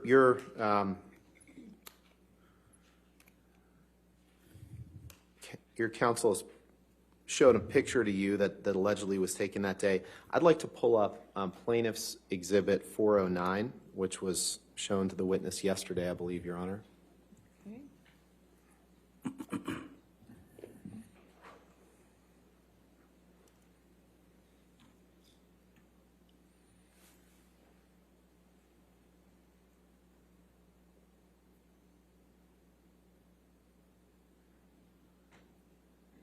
That's Plaintiff's 409 was already in evidence, so we'll go ahead and publish it.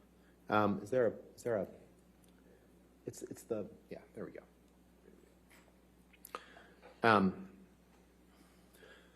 Mr. Depp, and the jury will hear more about this as the case goes on, but do you recognize this picture of Ms. Heard as a picture that was taken directly after the December 15th, 2015 incident?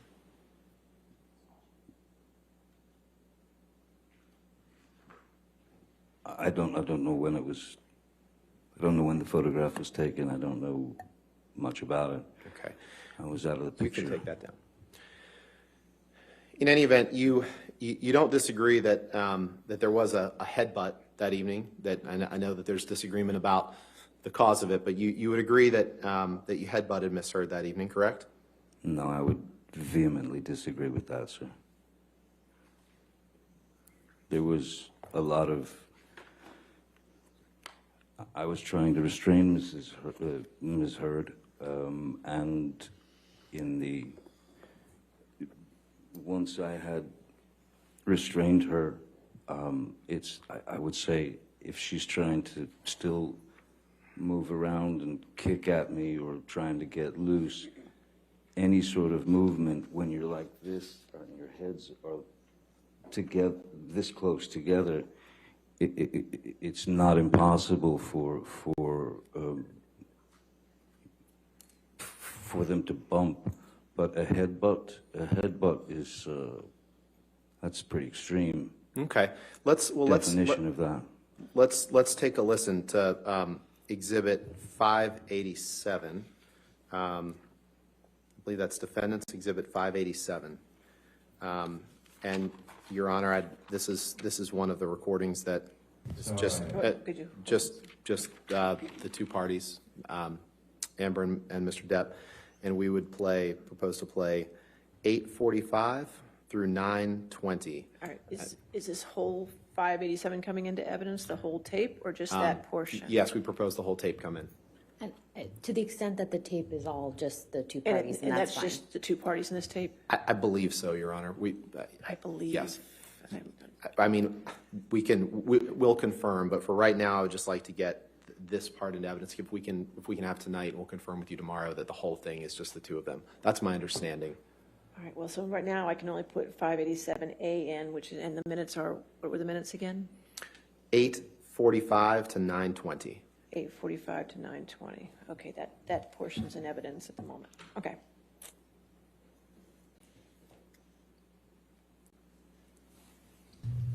Well, you did. Yeah, but thanks for your sorry. He's happy screaming. It's like somehow the end all be all very sort of offensive thing. You can throw a punch, screaming is okay. You can headbutt somebody screaming, but don't scream. Huh. Headbutted you, fucking Couldn't believe you did that. forehead. That doesn't break me out. I don't know if you were. Why don't we play that one more time, please? Because, Mr. Depp, my question for you is, did you say I headbutted you in the forehead? That doesn't break a nose. So let's take another listen. Certainly. But I didn't. Well, you did. Yeah, but thanks for your sorry. He's happy screaming. It's like somehow the end all be all very sort of offensive thing. You can throw a punch, screaming is okay. You can headbutt somebody screaming, but don't scream. Huh.